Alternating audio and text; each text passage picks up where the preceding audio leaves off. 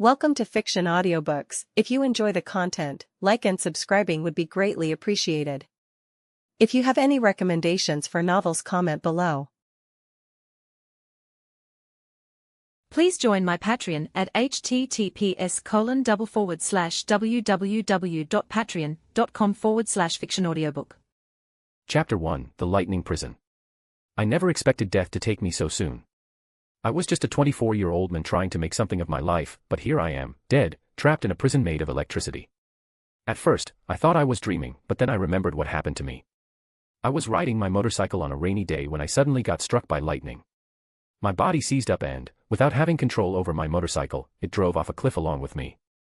Death came on impact to the ground. I couldn't even process it. So this must be the afterlife, a very weird afterlife.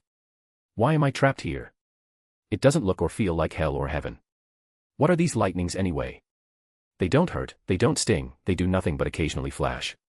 It's not just the lightning, this whole space doesn't make sense. There is no physical ground, but I am standing. I can go wherever I want. I can walk up, down, sideways, upside down. There is no concept of gravity or space. It's endless emptiness with lightning everywhere. Looks like the afterlife is just being trapped in this prison, I guess. Suddenly I see a ball of lightning shoot towards me. I dodge it on instinct as it passes by me.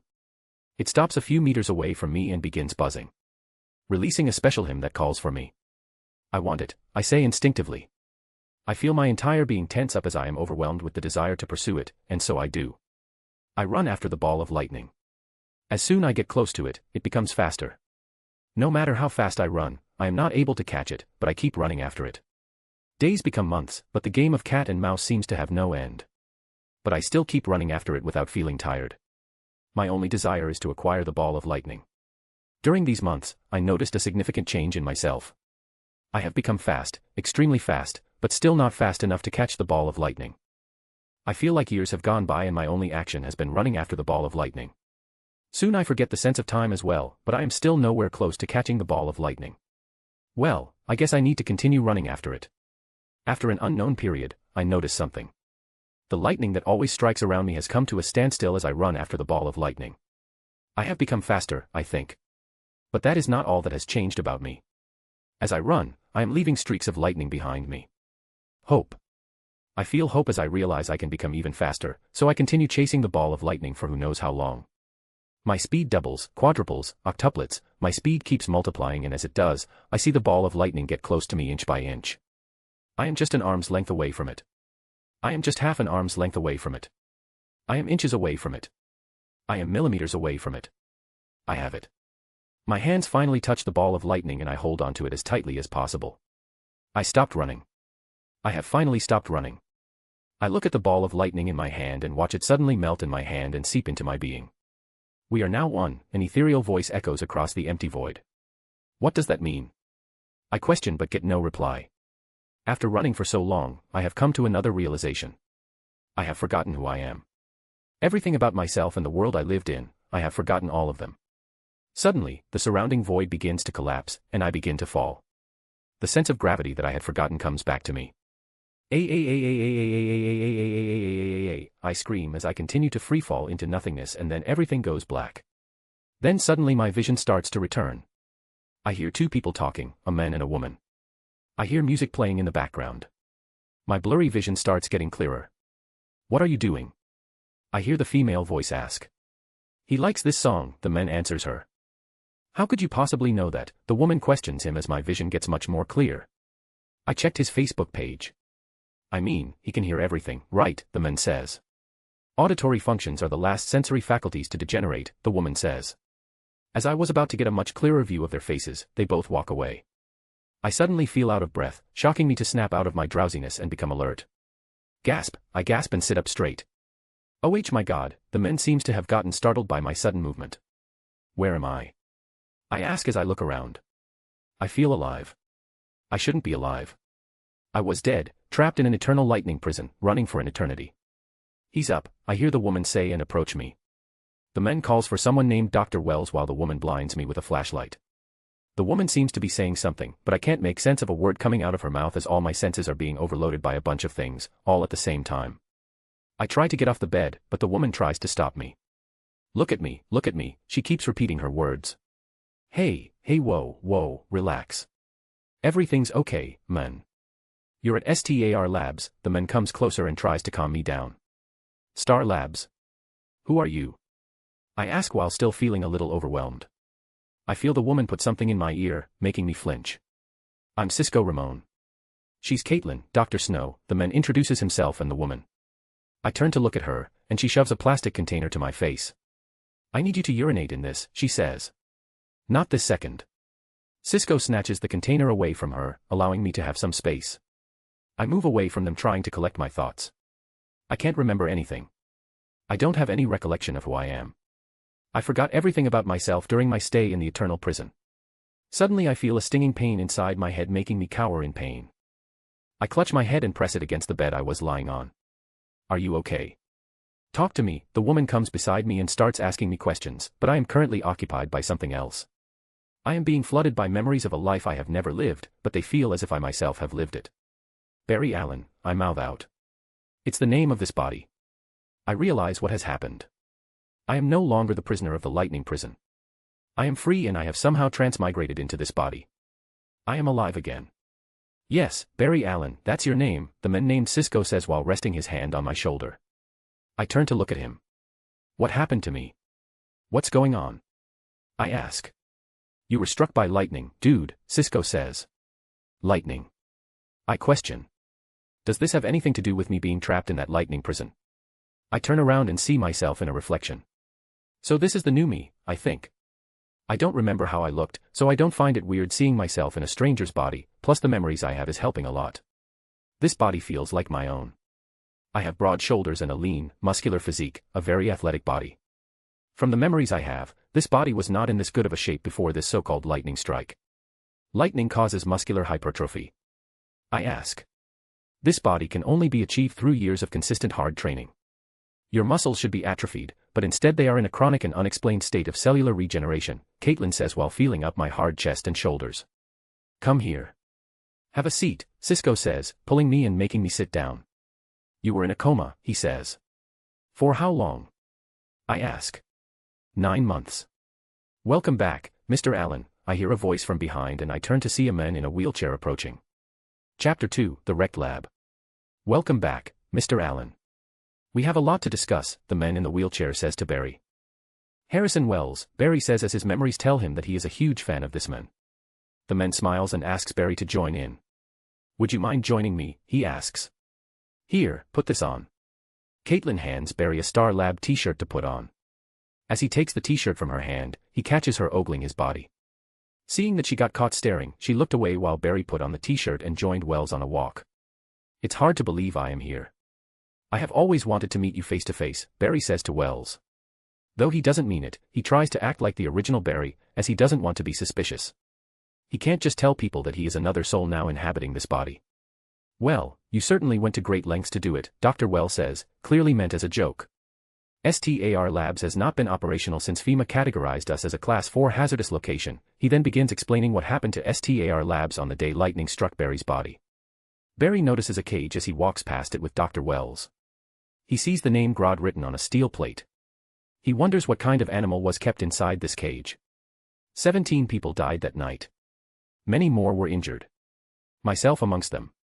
Barry and Wells arrive at a railing and look below. Barry sees nothing but carnage down there, rubble's everywhere. Geez, what happened? Barry asks. 9 months ago, the particle accelerator went online exactly as planned. For 45 minutes, I had achieved my life stream. And then there was an anomaly.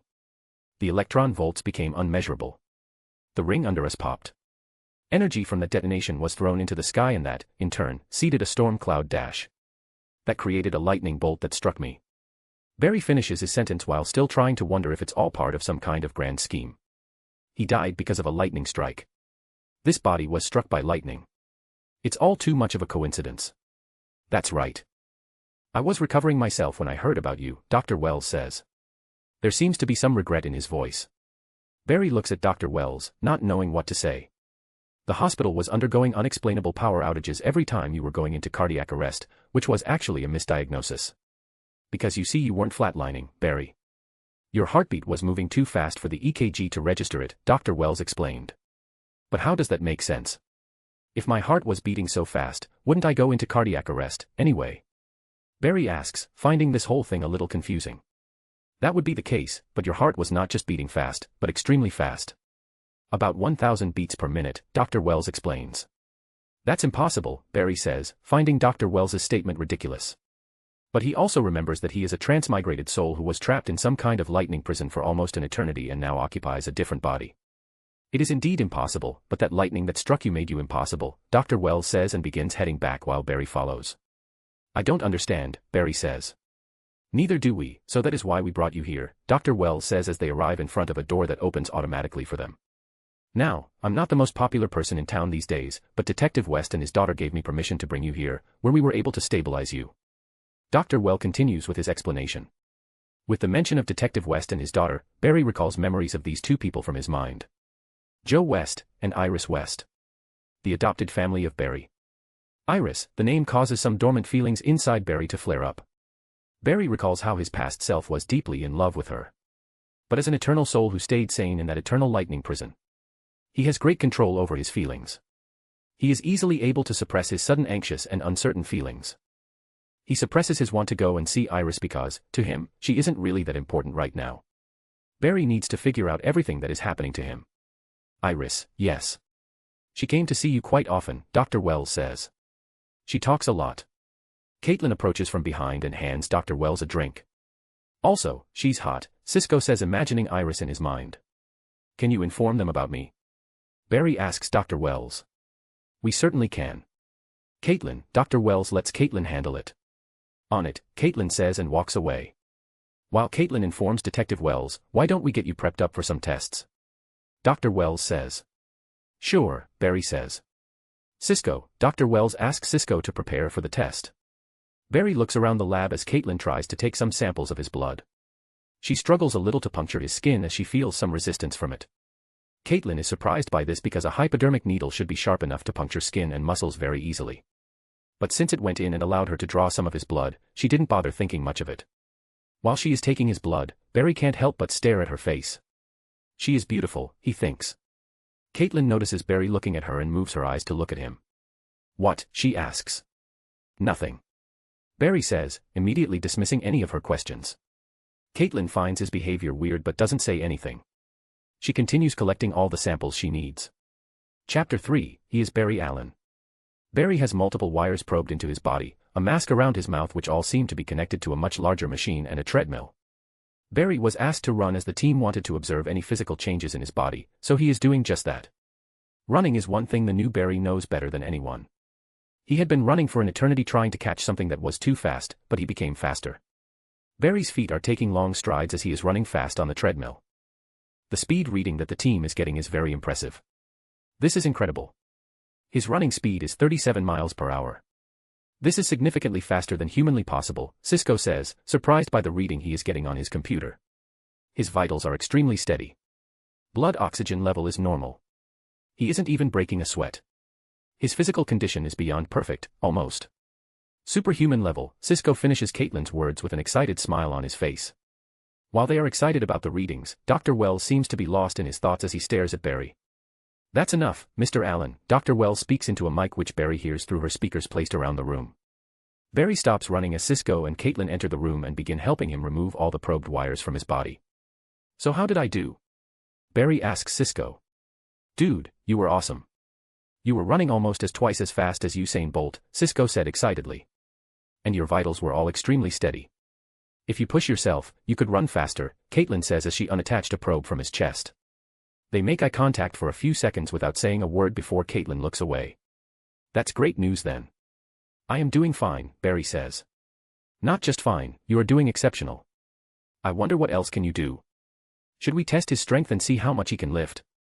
If he can run almost twice as fast as the fastest man, he should be able to lift almost twice as the strongest. Cisco goes on a tangent as he wants to see what else Barry can accomplish. Here. Caitlin hands Barry a t-shirt to cover himself. Thank you, Barry thanks her and smiles, but she turns away, giving him a cold shoulder. What's with her? Barry asks whispering to Cisco. Don't worry, she is a nice person. She will come around once she gets to know you a little better, Cisco whispers back. What are you two talking about? Caitlin turns back and asks, giving them a questioning look. Nothing, they both say at the same time. Caitlin finds their behavior confusing but doesn't bother delving deeper. She turns her back and continues with her work. Barry puts on the t-shirt and makes his way out of the testing room to find Dr. Wells waiting for him in his wheelchair. Mr. Allen, you are free to leave, but if you experience anything, and I mean anything, please come to us, Dr. Wells says. Will do, Barry nods at him. Barry. Barry. Barry suddenly hears someone call for him frantically. He turns his head towards the direction of the voice and sees a girl enter the lab. Barry, she says with excitement and genuine happiness as she sees Barry standing on his feet. She rushes towards him and hugs him. You are awake, thank God you are awake. Dad and I were so worried, she hugs him tightly. I am fine, Iris, I am fine, Barry hugs and rubs her back, calming her down. She lets go of him and looks at him again to check if he really is okay. Should you even be on your feet right now, she asks. Iris, I am okay. I have never felt better, Barry says. Barry, I watched you die. You kept dying. Your heart kept stopping, Iris says, worried. You don't need to worry, Miss West. Mr. Allen here is in perfect health, Dr. Wells says, stepping in for Barry. Iris looks at Well and grabs his hands. Thank you so much for helping Barry get better, she thanked him from the bottom of her heart. I was responsible for what happened to Barry, so I had to do what I can, Dr. Wells says. Dad is going to be so happy when he sees you, Iris says turning back to Barry. Where's Joe? Barry asks. Dad is stuck at the precinct with work. Let's go give him a visit, Iris says. Let's do that, Barry says. Mr. Allen, remember, if anything happens, you come to us, Dr. Wells says. Thank you, Dr. Wells, Barry thanks him and leaves with Iris. Barry is sitting in the passenger seat inside Iris's car as she drives him to the police precinct. Barry is staring out the window, watching the world go past. After being trapped for an eternity, everything that's not red and yellow lightning is a breath of fresh air. He turns to look at Iris and doesn't know what to think of her. Sure, the previous Barry Allen might have had feelings for this girl, but he doesn't feel much. He is now a completely different person. What is it? Iris asks, noticing that Barry is looking at her. Nothing. I can't believe it's been 9 months. Barry says, lying to avoid telling what he is truly thinking. I am so happy that you are finally awake. I don't know what I would have done, what Dad would do if we had lost you, Iris says. Barry smiles. Though he doesn't feel the same love for Iris as the previous Barry Allen, he is still happy to know that there are people here who care for him. Sure, he might not be the Barry Allen that they know and care for, but he has taken his place. Barry doesn't remember his past life. Everything he has going on for him now is inherited from the previous Barry Allen. This is now his life. He is Barry Allen. I am here now, Barry says with a smile. Iris smiles back and goes back to concentrating on driving. Barry once again begins looking out of the window when he sees a bird flying. And he sees something weird. Chapter 4, Am I just fast or did the world slow down? Barry sees a bird flying in the air, and as he concentrates on the bird, he sees that bird slow down, and by slowing down, it doesn't mean that it starts flying slowly. Barry sees the bird's wings flap extremely slowly, as if time itself is slowing down around him. Barry's eyes move around frantically to check his surroundings, and he notices that it's not just that bird, everything is moving extremely slowly. Every car in the street is moving at a turtle's pace. He turns to look at Iris and sees her moving extremely slowly as well. And then suddenly everything returns to normal, Iris returns to normal, the cars on the streets return to normal, and the bird outside is flying at its usual speed. What the fuck was that? Barry questions. He doesn't realize that he just perceived time at a different speed, as he has never experienced anything like this before. Something wrong? Iris asks, noticing Barry's frantic movements. Did you see that? Barry asks. See what? Iris asks, confused. Nothing. Barry says, seeing the confusion on Iris's face. She didn't see it, Barry thinks. Iris parks her car right outside the police precinct. Come on, Barry, Iris says as she excitedly gets out of her car. She seems more excited than me. Barry smiles and follows Iris inside. Barry and Iris walk into the police precinct and see Joe talking to someone. Dad. Iris calls Joe. Joe turns to look at his caller and sees his daughter, but then his eyes fall on the person right behind her. Barry. Joe breathes out as he is shocked by what he is seeing. Barry, he questions again. Joe, it's me, Barry says and smiles at him. Joe walks up to him and gives him a very tight hug.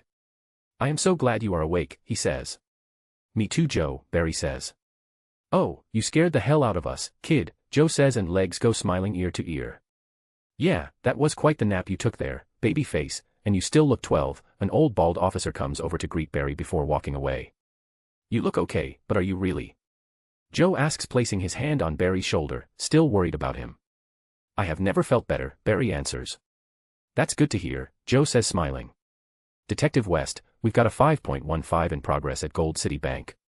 2 dead, a female officer informs Joe. Storm's really picking up on the south side, she continues before walking away. I'm sorry, Barry. I got to run, Joe says walking away from Barry. Do you need my help? Barry asks, seeing that Joe might need it. No, you take it easy. There'll be plenty for you to do once you settle in. Joe says firmly. Let's go, partner. He calls for his partner. Hey, Alan. Glad to see you, Joe's partner walks over and greets Barry. Ah. Eddie. Thanks, Barry says, remembering this man's name. Eddie then looks at Iris and lingers on her for a second. Hey Iris, he greets her. Detective, you should go. My dad doesn't like to be kept waiting, Iris says, being overly stern than usual, which Barry picks up on. Eddie gives her an awkward nod before addressing Barry once again. Glad you're back, he says, pats Barry's shoulder, and walks away. What was that? Barry asks, turning to Iris. What was what? Iris immediately gets defense. It's like you were trying to be mean to him, but you really are not, Barry says. I don't know what you are talking about, Iris says, getting a little flustered. Iris, I have known you for a long time. I know when you are acting weird, Barry says, and he is not lying. His head is filled with memories of Iris. He knows how she acts and behaves around people. It's really nothing, Iris stands her ground. Okay. Barry says before he turns to look around and sees a photo of a police officer inside a glass cabinet. He knows this face, it belongs to Joe's previous partner. The night of the explosion, Clyde Martin shot and killed Chire. Martin and his brother died trying to escape. Their plane crashed, Iris walks over and informs him. Barry looks at the photo and feels a little pity. From his memories, he could tell that Chire was a good man. Iris, got a minute, the same old officer who called Barry a baby face calls her and she leaves. Hey, Barry. Good to see you, an officer greets Barry as he is handling some criminal with his partner, when Barry suddenly sees the criminal reach for the officer's gun. And just like before, everything before Barry's eyes starts to slow down and finally come to a stop. It's happening again, Barry thinks and quickly looks around. Everyone inside the precinct is frozen in time, well it looks like it, but he can see that they are moving extremely slowly. The entire world around him has slowed down. The first thing Barry does is walk over toward the criminal and lightly push him against his back before returning to his previous spot. The world returns to normal speed before his eyes and he sees the criminal's body smack against the desk. This catches the officers off guard, and they are forced to tighten their hold on the criminal and drag him away. Screw you, he shouts, having his ass dragged away. Am I just fast or did the world slow down? Barry questions. You okay? Iris walks over and asks Barry. I am fine. I need to be somewhere else right now. But I'll call you tonight, all right. Barry says, containing some of his excitement as he leaves the precinct in a hurry. Barry walks out of the back door and enters a back alley. He feels his entire body vibrating at a very fast rate. He lifts his hands and sees it vibrating so fast that it looks like a blur. It's just like when I was inside that lightning prison, Barry murmurs to himself as he forces his hand to stop vibrating. There is only one way to figure this out, Barry says, smiling with excitement. Chapter 5, Super Speed. There is only one way to find out, Barry says, digging his heels into the ground. He takes a running stance. Lightning flashes in his eyes as the world slows around him once again and then he begins running. Fast would be an understatement if someone described Barry right now. Barry is moving so fast that he can't be seen with the naked eye. As he runs, he leaves behind a streak of white lightning.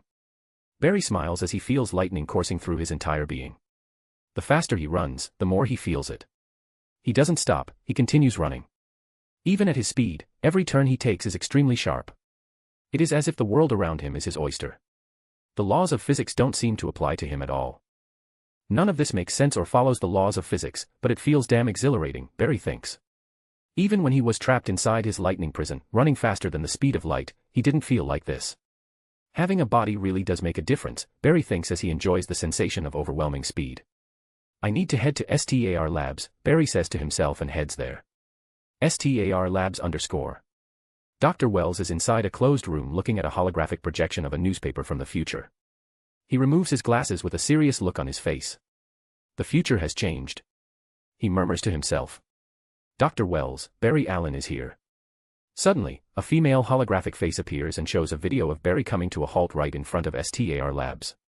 It's about time, Dr. Wells says, putting back his glasses and sitting down in his wheelchair before he drives out of the closed room. Barry stops right outside STAR Labs and sees the world go back to normal. He chuckles as realizing that his new life will be far more exciting than he ever hoped for. Barry walks into STAR Labs and finds Cisco and Caitlin arguing about someone. They seem to be very passionate about whatever they're talking about. Guys. Barry calls for them, stopping their argument as they turn to look at him. Barry. Caitlin acknowledges his presence and wonders why he is here. Same with Cisco. Where's Dr. Wells? Barry asks. I am right here, Mr. Allen. Dr. Wells drives in on his wheelchair. You are back early. So, did something happen? Dr. Wells asks. Guys, I can run very fast, Barry says. We know. We already told you with enough effort you can run faster. Your body is almost superhuman, Cisco says, as if stating the obvious. No, you are not getting it. When I run, the world around me slows down to a standstill.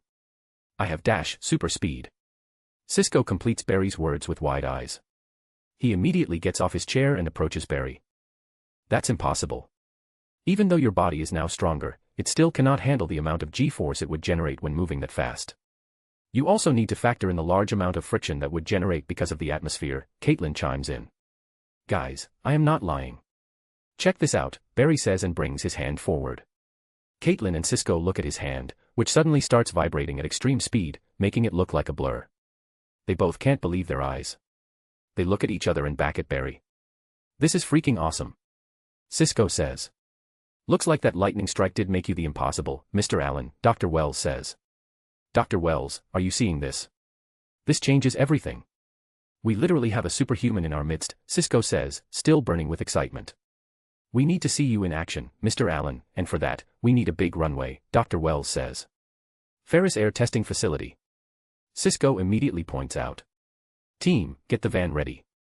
We are going to the Ferris Air Testing Facility, Dr. Wells says. On it, both Cisco and Caitlin immediately get to action and start moving around. And what should I do? Barry asks as he looks around. Let's get to the air testing facility before you do anything, Mr. Allen, Dr. Wells suggests. That. Yes, I will just wait, Barry says, swinging his hands awkwardly. The team arrives at the Ferris 8 testing facility and gets to work immediately. Cisco and Caitlin work together and set up a working station while Barry observes everything with interest. Everything feels so new to him after being trapped inside that lightning prison for so long. Here, put this one. Cisco comes over and hands Barry a box. What's this? Barry asks. Just something I put together in a hurry. It will monitor you when you run, Cisco says. Okay. Barry says, looking at the very questionable box. He enters the van and puts on the suit. You don't really believe he can run that fast, do you? Caitlin asks Dr. Wells. Well, I believe anything is possible, and in a few minutes maybe you will too, Dr. Wells says to her. How does it fit? Cisco asks as he sees Barry walk out wearing the ridiculous outfit Cisco put together for him. A chunky red helmet, goggles, tight fighting spandex, knee pads, and a pair of red running shoes. It's a little snug, Barry says as he feels particularly tight around his crotch, especially after all the muscle and tissue growth his body went through. Luckily, he doesn't look as ridiculous as he would have if not for his lean and aesthetic body. The tight spandex suit is doing a great job showing off his new lean and muscular frame. At least you will be moving so fast, no one will see you, Cisco says with a grin. That surely helps, but why all red? Barry asks as he has more red on his than Santa Claus. I can already envision it, man, you in a red superhero suit. You need to trust my vision, Cisco says. Barry can't help but smile, influenced by Cisco's personality. So, are you ready?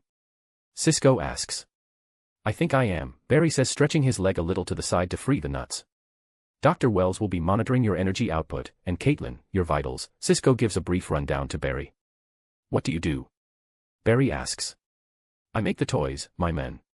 Check it, Cisco says and pulls out a gadget with a lightning-shaped design. This is a two-way headset with a camera I modified. Typically designed to combat battlefield impulse noise, or in your case potential sonic booms. Which would be awesome, Cisco says and chuckles. He then proceeds to remove the red helmet from Barry's head and walks away to attach those two-way headsets. Caitlin approaches Barry to calibrate the band that goes around his body, right under his chest. Barry can't help but admire how beautiful she is once again as she fiddles with her tablet. "What?" she asks, noticing that Barry is looking at her. "Nothing. I just thought you should smile a little more," Barry says. Caitlin meets Barry's eyes as she brushes her hair to the back of her ear due to it being very windy. "My once promising career in bioengineering is over. My boss is in a wheelchair for life. The explosion that put you in a coma also killed my fiancé. So my blank expression kind of feels like the way to go," Caitlin says, immediately killing the vibe. Barry feels pity for the woman in front of her. "I am sorry," Barry says. Caitlin looks at Barry and sees that he is genuinely sorry for her, and now she is feeling guilty for coming off so cold to him. "Excuse me," she says and walks away. Chapter 6, A Core Memory. "Mr. Allen, while I am extremely eager to determine your full range of abilities, I do caution restraint." Dr. Wells comes closer and advises Barry. "Yeah." Barry nods his head and takes position, placing his feet on the starting blocks. He looks back at Dr. Well and Cisco and sees that they are ready. "Here I go," Barry says, and once again enters a state in which time slows down for him. The world slows down for him. White lightning flashes in his eyes and some around his body, and with one strong push from his legs, he shoots forward. Dr. Wells, Caitlin, and Cisco immediately become the victims of the shockwave that Barry generates as he begins his run. Cisco falls on his ass while Dr. Wells and Caitlin are pushed back from their original spot. Cisco can't stop smiling while Caitlin is bewildered as they see Barry just zoom away at incredible speed, leaving a streak of lightning behind him.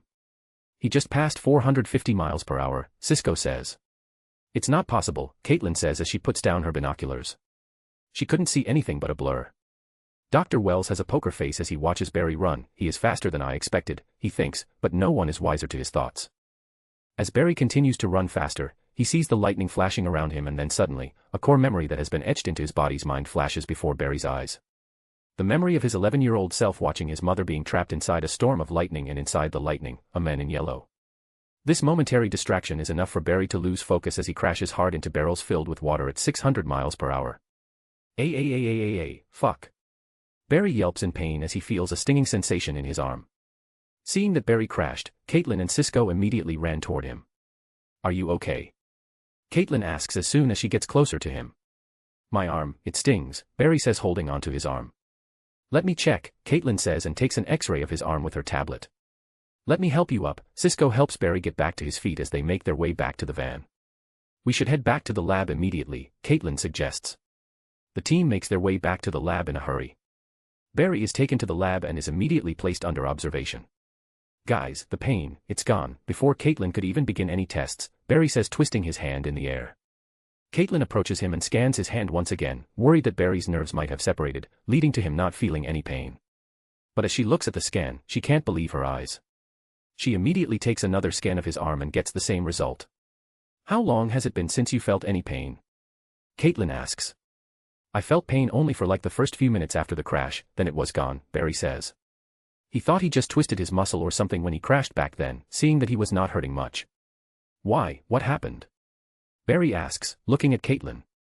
"It looks like you had a hairline fracture in your distal radius." Caitlin shows him an x-ray of his arm in which he can see the hairline fracture. "Had?" Barry questions. She then slides her finger to show another x-ray of his arm. "It's healed." "In a few minutes, if we go with your words," Caitlin says, bewildered by how fast Barry's fracture healed. Though it was not a serious fracture, it would have still taken 6 to 8 weeks for it to heal. For his injury to heal within minutes, it's a miracle. "How is that even possible?" Barry asks. "We don't know, yet," Caitlin says. "You really need to learn how to stop," Cisco teases. "What happened out there?" "You were moving pretty well, and then something caused you to lose focus," Dr. Wells asks, getting closer to Barry. Barry pauses as he recalls his memory. This particular memory seems to hold a lot of weight, enough to influence the new Barry as well. "I started remembering something," Barry says. Dr. Wells gives him a questioning look, trying to pry deeper. "When I was 11, my mother was murdered." His words immediately make the people inside the room uncomfortable, especially Caitlin because of the previous interaction between them. "It was late. A sound woke me up. I came downstairs, and I saw what looked like a ball of lightning. Inside the lightning, there was a man. He killed my mom. They arrested my dad. He's still sitting in Iron Heights for her murder. Everyone, the cops, the shrinks, they all told me what I saw was impossible. But what if the man who killed my mom was like me?" As Barry asks this question, he can feel the tears building up in his eyes. Though a foreign soul in a new body, the emotion he is feeling from this memory is beyond any other memory. Now the new Barry wants to find out who killed his mother. He can see the resemblance between himself and the men in his memory. Someone moving fast and generating lightning around them. Well, I think I can say unequivocally you are one of a kind, Dr. Wells says, and his words do make sense. Barry got his powers due to the particle accelerator exploding, while his mother was killed when he was just 11 years old. Dr. Wells puts his hand on Barry's leg to provide comfort before rolling away. Barry gets off the chair and tries to wipe his tears with his hands. Here. Caitlin hands him over her handkerchief. Barry smiles at her and takes it. I am sorry to hear about your mother, Caitlin says, placing her hand on his shoulder. Thanks. It's been 14 years since her death. Barry says.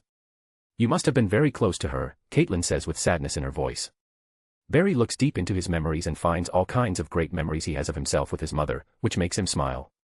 She was definitely the person Barry loved the most, which is why even the new Barry feels emotional when remembering her. Yes. Yes, we were.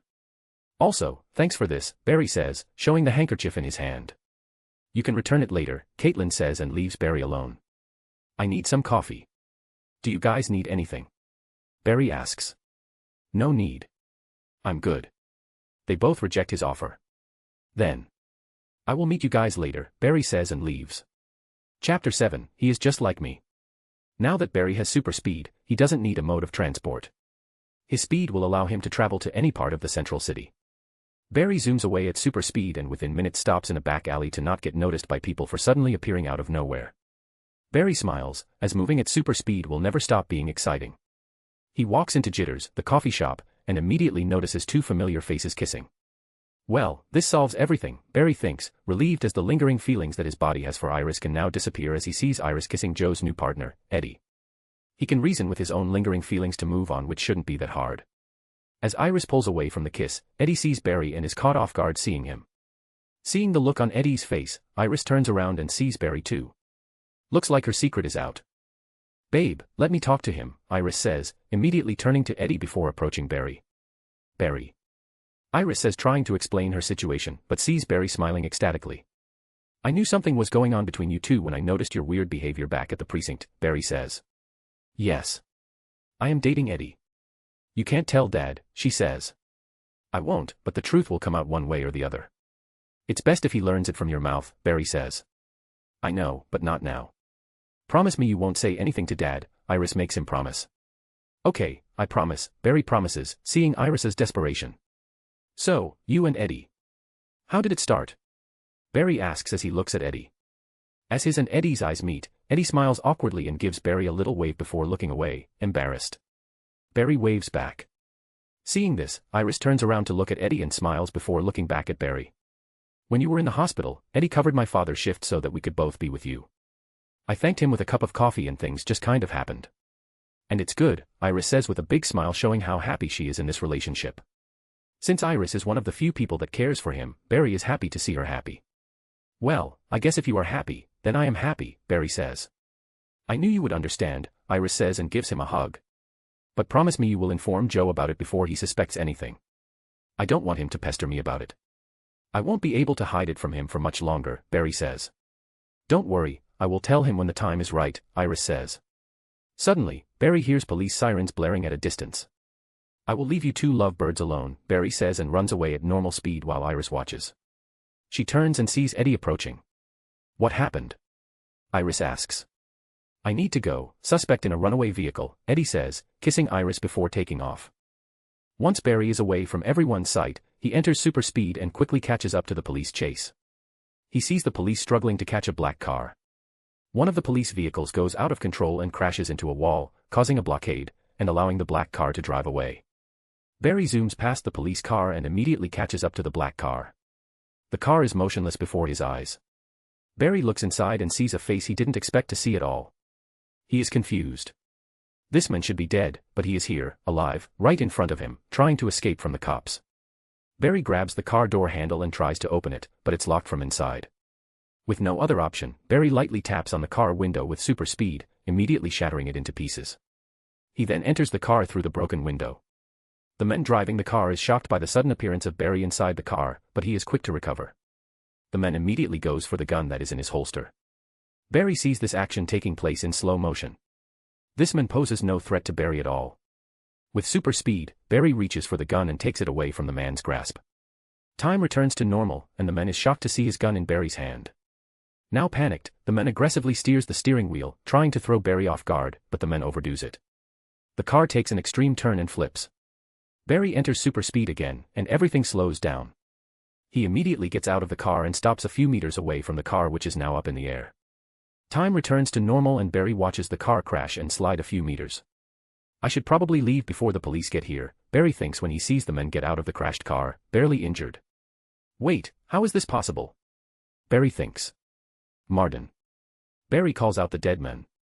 Clyde Martin stops in his tracks to turn and look at Barry. As their eyes meet, Clyde suddenly lifts his hands and begins summoning fog around him. Barry is shocked. He is just like me, Barry thinks as he watches Clyde Martin disappear into the fog. You are not getting away, Barry thinks and runs into the fog. He then runs back and forth in and out of the fog, creating bursts of winds that completely disperse the fog.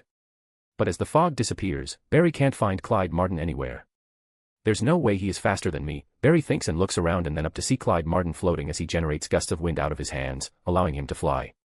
Looks like he is going to get away. Barry thinks defeated as he watches Clyde fly away high up into the air, turning into a small dot before completely disappearing from his sight. I need to inform Dr. Wells and the team, Barry says when he suddenly hears panic honking. And like a flight or fright response, Barry enters super speed again and sees the world slow down. He sees a car about to crash into the flipped car. Luckily for the driver, he is in the vicinity of the fastest man alive. Barry runs towards the out-of-control car. He smashes the car's window and pulls out the driver before the car drives into the flipped black car. He runs the panicked driver to the side of the road before getting away from there. Barry watches from the sidelines as the police finally arrive at the scene. Chapter 8, Stepping Up. Joe arrives at the scene and sees 2 wrecked cars and a bunch of debris. The police have already sealed off the area. He sees Barry and approaches him. Barry, when did you get here? Joe asks. Just when the crash happened, Barry says. Are you okay? I told you to rest and not bother about work right now, Joe says. I was already here when the accident happened, Barry says. So, did you see anything? Joe asks. Well, it might sound crazy, but I think the guy that was running away was Clyde Martin, Barry says. Clyde Martin is dead, Barry, Joe says. I don't know, Joe, the guy I saw crawl out of that car looked just like Clyde Martin, Barry says. Are you sure? You weren't hallucinating, right? After all, you just got out of a coma, Joe says. I know what I saw. It was Martin or someone who looked like Martin, Barry says. Did you see which way did he run off to? Joe asks. Well, this might sound crazy, but he didn't run off. A thick fog came in all of a sudden and he disappeared, Barry says. He doesn't tell Joe the whole truth because he doesn't think Joe will believe him. Joe, you are not gonna believe this. Eddie walks up to them and shows Joe a sketch. We got the eyewitness sketch of the robber for the bank job. If I didn't know better, I'd say that's Clyde Martin, Eddie says as he takes out a picture of Clyde Martin and compares it to the sketch. It's impossible. He's dead, right? Eddie asks. I told you, Barry says. Joe looks up at Barry and back at the sketch. Fine, you should head back home and rest. Eddie and I will handle this, Joe says to Barry. Barry leaves the crime scene and immediately zooms toward STAR Labs. With his speed, it takes him a few minutes to reach STAR Labs. Barry walks into the cortex of the STAR Labs and finds Dr. Wells, Caitlin, and Cisco, all 3 together, talking. Mr. Allen, you are back once again. What is it this time? Dr. Wells asks. I wasn't the only one affected by the particle accelerator explosion, was I? Barry asks. Dr. Wells looks at his team and back at Barry. We don't know for sure, he says. You said the city was safe. That there was no residual danger. But that's not true, so what really happened that night? Barry asks, as he wants to get to the bottom of this. Well, the accelerator went active. We all felt like heroes and then, it all went wrong, Dr. Wells says and pulls up a graphical representation of the particle accelerator exploding. The dimensional barrier ruptured, unleashing unknown energies into our world. Antimatter, dark energy, X-elements, Dr. Wells says. So, all these theories are real? Barry asks. Your existence is proof of them being real, Dr. Wells says. He then pulls up another graphical representation of the city with multiple hotspots that keep expanding. We map the dispersion throughout and around Central City. Though we have no way of knowing exactly what or who was exposed. We've been searching for other metahumans like yourself, Dr. Wells says.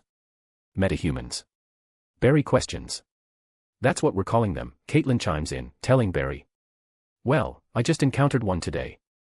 He's a bank robber, and he can somehow control the weather, Barry says. This just keeps getting cooler, Cisco says, excited over the possibility of more metahumans existing. Well, not that cool. A man almost died. Luckily I was fast enough to pull him out of his car before he crashed, Barry says, wiping the smile off Cisco's face and making him realize that people's lives are at stake. So Martin must have gotten his powers the same way I did from the storm cloud. And he is causing a lot of trouble. People's lives are in danger. So what are we going to do to stop him? Barry asks, as he gets a little serious. Barry, that's a job for the police, Dr. Wells says. No, it's not. You didn't see what I saw. This man can literally control the weather. What are the police going to do against something they don't even understand? Barry says. You can not just sit here and watch while these metahumans that you created cause havoc in the city and put people's lives at risk. Every person who has already been hurt and will be hurt in the future is your responsibility. So it's important that we do something to stop them. I need to do something to stop Clyde Martin before he hurts more people. Barry says. What's important is you. Dr. Wells says with a commanding tone, trying to get his point across. I lost everything. I lost my company. I lost my reputation. I lost my freedom. And then you fractured your arm, and it healed within minutes. Inside your body could be a map to a whole new world, genetic therapies, vaccines, medicines, and treasures, buried deep within your cell, and we cannot risk losing everything because you want to go out and play hero. Wells says, raising his voice. That's where you are wrong. I never said I wanted to play hero, and my life is no more important than any other person out there in the city. Everybody out there deserves to be safe just as much as me. And now, with the powers I have, I can do that. Barry says. Barry, you are just a young man who was struck by lightning. You might cause more harm than good, trying to save these people. None of us here fully understand how your powers work. I am not willing to take any more unnecessary risks, Dr. Wells says firmly. Seeing that he is not getting anywhere with Dr. Wells, he turns to look at Caitlin and Cisco, but they have nothing to say for Barry. He can see that they want to help as much as he does, it's written all over their faces, but they work for Dr. Wells, and his words seem to be final. I get where you are coming from. Yes, I know very little about my powers and how they work, but I also cannot sit back and watch innocent people get hurt. I am doing this whether you help me or not. Someone needs to step up, Barry says, walking away from the Cortex and zooming away from STAR Labs. Chapter 9, Superhero Suit. A/N, addressing some concerns. Yes, he will get his previous memory back. I just didn't want to dump a new soul in Barry's body and make the people who knew him before suspicious about the change in his behavior. Second, I will follow the first few episodes of the TV series very closely before gradually changing the story and introducing new characters. Barry arrives at the police precinct and heads to his lab. He then immediately begins looking through every strange unsolved case from the past 9 months, and there are a lot of them. After a while, he notices a lot of unexplained deaths and missing people in these reports, factoring in everything collected from the crime scenes. Barry is certain that metahumans are involved. Even with my speed, I won't be able to track all of them down. I really need help. Barry says and thinks of people who might help. At the top of his mind, he can only think of 2 right now. Barry looks out and sees it's already nighttime. I need to talk with Caitlin and Cisco one more time and convince them to help me, Barry thinks, and starts collecting all the files he can gather that could be related to metahumans. Barry returns to STAR Labs once again and finds Caitlin and Cisco. Barry. What's this? Caitlin asks, seeing the 2 boxes that Barry has brought. You need to look at these. I've been going over unsolved cases from the past 9 months, and there's been a sharp increase in unexplained deaths and missing people. Your metahumans have been busy, Barry says. Caitlin and Cisco look worried seeing all these cases. Now, I'm not blaming you. I know you didn't mean for any of this to happen.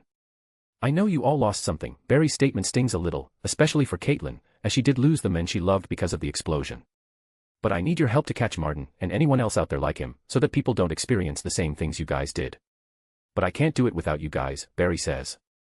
Caitlin and Cisco look at each other and they seem to have already made up their mind. They are after all good people, and they care. They nod at each other, agreeing to help Barry catch these metahumans. If we're gonna do this, I have something that might help, Cisco says, looking at Barry. He has that proud smile on his face, which indicates he has just the right thing for the job. Come with me, Cisco says, and guides Barry and Caitlin to his workshop. Something I've been playing with, Cisco says as he turns around the swivel table and presents a red full-body suit to Barry and Caitlin. Designed to replace the turnouts firefighters traditionally wear. I thought if STAR Labs could do something nice for the community, maybe people wouldn't be so angry at Dr. Wells anymore, Cisco says. How exactly is this gonna help me? Barry asks. It's made of a reinforced tripolymer. It's heat and abrasive resistant, so it should withstand your moving at high velocity speeds, and the aerodynamic design should help you maintain control. Plus, it has built-in sensors, so we can track your vitals and stay in contact with you from here, Cisco explains with a smile on his face. He looks very proud of his creation. Thanks, now how do we find Martin? Barry asks.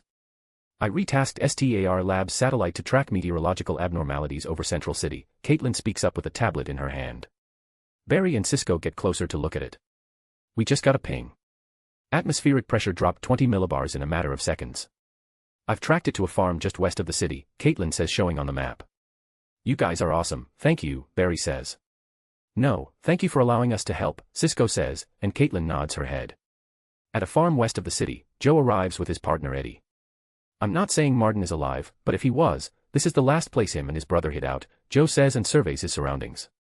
Let's go, he says pulling his gun out of its holster and making his way to the barn while Eddie follows. As they step foot inside the barn, they are immediately alerted by a loud clanking noise. They raise their guns and approach the sound, and when they walk in deeper, they see a man sitting on a rusted chair. Martin. Joe calls to confirm his identity as his back is turned to them. On your feet, hands on your head, Joe orders.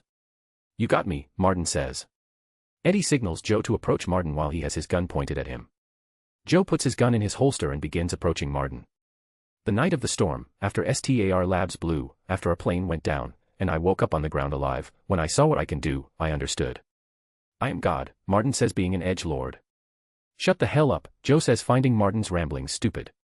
Martin gets on his feet. Turn around, Eddie orders. When suddenly fog starts to roll in and the wind gets intense. Joe and Eddie are shocked seeing this. Martin suddenly brings his hands down, creating a powerful burst of wind, and it sends both Joe and Eddie flying backwards. Eddie is knocked out cold while Joe is in shock after seeing and experiencing what just happened. Do you think that your guns can stop God? The edgelord questions Joe. Why in the hell would God need to rob banks? Joe stays real and asks the important questions. You're right. I've been thinking too small, Martin says, inspired to do something more from Joe's provocation. Martin spreads his hands and controls the air around him and turns it into a massive tornado. Seeing this, Joe realized he fucked up by unnecessarily provoking a man that can literally control the weather. The tornado shatters through the barn's roof. Joe quickly collects himself and rushes towards Eddie to drag him away from danger. The tornado shatters through the barn and continues to grow in size and increase in speed as it slowly starts making its way toward the city. Chapter 10, Breaking the Sound Barrier. Joe is still trying to process what is happening. He just saw a dead man come back to life and now he can somehow conjure tornadoes at his whim. He feels the air getting fast and sees debris getting flung around violently. Joe then sees a large board of wood coming right at him. His eyes widen as he thinks this is it, he is going to die, when he suddenly sees a streak of white lighting hit the board and move it away, saving him from getting crushed by it. Joe's attention, now on the board of wood, stares at it with disbelief. How did a blot of lightning change the direction of the wood board in an instant? Then a man in a red suit emerges as he tosses the wood board to the side. The fuck is happening? Joe questions inwardly. Barry. This thing's getting closer. Wind speeds are 200 miles per hour and increasing. Barry, can you hear me? Barry hears Cisco's voice in his ear through the headphones attached to the suit. Yes, loud and clear, Barry answers back. If it keeps up, this could become an F5 tornado, Cisco warns. But it's headed toward the city. How do I stop it? Barry asks as he stares at the raging tornado. He isn't getting any answer from the team. What if I unravel it? Barry comes up with an idea and asks the team. How the hell are you going to do that? Caitlin asks. I'll run around it in the opposite direction, cut off its legs, Barry says. He'd have to clock 700 miles per hour to do that, Cisco says looking at Caitlin, wondering if Barry can run that fast. It might be dangerous, Barry. We don't know if your body can handle such speed, Caitlin says. 700 miles per hour. Guys, I think I can do it. Back at the airstrip, I had much more in me, I have to try, Barry says, confident in his speed. He turns to look at Joe and sees him staring back at him in bewilderment. Barry enters super speed, time slows down around him as he runs toward the tornado. As Barry reaches the foot of the tornado, he begins running circles around it in the opposite direction, picking up incredible speed. Joe gets back to his feet by supporting himself with his car as he watches the men in the red suit run circles around the tornado. He sees the streaks of white lightning trail behind the men in the red suit, who is just a blur now. And at this moment, Joe can only think of one thing. The words coming out of an 11-year-old boy who told him about a man inside the lightning storm that killed his mother. Barry easily hits the 600 miles and continues to run faster. Back at STAR Labs, both Caitlin and Cisco are amazed by how fast Barry is running. He, the suit is holding up, Cisco says, impressed by his suit. Barry, you need to run faster, Caitlin instructs him. I can do it, Barry answers back as he feels the lightning coursing through his veins, electrifying his whole being, telling him to embrace this moment, dig his feet into the ground, and run faster. With an excited smile on his face, Barry runs even faster. Boom. He just broke the sound barrier. Cisco says, amazed. Barry hits speeds of 800 miles per hour, just a little over Mach 1, and once he hits this speed, the tornado stands no chance. The amount of force and energy that Barry created easily disperses the tornado. Martin, who is controlling the tornado from the inside, is shocked as the tornado dissipates in an instant. He turns to look at the men responsible for stopping him. Barry stops and catches his breath. His face is out in the open as his mask seems to have been blown off from his speed. It's you, from this morning, Martin says as he recognizes Barry's face. He then pulls out his gun and aims it at Barry. I didn't think there was anyone else like me, Martin says. Nah, we are not the same. You're a murderer, Barry says. Martin grins and is ready to pull the trigger. Gunshots, Barry sees 2 bullets fly past him and hit Martin in the chest. He falls down, dead. Barry turns around and sees Joe running towards him. Barry. He hears Caitlin's voice in his ear, checking in on him. It's over. I did it, Barry says. Cisco and Caitlin smile as they manage to save the day. You really did it, Barry hears Dr. Wells in his ear. He just entered the cortex and saw Barry take down Martin. Dr. Wells, Barry is surprised to hear him. You were right, Barry. I am responsible for all of this. So many people have been hurt because of me, and when I looked at you, all I saw was another potential victim of my hubris, but you, Mr. Allen, have shown me that we can help the people of Central City. Thank you, Barry, Dr. Wells says. Cisco and Caitlin look at him and smile, happy that he is finally on board with them. Joe arrives in front of Barry, worried, but he can't utter a single word. Everything that just happened was beyond anything he could have ever imagined. The sun is up, and the police have already flooded the scene. There are tapes everywhere and officers at work.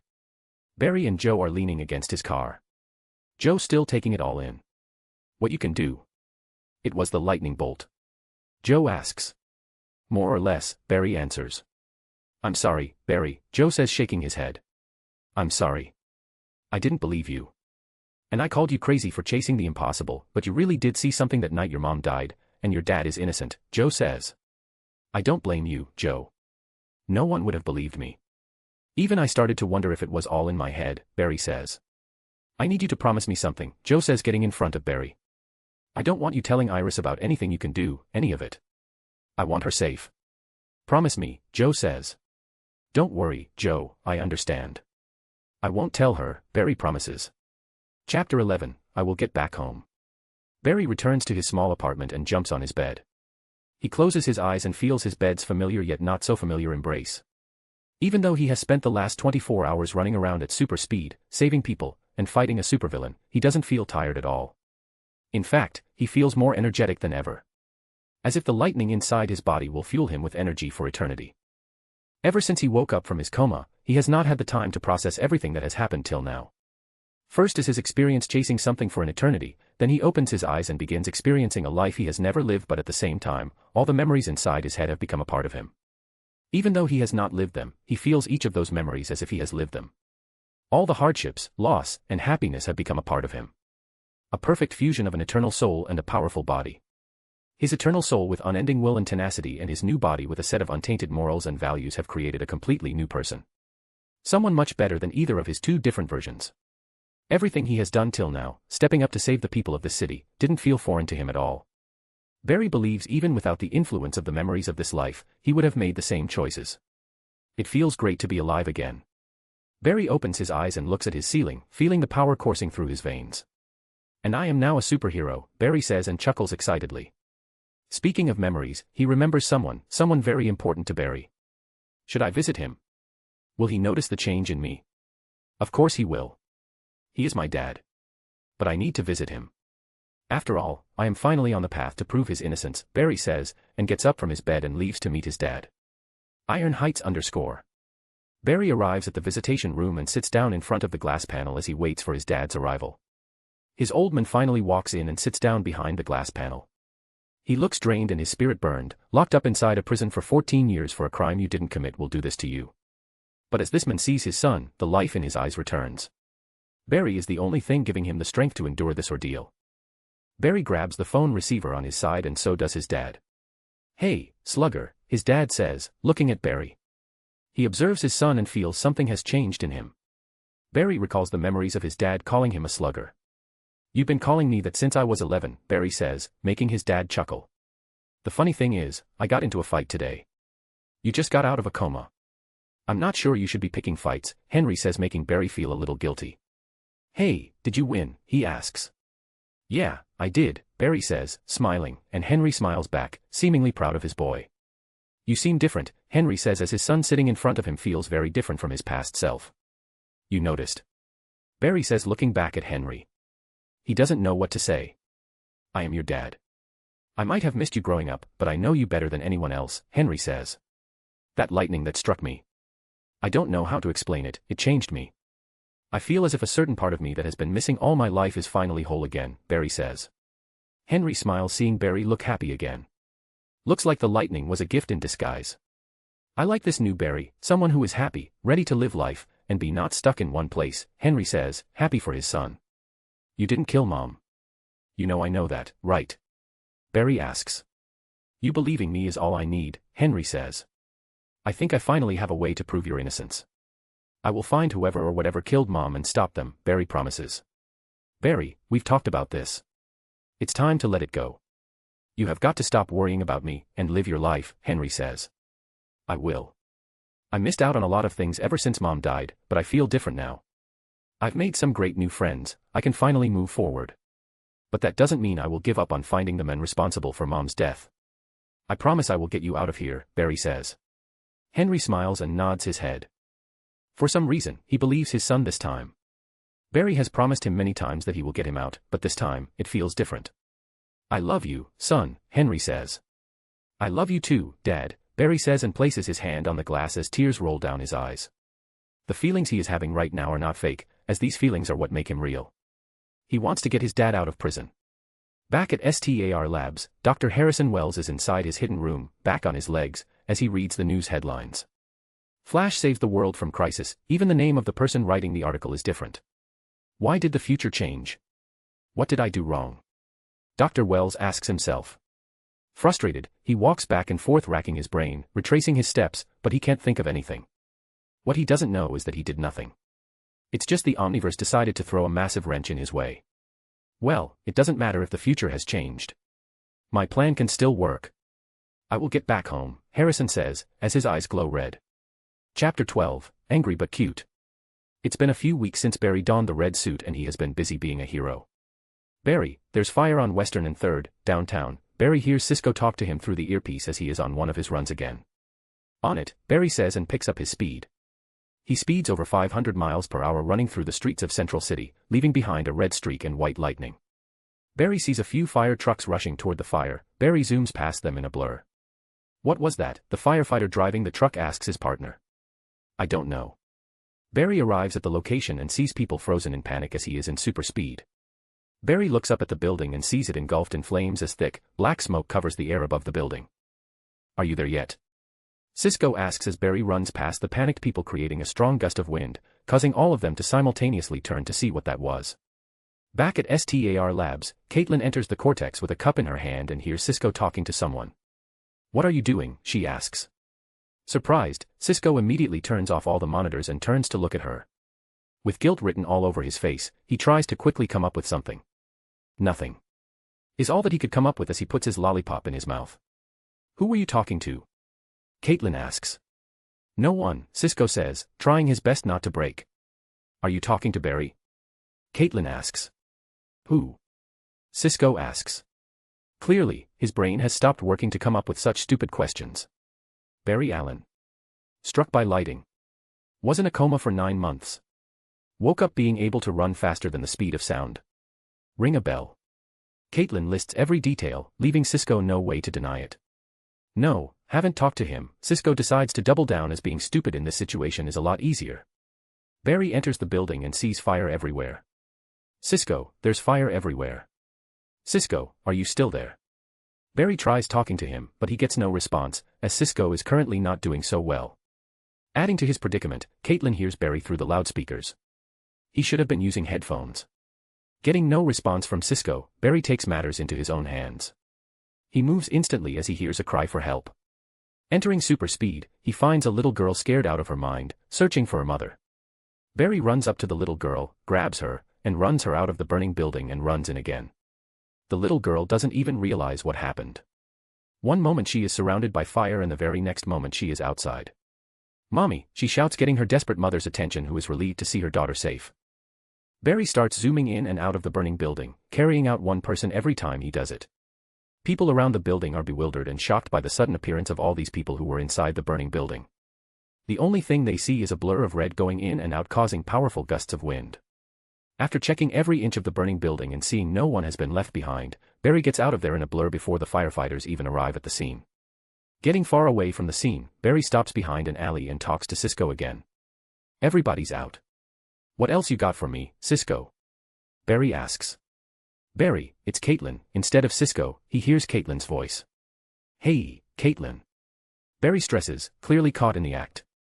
It should be clear by now that Cisco and Barry are doing this all alone, without the entire team's knowledge. "How's your day?" Barry asks, trying to act as if nothing's going on. "Get back to STAR Labs." Now, she sounds angry. "Your wish is my command," Barry says and zooms back to STAR Labs. Barry enters STAR Labs and sees Cisco.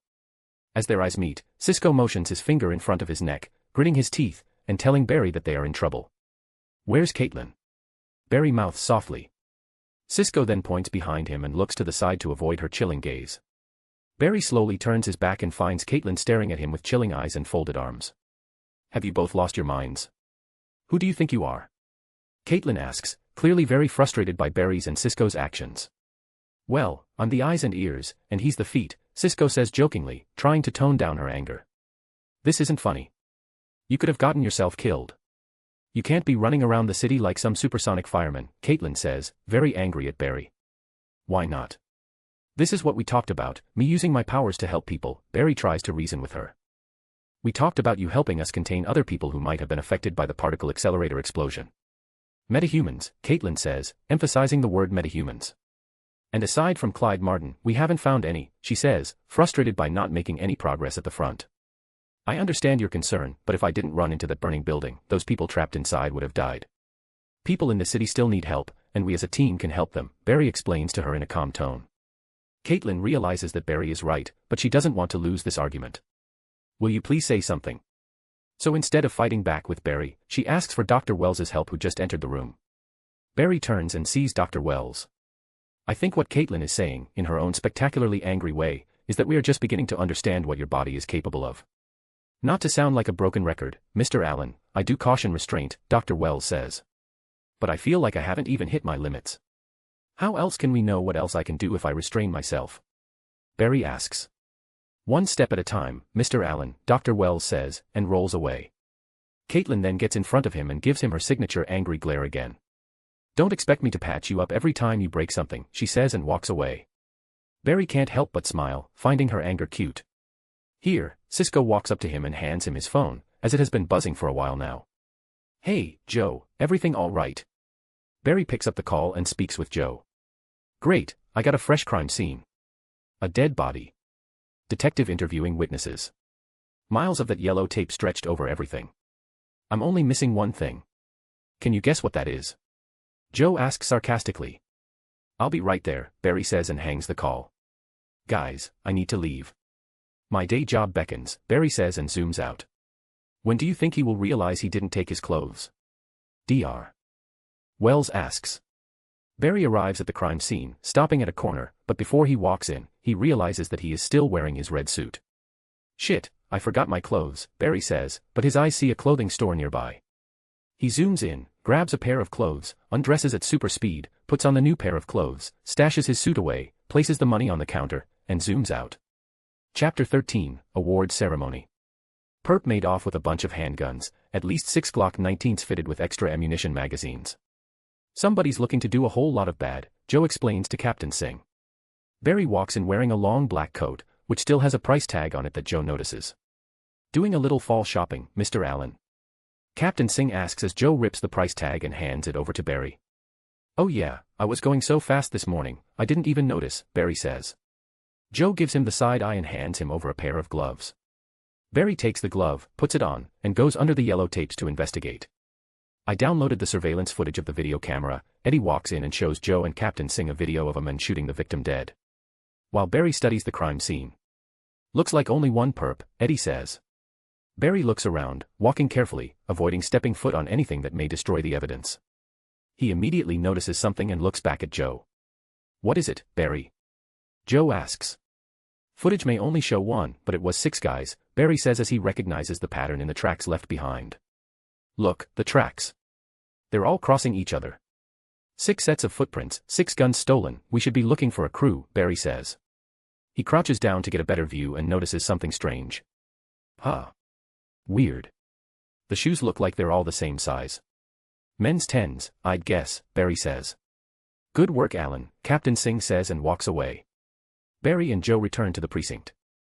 Where were you this morning? Joe asks. You know, running around, doing stuff. Barry says. What kind of stuff? Joe asks. Barry tries to think of something to get Joe off his back. I'm just dealing with a lot right now, Barry says. Look, I know you are. Believe me, I'm dealing with it, too. I've always had a very simple set of beliefs. Gravity makes things fall. Water makes things wet. And up till a few weeks ago, I believed the fastest man could run a mile in 4 minutes. Not 4 seconds, Joe says. I could do it much faster, Barry says and smiles, getting an annoyed look from Joe. Not that it matters. Barry says as the smile on his face fades. You haven't said anything to Iris about all this, have you? Joe asks. No, I promised you I wouldn't say a word to her about any of this, Barry says. Good, now get to your lab and start processing the evidence from the gun store, Joe instructs. Yes, Your Highness, Barry smiles and jogs away making Joe sigh. Having super speed is awesome, as Barry gets all of his work done one after the other in an instant. This is all of your fault, Iris says storming into Barry's lab. I could have taken European folklore to cover my sociology requirement, but no. You said, take journalism, Iris. Reporters have all the fun. Guess what, Barry? Reporters have none of the fun. Journalism is boring. I'm bored. I blame you, Barry says, dumping all her frustration onto him. What's got you so grumpy, and why are you dressed up? Barry asks seeing Iris all dressed, ready to be somewhere. Did you forget? The university is giving Simon Stagg some big award this afternoon, and you agreed to explain the science stuff for your article. Barry completes her sentence as he recalls the promise he made Iris. I am sorry. It completely crossed my mind, Barry says. So, how fast can you get home and change? Iris asks. Pretty fast, Barry says. Hey Alan, another person walks in and this time it's Eddie. Joe asked me to see where you're at on the evidence from the gun store shooting. Oh, hey Iris, Eddie says looking at Iris. Detective, Iris acknowledges him, her face lights up seeing him. Barry smiles seeing Eddie put on his act. No, he didn't. You just wanted an excuse to come here and talk to Iris, Barry calls him out. Eddie gets embarrassed as Barry saw right through him. Iris can't help but chuckle while covering her mouth. Now that he has had his fun, Barry lets Eddie take a breather. I am just pulling your leg, and you guys can kiss already, Barry smiles and gives the lovebird some space. Eddie approaches Iris and kisses her. Thanks for being so cool about this, Barry. I know it's not easy keeping a big secret, Eddie says. You won't believe how big of a secret I am keeping. I'm getting used to it, Barry thinks and smiles, shaking his head. It's not a big deal, but I think it's you guys that need to be careful. If Joe finds out, I am pretty sure he is going to come after you with a shotgun, Barry jokes making the smile on Eddie's face fade away. Don't worry babe, I won't let anything happen to you, Iris comforts Eddie. And Barry, stop messing with Eddie, Iris threatens. Barry lifts his hands up. I will leave you two alone. I need to go suit up for the award ceremony, Barry smiles and leaves. Eddie and Iris watch Barry leave. Don't you think Barry's changed a little, Eddie says to Iris. Now that you mention it, he does seem a lot more confident and happier, Iris says and she is glad to see it. Good for him, Eddie says and brings his attention back to Iris and begins kissing her again. Once out of the precinct, Barry runs back to his apartment and puts on his suit and tie, and now he just needs to wait for the award ceremony to begin. So to pass the time, he turns on his console and begins playing some games. Now that he has super speed, he is now so much better at it. This feels like cheating. What am I saying? I am, of course, cheating. Barry smiles and continues playing. After a few quick game sessions, Barry returns to the precinct with his suit and tie. He then joins Iris and heads to the university. Barry and Iris stand amongst a bunch of people as they listen to Simon Stagg as he is giving his speech after receiving his award. I find it quite remarkable, having once been a timid freshman at Central City University, to be standing before you now, the Regent's choice for Men of the Year. While I very much appreciate the award, the real honor for me is knowing that my work in organ transference helps give people a second chance at life. Thank you all very much for coming, he says, lifting the award before walking away from the podium. Back to Barry and Iris, Barry begins explaining the science behind Simon Stagg's work to Iris. All right, first things first. Simon Stagg's work in cellular cloning has led to huge advancements in the future of organ replacement, Barry says when a waiter comes over and hands them glasses of wine. Iris takes 2 glasses and passes one to Barry. Are journalists allowed to drink on the job? Iris asks. Okay. Barry takes the wine glasses out of her hands and puts them away. If you are bored already, just wait till we get to the science behind cellular regeneration, Barry says. I miss this, Barry. I feel like we haven't spent any quality time together since you woke up from the coma, Iris says. Yeah, I've had a crazy few weeks, I know, Barry says. I thought maybe you'd been avoiding me because of Eddie, Iris says. No, why would I avoid you because of Eddie? I think you both are great together, Barry says and smiles. I am glad to have such a great friend in my life, Iris says. Me too. Oh, Mr. Stagg, I was wondering if I could get a quote from you for my article, Iris asks as she sees Simon Stagg walk past them. Not now, miss, he says and leaves in a hurry. I will just make something up, Iris says when there are suddenly gunshots. Chapter 14, Finally Found One. Panic immediately breaks out and people crouch down. 6 men, covered from head to toe, enter waving their guns around. They immediately take down some security. Quiet down. All of you. One of them shouts, making the screaming women shut their mouths. How considerate. You're all wearing your finest jewelry. Almost like you knew we were coming to rob you. One of them says, waving his gun around. Now everybody line up. He orders. Barry watches and wonders if he should take action, but decides not to. No one is in immediate danger right now, so he shouldn't take any action and make things go out of control. The people do as they are told and make a line as one of the robbers starts collecting their precious jewels. The robbers get done collecting everything and are about to leave. A security guard runs in, pointing his gun at the robbers. Freeze, he shouts. The robbers turn around and all 6 of them point their guns toward the security guard. DD, drop your weapons, the security guard says, but instead of listening to him, all 6 of them shoot at him without hesitation. Barry sees the bullets leave the barrels of the gun and immediately enters super speed. He runs up to the security guard and drags him away before the bullets even travel half the distance. He leaves the security guard at the back exit and returns to his original position without anyone noticing.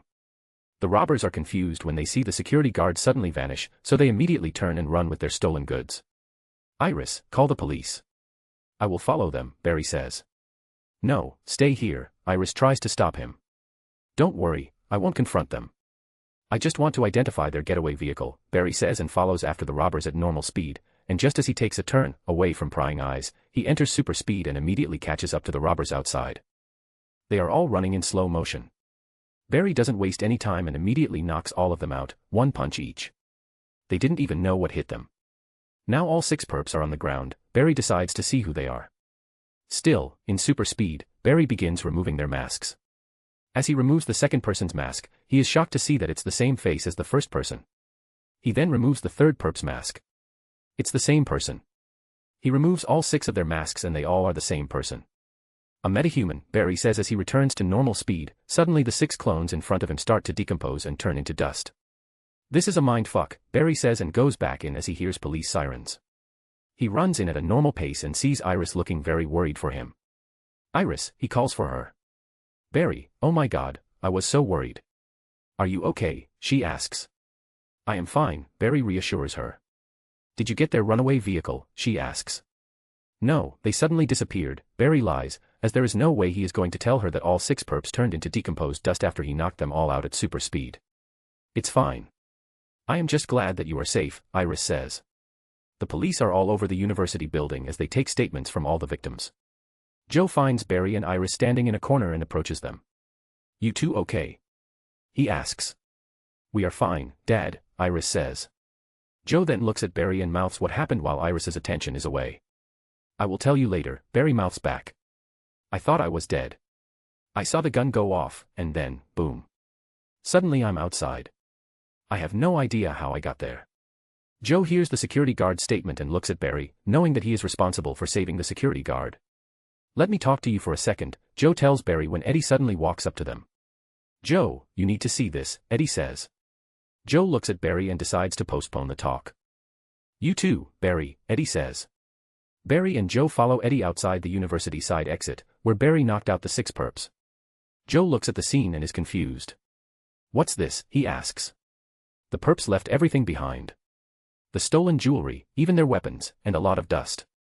The weapons are the same ones stolen from the gun store this morning, Eddie says. Joe looks at Barry and approaches the scene. What do you think, Barry? Eddie asks. Barry needs to play along, so he puts on a pair of gloves and begins investigating the scene. The dust is shaped like people, 6 of them. It's like our 6 perps turned into dust, Barry says. How's that possible? Eddie asks. I don't know. Barry answers. Barry, a word, Joe says. Barry looks at him and nods. Barry and Joe walk away from the scene where there is no one around. What happened, Barry? Joe asks.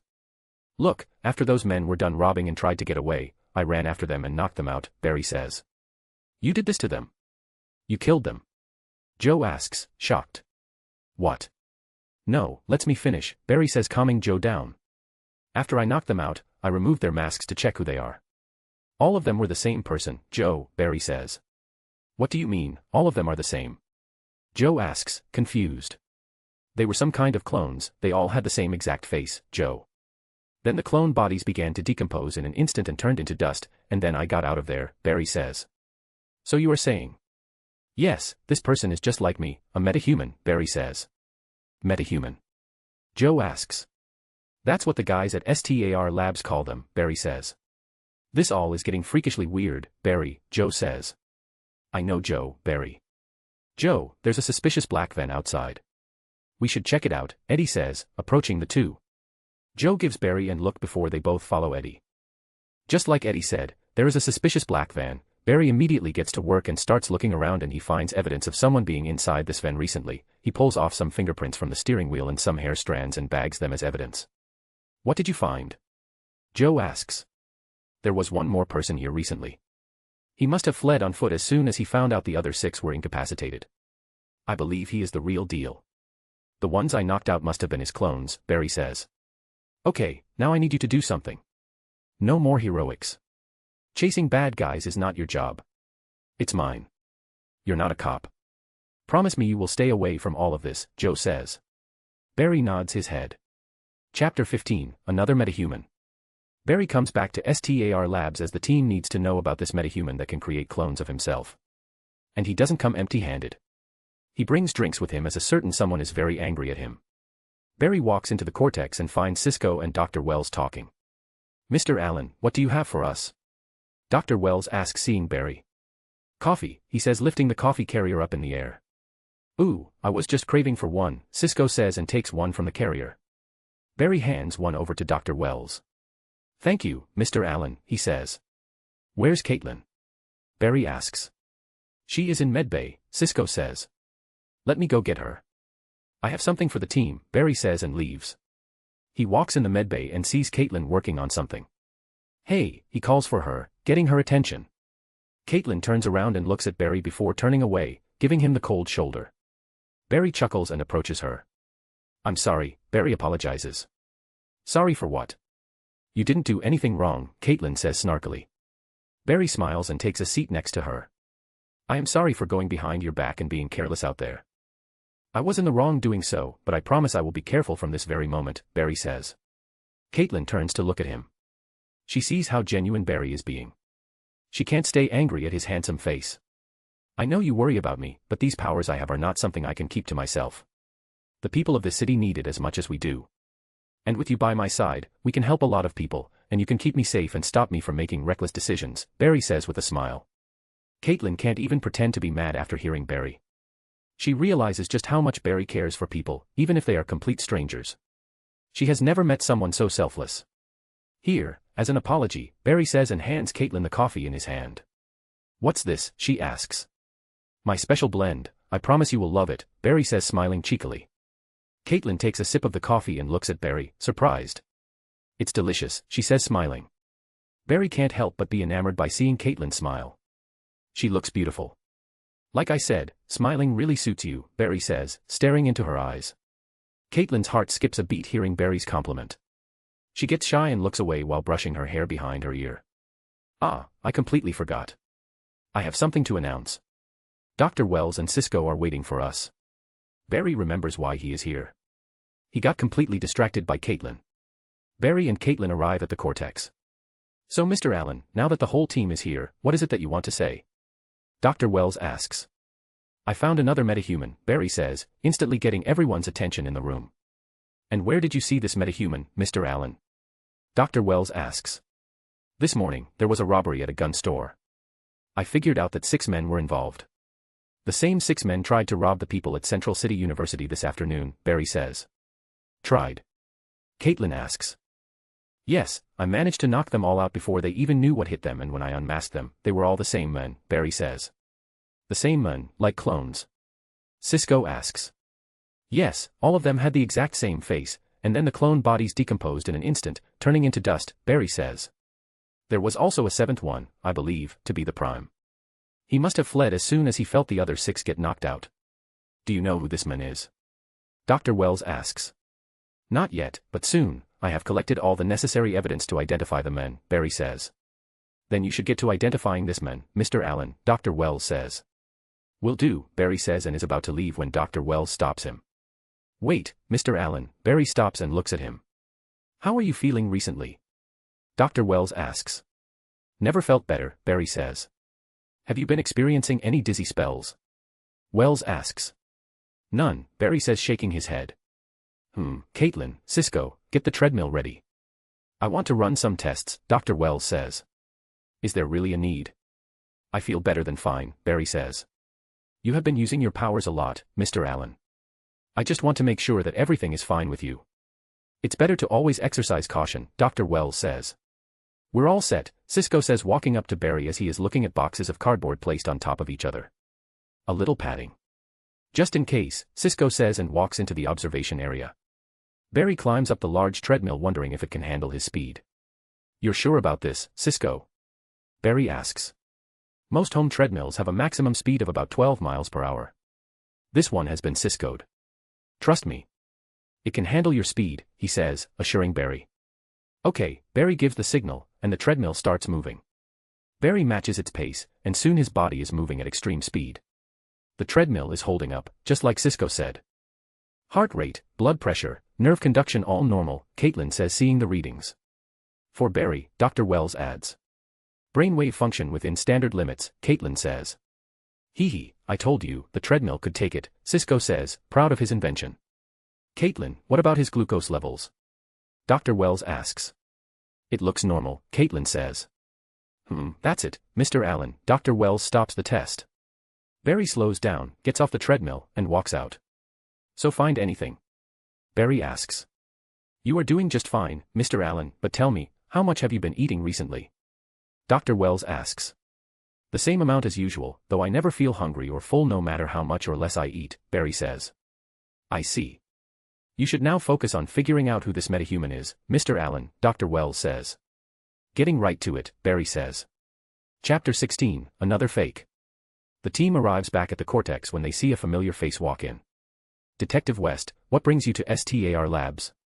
Dr. Wells asks. Joe looks at Barry and points his finger at him. When I couldn't find you at your lab, I started doing a little research. Turns out there have been reports of a red and white streak around the city, stopping muggers, rescuing people from burning buildings, Joe says while giving Barry a burning stare. You didn't tell him we were working together? Dr. Wells asks. Barry shakes his head and looks at Joe. Joe, I can explain. You already have a job in law enforcement, Barry. I suggest you get back to it, Joe says. Detective, we all want what's best for Barry, Dr. Wells says trying to come to Barry's rescue. If you wanted what was best for Barry, You try to talk him out of this lunacy instead of encouraging him going out there risking his life, Joe says angrily. Joe, those people needed help. I couldn't just watch and do nothing, knowing that I could prevent something from going wrong, Barry says, trying to defend his actions. There are more people out there who are like me, Joe, Clyde Martin, the men at the university today, people who are beyond common sense, and we need to stop the ones who cause harm, Barry says. Are you insane? You think because you can run real fast, that you're invincible? You're not. You are just a kid. My kid, Joe says and then looks at Dr. Wells while saying, my kid. Joe, I am not stopping. These people need help, the people of Central City need help, and I can help them. My team here can help them. If I can save someone from a burning building or stop some armed thieves, I'm gonna do it, so don't try stopping me, Barry says, getting a little serious. You think you're so smart? All of you. But you don't know what you don't know. And I hope that you're clever enough to figure it out before somebody gets killed, he says, pointing specifically at Barry and storms away. I am leaving as well. Meet you tomorrow, guys, Barry says and leaves as well. He needs to sort this out with Joe. The next morning, Barry is at his lab processing the evidence he collected yesterday from the university and the van that was parked a little further away from it. Come to yell at me again? Barry asks as he sees Joe walk in. Simon Staggs, head of security, was murdered last night. The coroner took some skin samples. Hopefully, they belong to the killer, Joe says, handing Barry over some more evidence. See if you can find a match. Can't be a coincidence that Staggs' benefit was attacked last night, Barry says. I'm going to interview Stagg now, Joe says. I'll come with you, Barry says. Your job is in here, stay in here and do it, Joe says, dismissing Barry. Hey Dad, Iris walks in. Hey baby. Gotta go, Joe greets her and walks away. Why is my dad mad at you? Iris asks. Work stuff, Barry answers. He then turns and sees that Iris, too, looks mad at him. Why are you mad at me? Barry asks, confused. You were supposed to meet me at Jitters, to give me some scientific background for my article, Iris says. Asterisk size asterisk, and I didn't show up, Barry says. He completely forgot about it after he had his argument with Joe. And now I have to come up with a new article topic in 24 hours or I fail the assignment, Iris says. Iris, I am sore dash, don't say that you're sorry. Okay, I know that you are. What I don't know is what is going on with you. We grew up one bedroom down from each other. Do you honestly think that I don't know when you are happy or sad or depressed or lost? I am gonna ask you one last time, Barry Allen, and you better be honest with me. What the hell is going on with you? Iris asks, annoyed. Luckily, Barry is saved from her questions when his computer starts beeping, getting their attention. We are not done talking about this, Iris says. Barry heeds her words no mind as his attention is on the result of his test. That's impossible. There was a murder last night. These skin cells belong to the murderer, but these cells are naive. Stem cells that they can replicate and become any cell the body needs. They only come from babies, Barry says. This means your killer is what, a newborn? Iris asks. Obviously not. How can a baby kill a full-grown man? This is something else, Barry says. And I think I know what, he thinks. I need to get this to Joe, Barry says. Barry exits his lab and walks down to find the precinct in chaos. Officers are rushing out in a hurry. Captain, what's going on? Barry asks, seeing Captain Singh putting on his bulletproof vest. Not now, Barry. Armed gunmen are shooting up Stagg Industries, Singh says, and leaves. Joe's there, Barry says, and gets worried. He immediately returns to his lab to collect his suit. He puts it on and zooms out. Destination Stagg Industry.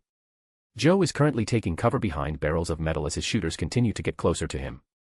Suddenly there is a gust of wind. A red and white streak runs past the shooters, taking away their guns before stopping next to Joe. Joe, run, Barry says, looking at Joe. No. Joe immediately rejects. With no other option, Barry grabs Joe and takes him away from the scene. Barry brings Joe outside the factory. Joe is surprised by the sudden change in scenery. He sees Barry in his red suit. Barry Y-dash, before he can say anything, Barry runs in and stops right before the three men. Whoever you're, give yourself up. You don't need to make this hard on yourself, Barry says. Sorry, we are not going anywhere, until Simon Stagg is dead, all three of them speak up. Well, I'm not gonna let you, but just one more question. Are you three real or just clones? Barry asks. It's you. You were the one who stopped us yesterday, the one in the middle says. Well, then you know I can stop you again, so be wise and surrender, Barry gives one last warning. We will see about that. The one in the middle speaks again, making Barry believe that he is the Prime, so Barry immediately attacks him at super speed. He punches the one in the middle first and then shoulder tackles the other two before they could move even a single muscle. It really isn't fair to get in a fistfight with a speedster. The three of them are knocked out before they even know it. And once again, Barry watches the three bodies decompose and turn into dust. None of them were Prime. Barry immediately begins running around, trying to search every corner of this factory to see if Prime is anywhere around.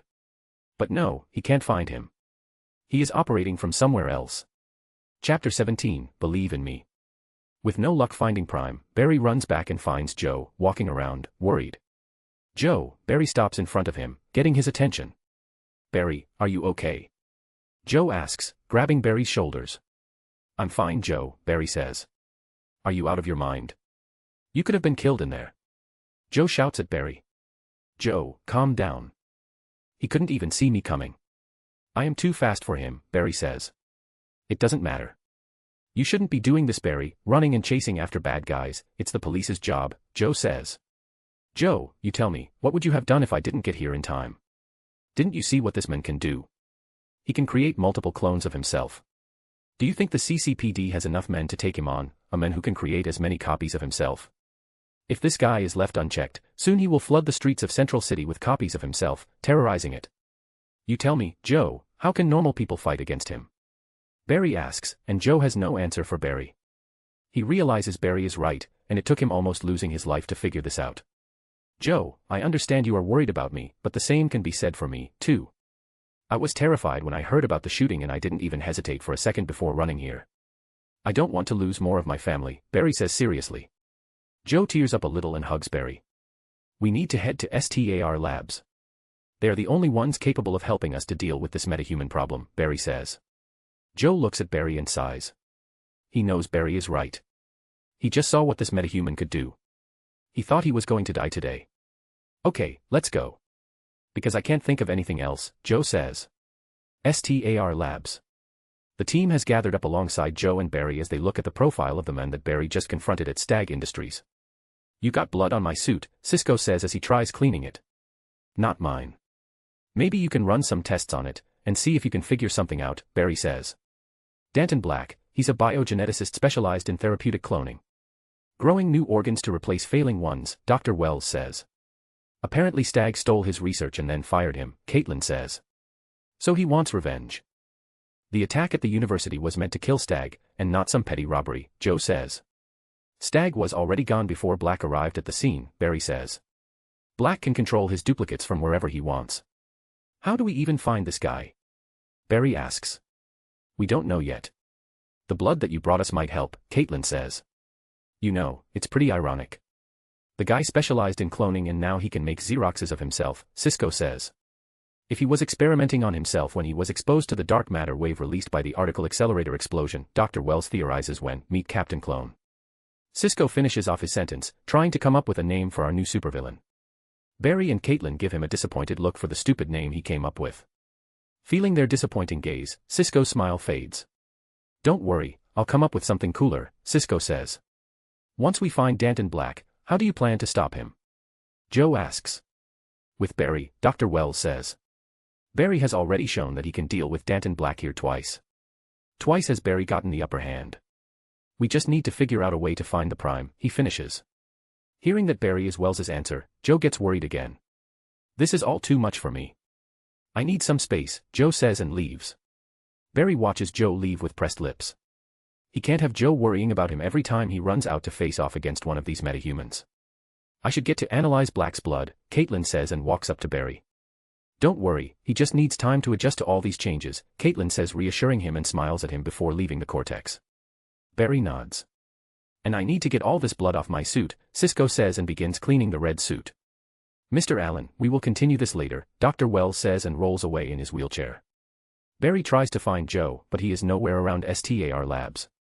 His car is gone. Barry then runs to Joe's house and finds it empty. Southwest, the only place he can be right now is the CCPD. Barry runs to the CCPD and finds Joe in his lab, staring at his crime board. You found my crime board, Barry says walking in. Joe turns to look at Barry and then back at the board. You know, Barry, right after your mother's death, you begged me to help your father. You were pretty convinced that your father was innocent, but I didn't believe your words back then. Turns out you were right, your father is innocent. Looks like I should start believing in you more than I have, Joe says. Barry smiles, approaches Joe, and sits down next to him. You are right, Joe. You need to believe in me because if you don't, I won't be able to do this superhero thing, Barry says and chuckles. You are one of the very few people in my life whose opinion matters to me more than anything. You are the man who kept me fed and in clothes. Who sat beside my bed at night until I fell asleep because I was afraid of the dark. Helped me with my homework. You taught me how to drive and shave. And you dropped me off at college. You were there for me at every moment of my life, watching over me. Though my dad was locked up in prison, you tried your best to never make me feel his absence. You are my second dad and I am glad to have you in my life.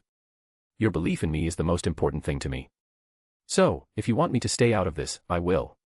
Not until you tell me otherwise, Barry says. Joe tears up, even though he is trying his best to hold back his emotions. He puts his hand on Barry's shoulder and smiles. You sure have a way with your words, kid, Joe says, and they both chuckle. Well, I need to head to Jitters now. Iris needs my help for her article, Barry says and gets off his chair and zooms away, leaving behind a strong gust of wind. Still freaky, Joe says, Barry disappearing before his very eyes. Chapter 18, Homegrown Clone. Barry arrives at Jitters and walks in. He sees Iris with Eddie as they watch the news. The headlines read, Hero Cop Saves Stag CEO, Eddie is being shown giving an interview. Nice work, Eddie, Barry says, grabbing both Eddie and Iris's attention. Nah. Right place, right time. Also, couldn't have done it without Joe, Eddie says. No, you were a hero today, Barry says as Eddie did risk his life to keep the Stag CEO safe. CCPD still has a killer on the loose, Eddie says. I should get back to the precinct, Eddie says to Iris, kisses her, and leaves. So how does it feel dating a hero cop? Barry asks Iris, making her smile. Proud, happy, and many other things, Iris says. And what about you? Came here for caffeine, or you finally gonna tell me what's going on with you? Iris asks. Yeah, about that. Why don't we sit down, eat, and drink as we talk about it, Barry says. Fine, take a seat. What do you want? Iris asks. I am starving, something big and delicious, Barry says. Something big and delicious, coming right up, Iris says and leaves to fetch some food for him. First and foremost, I apologize for being distant lately, Barry says. I have been up to something lately, something very important, but this thing is taking up a lot of my time, which, of course, caused some friction with you and your dad. But I realize that I can't ignore the people in my life because of this thing. Especially my good friend. Miss Iris West, Barry says, making Iris smile. So now that I am here, do you need any help coming up with a new topic for your article? I found one, Iris immediately cuts him off. Something that actually interests me, Iris says and gets up from her chair to show him something. I know this is gonna sound crazy. It's been all over the internet this week. Iris says, showing him internet posts and news articles. At a building fire. At a bank heist. Even the other day those robbers shot at the security guard, he said he was whooshed outside. Something out there is saving people, Iris says. Aw shit, Joe's gonna kill me, Barry thinks. It does sound crazy, Barry says, trying to act clueless. Ever since I have known you, you have believed in the impossible. What if you were right? What if you were right about the night that your mom died? Iris asks. Iris catches Barry off guard by bringing up the matter regarding his dead mother. I don't know. Sometimes. Luckily for Barry, his phone buzzes, coming to his rescue. He looks at it and it is STAR Labs. Hey, what's up? Barry picks up the phone and turns away from Iris as he speaks into his phone. Barry, you need to get to STAR Labs. Right now, Caitlin says, she sounds extremely urgent. I'll be there, Barry says and ends the call. That thing I was telling you about, something happened. I need to go. Talk to you later, Barry says and runs out of Jitters at normal speed, and when he is out of everyone's sight, he turns into a blur. Running past vehicles, leaving behind a trail of white lightning. Barry rushes into the lab and finds Black standing in front of Caitlin and Cisco. Barry immediately tackles him from behind and brings him to the ground. A. His sudden entrance and super speed tackle scare the living hell out of Caitlin. Barry, it's okay, she shouts, seeing Barry on top of Black. What? It's not okay. Why is Black here and why's he just not moving? Barry gets confused as he finds Black completely motionless beneath him, like a mannequin. Barry gets back to his feet and is immediately met by a slap to his arm by Caitlin. Ow, why? Barry asks. For scaring the hell out of me, Caitlin answers. I'm sorry, Barry apologizes and looks at the motionless Black. That's not him, is it? Barry turns to the team and asks. It's one of his replicates, Dr. Wells says. How did you get it? Barry asks. I grew him, Caitlin says with a smile on her face. You grew him? Barry asks bewildered. I isolated a sample of Black's blood from your suit to see if I could trigger the in vitro cultivation process and learn how Black multiplies. So I exposed the target cells to a protein gel, and they began replicating into that, Caitlin explains going full nerd. Did it come with clothes on? Barry asks seeing the clone is dressed. Caitlin gives him an annoyed look for his questionable question and shakes her head. No, his cells have stored memory. It replicated to its most recent memory, Caitlin says. Makes sense. He was wearing the exact same thing last time, Barry says and waves his hand in front of the clone's face. Why isn't it doing anything? Barry asks. We did a brain scan. Involuntary motor functions are active, little else, Dr. Wells says. We think it's acting as a receiver, Cisco says. The clones are an empty shell without Black. Shut down the real Black, and you might shut them all down, Caitlin says. Well, to do that, we need to know which one's the real Danton Black. How do we know which one's real? Barry asks. Since these clones are but empty shells, Black will be under a lot of mental and physical strain controlling all of those clones. Look for the one showing signs of weakness or fatigue. He's the prime, Caitlin suggests. It's just a theory but one you might want to put to the test, Mr. Allen, Dr. Wells says. But what if he's operating from a distance, like before? Barry asks. Next time, he won't. You have already stopped him twice. He will be desperate to succeed next time. You will have your chance to finally stop him, Mr. Allen, Dr. Wells says. Humph, the clone suddenly makes a movement scaring Caitlin for the second time. Ah, she screams and Barry immediately holds onto her. Suddenly, 2 gunshots are heard, and the clone is put down, scaring Caitlin for the 3rd time. Ah. Everyone turns to find Joe with his gun out and smoke coming off its barrel. Any more of them? Joe asks. Nope. Caitlin says with wide eyes. She is shaken up right now. Chapter 19, Against the Clones. Why did it start moving? Barry asks, as he too was surprised by the clone's sudden movement. Prime. My guess is that Prime is on the move. This one heard the summons to battle, Dr. Wells theorizes. And I know where he was summoned to, Joe says putting his gun away. Stag Industries, he says. Barry looks at Joe and meets his eyes. What should I do, Joe? Barry asks. I believe in you, Barry. Martin, and now Black, this is beyond me, beyond what the police can handle. The only person it's not beyond is you. You gotta do this. So, for once in your life, do what I tell you to do. Go kick his ass, Joe says. Barry smiles and nods his head. Barry walks up to his superhero suit and puts it on at super speed before zooming out of STAR Labs. Stag Industries _ Simon Stagg is working late when he suddenly hears gunshots outside. He immediately gets scared as he realizes that his killer is out to get him again. He makes a run for his life only to find his security personnel, all shot dead, and before their dead bodies stand 3 people looking exactly the same. Hello Danton, Simon says looking at the 3 identical men. He would be surprised to see him like this if not for the gun being pointed at him. Goodbye Simon, Black says and pulls the trigger, but Barry is here. He zooms in and drags Simon Stagg away, back to his office. Stay here while I deal with him, Barry instructs and zooms away bewildering Simon. Barry returns to where Black is and sees duplicates of him all over the place, all with guns in their hands. Black, I know Stagg stole your research, but that doesn't give you the right to murder. Barry tries to talk, but he doesn't have much hope. He tried this before and it didn't work. And just like he expected, Black and his clones open fire on him. Too bad for Black, Barry is way faster than bullets. Barry sees each bullet coming towards him in slow motion. He sighs and moves out of the bullets' trajectories. He then runs into every Black he can see, tackles, and disarms them, but there are clones of Black everywhere. One of them approaches Barry pointing his gun at him while Barry is trying to find the prime. You think this is about my job? He questions and tries to shoot, but Barry can't be touched. He immediately disarms the clone. But another clone is immediately behind him.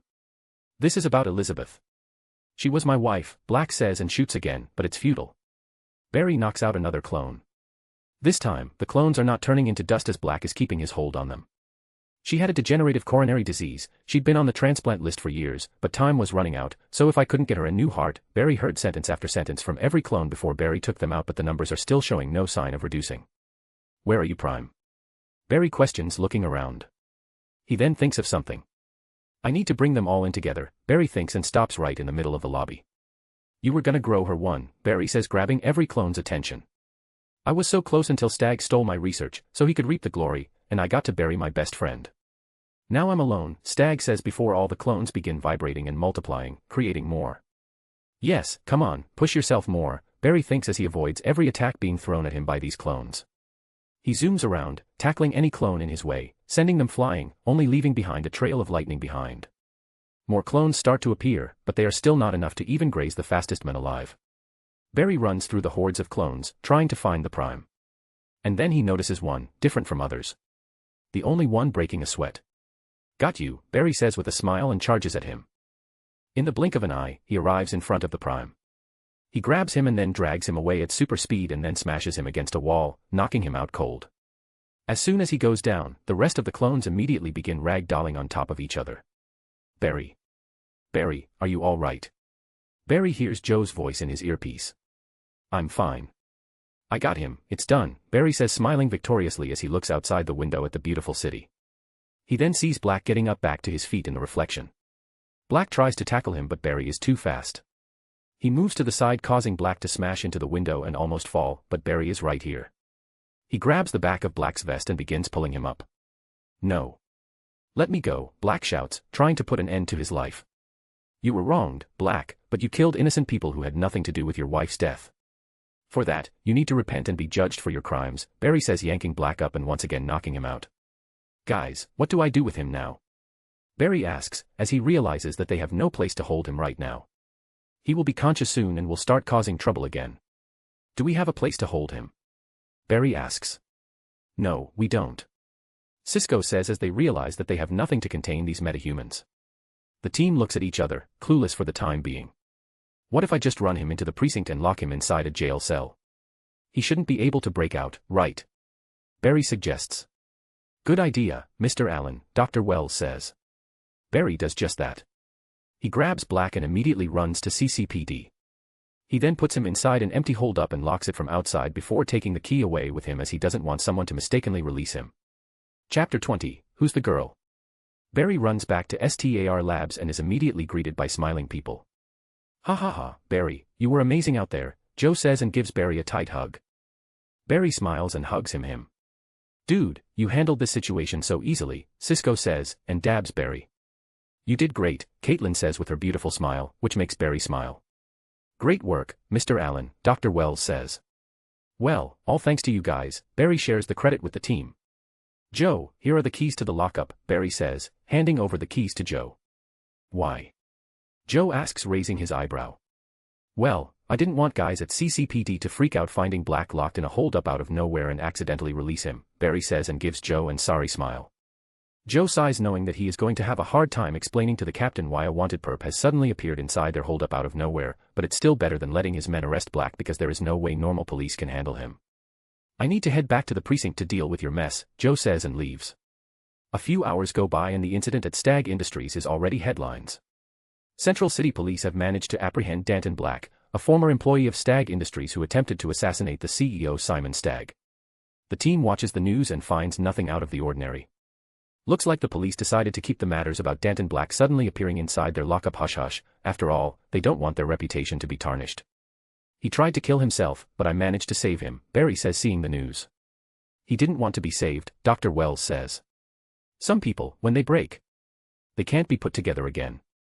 Some people heal even stronger, Barry says, showing the difference between his and Dr. Wells' mindset. Barry always looks for good in people. I hope so, Dr. Wells says.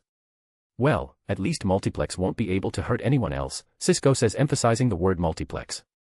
Told you I'd come up with a cool name, he says, making the team smile. Alright guys, time for me to leave. Meet you tomorrow, Barry says and leaves. Barry Allen, the fastest man alive, runs through the streets of Central City with his team right in his ears. The thrill of running faster than anything, watching the world zoom past you instantly, and the feeling of lightning coursing through every fiber of his being will never get old. Barry, an armored car was just hijacked on Griffin Avenue. Get your ass over there, he hears Caitlin's elated voice in his ear, warning him of another crime taking place. It sounds like everyone on the team is assimilating to the process and is experiencing the thrill of catching bad guys and saving the people of Central City. With the red blur running around Central City saving people everywhere it goes, more people are finding out about him. There are thousands of posts on the internet about the red blur, but still, many people are skeptical. And one person is very keen to learn more about this red blur. Iris West. Barry and Iris just had their movie night where they watched an underwhelming zombie movie. On a regular movie scale it was a 7, maybe even a generous 8, but on a zombie movie scale, I will get it a 4, Barry says walking out of the theater with Iris. There's a zombie movie scale? Iris asks. Yup, also, did you know that zombies exist in nature? There's this species of fungi that infect ants, causing the ants to attack plants that release spores which, in turn, infect new host ants. As Barry is explaining, he sees Iris smiling at his nerdy behavior. I am going full nerd, aren't I? Barry stops and questions.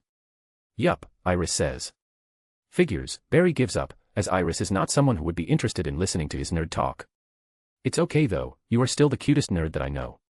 Which makes me question, why doesn't the cutest nerd I know have a girlfriend? Iris asks looking at him. I don't know. Barry says, but one girl does pop up in his mind. Come on, there must be someone you like, Iris insists. Well, there is this girl I met recently, Barry says. Oh, my God. Who is it? Iris asks, excited about the prospect of meeting this girl that Barry has taken a liking to. UUAAA. I don't know. Barry says, wondering if he should tell Iris or not. Bartholomew Henry Allen, you will tell me who this girl is right here, right now. Iris gets all bossy. Ugh, fine. It's Caitlin, Barry says. Caitlin. The girl from STAR Labs. Iris asks. Yes, Barry says. Oh my God, she's so pretty and smart. You two would make a great couple. So, have you asked her out? Iris asks. What? No. It would feel weird to ask her out. She is, after all, my personal physician right now, Barry says, scratching the back of his head. Enough about me. What's going on with you? Barry asks. I'm currently more interested in the amazing as of late, Iris says. You still stuck on the streak thing? Barry asks. He's out there. People are talking about him, Iris says. How do you know he's even a he? Maybe it's a she, Barry says. It's a man, okay. You know I am really intuitive about this kind of stuff. Someone even posted a picture after being yanked from a car accident. It's a red blur leaving the scene. Iris says, taking out her phone and showing it to Barry. What Barry sees is an incoming call from Eddie. Barry smiles. Prince Charming, Barry says. Iris gives him a weird look and looks at her phone to see it's her boyfriend. She gives Barry the side eye and answers the call, turning away from him. Luckily, Barry doesn't have to wait for Iris as she gets all lovey-dovey on her phone with her boyfriend, as his phone begins ringing too. Hello, Barry answers the call. Code 237 on Wade Boulevard, Cisco says. Barry pulls back his head, confused by Cisco's words. Public indecency. Barry asks. Wait, I think I meant a 238, Cisco tries correcting himself. Dog leash violation. Barry asks smiling. Badman with a gun in a getaway car, go. Caitlin steps in and gives it as simple as possible. Barry looks at Iris and sees she's still busy, so Barry enters super speed and zooms away. He immediately finds the getaway vehicle being chased by a cop car. He calmly walks up to the getaway vehicle and looks inside. The perp is looking extremely agitated. He is also holding a gun right in his hand as he is driving, ready to shoot the moment the cops get close to him. Let me help you with that, Barry thinks as he takes the gun away. He then grabs the perp, pulls him out of the getaway car, walks him up to the police car, opens the back door, puts the perp inside, takes a handcuff from the officers up front, cuffs the perp's hand, closes the car door, puts the perp's gun in the officer's possession, and zooms away, doing all of that in an instant. And then returns to his exact position, right outside the theater like he never left. At the chase, the officers are confused by the perp's sudden disappearance from his car. Where'd he go? One of the officers asks when they hear someone behind them. They turn their heads and see the perp sitting in their back seat with his hands cuffed. What the? They can't explain this shit. Eddie says hi, Iris says to Barry once her call ends. Let's go. Chapter 21, Poison Gas. Barry walks into CCPD with his usual coffee in hand and sees the two officers from last night bragging about their catch last night. Congratulations, Paulson, on that arrest last night. Hell of a job. Joe walks up to them, congratulating them for the work they put no effort into. You come by later, Joe, I'll give you a driving lesson, okay? Paulson says, trying to act cool. You know it was me who caught that perp last night, right? Barry asks Joe, smiling. I figured, Joe says, smiling. I just didn't realize you were helping people for the glory, Joe says, pulling his leg. Now that you mention it, I won't mind having a museum built in my name, Barry says jokingly. Yeah, that's never gonna happen, Joe says. Crazier things have happened, Barry says. That you are right about, Joe says and laughs. Also, keeping what I can do a secret from everyone is getting hard, especially Iris. You know how relentless she is, Barry says. True that, but it is safer that way. Besides, me and you got work to do, Joe says, as they need to get to work on figuring out who killed Barry's mom. Barry's lab, Joe, and Barry are looking through the evidence from Barry's mom's case when Eddie walks in and calls them. Barry, Joe, we got multiple homicides. Do you know the Darbinian crime family? Eddie says. Let's go, Joe says, and the three make their way to the crime scene. Barry looks at the restaurant and remembers walking past it last night with Iris. Barry walks in and immediately begins noticing weird patterns. He puts on his gloves and gets to work. He goes through all the bodies and notices that all fell victim to exposure to poison gas. He then walks around the crime scene to find any other evidence, but finds none. After a while, Joe walks to him. Barry. Anything? Joe asks. Signs of histotoxic hypoxia. The cells in their bodies could not utilize oxygen. It's consistent with exposure to poison gas, Barry explains. What kind of poison? Joe asks. I'll need to take a lung sample, see if I can narrow it down, Barry says. The only other exit was bolted from the inside, Eddie says walking up to Joe. They were trapped. I was thinking someone pumped gas in from the outside, but witnesses say the street was empty, Eddie says. Listening to Eddie's words and the weird positioning of the bodies, Barry comes up with his own theory. So it was from the inside. That means there should be a canister, or a container left behind. The gas just didn't come in by itself, Joe says. Unless it had a mind of its own, Barry speaks up and then laughs, trying to pass his comment as a joke. Joe turns and sees the look on Barry's face. He realizes that Barry might be hinting towards something else. Eddie, would you mind canvassing again? Somebody had to have seen something suspicious, Joe says, making Eddie walk away. Okay, explain, Joe turns to Barry. The boss collapsed by the table. This guy made it 10 feet away. That guy had a chance to move off and fire 3 shots into the window, trying to break the glass. But they all started in the same spot, which means they should have been affected by the gas, but instead, it's as if they were attacked one by one, Joe says as he too begins seeing the pattern that Barry pointed out. Barry nods. My gut feeling, if we're gonna solve this one, you and me are gonna need backup, Joe says. Yeah, Barry agrees. They both arrive at STAR Labs and see the team are up to nothing. Joe and Barry's arrival finally brings some hope to their boring day. Guys, we think we have found another meta, Barry says, immediately perking everyone up. Barry believes our meta is someone who can control poison gas, Joe says. Fascinating, a metahuman that can manipulate poison gas, Dr. Wells says. Is it just poisonous gas or can he control all aerated substances? Cisco asks. And how is he able to formulate the connection? Is it physiological or psychological? Caitlin joins in the discussion. Everyone trying to formulate a theory. This individual can create a mental nexus using gaseous substances, Dr. Wells theorizes. You mean connect with gases on a molecular level? Cisco asks. Yes, Dr. Wells says, that is ridiculously cool, Cisco smiles with excitement. Seeing the team come up with a theory so soon, Joe gives Barry a weird look as he realizes that these people are far nerdier than Barry, which is a lot in his opinion. They get really excited about this stuff, Barry says. The only thing I'm excited about is putting criminals behind bars. Except Iron Heights isn't exactly equipped to handle metahumans, Joe says. Then I guess it's fortunate that Martin is dead and Black doesn't have the ability to break out of a regular cell, Dr. Wells says. Well, unless we're planning on executing every supercriminal we stop, you geniuses are gonna have to come up with someplace else to hold them, Joe says. A metahuman prison, Cisco says. Until we figure a way to remove their powers, Dr. Wells says. I have been thinking about this ever since Barry caught Black. There is one place here that might hold them, Cisco says. Dr. Wells and Caitlin turn and look at Cisco because of his radical suggestion. You can't be serious. Caitlin says. I mean, we haven't been down there since, it's cordoned off, Caitlin says. Barry notices that she is panicked by this idea. Cisco's right.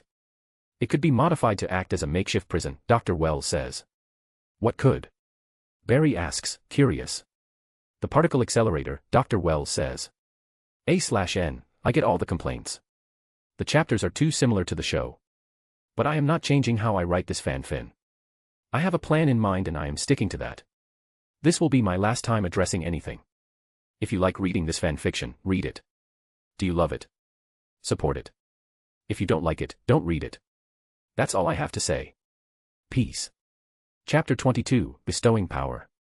Barry looks at Caitlin once again and sees that she is genuinely afraid. Her face becomes pale by just thinking about that night. Must be trauma from that day, Barry thinks, and is worried for her. Let's go down the accelerator ring and check it out, Dr. Wells says. Caitlin, he calls for her, but she doesn't answer.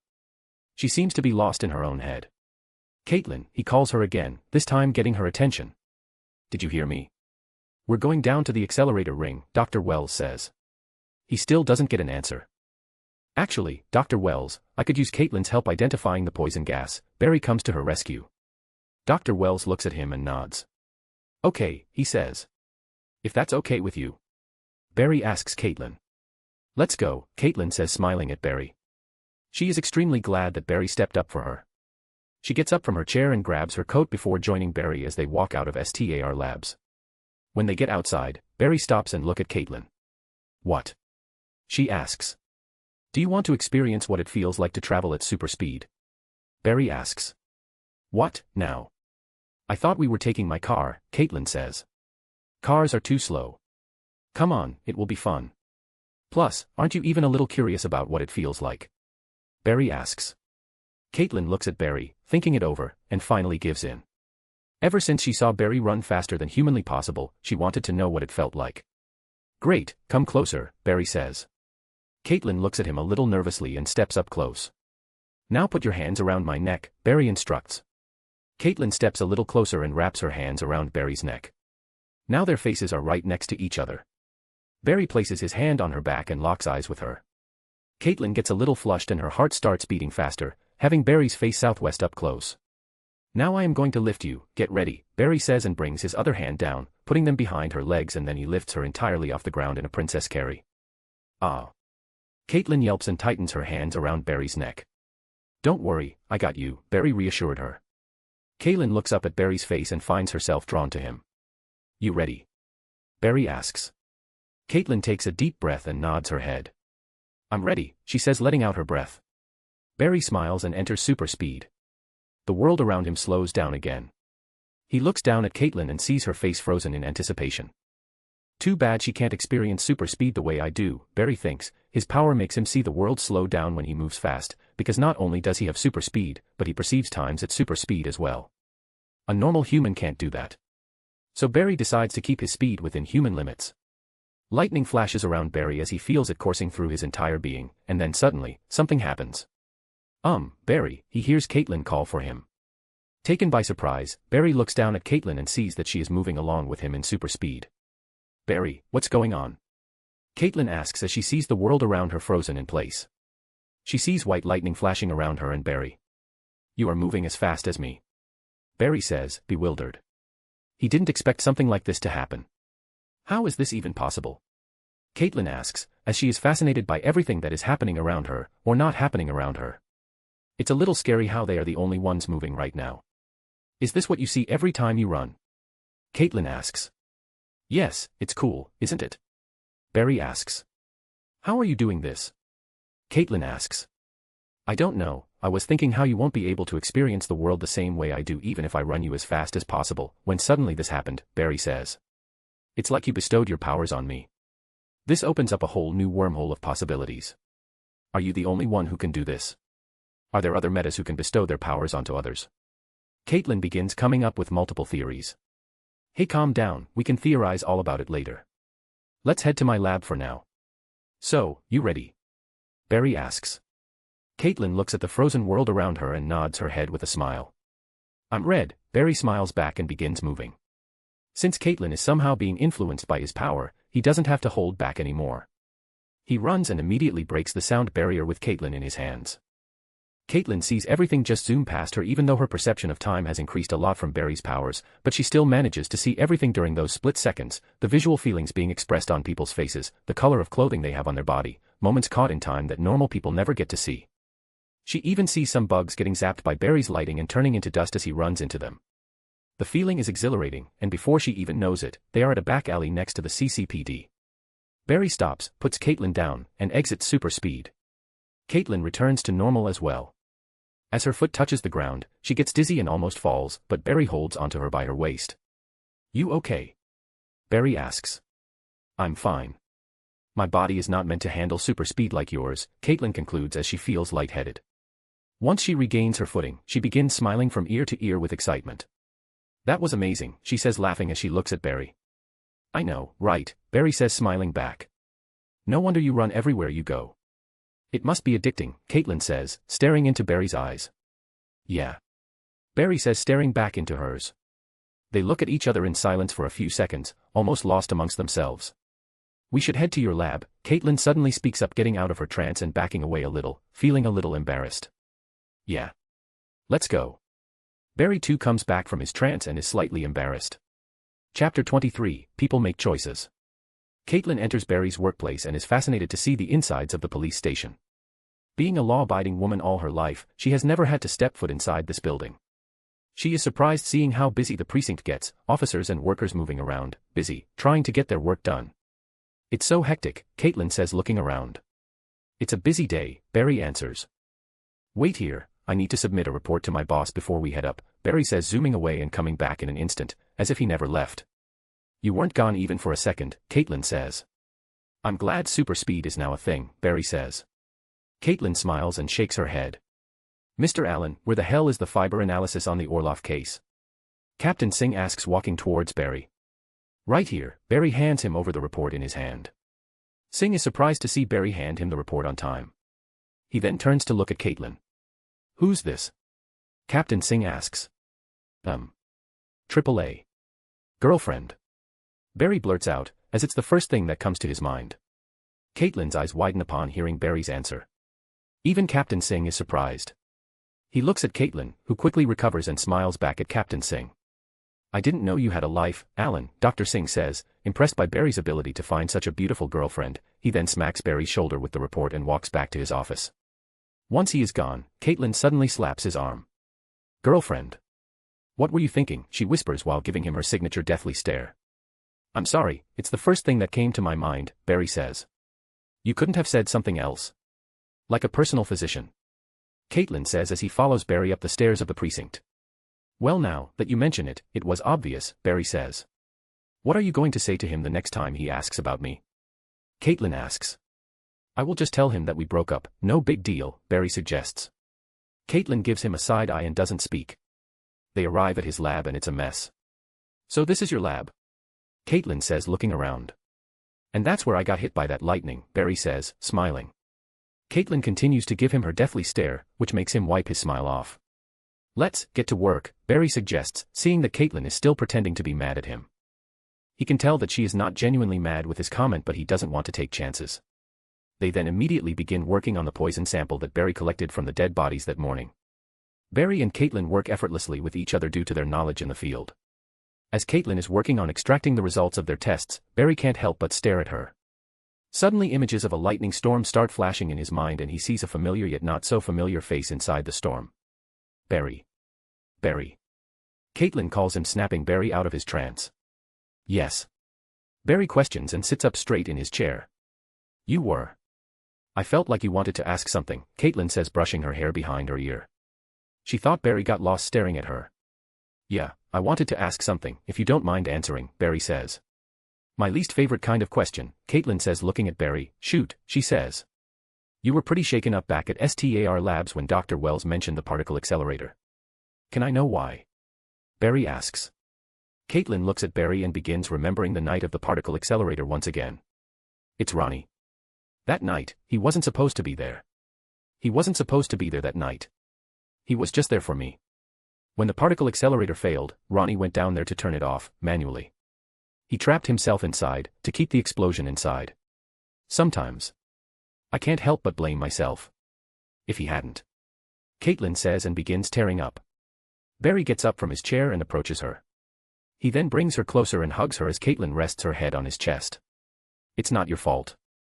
Sometimes people need to make hard choices, and from the sound of it, Ronnie chose to save you and the people of Central City that night. In my eyes, he is a hero, Barry says, consoling her as Caitlin sheds her tears. Suddenly the computer starts beeping, indicating the results are done. Caitlin moves away from Barry and wipes her tears with her fingers. Here, Barry says, handing Caitlin the same handkerchief she gave to him a few weeks ago. I'm sorry for. It's okay, I understand how you feel. Losing someone you love is never easy. It will always be with you, Barry says, rubbing her shoulder. The results, they are done, Caitlin says, trying to move away from the conversation. This says that there was no residue of gas in the tissue, poisonous or otherwise, Caitlin says, reading the result.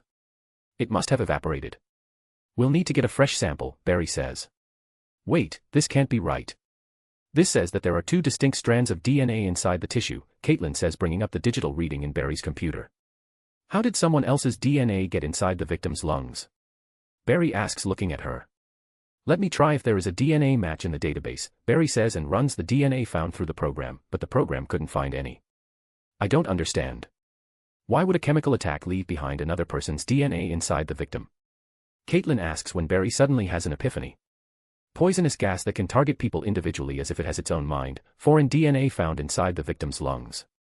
There can only be one possibility. What if this metahuman doesn't control gas? What if he becomes it? Barry presents his theory to Caitlin, who too starts connecting the dots. All available units, we have a report of a toxic gas attack at the Central City shopping mall. Barry and Caitlin hear the police radio inside the lab turn on. Barry immediately gets up from his chair and gets ready to run to the shopping mall. Barry, stop, we don't know enough about what we're facing yet, Caitlin says, trying to stop him. It's not safe, she says sternly and grabs his hand. Like I said, Caitlin, sometimes people need to make choices. Everything I choose to not do something, people will get hurt. I have to go, Barry says, staring sincerely into her eyes. He then adorns his red suit at super speed and zooms out of his lab, leaving a very concerned Caitlin behind. Chapter 24, Killing Tornado. On the run, Barry begins talking to Cisco. Cisco, update, Barry asks, pressing on his earpiece. According to witnesses, the gas attack was in the main elevator in the north wing, Cisco says. Got it, Barry says, and immediately shatters the sound barrier to reach there as fast as possible. Barry runs into the mall and quickly finds the woman who was attacked. He finds her already dead. Barry looks around among the sea of frozen people and sees a green color gas exiting through the fire exit. The gas is moving fast for it to be moving while Barry is tapped into his super speed. He immediately chases after the green cloud of gas. The gas begins to condense together and turns into a bald man. Barry immediately charges at the man, deciding to take him down before he begins questioning him, but to Barry's surprise, as he tries to tackle the man, he goes right past him while the man disperses into a cloud of gas. What? Barry is surprised. He stops and looks up to see a face forming inside the cloud of gas, smiling creepily down at Barry. Cisco, I can't get hold of this guy. What do I do? Barry asks. Hang on, let me think, Cisco says, trying to come up with something. Luckily for Barry, he has all the time in the world cause he is a speedster. The gas could form into a fist and tries to punch Barry, but he can easily see it coming from a mile away, and very slowly, he dodges and runs to the other side and stops. The cloud condenses again, turning into the bald man. Why did you kill that woman? Barry asks. She deserved to die. Now go run away. I still have one more name on my list. Don't make me add you to it, the man says, thinking he has become invincible ever since he got his powers. You got it all wrong here, buddy, you ain't going anywhere, Barry says. Let's see about that, the man says, and begins turning into gas again and starts filling up the whole corridor in his gaseous state. Cisco, I am still waiting, Barry asks Cisco for some way to capture this gas dude. I don't know, man. We have nothing on this guy. You should retreat for now, Cisco says. Cisco is right, Mr. Allen, get out of there before things get worse, Dr. Wells suggests. Well, it's already gotten worse, Barry says as he sees the gas approaching him. Barry can't run away now, by doing so he might be putting more people's lives at risk. And in this crucial moment, he thinks of something. Here goes nothing, Barry says, entering super speed. The world around him slows down. Even the large amount of gas that has almost filled up the corridor stops. Barry then spreads his arms and begins spinning in one place like a ballerina. Once he picks up his speed, he brings his hands together, increasing his speed further. Suddenly, all the air inside the corridor is sucked into a mini tornado that Barry has successfully conjured. The cloud of poison gas starts getting pulled into the tornado, but it isn't affecting Barry because he is inside it where air pressure is very low. The poison cloudman feels his entire being pulled into this tornado, causing him a lot of pain. He yells in pain. Even though he is in a gaseous state, his molecules are still connected. Getting sucked into this tornado will tear him apart. Barry continues to spin, and the speed of his rotation is getting faster. Lightning begins cracking around the mini tornado he has created. If not for the limited space that he is in, Barry would have easily created a tornado whose wind speeds would have far exceeded the F5 class.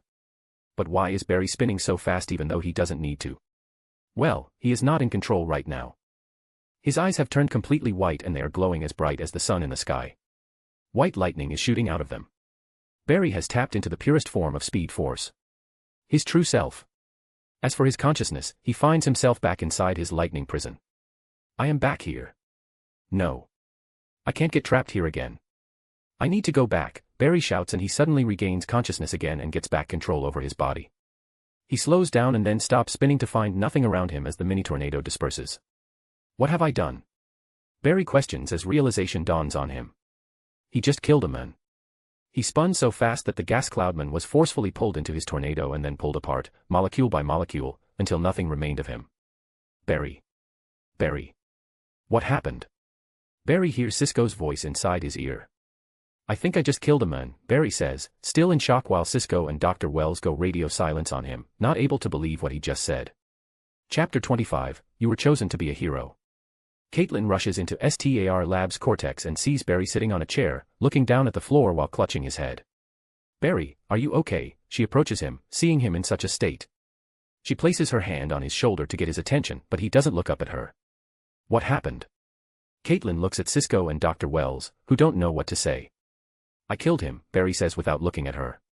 Caitlin turns to look at Barry, unable to believe what she just heard. Barry, it was an accident, Dr. Wells says, grabbing Caitlin's attention. Can someone tell me what just happened? Caitlin yells. While Barry was fighting our evil Meta, he lost control of his body while he was in the midst of a tornado he created to fight off the poison gas cloud. He spun too fast, creating a tornado strong enough to, Cisco says, separate the molecular bonds between the metahuman's molecules while he was in his unstable gaseous state. Caitlin finishes off his sentence. Barry, this is not your fault. You can't blame yourself for something you had no control over, Caitlin says, crouching down to meet Barry at eye level. He grabs Barry's face and makes him look at her. It's not your fault, she emphasizes heavily on every word. Barry doesn't know how to feel about this. He just wanted to save people with his powers, not kill them. What happens if he loses control again? What if he kills an innocent person next time? I need to think this all through, Barry says and disappears in a flash, leaving the team alone, worried. Caitlin especially is extremely worried for Barry right now. Ever since she met him, she had never seen him be so devastated. He always had a smile on his face, he was always positive, he always prioritized others over himself, and he was willing to do anything to help the people of this city and ask nothing in return. And he was especially there to make her smile and laugh again. Ever since the death of Ronnie, Barry is the only good thing that has happened to her. His arrival has made it possible for her to look forward to a new day with a smile on her face. So seeing that same man who always had a smile on his face, broken like this, made her feel extremely sad. We need to tell Joe, Caitlin says as she believes only someone very close to Barry can help him right now, and unfortunately, she is not that person. She can't be the emotional support and positive influence that Barry was for her during this past month, making her feel really guilty. Barry returns to his apartment devastated. He doesn't know how to feel about what he did today. Even though he was not in control of his actions, his ideals and morals still make it hard for him to accept them. In the end, it is his body and his powers that caused this. Now he doesn't trust himself with it. What if he loses control again and gets trapped inside his lightning prison for much longer the next time he uses his power? It would be cataclysmic. Maybe I should give up, Barry thinks and closes his eyes. After a while, there is a knock at his door. Barry gets off his bed and opens it to find Joe. Joe, Barry says and lets Joe in.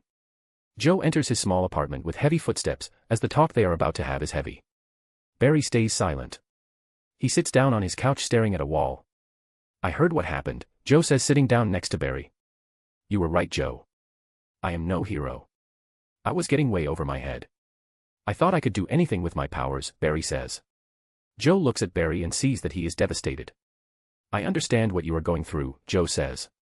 I joined the police force to help people, to save them, no matter who they were. But reality hit me hard and made me understand that not everyone can be saved, and some don't deserve to be saved. There are people out there in this world who are nothing but evil. They cause unimaginable harm to people and their loved ones. And the man that died today is one of those people, Barry, Joe says, making Barry look at him. His name was Kyle Nimbus. He was a death row inmate who was being executed on the night of the explosion. He was a hitman for the Darbinian crime family. He had a lot of blood in his hand, Barry, men, women, even children.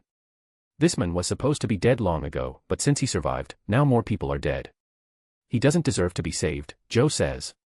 Barry now feels even more conflicted. Should he be glad that a monster like Kyle Nimbus is finally gone from this world, or should he still feel bad for killing a man? How did you figure out it was him? Barry asks. Cisco found residues of hydrogen cyanide and sedatives on your suit, from which we were able to narrow down on Nimbus as he was being executed when the particle accelerator went off, Joe says. Silence follows and the two don't speak for a few minutes. Then why does it feel so shitty? This man was bad, very bad, but why do I feel like shit even though I caused his death by accident? Barry asks, looking at Joe. Because, Barry, you see the good in everyone. Even evil people like Nimbus. That's what makes you special. That's why you being the savior of this city is so special, because the people of this city know that they can always rely on you, no matter the odds, Joe says. Barry, the responsibility that you have taken upon yourself to be the savior of this city is a huge one. And trust me, this will not be the first time someone will die either directly by your hands or indirectly through your actions. And the only way you will be able to overcome this guilt that you are feeling is by knowing that every day, you are saving hundreds more people, giving them hope, and bringing joy to their lives. You were chosen to be a hero, Barry. Joe says. Chapter 26, The Speed Force. Barry finds comfort in Joe's words. He realizes what Joe is saying is right. If he allows himself to get consumed by guilt for killing an evil man, he will sooner or later get in his own way, which may lead to more innocent people getting hurt. But it's not just about Barry killing this man, it's also about his losing control over his power. What if it happens again? What if I lose control again, Joe? And what if the person who gets hurt is someone innocent? Barry asks. Isn't that why you have a team? Those guys at STAR Labs who are helping you learn about your powers better. If anyone can help you, it's them. When the people of this city need help, I know you will don your suit again and rush out to save them because that's who you are, but to do that, you need to learn how to control your powers fully, and for that, you need to head back to STAR Labs, Joe says. Barry rubs his face with his hand and stares at his walls. He nods his head. You are right. I need to be in control. I need to understand what happened to me out there, Barry says. Back at STAR Labs, the team is again gathered to figure out what happened to Barry during his fight with the Mist. That's what Cisco named him. Barry has his body probed with multiple wires while Caitlin draws some of his blood. She looks at him and he looks at her. They smile slightly at each other before Caitlin runs away to do some more tests. After a while, she comes back and looks at the team. There is nothing wrong with Barry. His body is in perfect condition. In fact, it's better than when he just woke up from his coma. His muscles, tissue, and bone density have all increased. His neurological system is also working better than before. It's like his body is EVOL. Evolving to keep up with his speed, Dr. Wells continues her words. So there is nothing wrong with Barry, physically or mentally? Joe asks. None that we could find, Caitlin says. Then what happened out there? Barry asks. Barry, tell me everything that happened since this very morning. Dr. Wells says. I woke up, went to work, then went to analyze the crime scene. After that I came here to STAR Labs to inform you guys about another meta, then I took Caitlin with me to my lab. Wait a minute. Barry stops. Caitlin, this morning, when I carried you to CCPD, my powers flowed into you, Barry says. Caitlin, what's Barry talking about? Dr. Wells asks. We don't know what happened, but I was able to move and perceive the world and time the same way Barry does. It's as if Barry could bestow his powers on me, Caitlin says. How is that possible? Cisco asks. This power of mine. I don't think it exists just because I am a meta. Barry says, grabbing everyone's attention. This lighting I generate when running helps me ignore physics and common sense. Begin able to move people around at super speed, my clothes staying intact no matter how fast I run. Being able to momentarily make people move and perceive time the same way I do. Barry says while looking at Caitlin. I believe this is all possible because I derive my powers from this different dimension of infinite power that might be alive. Barry's words hang in the room as the team tries to process what Barry just said. The Speed Force. Let's call it the Speed Force. Cisco chimes in excitedly, coming up with a cool name. It does explain a lot of things, Mr. Allen, but please continue with the rest of your day, Dr. Wells says. Then, after I brought Caitlin to my lab, we began working on the evidence, and then... Barry stops. Then what, Mr. Allen? Dr. Wells asks. I fall into a trance. I saw storms of lightning, Barry says. Is that why you spaced out? Caitlin asks. She thought Barry was just staring at her that time and now she feels embarrassed assuming it. Barry nods. Then I heard about the attack at the mall, so I got there to confront Nimbus. Barry says. During the fight, I found myself inside staring at the same lightning storm again, and when I regained back control over my body, the fight was over. Barry says, rubbing his face. After a long silence follows, Dr. Wells speaks up. I think this Speed Force is trying to communicate with you, Mr. Allen. Communicate? Barry asks. Yes, this morning at your lab, you fell into a trace. You saw the Speed Force, but you fell out of it. During your fight with Nimbus, when you were the most connected to the Speed Force because of your speed, you lost yourself in it for longer. I believe it's trying to tell you something. To not lose control again, you need to figure out what the Speed Force wants before it pulls you into it once again during one of your fights, Dr. Wells says. How do I do that? Barry asks. Maybe the next time you fall into one of these trances, try not to fight back, Dr. Wells suggests. Chapter 27, Kiss. After the revelation, Barry finds himself confused and clueless. The lightning prison he thought to be just the afterlife turned out to be much more. Though he gets his powers from it, he doesn't want to return to it ever again. He spent an eternity trapped inside that infinite dimension. The only reason he was able to keep his sanity inside was because he had a goal, chasing after the lightning ball. He was then thrown out of there, so he is wondering why it's calling him back. It is trying to re-imprison him. How should he deal with it? Hey, Caitlin finds Barry sitting alone as he is contemplating his thoughts. He turns to look at Caitlin and smiles at her. Hey, he says back. Caitlin sits down next to Barry and joins him in his brooding session. They both sit there silently. Not a word is being said, but having each other beside them is helping a lot. Suddenly Barry chuckles and begins laughing. What? Caitlin asks, wondering what is making Barry laugh again. I just recalled what happened at the precinct with Captain Singh, Barry says, laughing. Caitlin joins Barry and begins laughing until they finally stop. I wasn't as angry as I pretended back then, Caitlin says. I know. How can you be mad at this face? Barry jokes. Caitlin looks at Barry and smiles, seeing Barry is back to joking with her. Yes, how can I? Caitlin says. So, you seem to be doing good, right now. Caitlin says. Yes, Joe made me see things from a different perspective. He made me realize that I cannot drown myself with guilt if I want to continue being the hero this city needs, Barry says. Caitlin smiles, seeing Barry not blaming himself for Nimbus's death anymore. I am sorry. Caitlin apologizes out of nowhere. Barry looks confused. Why are you apologizing? Barry asks. When we started this team, I promised to be there for you in all situations, but today, when you needed me the most, I couldn't be there for you, like you have been there for me all this time, Caitlin says, feeling guilty. What are you talking about? Caitlin, you have always been there for me. Even before we even started saving the people of this city. You decided to stick around STAR Labs and look after me while I was in a coma instead of pursuing your career. You sacrificed so much for a man you didn't even know. You inspire confidence in me. Every time I run out to save people or fight metas, I know that you will be there for me and take care of me if anything happens to me. Never ever think once that I won't need you, Barry says, taking her hand and placing it on his. He interlocks his fingers with hers. This. Barry says, showing Caitlin their interlocked hands. We are a team, Barry says. Caitlin smiles and nods her head. Enough about me. Now it's your turn to confront your feelings, Barry says, looking into her eyes. I don't know. Caitlin says, avoiding his gaze. You know that you can trust me, right? Barry says. Yes, I know, Caitlin says. Then you know that I will be by your side just like you are by mine, Barry says.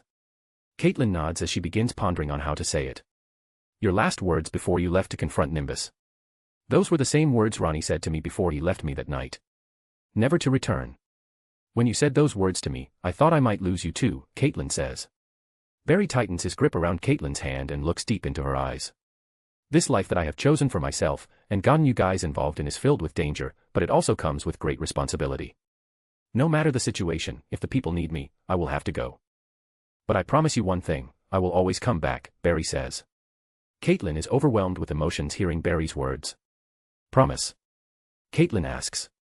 I promise, I will come back to you, Barry says, as senior as possible. They both stare into each other, getting lost in each other's eyes. Their emotions are heightened by their conversation, adding to the tension that has been building up between them from the very first day they began talking. They begin inching closer. Caitlin's heart starts beating rapidly, and so does Barry's. Now their lips hover inches away from each other. Caitlin closes her eyes and Barry takes his chance. He goes in for the kiss. Their lips touch. Barry carcasses her face and parts his lips. Caitlin follows suit, parting her lips as well, and kisses him back. Barry slides his hand behind her neck and takes control. The kiss gets more passionate and Barry begins involving his tongue. Caitlin welcomes his tongue with her own. The kiss gets intense. Barry and Caitlin lose themselves in each other, savoring this moment with their locked lips and their twirling tongues. After a few minutes, they finally separate, leaving behind a trail of saliva. Caitlin breathes heavily and presses her lips together. She then looks away, blushing as she didn't expect to get so carried away from that kiss. Barry smiles and looks away as well. He doesn't want to say something and ruin this moment. They sit next to each other in silence with their hands still interlocked. Chapter 28, Men on a Motorcycle. As Barry and Caitlin sit beside each other in silence, the kiss that took place between them felt so natural while they were doing it, but now that it's over and their emotions have calmed down a little, it's getting awkward. I think it's time, Caitlin suddenly speaks up. Barry turns to look at her. For so long, I've been terrified of going into that hole. But I think it's time for me to confront my fears as well, she says, looking at Barry. Then I will go down there with you, Barry says, firmly holding onto her hand. Thank you, Caitlin says with a smile. The reason Caitlin built up the courage to go down the particle accelerator and control her fears is because she realizes she finally has someone she can lean on once again. Let's go, Barry says, getting up while still holding onto her hand. Caitlin follows, and they head down to the particle accelerator. Caitlin and Barry arrive down at the particle accelerator and look at the massive metallic door. Caitlin begins recalling that night, the night when her fiancé locked himself behind that door to save the people of this city. She remembers begging him to find a way, but it was too late. The chain reaction was set off and it had to be redirected upward into the sky so that the city didn't get nuked. He saved so many lives that day, and no one will ever know what he did, Caitlin says, feeling tremendous sadness for the men that she used to love. I do, Cisco and Dr. Wells do too. Ronnie was a hero who decided to put the lives of the people of this city before his own, Barry says. I didn't want him to be a hero, Caitlin says, and begins crying. Seeing this, Barry hugs her and lets her cry out her pain. Barry returns to his small apartment and rag dolls on his bed. Today was very eventful. Both good and bad.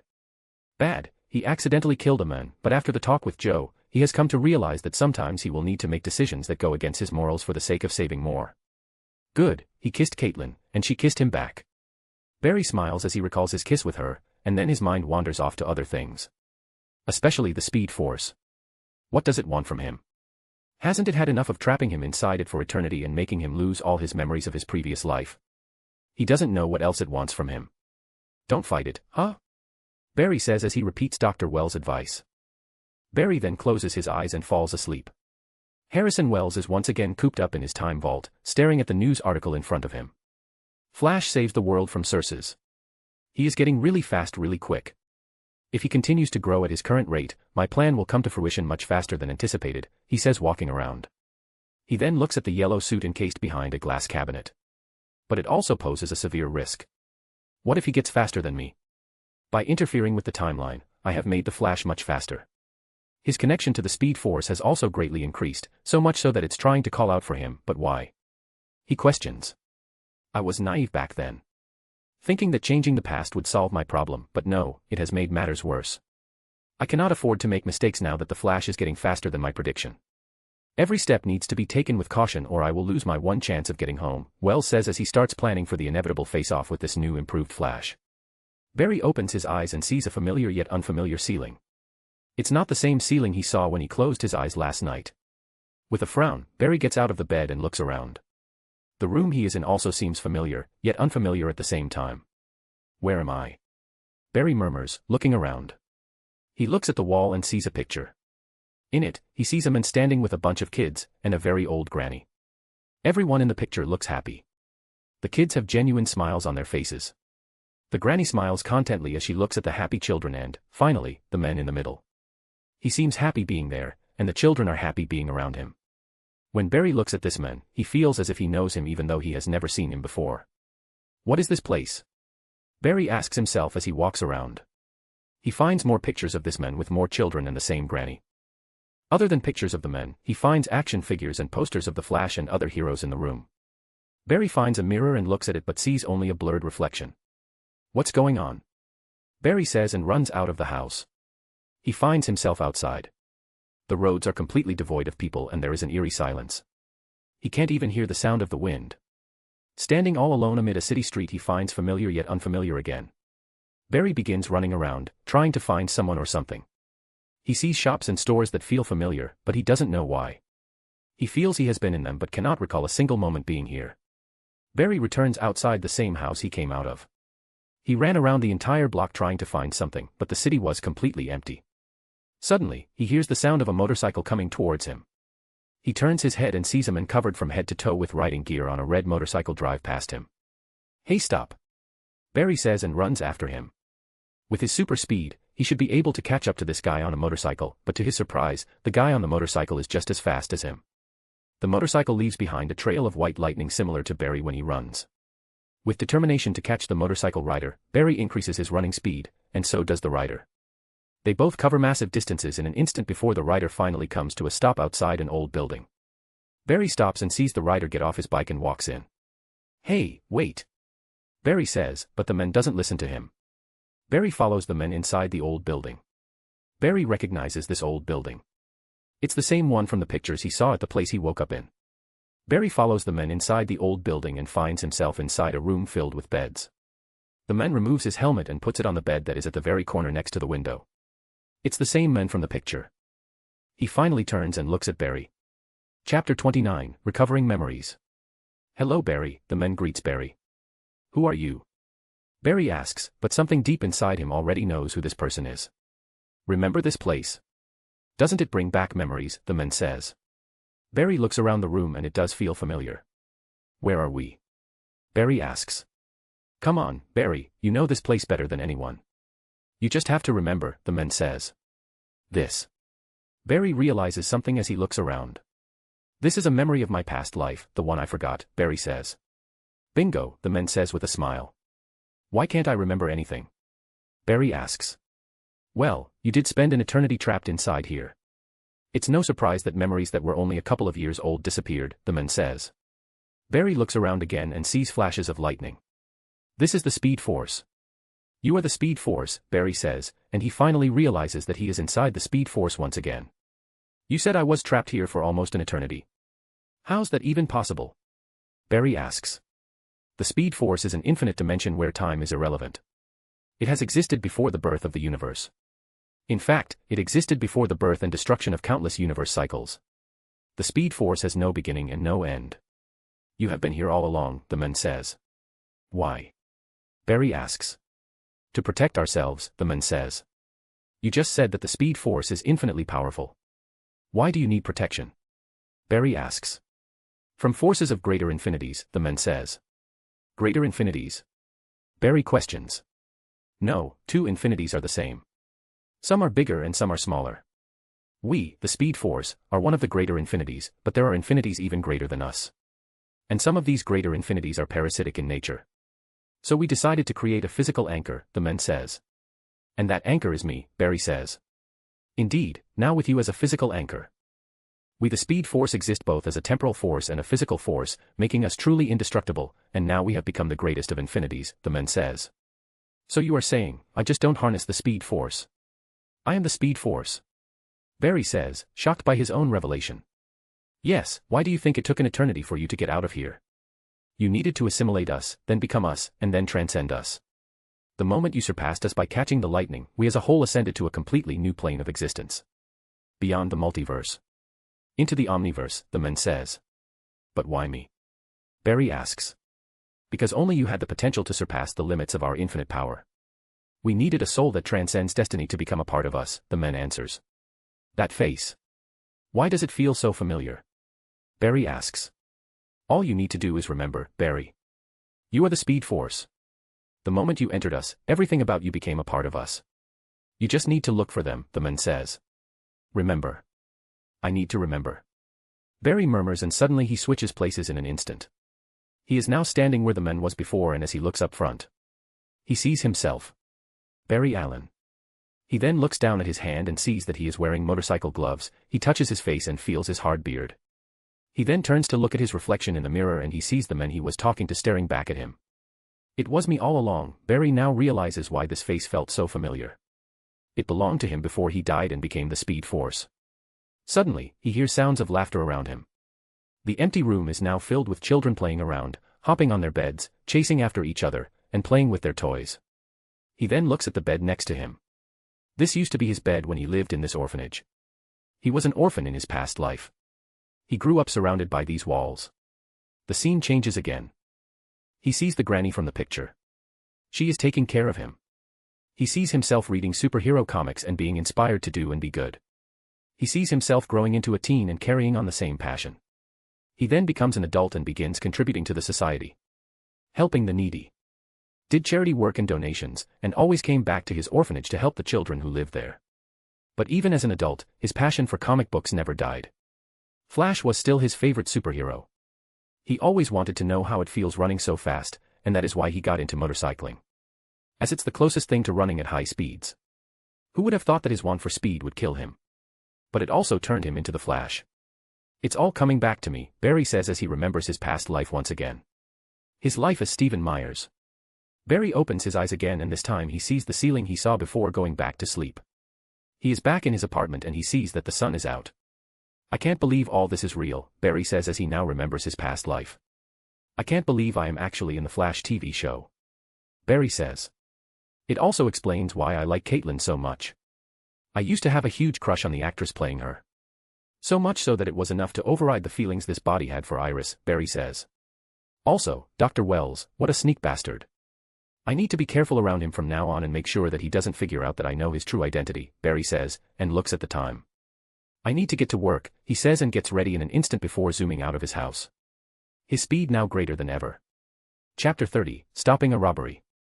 A few days go by since Barry has gained back his memories, and it feels a little weird having memories of two lives in one head, but it could have been worse. If he had his memories from the very beginning, he could have suffered from split personality disorder. Luckily, he got the chance to live as just Barry for a month and get accustomed to his new life before he learned the whole truth. After his grand revelation, he talked with his other half, the Speed Force, a few more times and learned a few more things about his powers and this body. First, he is now immortal, since he is the other half of the Speed Force itself. He cannot die, and neither can the Speed Force be destroyed. To kill Barry, not only does one have to kill his physical form, for also destroy the entire Speed Force at the same time, which is almost impossible as the Speed Force has transcended this multiverse and now exists in an even higher plane of existence. The Omniverse. Another thing he learned is that this new body of his will never stop evolving. The faster he runs, the tougher it will become. Also, this universe he is living in might not exactly be the universe he saw on the TV show. For now, everything looks the same, but his other half told him to be ready for massive unexpected changes. Of course, as one half of the Speed Force itself, Barry now has access to the past, present, and future. He can time travel to any time period and learn everything because he is now its master. But time is malleable.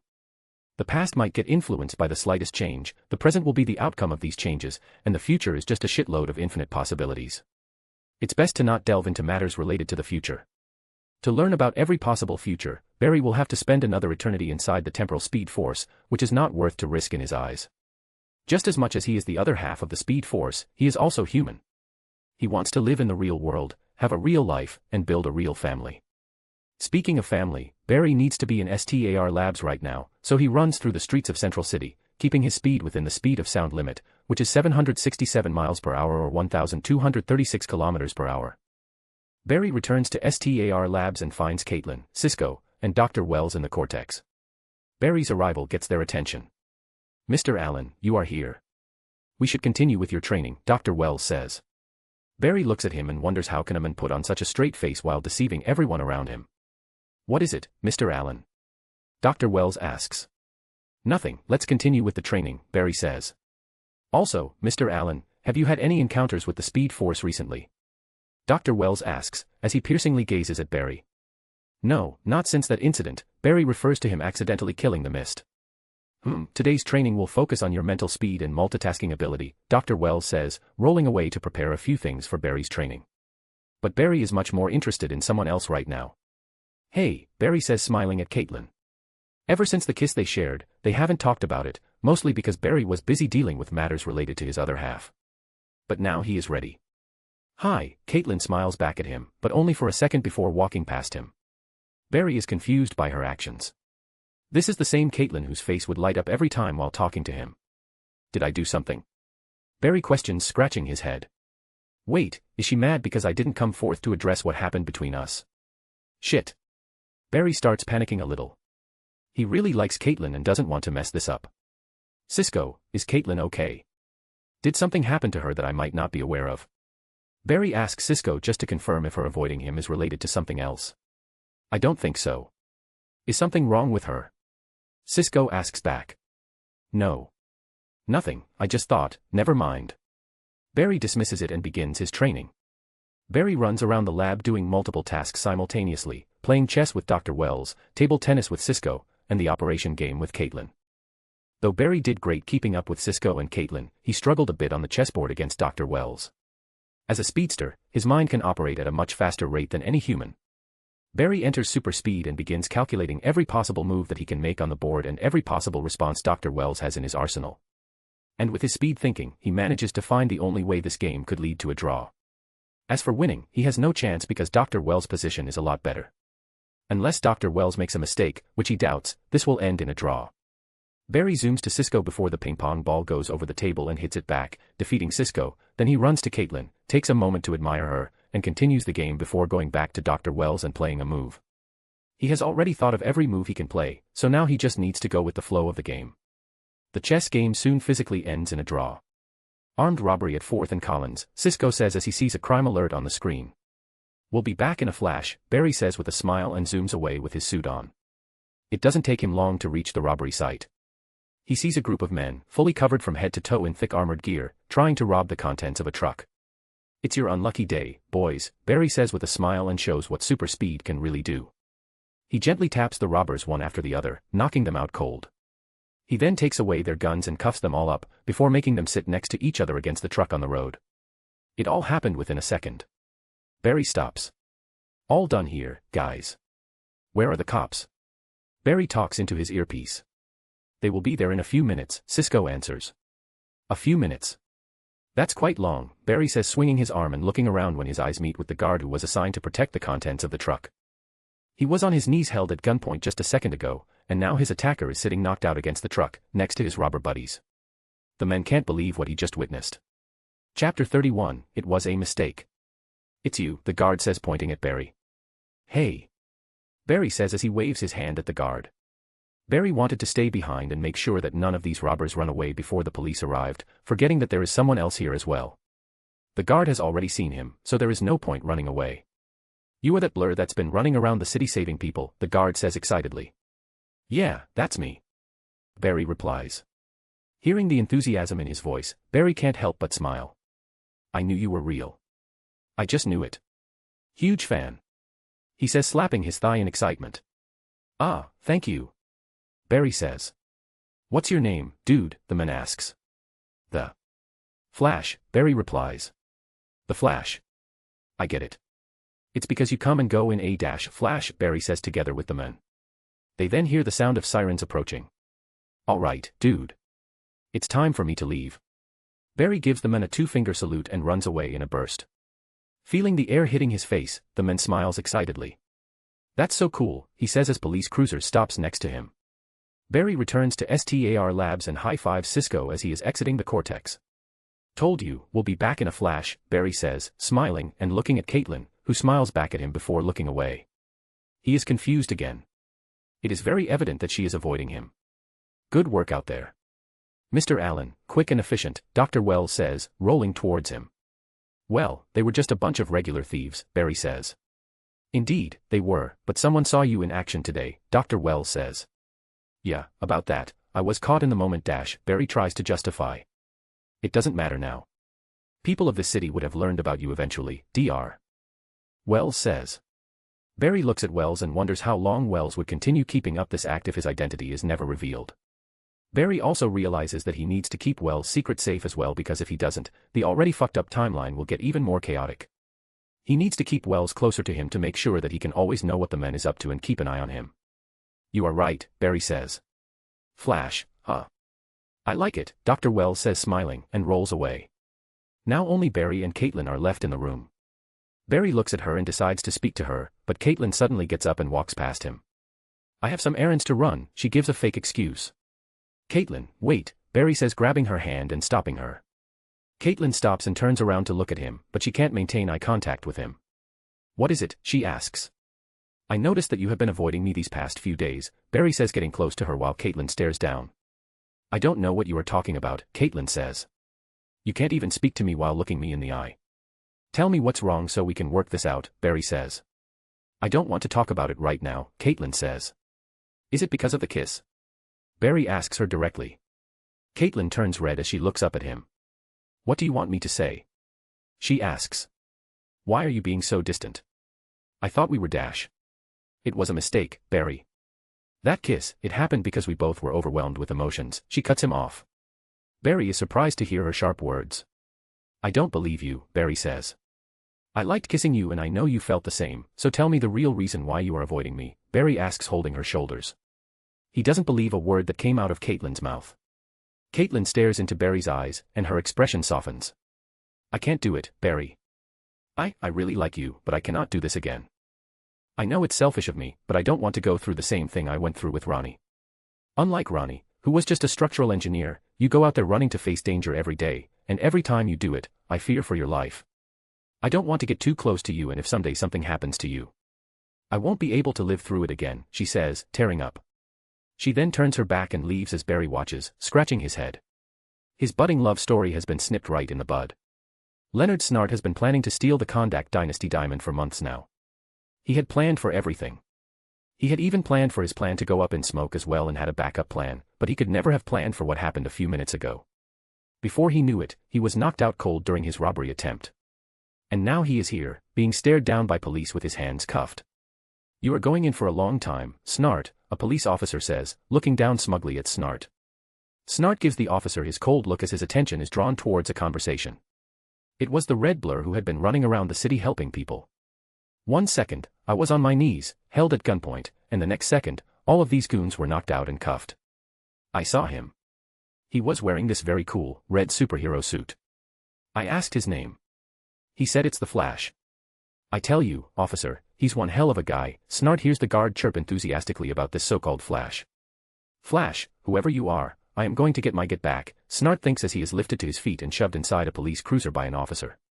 Chapter 32, Gloomy City. Another new day is on the horizon, and Barry wakes up in his bed and stares at the ceiling. He is not feeling particularly good today because the woman he liked rejected him even though she likes him back. Well, I can't have myself beating over a dead horse, and Caitlin seems to still haven't moved on from her dead fiancé, Barry says, sighing. He looks at the time and sees that it's 8:55 a.m. He just has 5 minutes to get ready and be at CCPD, luckily super speed can fix that. He gets ready in under a second and arrives at CCPD within 2 minutes. Barry, he hears someone call him front behind. He turns to see Joe walking towards him. Joe, Barry acknowledges him. About the armed robbery you stopped yesterday, Joe say. What about it? Barry asks. One of the robbers you caught was Leonard Snart, Joe says. Leonard Snart? That sounds almost as bad as Bartholomew, Barry says. He does have one grief with this new life of his. It's his legal name. It sounds like a Pokemon that only evolves once. Ha ha ha, that's true, but I am not here to discuss names, Joe says. What happened? Barry asks. Well, while he was being taken away from the scene, he escaped, Joe says. How? Barry asks, surprised, as he made sure to cuff every robber. He had some kind of EMP device hidden underneath his shoe. He detonated it, causing the car to flip, and he managed to escape. The officer driving is in the hospital, Joe says. Shit, I should have checked for everything after I caught them, Barry says. It's not your fault. The officers at the scene should have searched them before transporting them, Joe says. So where is this Snart guy now? Barry asks. He is hiding, but I don't think he will stay hidden for long. Snart has been deterred before, but once he goes after something, he doesn't stop until he gets it, Joe says. Well, lucky for you guys, this time you have the Flash in your corner, Barry says, smiling. The Flash? Is that what you are calling yourself? Joe asks, giving him the side eye. What, you don't like it? I think it sounds cool, Barry says. Coffee break, Iris suddenly walks in on them with 2 coffees in hand. Though I would bring Central City's finest Java over to Central City's finest, she says, trying to flatter them, especially her dad. Thanks. I'm off caffeine, Joe says, walking away and giving Iris the cold shoulder. Iris sighs, defeated, while Barry takes a sip of the coffee, enjoying the cold war that is going on between Iris and her dad. My dad's been mad at me ever since I told him about me and Eddie, Iris says. And I am surprised he hasn't strangled Eddie yet, Barry jokes. Iris punches his shoulder for making the joke, but hurts herself in the process. Ah. Why is your arm so hard, she questions, rubbing her fist. Ah. I've been working out. Barry says. Since when did you start getting into fitness? Iris asks, her voice laced full of doubts. Well, almost dying makes you question your life choices, Barry jokes. That will do that. Speaking of life choices, after taking all those journalism classes, I got an idea, Iris says. What is it? Barry asks. I started a blog, Iris says with a proud smile. What's it about? Please don't tell me it's about the streak. Barry already figures this out because he remembers this conversation he is having with Iris from the show. Though he doesn't have detailed memories of the show, he has a rough idea of the plot. He calls himself the Flash, Iris says. The Flash. That's a nice name. Barry says, and of course, he likes it because it belongs to his favorite superhero, which he is now. I know, right? Something incredible is happening in Central City, and the people of the city need to know that there is someone out there helping them. Rumor has it that he stopped an armed car robbery yesterday. The guard of the truck talked to him and got his name, the Flash, Iris says. Like you said, it could just be a rumor, Barry says. Though he has no problem having Iris blog about him, he knows Joe is going to be a pain in the ass if Iris continues this. I was hoping that I could take a look at the file, and, whoa, stop right there, I'm not going to discuss an ongoing police investigation with you, Barry says, dismissing her idea. Since when, Mr. Blabbermouth? Iris asks, almost offended by the ridiculous words coming out of Barry's mouth. His previous self has shared so many confidential police reports with her. Look, you do you, but trust me, writing about weird stuff on the internet is definitely going to attract some weirdos to your blogs, Barry says, smiling. Come on, help me out here, Iris begs. Knowing that if he doesn't help her, she will do something much more stupid, which might lead to more trouble further down the line. Fine, but don't tell Joe I helped you, Barry says. Thank you so much, Iris squeals happily and hugs him. Barry sighs and helps her with the robbery case for her blog. She will eventually become a famous journalist, and having a famous journalist as your personal PR is helpful. Iris leaves after getting what she needs, leaving Barry with a lot of work to do. Luckily, super speed has made life much easier than ever. He finishes all of his work before time and hands it over to Captain Singh, who is surprised by his efficiency. Keep up the good work, Mr. Allen, he says, giving Barry a rare praise. With nothing to do, Barry decides to go on one of his runs. Now that I think about it, I have never fully pushed myself. I wonder how fast I can really run, Barry murmurs to himself. Not wanting to alert anyone at STAR Labs, Barry decides to go suitless. He finds an empty alley to start, and then he sprints. Lightning sparks in his eyes as he enters flash time, and then he bolts. He leaves a long trail of white lightning behind him while immediately breaking the sound barrier. This is just the start, Barry says, smiling as he hits Mach 2, then 3, then 4. His speed continues increasing as he completely leaves Central City behind him. Barry hits Mach 10, the fastest he has ever run till now, but he knows this is nothing compared to what he can achieve. He decides to let go of the mental reins holding him back and taps into his origin. His other half. The Speed Force. Instantly Mach 20, then Mach 50. His speed keeps increasing. And then he finally stops after 4 minutes of running.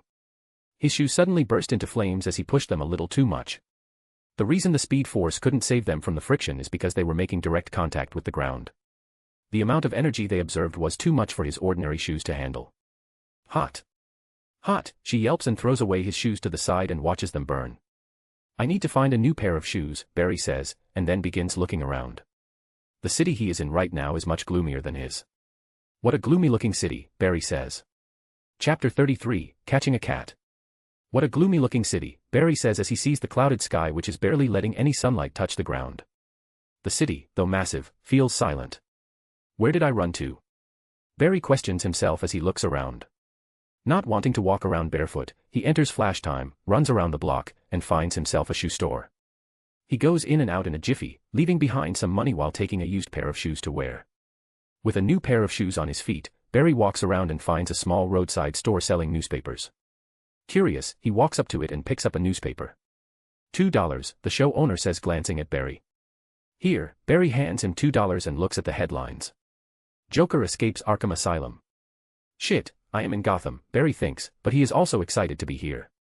This city is home to one of the most famous superheroes of all time. This city is Batman's home. Now that he is here, he doesn't want to miss anything. He goes through the newspaper very quickly, as he did pay for it. He then puts it to the side and leaves. Barry takes his time walking around the city, experiencing Gotham for the city it is. While the richest part of the city is the most extravagant thing he has ever seen, the poor part of the city is way worse than he expected. Being the kind soul he is, he can't help but pity these people who are struggling to scrape by. Barry arrives at the heart of the city and sees people walking around, and traffic everywhere. This part of the city isn't any different from Central City. The part of the city where both Gotham's poorest and Gotham's ultra-rich have no business personally being here. Barry sees a particular skyscraper standing taller than others, with massive bold letters spelling Wayne. I wonder how many people know his real identity, Barry thinks with a smile. Suddenly, he hears sirens behind him. 2 police cars drive past him in a hurry. I should look into it, Barry thinks and enters flash time. He uses his super speed to run on the walls of the tall building to not attract the attention of the crowd as he follows the 2 police cars. After following them for a few minutes, they finally lead Barry to the crime scene. There seems to be a robbery in process. Some rich dude just got robbed. While the police get out of their cars and rush up the building to confront the culprit, Barry notices something the police don't. Someone just jumped out breaking the glass of a tall skyscraper from the very top. As he plans to run up to save them, he sees this person shoot a grappling hook and swing toward a different building to make a clean escape. That's the thief, Barry realizes and rushes towards the culprit. No matter how skilled this thief is, nothing can match super speed. He runs up the building and comes face to face with the culprit. And when he sees the thief, he is surprised. It's not a man, but a woman. A woman in a tight black latex suit that tightly hugs her sexy body, and she has a cat-shaped cowl over her head. Holy shit, it's Catwoman, Barry realizes who this thief is. Even though he can't see her entire face, he can tell she is one beautiful woman. Her striking green eyes, juicy lips, and sharp jawline. The face hidden beneath the cowl is definitely beautiful. Well, I can't discriminate even if you are one of my favorites, Barry thinks. He respectfully searches her and finds a very expensive-looking necklace which is definitely made of some very expensive stones. Time for me to take you to your rightful place, Barry thinks and grabs Catwoman and then runs her down the building. He arrives in front of the police officers who have already gathered in front of the building. He places Catwoman down, walks up to a police officer, takes 2 handcuffs off him, walks back to Catwoman, cuffs both her hands and legs knowing how resourceful she is, puts the stolen necklace around her neck so it's visible to the officers, and then gets out of there in a flash. Selina Kyle aka Catwoman scored big today. Knowing that the Bat patrols the city at night, she decides to switch her game and rob during the day. And it was successful. She got her hands on a piece of jewelry that will go for millions. She struck rich. The only thing she is worried about is the Bat, but she is confident in her skill to get away from the scene before the Bat arrives. But something unexpected happened. A moment ago, she was on top of a building making her escape, and now she is in front of a few police officers who are staring back at her as confused as her. She looks down and sees both her hands and feet are cuffed together and the necklace that she had hidden between her bosom is suddenly around her neck. What the fuck just happened? She questions wide-eyed. Get her, one officer yells. The police rush her and grab her. She tries to fight back, but with both her hands and legs cuffed, there is no escape. The police smile as they have finally gotten their hands on the notorious Catwoman. Barry watches from afar with a smile on his face. Though he loves the character of Catwoman, he can't let a criminal escape. Chapter 34, He is Vengeance. With a bright smile on his face, Barry continues to walk around Gotham with enthusiasm. He has read about this city in comics, and seen it in multiple movies, so how could he not be excited seeing it in real life? Gotham is probably the most famous fictional city in his past life, and now he lives in the world where it is situated. So Barry zoomed around the city visiting some of the famous places in Gotham. He already saw Wayne Enterprise. He checked out Gotham Academy on his way to Arkham Asylum. Standing a distance from the asylum, Barry felt as if he were looking at a haunted castle. Just looking at it gives me the creeps, Barry says and wonders which of Batman's famous rogues might be locked up inside. He already knows that Joker's not inside since he escaped. Let's get out of here before somebody spots me, Barry thinks and disappears in a blink. He then visits the Iceberg Lounge, a famous nightclub owned by Oswald Cobblepot, aka Penguin. Since it's a nightclub, he can't go in right now. Barry then goes to check out Wayne Manor. Knowing how vigilant Batman stays, he doesn't stick around and just runs past the manor to see where the famous Bruce Wayne lives. I wonder how a real-life Batcave would look, Barry thinks while running fast. Barry takes a few more minutes running around the city, checking everything he can, and also helping a few innocent people who were being victimized on the way. Though only a few minutes for the rest, a long time for Barry. Hours later, Barry finds himself a nice cafe to sit down and drink some coffee, trying to get over a few things. He thought about Caitlin, and how a potential romance could be ended before it even started. As he thinks about it, Barry smiles. Sure, it stings a little to be rejected by the girl you like, but Barry is different now. He is a whole other person. He is not going to wait for someone who is not available. He is going to move on because there are infinite worlds out there and infinite possibilities, and as a Flash, he is able to do a lot of things. Someone else in the city. A man looks at the massive screen in front of him with a frown on his handsome face. He was notified of multiple reports about citizens of Gotham City being saved in an instant. He also saw Selina being caught by the GCPD, which is a shocker because he doesn't see a single scenario where the GCPD is able to catch the Catwoman when she is in action. She plans all her robberies meticulously and is highly skilled in getting away. She has even managed to shake off the Batman from her tail multiple times. The man slowly switches through multiple videos from around the city until he finally sees something. A single flash of lightning was caught in a single frame of a video. It was enough for the man to conclude what was happening in his city, and he soon got to work. Barry decides to stay the night in Gotham as he wants to see what Gotham is like at night. Gotham is a city that comes to light at night. Just how alive? Barry will have to witness it by himself. He did make sure to inform his team, and Joe, that he is away from the city to take a break for himself, but he didn't tell them that he is in Gotham. And if there is really an emergency, he can always run back in super speed. Barry rents a room in a local hotel to stay the night. He gets out of the bathroom with a towel wrapped around his waist, his ripped muscles in full display. He walks up to a mirror to dry himself when he suddenly sees a reflection of a man standing on his window. Barry immediately taps into his super speed and looks at the man in the reflection. The man is tall and muscular, but it's his clothing that's very eye-catchy. A black cowl with two pointy ends, a full-body black suit with the symbol of a bat on the chest, armored gauntlets and boots, and a long black cape. It's fucking Batman, Barry thinks. Though Gotham is Batman's city, Barry wasn't sure if he would see Batman because in the TV show Batman never appeared, but he was also not 100% sure that Batman doesn't exist because his other half told him that this world is not the same as he saw in the TV show. Okay, calm down and talk to him. I have no idea why he is here. Well, I may have some idea as to why he is here, Barry thinks and gets out of flash time and turns to look at Batman with a shocked face, trying his best to act shocked. Holy shit, it's Batman. You are real. Barry says, shouting while pointing at Batman. Why are you here? Batman asks with his raspy, deep voice. I didn't do anything, I don't know what you are talking about, Barry says trying his best to keep his act up. Batman gives Barry his signature death glare making Barry gulp. He now understands why all those heroes and villains shut their traps once Batman glares at them. The dude is intimidating as fuck. Though Barry is 1000% sure, he would whoop Batman's ass. He doesn't want to do it because he is a good guy. Stop pretending. I know who you are, Bayman says entering Barry's hotel room. Chapter 35, Detective. I know who you are, Batman says as he enters Barry's hotel room and approaches Barry. That Batman knows who I am. You know me. Barry Allen. Are you a fan? Have you gone through my cases? Barry asks pretending to be clueless. I know you are the Flash, Batman says. The Flash, what's that? Barry asks, as the world still doesn't know if the Flash exists or not. His existence is still a mystery. To this day, only one person other than the team and Joe has seen him in the flesh. It's the truck security guard he saved yesterday. Seeing that Barry wants to continue with his act, Batman decides to make him act. Batman reaches for his utility belt and throws a batarang at Barry. Barry sees Batman perform all his actions in slow motion, but he doesn't act because any movement from him would give him away. He just hopes that Batman won't really throw the batarang to his face. But when he sees the batarang leave Batman's finger and approach his face, he sighs. Looks like Batman really knows his identity, but he doesn't expect anything less from the world's best detective. Barry catches the batarang just as it is about to touch his forehead. The world returns to normal in his eyes and he sees Batman staring at him. Dude, what the fuck? What if I wasn't the Flash? You would have killed an innocent man, Barry says as he checks out the batarang in his hand. It's lightweight and sharp. With these things around his waist, why would he even need a gun?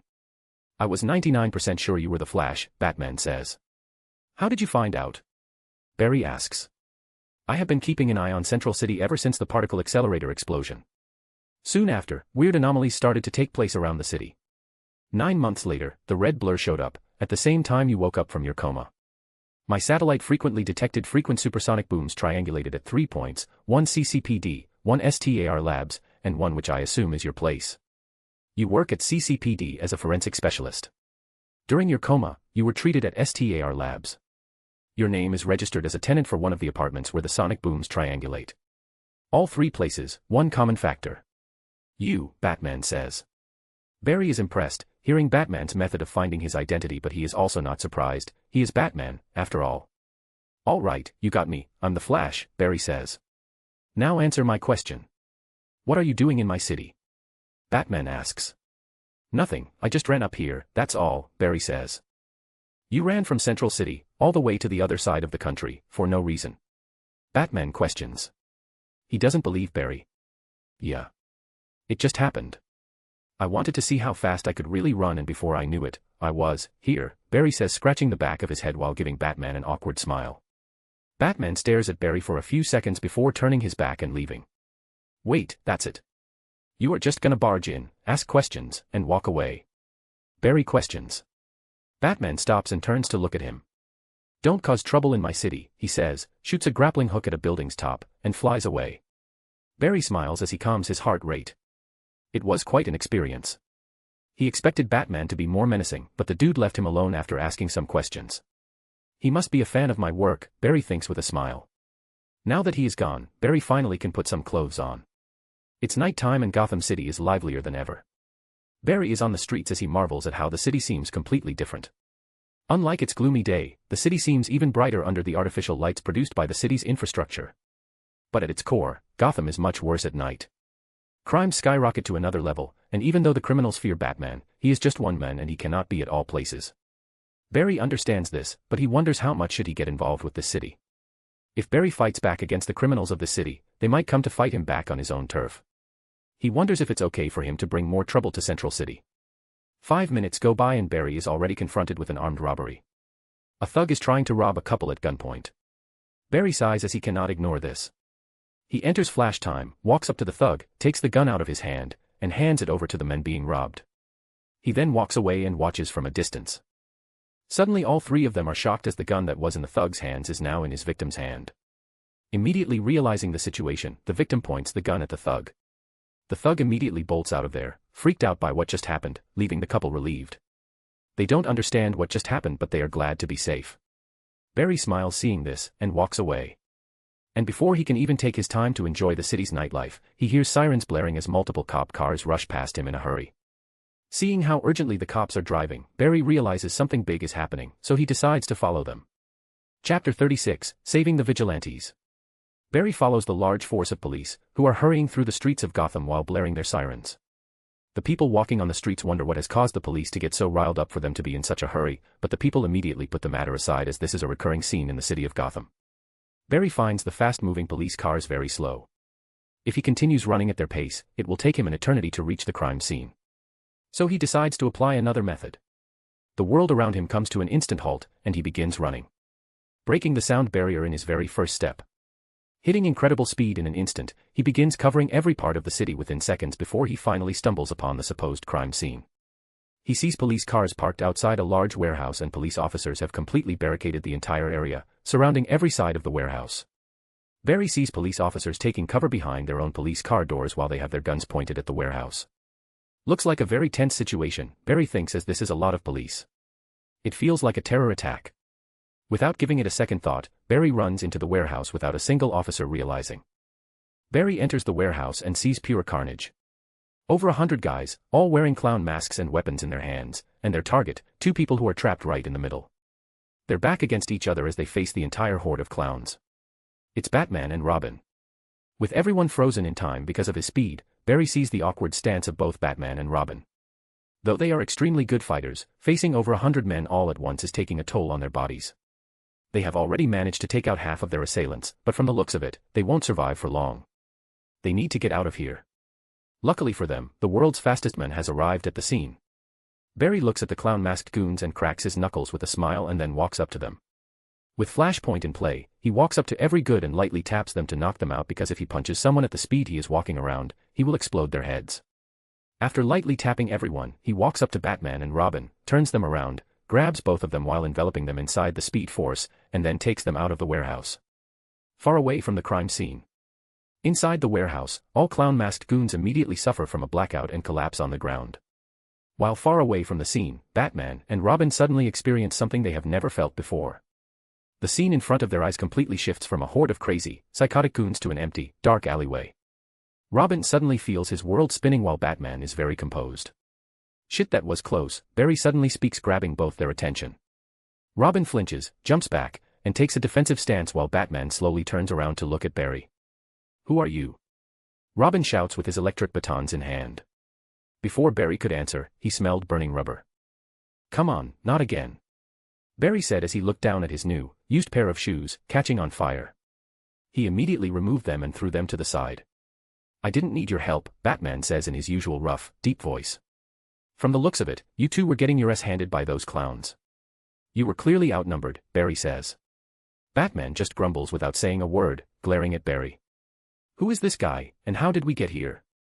Robin asks, still confused by the sudden change of scenery. "You must be Robin." "I thought you would be a lot smaller," Barry says, looking at the teenager dressed in red and green with the iconic black and yellow cape. "So, what next?"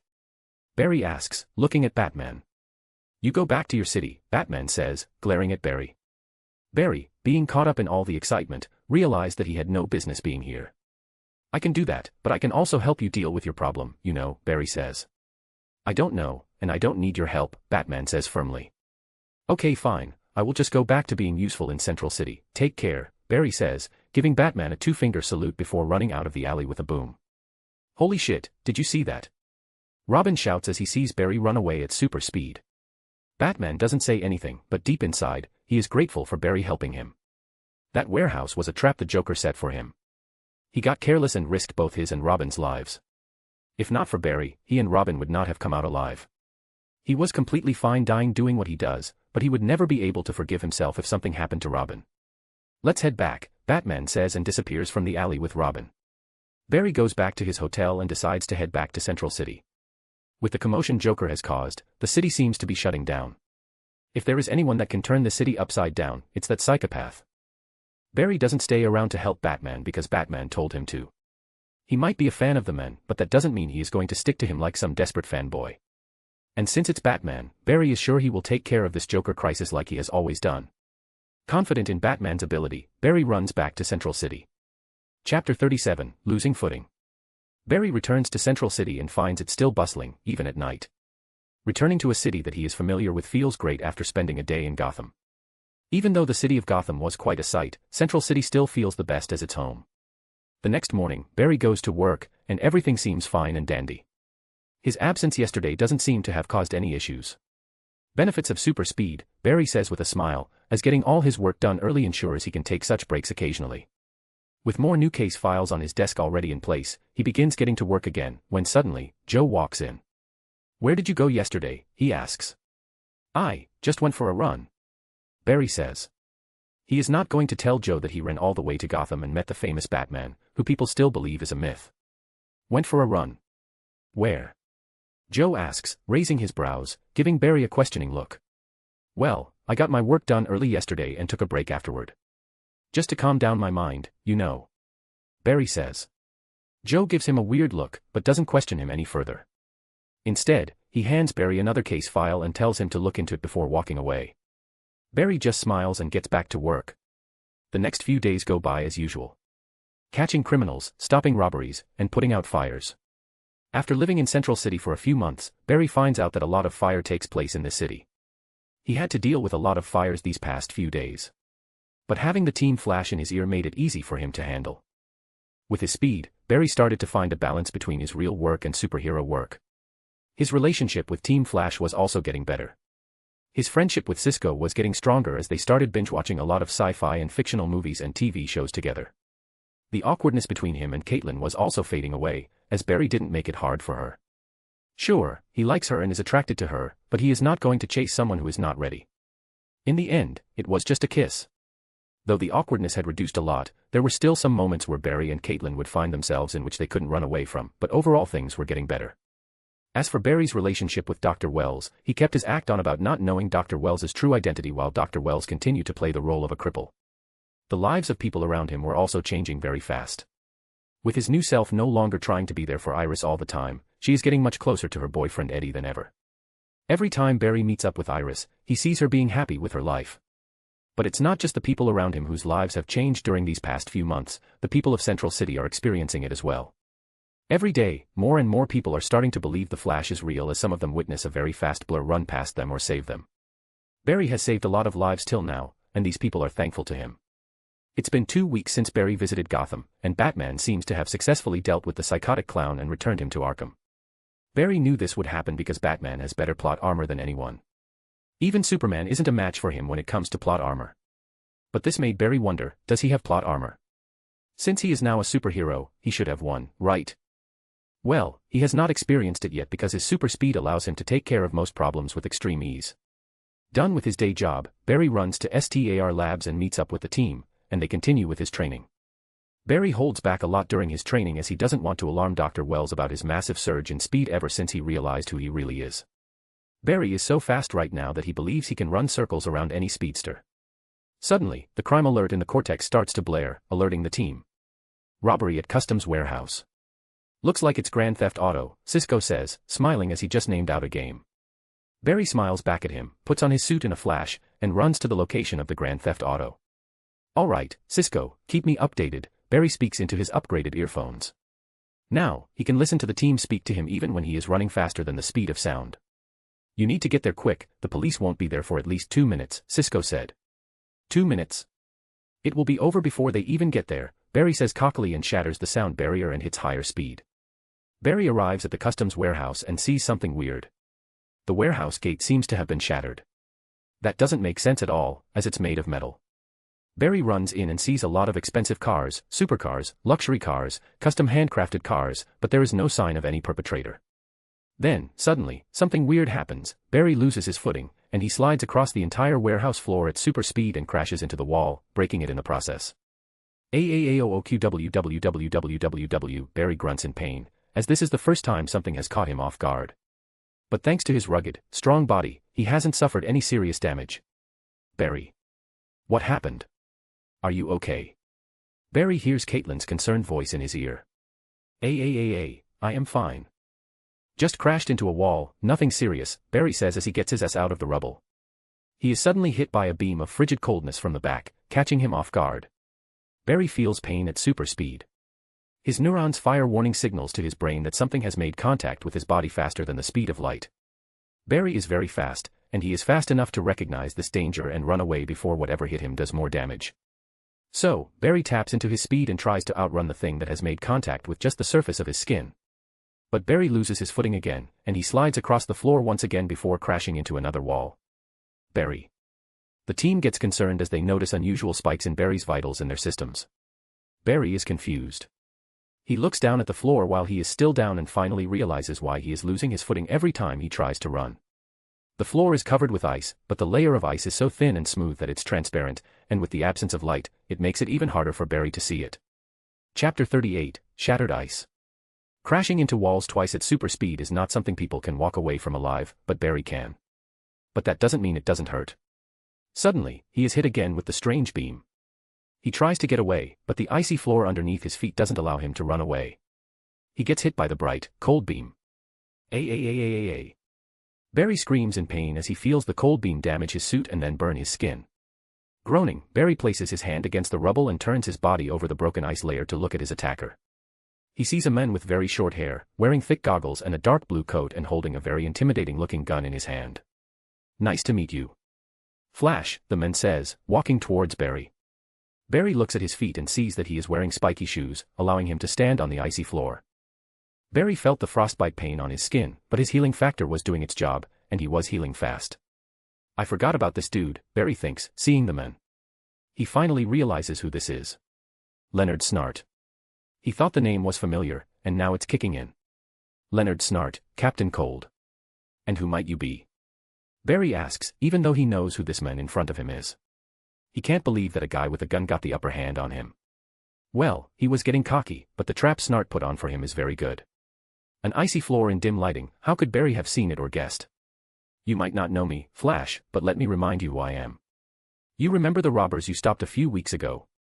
I was one of them, Snart says while keeping his distance from Barry, but he is not that far either. So, you want revenge? Is that it? Barry asks, smiling at Snart. Snart sees the smile on Barry's face and smiles as well. You can consider it as revenge, but this is something more, Snart says. What could a petty criminal like you want other than revenge? Barry tries to rile him up as his mind is working at super speed to think of a solution to deal with this slippery floor. I am no petty criminal, Flash, and I just proved it by taking down the fastest man alive, Snart says, not bothered by Barry's provocation. Now what, are you going to kill me? Barry asks. Barry, what are you doing? Get out of there.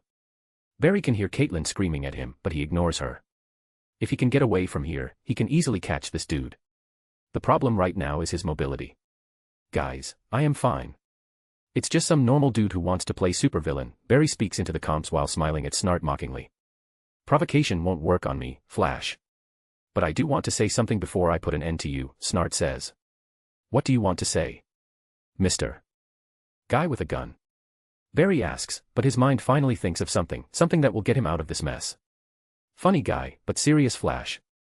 I want to thank you, Snart says. Thank me, after blasting me with an ice beam. That's very sweet. Your girlfriend must be lucky. I wonder how you express your feelings to her, Barry says as he continues to provoke Snart. Snart smiles, amused by the men in front of him. You helped me up my game, Flash. Make me think outside the box. With more superhumans like you showing up, I need to up my game as well, and because of you, I learned it the hard way when you caught me. So for that, thank you. Flash, Snart says. You are going to make me cry with your sweet words, Barry says while his body finally heals up completely. Because of the ice beam, his healing had slowed down a little, but not by much. His body is constantly evolving and adapting. Next time, if he gets hit by one of these ice beams, he should be fine. Suddenly, both Barry and Snart hear the sound of police sirens getting near. You are a funny man, Flash. I am sorry for this is your end, Snart says, raising his ice gun to shoot at Barry, but Barry has already figured out a plan. Lightning flashes in his eyes, and he enters Flash time, and everything around him comes to a stop. Barry places his foot amongst the broken rubble to get some support. He then looks at both his hands and begins vibrating them at incredible speed. His hands turn into a blur. This should work, he says and places his vibrating hand on the icy floor. Barry sends high-velocity vibrations into the floor, which releases an incredible amount of energy. And then he sees it, the thin layer of ice that Snart had carefully applied to this floor crack under his hands, and then the cracks immediately start to spread across the whole room like a spider's web. And as Barry returns to normal time, he sees the cracks spread across the icy layer in an instant and suddenly explode, sending tiny sharp shards of ice everywhere. Leonard immediately covers his head with his hands as he hears the sound of the shattering ice. He feels some of the ice hitting him, but luckily for him, he has a thick coat on. As Leonard brings his hands down to see what just happened, he sees Barry standing on his feet with a smile on his face. Ah, shit, Leonard Snart says as he is smart enough to realize that he is fucked. Indeed, Barry says, smiling before walking up to Snart at super speed. He takes the ice gun off his hand and then uses his own coat to tie him up as he doesn't have any cuffs on him. In an instant, Leonard was holding his ice gun, and now he is tied up in his own coat. He gives the Flash an annoyed look. You win this time, Flash, but I will get you next time, Snart says. I doubt it, Flash says with one final smile on his face before running out of there. The police soon arrive at the scene and see tiny broken ice shards everywhere, and right in the middle is Leonard Snart, tied up in his own coat. Chapter 39, The Cold Gun. Barry returns to STAR Labs with his torn suit and the ice gun in his hand. He runs into the cortex and stops, creating a strong burst of wind and alerting the team. They all turn to look at Barry and see him tattered and his suit messed up. My suit. Cisco shouts as he sees a large gaping hole in the side. The ice beam had frozen the suit solid on the side, so when Barry moved around, it shattered like glass. Are you okay? Caitlin rushes towards Barry's side to check on him but finds nothing except a slight bruise on his oblique. What happened out there? Caitlin says, carefully checking on his bruise. Luckily, she didn't see this wound when he got hit by that ice beam, or Caitlin would have flipped out on him. He had suffered from third-degree frostbite, but his super healing kicked in and only left behind this bruise, which will soon disappear as well. This happened, Barry says, showing the ice gun to the team. As Cisco's eyes fall on the ice gun, he immediately recognizes it. It shoots some type of cold beam. When it hit me, it affected my speed healing. I had to distract Snart by smack-talking him for a few minutes to recover a little to fight back, Barry says. I wonder where he got this thing. From what I know, Snart is just a thief, he doesn't have the smarts to make something like this, Barry says. Well, that thing was made by STAR Labs, Dr. Wells says. It was made here? Barry asks as he slowly starts recalling some of the memories from the TV show. Dr. Wells had nothing to do with this. I made the gun, Cisco says, taking all the blame on himself. Cisco looks hella guilty and is unable to maintain eye contact with Barry. Dude, what's going on? Barry asks, looking at Cisco. I built it as a contingency against you. Speed and cold are opposites. Temperature is measured by how quickly the atoms are oscillating. The faster they are, the hotter it is, and when things are cold, they are slower on the atomic level, Cisco tries to explain. I understand that, when I am cold, I slow down, Barry says, looking at the gun in his hand with fascination. Look, I didn't know who you were back then, Barry. I mean, what if you turned out to be some psycho like the other metahumans we encountered? Cisco says. I understand. You don't need to explain why you built it. If I were in your position, I would have done the same. Knowing what I can do, I would be scared too if a guy I barely know and trust had super speed, Barry says. You understand? Cisco asks, surprised. He thought Barry would flip out knowing that he created something that could hurt Barry, but Barry seems a lot more understanding. Of course, dude. What I am curious about is how Snart got his hands on this thing. Barry asks. I don't know, somebody must have broken in and stole it, Cisco says. Looks like you need to up the security around here. Take it and make sure that it doesn't get stolen again, Barry says, handing the gun back to Cisco. Cisco is surprised by Barry's nonchalant attitude. He literally almost died today, but his reaction to his almost death is very mild. Come with me. I want to run some tests and make sure there are no internal injuries, Caitlin says. Lead the way, Barry answers and follows Caitlin away. Cisco and Dr. Wells watch Barry and Caitlin leave the Cortex. I didn't expect him to be so chill about it, Cisco says. He really thought shit would hit the fan, but Barry handled it very maturely. Indeed. Dr. Wells says, as he feels that the Flash he knows is a little different from the Barry she is seeing now. The Flash he knew was emotional, but the Barry now was very logical.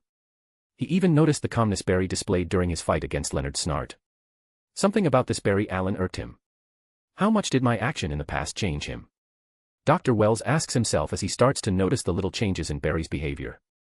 Mind you, this man has been stalking Barry for the past 15 years, watching his every step like the creepy stalker fanboy that he is. If anyone is going to notice the slightest change in Barry's attitude, it will be his most obsessed fanboy. Caitlin and Barry arrive at the med bay, and Caitlin starts examining Barry's body. He sits shirtless in front of her and watches her take test after test. As Caitlin does this, she can't help but keep checking out his physique. She notices that Barry's body has changed since the last time she saw him topless. She notices the increase in his muscle size and leanness.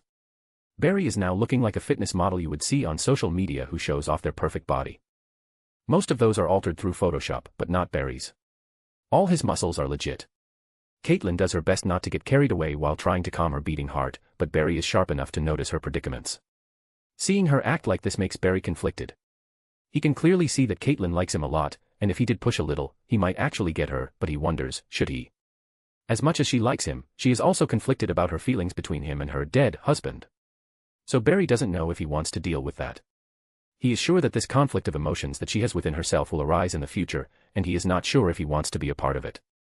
Chapter 40, Bullets. Caitlin runs some more tests on Barry and finds nothing wrong with him. Again, she is surprised by the state of Barry's body. His body has gotten even better. Barry's body is now definitely in superhuman territory, even without his speed. Still finding it hard to talk to me? Barry asks as he notices Caitlin trying her best not to get personal with him. Caitlin stops whatever she is doing and looks at Barry. It's not like that. It's just. You don't need to explain yourself. Look, you don't want this to happen, Barry says, waving his finger between him and her, so I am okay with it. We just kissed once, and it happened when our emotions were heightened. So don't bash yourself over it. We are still friends, Barry ends his speech with a smile. Caitlin smiles back at him and nods her head, but deep inside, she feels some kind of loss. She wonders if she made the right decision rejecting Barry.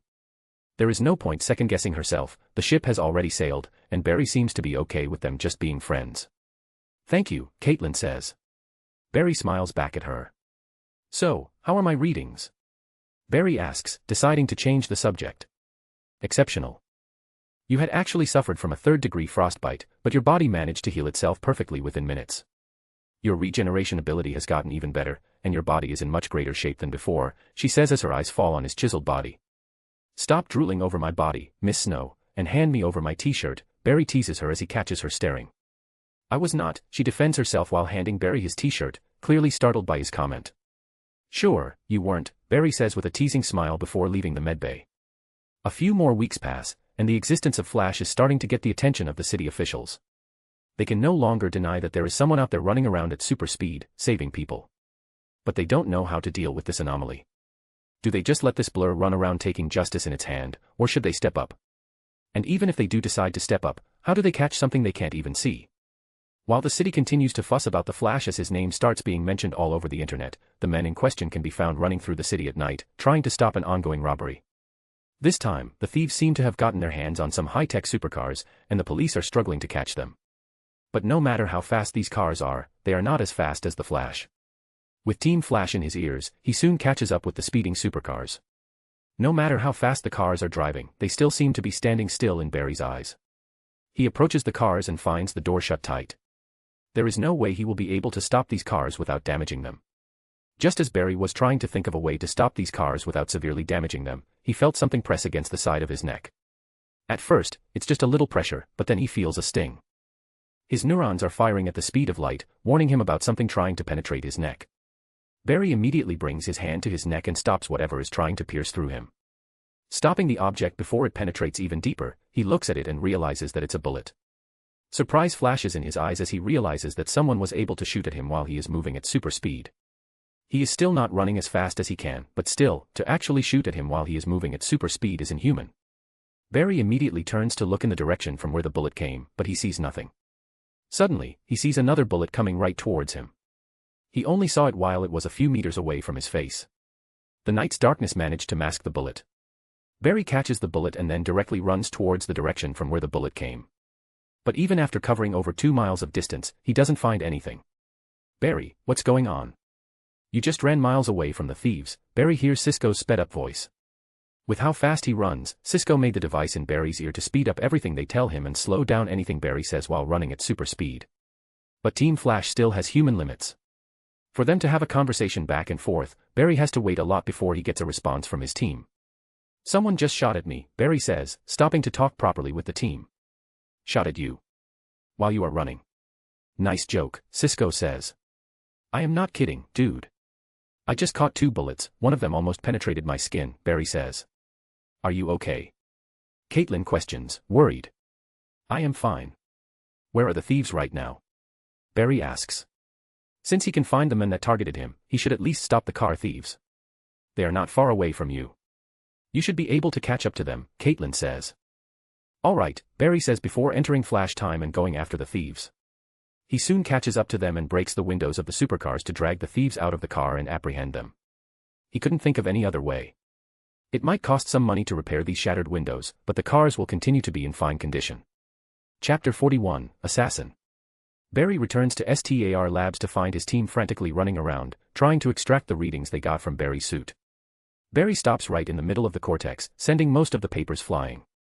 "What happened out there, Mr. Allen?" Dr. Wells asks, rolling closer to him. The whole team then looks at him for an explanation. Barry begins telling them everything that happened. After a few minutes, Caitlin approaches Barry and checks the wound on his neck. There is not even a mark left behind. No one would believe that Barry was just shot at. The only proof is the hole in his suit. "You won't believe this." Cisco suddenly walks in with a tablet in his hand. He then transfers the content of the tablet to a larger screen. "The bullets that were fired at you were traveling at Mach 6, Cisco says with an excited smile. "Mach 6? Is there a gun out there that can shoot a bullet at that speed?" Barry asks. "None, meaning the gun used to shoot you was a custom one," Cisco says. "But the most impressive thing that happened today was not the speed of the bullet, but you. Your hands moved 14 times the speed of sound to stop the bullet, just as it was about to penetrate your skin," Cisco says with even more excitement. "Well, running and moving my hands at that speed are 2 completely different things," Barry says. "If you say it that way, then it doesn't sound that impressive," Cisco says as the smile on his face fades. "But it's still the fastest you have ever moved." "It's progress," Dr. Wells says, but the thoughts inside his head are something else. He is getting too fast, too quick. "I need to make my move soon," Dr. Wells thinks. "What I am more curious about is how someone managed to shoot at me while I was running at super speed," Barry questions the team. "There could be multiple factors," Dr. Wells says. "Maybe this shooter has enhanced vision," Cisco says. "It's possible. It also explains why you couldn't find him. He must have been much farther away. The shooter could have seen you and predicted where you would be before shooting. Whoever this shooter is, he is dangerous. You need to be careful, Mr. Allen," Dr. Wells says. Caitlin and Cisco get worried as they hear Dr. Wells' warning. "But why me? Is this shooter related to tonight's robbery?" Barry asks. "We will need to figure it out. You should start tomorrow, Mr. Allen," Dr. Wells says. Barry nods and bids farewell to his team and heads home. The next morning, he arrives at CCPD and finds Joe. "So those car thieves last night? Were they the regular suspects?" Barry asks.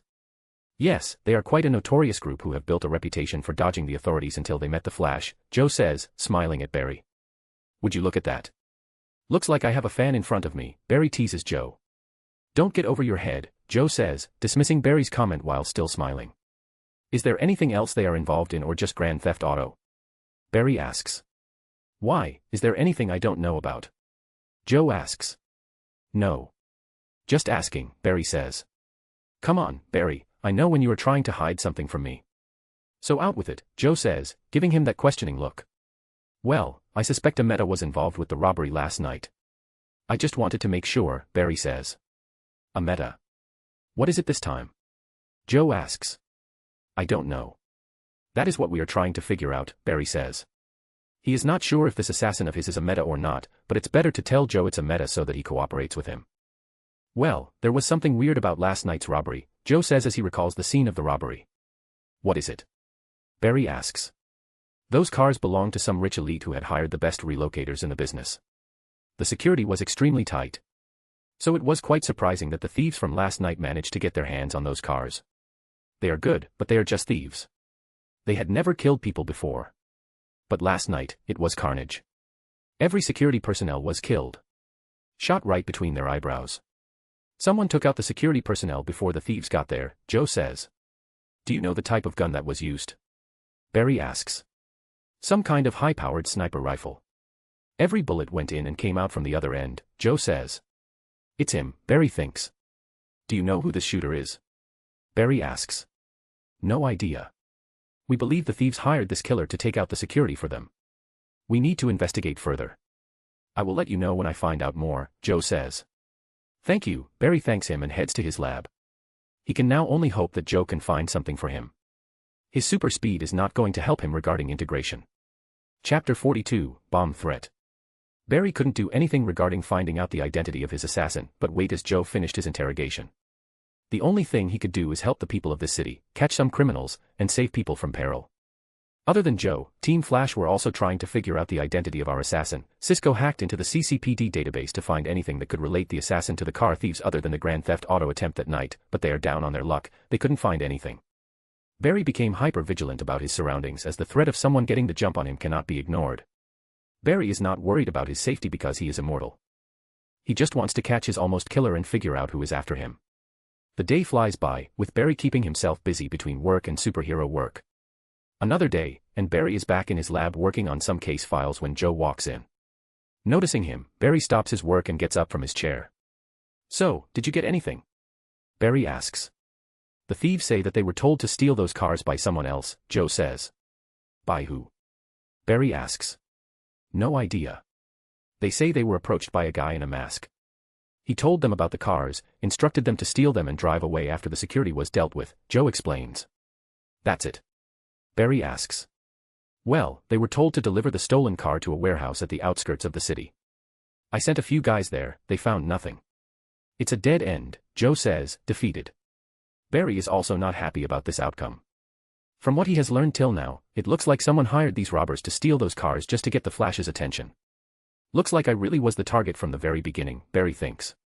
He was still doubtful about someone coming after him. He thought that this sniper could be someone hired to assist the car thieves, but he was wrong. Whoever the mastermind is behind this Grand Theft Auto attempt and his assassination attempt is definitely after the Flash. Using the car theft as a way to lure him out and then kill him. After talking to Barry for a few more minutes, Joe leaves, and Barry gets back to work. Using super speed, he finishes all of his work early and hands them over to Captain Singh before heading to STAR Labs. Barry informs the team about Joe's interrogation results, causing worry amongst them, especially Caitlin, as she doesn't want another death of someone close to her. Maybe you should stay in STAR Labs for a few days, she suggests. Don't worry, whoever this guy is, he is after the Flash, not Barry Allen. I will be fine, Barry reassures her. Barry is right.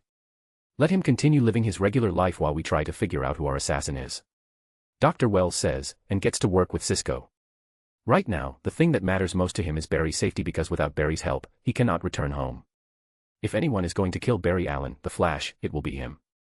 As the two leave, leaving Caitlin alone with Barry, she approaches him with concern. Are you really okay? She asks. I am fine, don't worry, Barry reassures her. Are you not afraid? Caitlin asks as she finds Barry's attitude towards the possibility of him getting killed quite carefree. If it was her, she would be freaking out. Actually, no. Day by day, I get stronger and faster, and I feel fearless. It's like death itself won't be able to catch me, Barry says, sharing his inner thoughts with her. Caitlin hears Barry's words, and her concern grows. The way Barry is talking makes it seem as if he is becoming something else. But she doesn't know how to explain it. And just like that, another day goes by, leaving Team Flash clueless about their next step. Barry is once again back to work in CCPD. Today is a busy day for Barry, as case files after case files are being piled up on his desk. Luckily, he has super speed to balance his real work and superhero work. Iris comes to meet him. They talk for a bit before she leaves with her boyfriend, which is now a known topic around CCPD. Joe's daughter is dating his partner. Iris and Eddie came out to Joe when Iris realized that she is very serious about this relationship. But Joe already knew about them. He is a detective, after all. It just feels like any other normal day to Barry when suddenly the police radio in his lab starts buzzing. Barry's eyes snap big as he hears the emergency. A bomb threat at the mall. Barry immediately puts on his suit and runs towards the Central City Mall with incredible speed. Barry suddenly stops, as he is already on top of the mall, and contacts the team. Guys, I am on top of the mall. What's happening? Barry asks as he looks down. He doesn't want to rush in without knowing the full situation. Barry. I just hacked into the mall's security cameras. Someone found an explosive right in the middle of the mall, and it's a serious one, Cisco says, worried.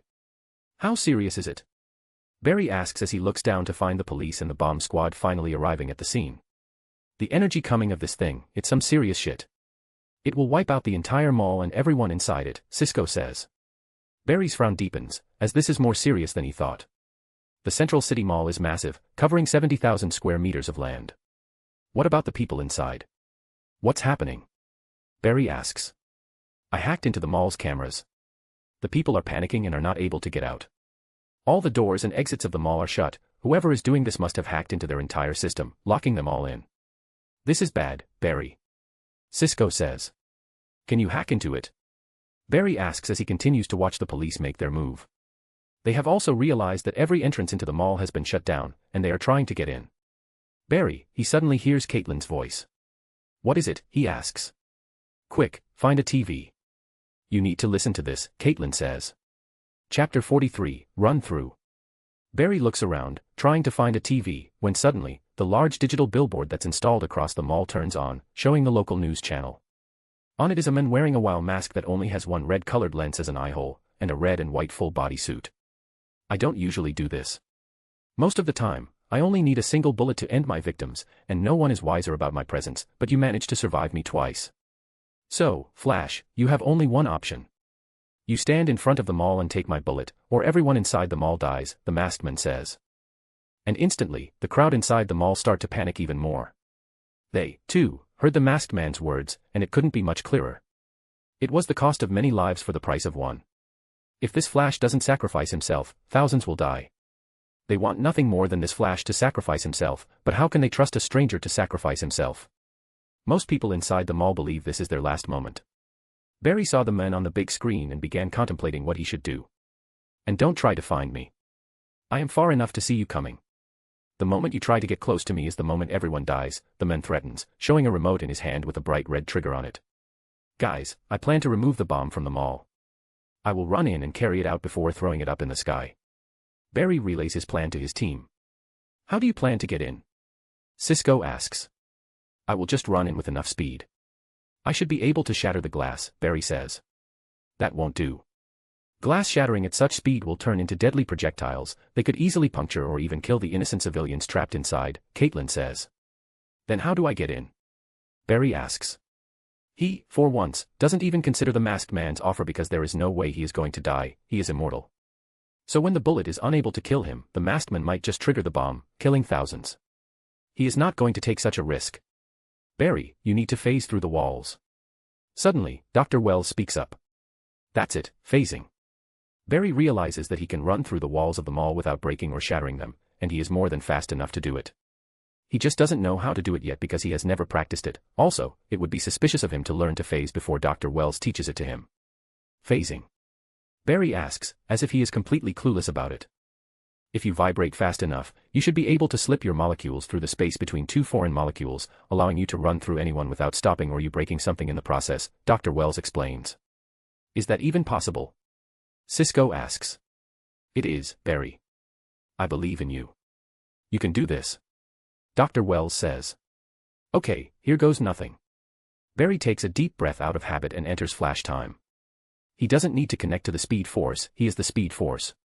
He is a living god, this should be as easy as breathing. With this mindset, Barry runs down the mall and begins circling it at super speed. He feels his entire being charged up by his own power, lighting coursing through his veins. He speeds up, breaking the sound barrier. Barry feels his body enter a state of excitement, every molecule in his body starts to vibrate at incredible speed, and with full confidence in himself, he turns and makes the run directly into the thick glass wall of the mall. The police feel helpless because of their current situation. They don't know how they are going to save the people locked inside the mall.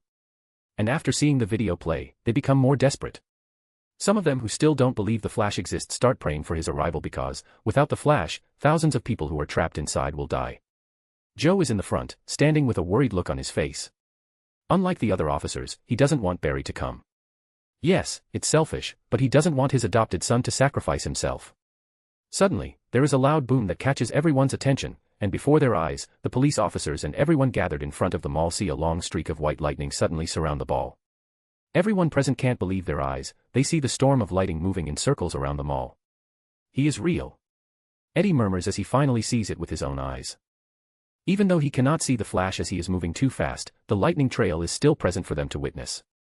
His girlfriend has been telling him about this Flash for weeks now, and he never believed her, and now he has no choice but to believe. And then suddenly, the storm of lightning disappears without a trace.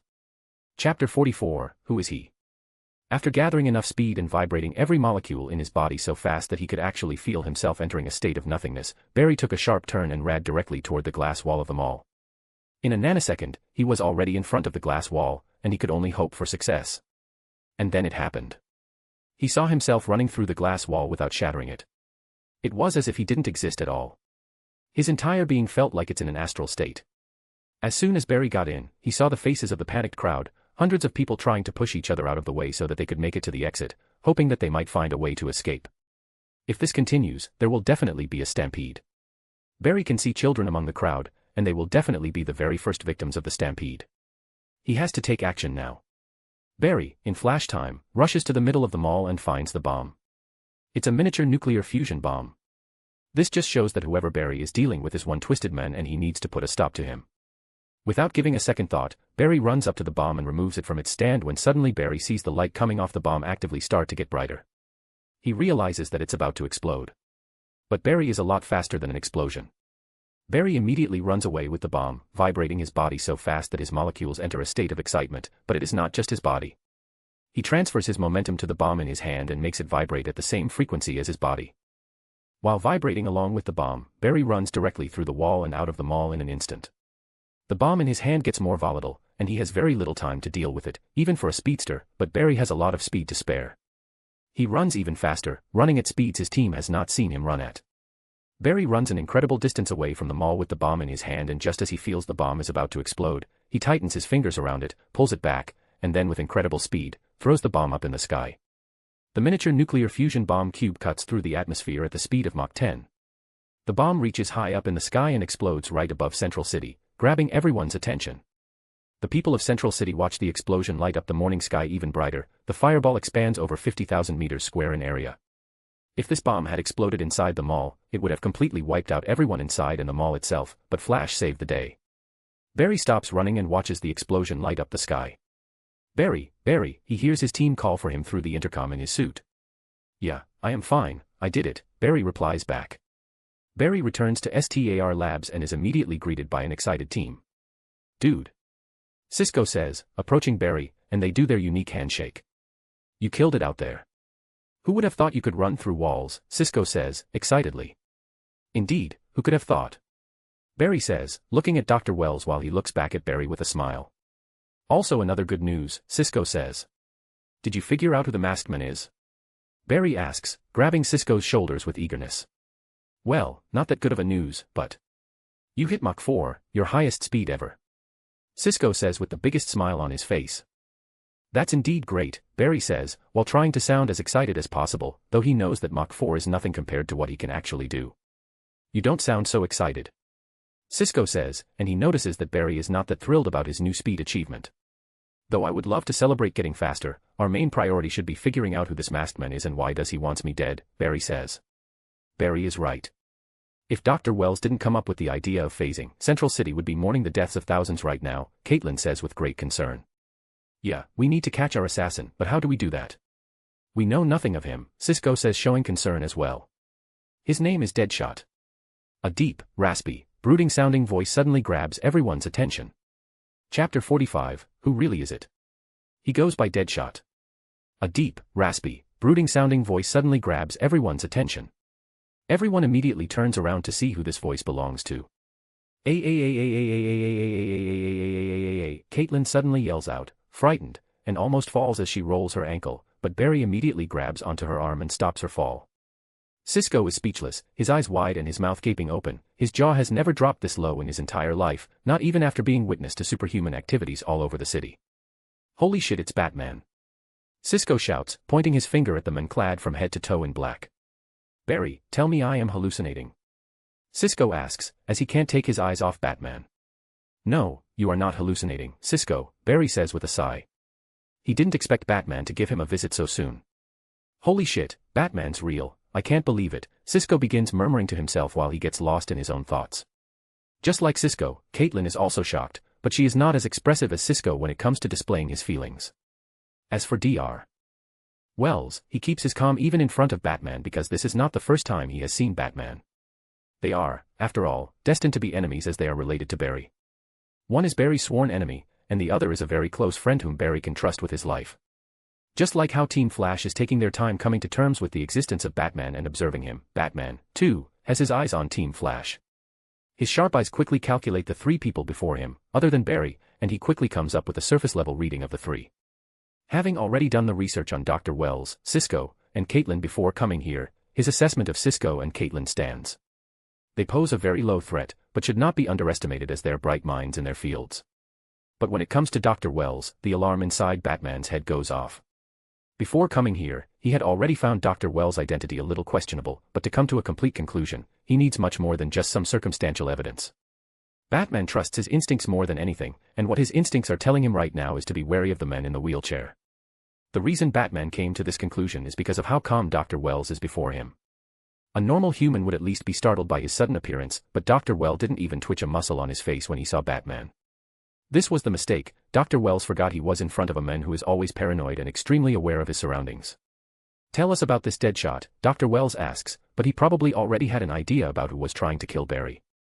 Who could have a better understanding of the current situation than the men from the future?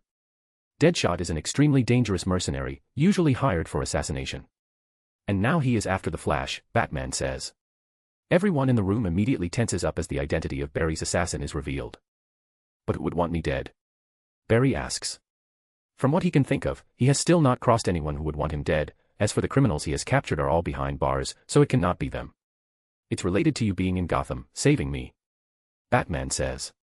Team Flash is caught off guard by hearing this. They never knew that Barry went to Gotham. You went to Gotham? When? Caitlin asks. I was taking a run and decided to visit the infamous city. You know, I wanted to see if it really looks like what people described it to be, Barry says, a white lie. Though he did go for a run, he ended up there by accident as he was running too fast. How come I didn't get updated on your coordinates? Sisko asks. Well, I didn't have my suit on, Barry says. That's very irresponsible of you, Barry.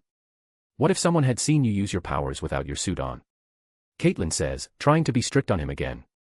Come on, I am too fast for anyone's eyes. No one saw me, Barry says. Someone did, Sisko says, pointing at Batman, as everyone in this room right now knows the true identity of the Flash. No, he didn't. He already knew who I was. Barry says while smiling awkwardly. This statement surprised Sisko and Caitlin, not so much Dr. Wells, as he already knows just how good Batman is when it comes to being a detective. How is that even possible? Sisko asks. Guys, this is not important right now. What's important is finding out why this Deadshot guy is after me, Barry says, trying to change the subject. Sisko and Caitlin shut up and look back at Batman, waiting for him to continue. Like I was saying, Barry was in Gotham, and he saved me when I was in trouble. This made some people angry, so they hired Deadshot to kill you, Batman says. So the Joker hired Deadshot to kill me? Barry asks. No, it's not the Joker. It's the Court of Owls, Batman says with a serious tone. Chapter 46, The Court of Owls. The Court of Owls. Barry questions, as he might have heard of this name from the comic books, but he doesn't remember it. That's a serious badass name, Cisco says. Everyone ignores his words. Who are these Court of Owls and why do they want me dead? And how is it related to me helping you? Barry asks. The Court of Owls is a powerful criminal organization of the Gotham underworld, and they consist of some of the most powerful and richest people in Gotham, and they control the city from the dark. It was they who helped Joker escape Arkham, knowing that once out, Joker would try to kill me as I am trying to bring them to light. You running in and saving me makes them believe that you are my ally, and knowing your powers, they consider you the biggest threat to their existence. So they want you dead. Batman explains. As Barry learns this, he is surprised by how easily one can want someone dead. Barry did nothing to the Court of Owls, but they still want him dead because they fear him. It does make sense. Fear is the most genuine emotion one can have, and it will drive people to do unspeakable things. And Barry, with his power, is one very frightening being. How did you know they sent Deadshot after me? Barry asks. On the hunt for their trial, I stumbled upon a weapon deal gone wrong. It was a setup for Deadshot to acquire the plasma bomb. After looking into Deadshot, I found out that he was paid a lot to kill a certain someone in Central City. I figured it was you, so I came as quickly as I could. But it looks like you have things handled. Batman says as he sees how Barry managed to deal with the plasma bomb. Well, we still don't know where this Deadshot guy is. Maybe you can help us, Barry suggests. Who better than the world's best detective to sniff out a very slippery assassin? Batman just stares at Barry, making everyone in the room feel a chill. Cisco and Caitlin, influenced by Batman's intimidating cold stare, cower behind Barry. Fine, but I work alone. I will give you the heads up when I find him, Barman says and turns his back. We could help you know. It's my life he is after, Barry says. Batman pauses, gives it some thought, and speaks. No, he then leaves as if he was never there in the first place. Silence stays in the room for a few seconds before someone finally speaks up. Holy shit, that was scary. Cisco is the first one to break. He takes a deep breath while holding his chest. I have never been this scared in my whole life, Caitlin says while holding onto her chest as well. The coldness in his eyes, he could freeze Captain Cold with that stare, Cisco says. Come on, guys, he's not that scary. Barry says as he sees more than just what Batman is on the surface. Nah dude, that was scary. What do you think, Dr. Wells? Cisco asks. Everyone turns their head to look at Wells, waiting for his response. I will admit, he is scary, Dr. Wells says, and he is speaking from experience because he knows that there is nothing mere about that mortal. Well, at least we now know who wants Barry dead, and as much as I want to think that this Dark Knight can resolve our problem, I would like for us to take action ourselves and not rely on others, Dr. Wells says, earning the nods of Caitlin and Cisco. What do you think? Mr. Allen? Dr. Wells asks. Sure, let's find Deadshot, Barry says. Team Flash immediately gets to work. Now that they know the identity of the assassin, it is much easier to scour through the deep net in search of his information. Cisco hacks into government databases in search of anything related to Deadshot and finds a lot, and I mean a lot of information, mostly regarding his victims. As for any personal information related to him, there is almost none. The guy is a ghost. He has nothing tying him to the past and present. Once in a while, he surfaces, takes a job, finishes it, and goes radio silent. To this day, no one has caught him. They find out that Deadshot has never missed a shot in his life. Every time he shoots, his target dies. The only reason Barry is alive right now is that he can move faster than any bullet. Barry watches his team put their all in trying to find anything that can lead them to Deadshot, but as much faith he has in his team, he has more faith in Batman, and he is 99% sure that it's going to be Batman who finds Deadshot first. Just like Barry, Dr. Wells also knows that their effort is all for nothing. No matter how smart he is, when it comes to detective work, very few can match Batman. Somewhere in Central City, the infamous assassin Deadshot is having a conversation with someone over a burner phone. I couldn't get the job done. He is just too fast. I need something faster to bring him down. The man in the white mask, Deadshot, speaks into the phone. Look, if you want him dead, I need more money. This target is beyond anything I have ever dealt with. Get me a gun that's fast, and the money. The job will be done, Deadshot says. The call ends. Deadshot crushes his burner phone and throws it away. I shouldn't stay in one place or I might get found, he murmurs and begins packing up. Somewhere in Gotham, a group of people wearing white owl-shaped masks is having a meeting. This is a waste of time and resources. We should just send one of our talents to get the job done, a member says. Are you an idiot? What is a Talon going to do against a man who can move faster than the speed of sound? We hired the assassin because of his special abilities, another member chimes in. I still believe we should capture this Flash and make him our weapon. Imagine with his powers we can accomplish so much more, another member suggests. But how do we do that? The members continue to discuss. Enough. An old woman in a wheelchair finally speaks, shutting everyone down. We do as we were requested.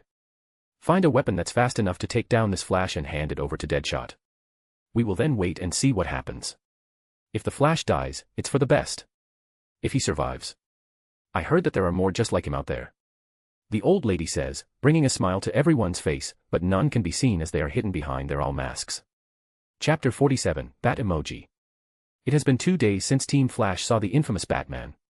In these 2 days, Team Flash tried their best to uncover anything that could help them track down Deadshot, but they quickly figured out why no one has been able to track him down all these years. Deadshot is very slippery, he doesn't stay in one place for more than a day, he keeps moving. He doesn't carry anything with him that can be tracked. He doesn't leave behind any digital trail. As for Barry, he has been running around being the Flash, saving people. By now, almost everyone in the city knows that the Flash is real because he managed to save thousands of people from being victims of a bomb blast. The victims, the police, and the news reporters present at the scene all saw the lightning storm Barry conjured up while running around the mall before running away with the bomb and tossing it up in the air. With the bomb threat out of the way, the police were able to rescue the people inside the mall, foiling Deadshot's plan. Now that the entire city knows of his existence, a man who can run faster than the speed of sound is living among them. Most of them are excited because a real superhero is running amongst them, while a few are worried and scared as they see beyond the glamour. A man with superpowers. How can they know they can trust him? What if he decides to go bad? How will the city protect them from something that normal weapons can't deal with?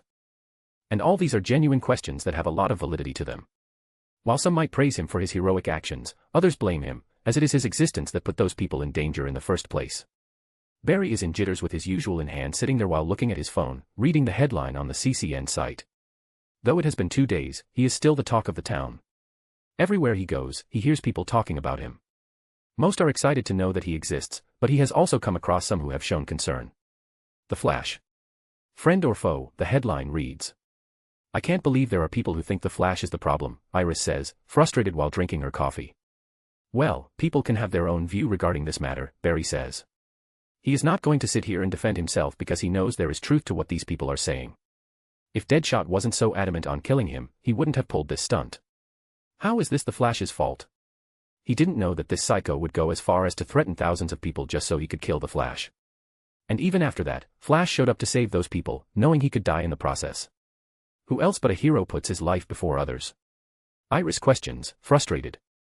Barry smiles, seeing that his friend turned out to be his biggest supporter, even though she doesn't know it is him.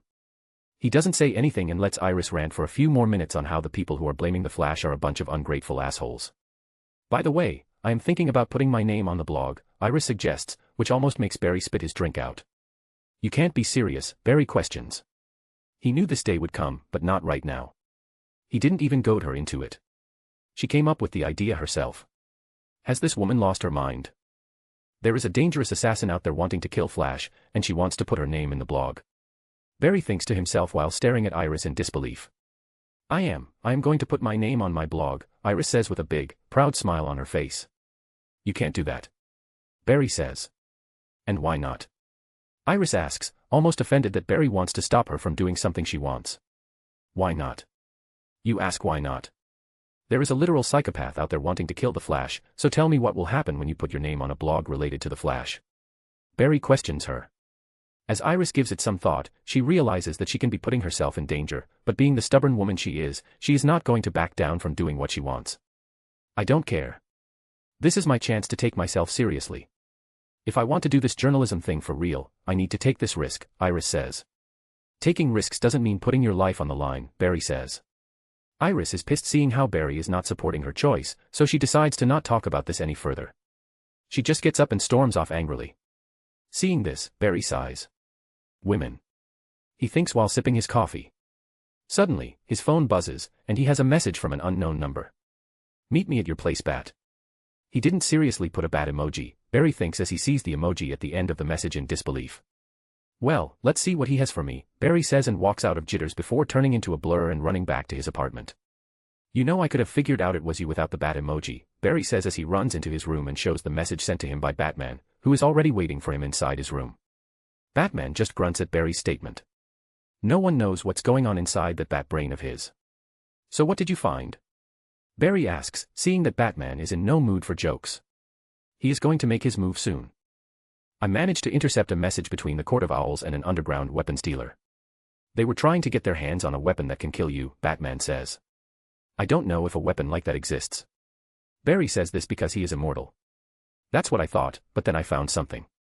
The organization is called the Black Hole. They are an underground criminal organization known for international arms deals and assassinations, and it looks like they do have something that can kill you, Batman says, his tone grim. And what's that? Barry asks, curious. An infrared photon gun, it's able to shoot dash. At the speed of light, Barry finishes his sentence. Indeed, even you won't be able to dodge it, Batman says. Debatable, but let's keep this to myself for the time being, Barry thinks as he doesn't want to tell Batman that he can probably run faster than the speed of light, he just hasn't tried it yet. Chapter 48, The Plan. So this black hole, do they really have such a gun? Barry questions. Even though he is not afraid of this gun, he is worried about it being used by the wrong people. A weapon that can shoot at the speed of light is extremely dangerous. No amount of armor can save someone if they get hit by something like this. From what I have figured out, yes, they do. The weapon is developed by McCulloch Technologies, Batman says. Barry is surprised by how much Batman has already figured out, but he expects nothing less from the Caped Crusader. So is Deadshot already in possession of this weapon? Barry asks.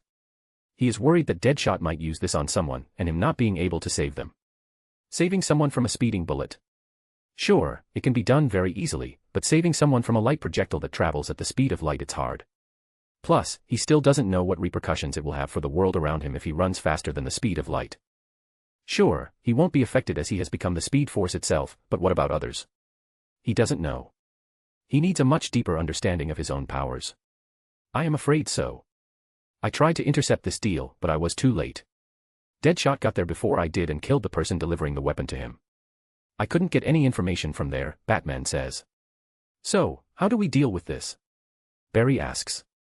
As smart as he is, he should leave the strategizing part to Batman. We wait, Batman says. He will resurface again and cause a commotion to lure you out, that is when we will make a move, Batman says. And how do we locate him? With a photon gun, he can take a shot from even farther than before, Barry says.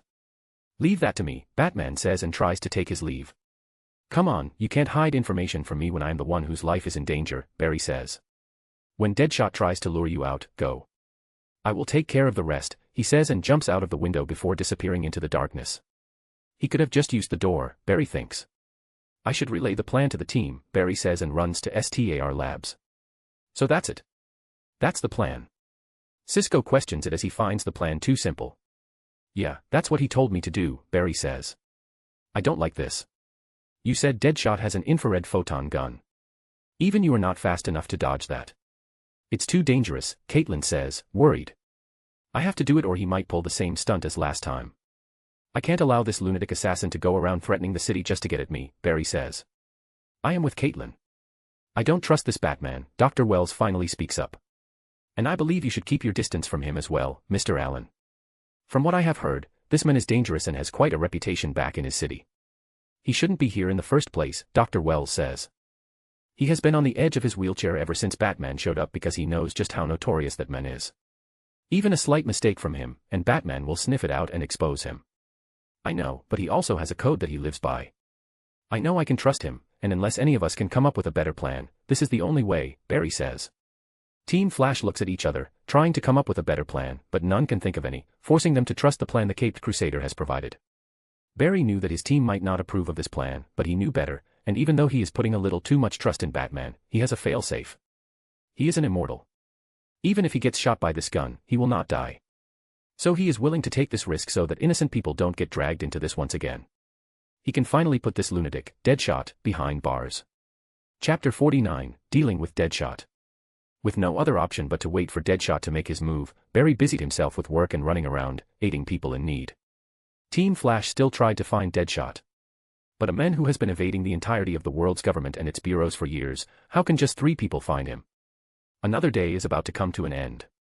People are heading home back from work after a long, busy day. Even with everything that is happening around the city, the people continue to move on with their lives. Barry is currently sitting on top of a tall building, looking over the city. With all the city lights under the night sky, it looks very beautiful. No one would believe that such a beautiful city is the epicenter of chaos. But he also knows the reason why this city is this chaotic. It's because he lives in a world of comic books, where common sense doesn't make sense. Barry. He suddenly hears Cisco's voice in his ear, and he seems panicked. Cisco, what's going on? Barry asks. Deadshot, he is back, Cisco says, immediately alerting Barry. Deadshot? Where is he? Barry asks. I don't know. It's just another video feed from him. He is asking you to be at City Center. He also has hostages with him. Cisco says, panic in his voice. Hostages? How many?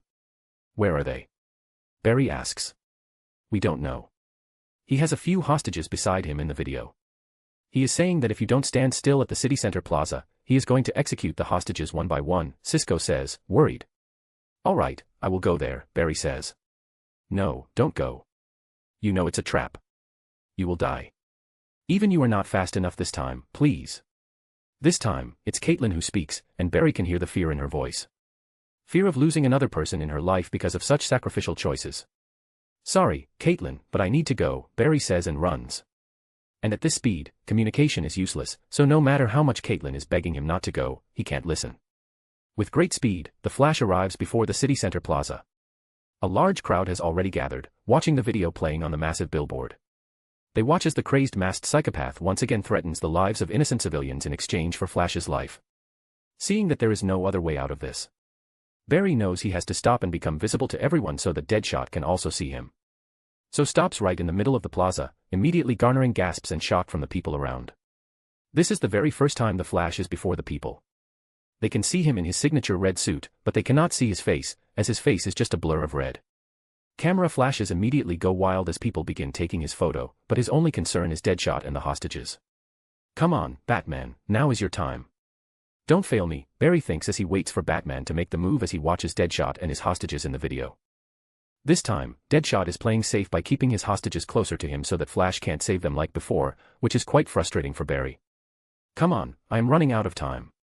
Where the fuck are you, Bruce? Barry questions when he suddenly hears something in his ear. To your right, 8,000 meters. On top of the Skypoint building, as soon as Batman's voice falls on Barry's ear, he bolts towards the said direction. On top of the Skypoint building, Deadshot has his sights set, and he is just waiting for the target to arrive. Even though he is doing the same shit from last time, this time he has a gun that can shoot at the speed of light and he has the hostages right behind him, so if Flash tries anything, he can make an example out of them. Deadshot's wait is finally over when he sees a flash, and then a man in a red suit stands right dab in the middle of the plaza, watching the video. Deadshot chose this place because, 1, he has a direct shot at the plaza, 2, there is a huge billboard to distract the Flash so that he doesn't see the light projectile heading towards him. With Flash in sight, Deadshot loads his gun. The gun starts humming as it concentrates the photon particles into a singular object. But before his charge to get ready, Flash disappears from his sight. Shocked, Deadshot backs away a little and sees a lightning streak coming right towards him. Shit, he says, and quickly turns around, takes out his handgun, and points it at the hostages to execute them, but before he can even pull the trigger, his vision shifts, and he is in a completely different place. He looks down at his hand and sees that they are cuffed. His guns are gone, and he is now standing behind bars as a few police officers look at him, dumbfounded, from outside the cell. Deadshot looks around and sees that he has been locked inside the CCPD. After Flash got the exact location of Deadshot, it was easy to catch him. Before Deadshot could even pull the trigger and kill the hostages, Flash appeared right behind him. First, he took away Deadshot's handgun, then his photon rifle, then all the other guns and blades that Deadshot had hidden all over his body. He then grabs the back of Deadshot's neck and runs him to CCPD, puts him behind bars, cuffs his hands, locks the cell's door, puts the keys back on one of the officers' belts, and leaves. Chapter 50, It's time to leave. With speeds that even enhanced eyes can see, Deadshot 2 stood no chance once his location was found. After dealing with Deadshot, Barry runs back to the Skypoint building to free the hostages. Not even a minute has gone by, and Barry is back on top of the Skypoint building. He sees that the hostages look a little confused, and he understands their predicament. Just a minute ago, their kidnapper was about to shoot and kill them, but then he suddenly disappeared in a flash of lightning. Barry runs up to them, unties them, releasing them from their shackles before running them back to the ground. All this happens within seconds, and when the hostages realize that they are free to leave, they sigh in relief, some cry in happiness, while a few are still a little confused by everything. But once all of them get enough time to process everything, they realize what happened. The talk of the town, the superhero that they call the Flash, saved them, and they couldn't be any more grateful. Barry runs back up the building and stops, which he rarely does nowadays. Having super speed is really addictive, so he does most of his things are super speed. The only time he is not using it is when he is around people. Sometimes it's okay to slow down and see the world move while he stands still. Looking down at the city, he sees it moving again, which he rarely sees as he is always running faster. The reason he is waiting here is because he knows someone will be here to visit him. After a few minutes, his wait is finally over. Good work, Barry hears the deep, raspy voice behind him. Barry turns around and sees Batman standing there, menacingly. Like, do you have foam underneath your shoes? How do you move without making a sound? Barry asks, as he finally realizes why Batman could always sneak up behind everyone. The dude doesn't make a sound. Even his enhanced hearing could pick him up. Batman just hums. He doesn't answer, as if answering it will bring an end to the world. Seeing that Batman doesn't want to answer his question, he decides to move on to the next. How did you find out Deadshot was here? Barry asks. I found the gun's design. The gun needs to generate a ton of energy to shoot. I just had most of my satellites pointed at Central City to search for any massive heat signatures, Batman explains. That sounds about right. Also, Deadshot is locked inside CCPD, so I don't think you can get your hands on him, Barry says. I know, Batman answers. Of course, you know. Okay, so I assume you are just going to leave, just like that. Barry questions.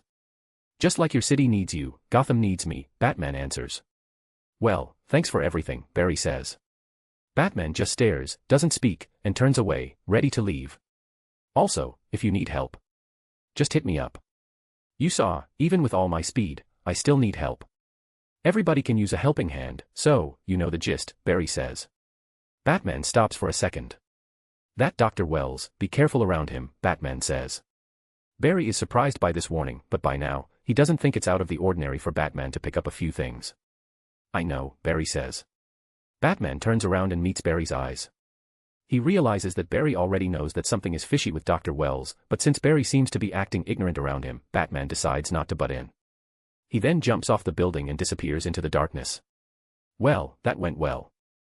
And I think we are now friends, well, at least I think so. Barry says to himself and, with a flash, disappears. Barry runs back to STAR Labs and stops before his team. His sudden stop causes all the papers in the room to fly up in the air. Barry. Caitlin exclaims, happily seeing him back safe and sound. What happened? Cisco asks. Deadshot is behind bars now. No more psycho assassin running around the city, Barry says, smiling. Dude, that's awesome, Cisco says, high-fiving Barry. So, Batman's plan worked, Cisco says. Looks like it did, Dr. Wells chimes in. What was the plan? Cisco asks. Barry then begins explaining what Batman's plan was. That's genius. But wait, how did he get into your headphones? Cisco asks. I don't know, he must have hacked into it, Barry says, knowing that it's not something out of Batman's capabilities. Bullshit, no one can hack into my creation, Cisco says, but having no other explanation to how Batman got inside Barry's ears, he rushes to his computer and finds that Batman indeed hacked into his system. Looks like it all worked out, Mr. Allen, Dr. Wells says. Looks like it did, Barry says. But I still don't trust that man. He could have given us a heads up about the plan before deciding to put your life at risk, Dr. Wells says. I agree with Dr. Wells. That guy gives me the creeps, Caitlin says. I understand your point, but he doesn't seem to trust people that easily as well, Barry says. Dr. Wells just stares at Barry before giving him a smile and rolling away. Chapter 51, Flash Everywhere. Central City is abuzz as the news of Deadshot being caught is the talk of every mouth. The report about how Deadshot just ended up behind bars in a flash has been viewed over 1,000,000 times by the people of the city. But a headline even more captivating than the capture of Deadshot is the reveal of Flash. When Flash stopped at the plaza for those few seconds, a lot of people managed to take some pictures of him. Among that crowd were many professionals, so they got a lot of pictures of the Flash from all different angles. Before, when people thought of the Flash, he was just a streak of lightning in their mind, and now, the people finally have a figure to attach to the name Flash. With the picture of him in a red suit out, there is no place in Central City where Barry can't find a picture of himself. Walking up morning, he is on the TV. Walking out of the apartment, people are looking at the picture of him on their phones. Out in the city, the news stations have plastered his image on the biggest of the billboards. His name is the headline. Every person he walks past is either reading, watching, or talking about the Flash. Luckily, he was vibrating his face at supersonic speed so the cameras couldn't pick up anything. I told you, Flash is a hero, Iris says as she and Barry, with coffee from Jitters in their hands, walk past a television shop in which all screens have the Flash displayed on them. Well, people online are still debating about it, Barry says. What's there to debate? Flash caught that psycho Deadshot or whatever he called himself, Iris says. That he did, Barry says. Well, now that this psycho killer has been caught, I can finally get serious with my work, Iris says. You are not talking about putting your name on your blog, are you? Barry asks. You can't persuade me into not doing it, Barry, she says. Yeah, I know. You are not gonna budge on that, so I'm not going to try anymore, Barry says. He is not going to babysit Iris about everything. She is a grown woman, and if she really wants to do this, let her do this. It's her choice. See, I knew you would understand, Iris says with a smile. It's not me that you need to convince, it's Joe. Get ready to feel his judgmental eyes on you every time you try to talk to him for the next few months, Barry says, laughing. Ugh, I forgot about Dad. Barry, can you please talk to him about this? She begs. No, don't put this on me. I have nothing to do with this. This is all you. Journalist Iris West, Barry says. He is not going to get involved with any more quarrels between his friend/adopted sister and his adopted dad. Iris gives him the side eye before changing the subject. By the way, Eddie and I are hanging out. You are, of course, invited, but do you have anyone to bring along? Iris asks. Sure, I can invite Cisco and Caitlin, Barry says. Right, Caitlin, what's going on with you two? Iris asks. Yeah, that didn't work out. She has her own issues to deal with right now. So don't make it awkward when I invite her tonight, Barry says. Come on, you know me, I'm cool, Iris says. I don't know about that, but you need to promise me that you won't make things difficult for both of us tonight, okay? Barry asks. Fine, I promise, Iris says. Good, meet you two tonight, Barry says as they go their separate ways. Barry heads to CCPD while Iris gets busy with being a journalist. Barry is going through today's files in his lab when Joe walks in, grabbing Joe's attention. Good work yesterday, Joe says.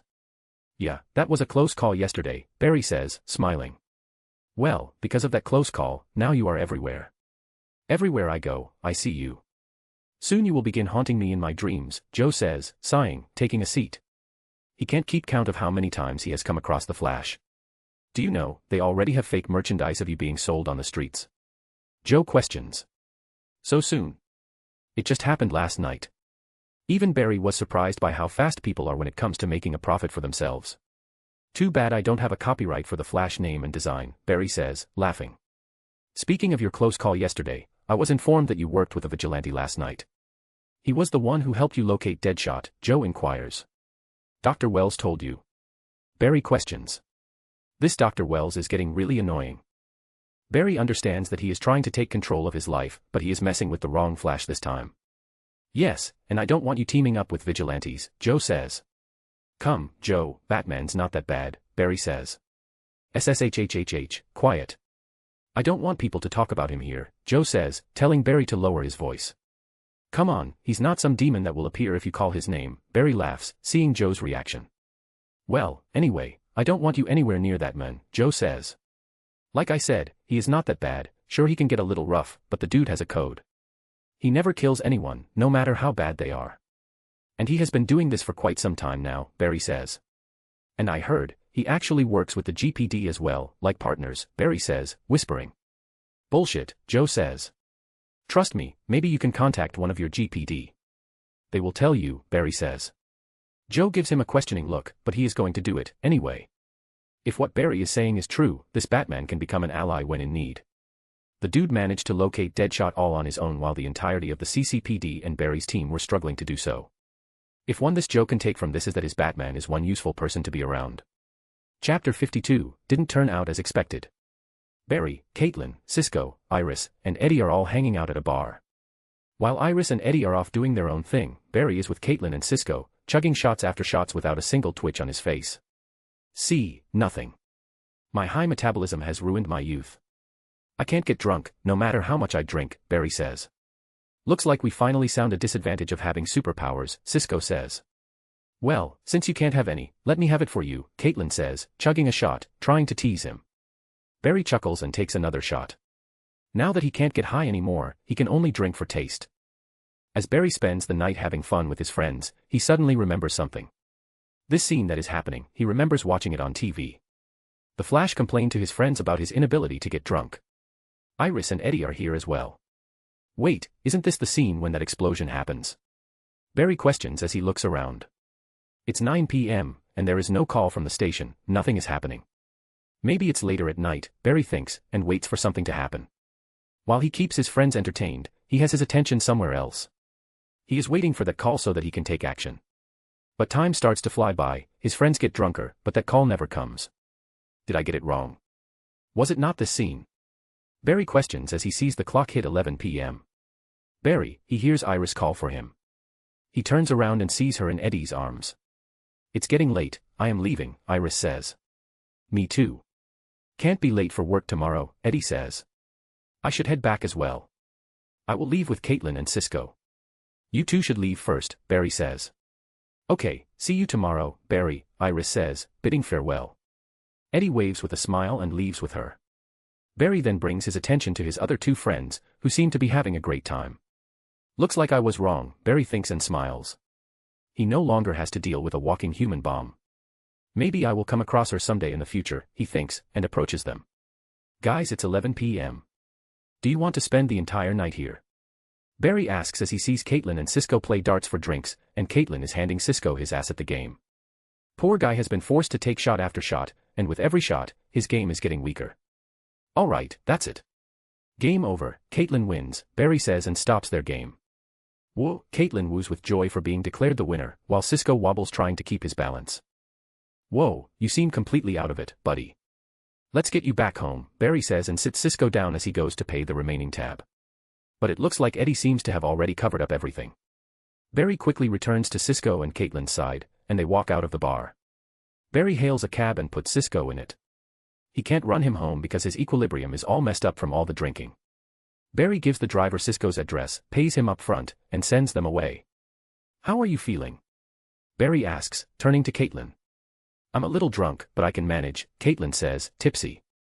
Though she is a little drunk, Barry doesn't think he should let her go back home alone. Let me drop you off, Barry says. Well, aren't you going to be late if you come with me? Caitlin questions, drunk. Did you forget who I am? Barry questions with a smile, looking like she forgot who he is in her drunken state. Oops, I completely forgot, Caitlin laughs and slaps Barry's arm. Barry just smiles, seeing her antics, when suddenly Caitlin wraps her hands around his neck. What are you doing, he questions, confused. Aren't you going to swoosh me back home? Caitlin asks, staring at him like an innocent girl. Okay fine, Barry says. Since she is not totally fucked up like Cisco was, she should be able to handle moving at super speed for a few seconds. Barry puts his one hand on her back and the other behind her legs, and lifts her up in his arms effortlessly. Woo, you are so strong, she says, grabbing Barry's arm and feeling up his biceps. Barry shakes his head, smiling, and enters Flashpoint. Everything around him slows down, and before anyone can notice, he disappears from his spot. And within a few seconds, he stops right before Caitlin's apartment. Barry puts Caitlin down on her legs as she stumbles a little. Barry grabs her by her shoulders to prevent her from falling, but she regains her footing. We are here already? Caitlin asks, surprised. The jolt from the sudden stop must have snapped her out of her drunken state a little. Yes, this is your house, right? Barry asks, as this is the first time he has come to Caitlin's house. Yes, it is, and that was fast. Pest, who am I talking to? You are the Flash, she says teasingly, making Barry smile again. By the way, do you want to come in? Caitlin suddenly asks, surprising Barry. He doesn't understand this woman, sometimes she pushes him away, and sometimes she pulls him in. He doesn't know what to do. Come on, I'm thinking about making something to eat. We have been drinking all night. I need something to soak up all that alcohol, Caitlin says, opening the door and pulling Barry in. Though she is still drunk, she also seems to be aware of what she is doing. Well, whatever happens, happens, Barry thinks and enters Caitlin's apartment. Chapter 56, Coming to an Agreement. It's 8 in the morning and the sun's already up, lighting up Central City with its burning blaze. Caitlin moans as she slowly opens her eyes. Her eyes fall on the side of her bed and find it empty. She stares at the empty stop for a few seconds before her eyes snap wide open. She immediately sits up as memories of the night play in her head. She remembers all of it. Everything. The way she initiated the sex, the way they kissed each other with passion and lust, the way they fucked, the way she moaned, being subjected to the intensity Barry brought to the sex. As all these thoughts ran through her head, she wanted to blame it on being drunk, but she knew she couldn't. Sure, when she initiated the sex by kissing Barry, she was a little drunk, but after they got to the sex part, she became completely sober. And even if she was drunk, she wouldn't be able to forget this night because the sex was too good. It was not just good, it was the best thing she had ever experienced. Nothing came close. The difference between the second best sex and last night is so great that it's not even comparable. It's night and day. And her body still remembers every second of it. Using superpowers during sex is cheating, she thought. Now what do I do, she questions as the line she thought she wouldn't cross has been crossed. And she doesn't think she can go back, but she also doesn't want to experience the same heartbreak she went through with her last fiancé. Sighing, she gets out of her bed and puts on something to cover herself. We went a little too far, Caitlin thinks as her whole body feels sore. She walks out of the bedroom and into the kitchen, when she suddenly freezes. She sees Barry in the kitchen preparing breakfast. She thought he left, but here he is, in her house, making breakfast. Looks like you are awake, sit down. I made breakfast, Barry says without turning around. Caitlin doesn't speak. She turns around and walks towards the dining table, and sits down while her eyes never leave Barry. She sees him wearing the same clothes he had on last night, but the only thing she can imagine is his naked, hot body. She shakes her head, trying to get rid of her thoughts. Done, making breakfast, Barry walks over and places it before Caitlin, before sitting down as well. Barry looks at Caitlin and sees that she is still processing what happened last night. Do you want to talk about it? Barry asks. Caitlin lifts her head and meets his eyes. She wants to say something, but can't express her words. Before you say anything, I want to tell you what I feel. We have already crossed that line, and there is no going back, but I also know that you have not completely moved away from your past. I also have had a lot of time to think about what I want to do, and I would like to continue this, but just as friends. Last night was incredible, and I want to do it again, but I also don't want to deal with things that we both went through before, Barry says. As Caitlin listened to Barry's words, she too started seeing things clearly. She, too, was confused as to what to do, but as she listened to Barry, she realized that she, too, wanted the same. She is attracted to Barry. She loved what happened last night and wants to experience it again, but she also doesn't want to drag herself into another relationship just because. And what Barry's suggesting makes it easy for her as well. She finally speaks. Me too. I want the same. I want you, I want what we did last night, but I don't want a relationship, Caitlin says. Their eyes lock, and they come to an understanding. Great, so, we can stay friends, but also be lovers, Caitlin completes Barry's words. Cool. I'd better get going before this becomes awkward, Barry says, enters flash time, eats what he made, and leaves in a jiffy. Caitlin just feels a burst of air, and before she knows, Barry is gone. Now, finding herself all alone, she chuckles and begins eating the breakfast Barry made for her.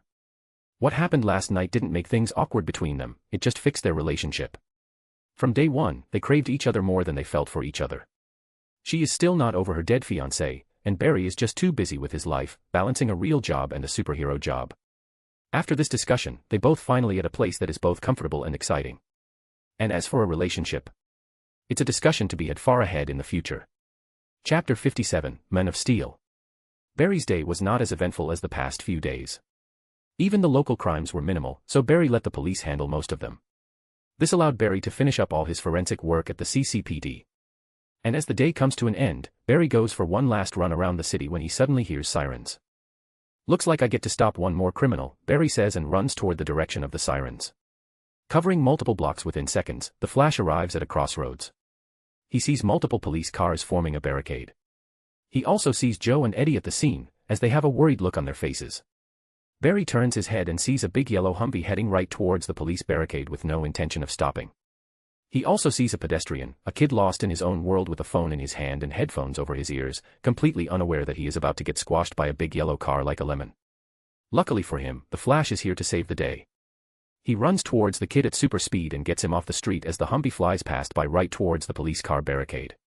Barry puts down the kid and turns around to see the police start open firing at the Humvee, trying to stop the assailant, but the driver inside the Humvee doesn't seem to be affected by the bullets hitting him. He continues his way towards the police barricade. Seeing that the perp has no intention of stopping, the police get out of the way as the Humvee smashes through the police cars that were parked there to stop him. Holy shit, you are the Flash. The kid says as he sees Barry before him. He never. Barry turns to look at the kid and smiles at him. Keep your eyes on the road, kid. I won't always be around to run in and save you, Barry says, giving him a two-finger salute before zooming out of there in a flash. The kid gets hit by a blast of wind on his astonished face. He can't wait to go to school tomorrow and tell his friends that he saw the Flash in person. Barry runs behind the Humvee and quickly catches up to it. No matter how fast this car is going, it cannot outrun the Flash. He runs around the Humvee to check who is driving and sees a big, muscular dude with a mean face behind the steering wheel, and he seems to be having a little joy ride in this Humvee with the expression on his face. Barry can't let this continue any longer. He needs to stop this Humvee before the guy decides to drive it through someone else. Going through some ideas, the quickest way to stop this car would be to just run right into it with super speed and force it to a halt, but that would destroy the car and also fling the guy out through the windshield with extreme force. So Barry finds a better option. He runs around the car and removes its left back wheel from its axle before stopping a few hundred meters away. Without a back wheel to support the heavy body of the car loses its grip and begins to skid as it throws sparks behind it. The Humvee is soon forced to stop. The guy inside the Humvee growls with anger and looks at Barry, who stands before him in a red suit. Come out, big guy. The joy ride's over, Barry says with his hands on his hips, doing the classic standing superhero pose. Barry can see that he has hit a nerve. Sure, the guy says as he rips the Humvee's door off its hinges and gets out with it. Ah, a meta-human. Barry says to himself, but as he looks at the man standing before him, something feels off. Not because the guy is a meta-human, but because he is giving Barry a sense of familiarity. I never recall meeting this guy. Barry thinks as he tries to scratch his hunch.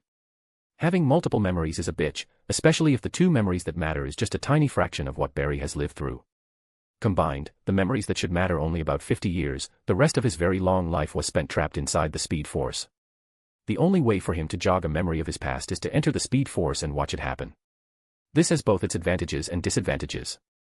By storing his different memories in the Speed Force, he won't have to deal with a dual personality, but he will also have a hard time accessing memories of his past.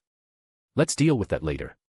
I should be focused on the guy in front of me right now, Barry thinks as he sees the big burly dude still stuck in motion as he is trying to throw the Humvee's door at him. Maybe I should speed this up a little, Barry thinks and lowers the influence of flash time, making the door move a little faster. Barry moves to the side and lets the door fly past him before getting impaled into a wall. Woo, aren't you a strong big boy, Barry says with a smile on his face. His tone clearly meant to make fun of the musclehead. Barry's words ticked off the man even more. So he rushes at Barry as the color of his skin changes and becomes shiny. Well, it would be more accurate to say that his skin transforms into a metallic substance. Barry sees the whole transformation happen in slow motion, which fascinates him. The fist gets close to Barry's face, but Barry moves his head again, dodging the punch with ease. The Man of Steel gets frustrated as Barry dodges his first punch, so he throws another punch at the Flash, which the Flash dodges with ease once again. GG, the Man of Steel shouts in anger and starts throwing haymakers to catch the Flash with at least one, but to the Flash, all these punches are too slow to even grace him. After throwing so many punches with all his power behind them, the Man of Steel gasses himself out, but his eyes are burning with fury as he looks at the smug smile on the man with the scarlet suit. Are you done? Barry asks, bending down a little, treating the Man of Steel like a child. Sure, he is getting a little cocky, but after becoming a literal god that transcends space, time, and every dimension, how can a man that's just able to turn himself metallic be any threat to him? Plus the guy's a fucked up psycho who tried to run over a kid and purposefully drove through a police barricade without a single care. I am going to kill you. He shouts and lunges forward at Barry, but as everyone would expect, the dude's just not fast enough. He falls face first on the pavement as he grabs nothing. Suddenly, the man feels someone grabbing his leg. He turns his head and sees that the Flash is holding onto his leg. Let me take you on a ride, Flash says with a smile. And in that brief moment, one can see fear in the Man of Steel's eyes. Chapter 58, Putting a Beating. Barry watches in slow motion as the Man of Steel launches his whole body at him. Let's get this over with, Barry thinks, and suddenly lifts his leg and kicks the Man of Steel's shin, which will lead him to trip and fall face first on the ground. But before he falls, Barry walks behind him and waits for the fall. Ting, as soon as his massive body falls, it makes a loud ringing sound, which shows that not only has his body now become metallic in nature, but his biomass has also increased, which is the cause of his superhuman strength. Simple speed punches aren't going to do much to this guy. Barry will have to hit with very hard punches. He will have to hit this guy with punches that are faster than the speed of sound. But then Barry thinks of something else. Since the guy is on a power high because of his recent strength gain, he will continue to be a menace until he is put in his place. Luckily, he is durable enough to handle getting a little roughed up. Barry plans to do just that.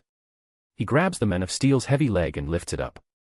If not for his body constantly evolving by siphoning power from the Speed Force, he would not be able to lift this heavy man. Barry sees the Man of Steel turn his head to look at him. Barry then gives him a smile and says, "Let me take you on a ride." Saying so, the Flash enters Flash Time, and the world around him stretches a little in his field of view, influenced by the Speed Force.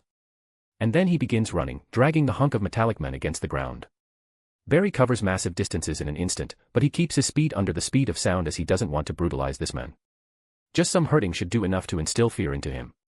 The man feels his thick head smack into the pavement multiple times as he is dragged throughout the city at super speed. He tries to put up a struggle to get himself free, but the Flash is running over 700 miles per hour. Every time he moves a body part, it hits the ground, and he immediately loses control over that limb because of the sheer velocity that it just experienced. Though the man is made of metal, he is feeling every hard bump, and he is getting hot, very hot, as the friction created from his metallic body being dragged against the hard pavement is generating a lot of energy.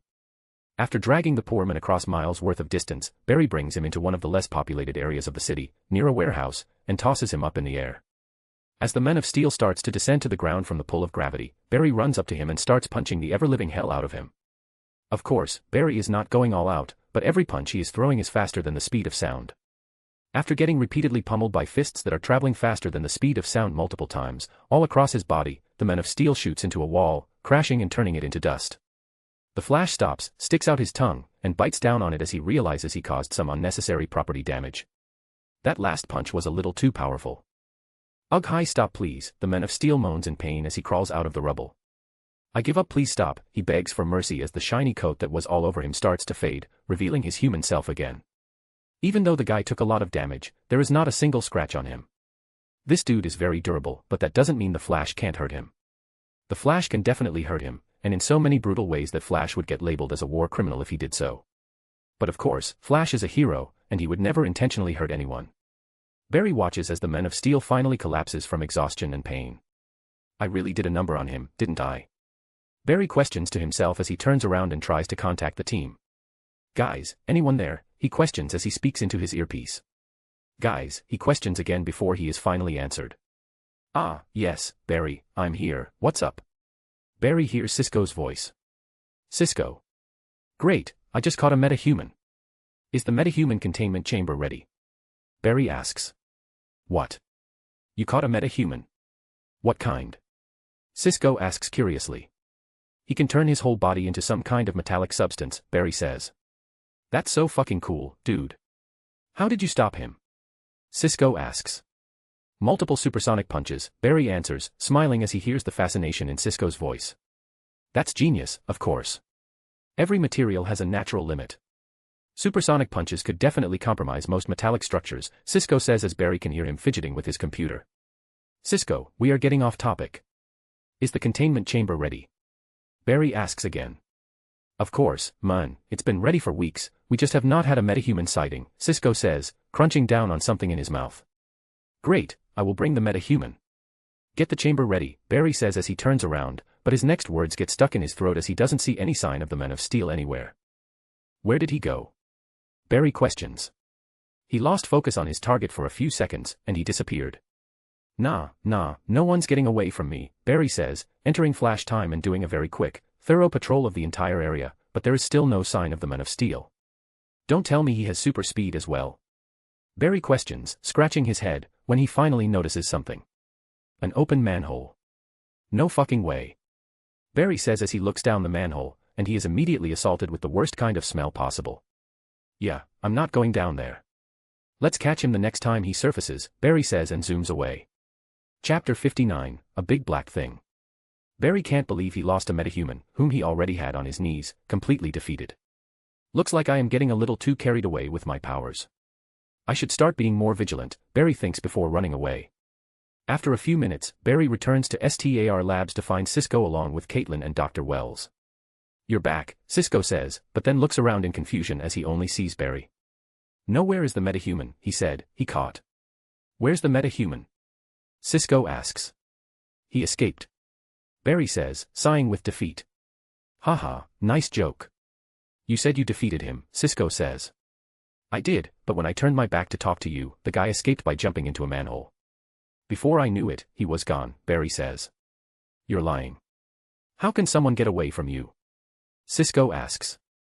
Well, it's indeed embarrassing, but I got distracted while talking to you, Barry says. Did you survey the surroundings? Maybe he took off somewhere else, Caitlin suggests. No, I ran around the whole block multiple times. Checked every corner. He was nowhere to be found. I am sure he went down the manhole in the sewers. What type of metahuman was it? Dr. Wells asks. This one could turn his body into some kind of metallic substance.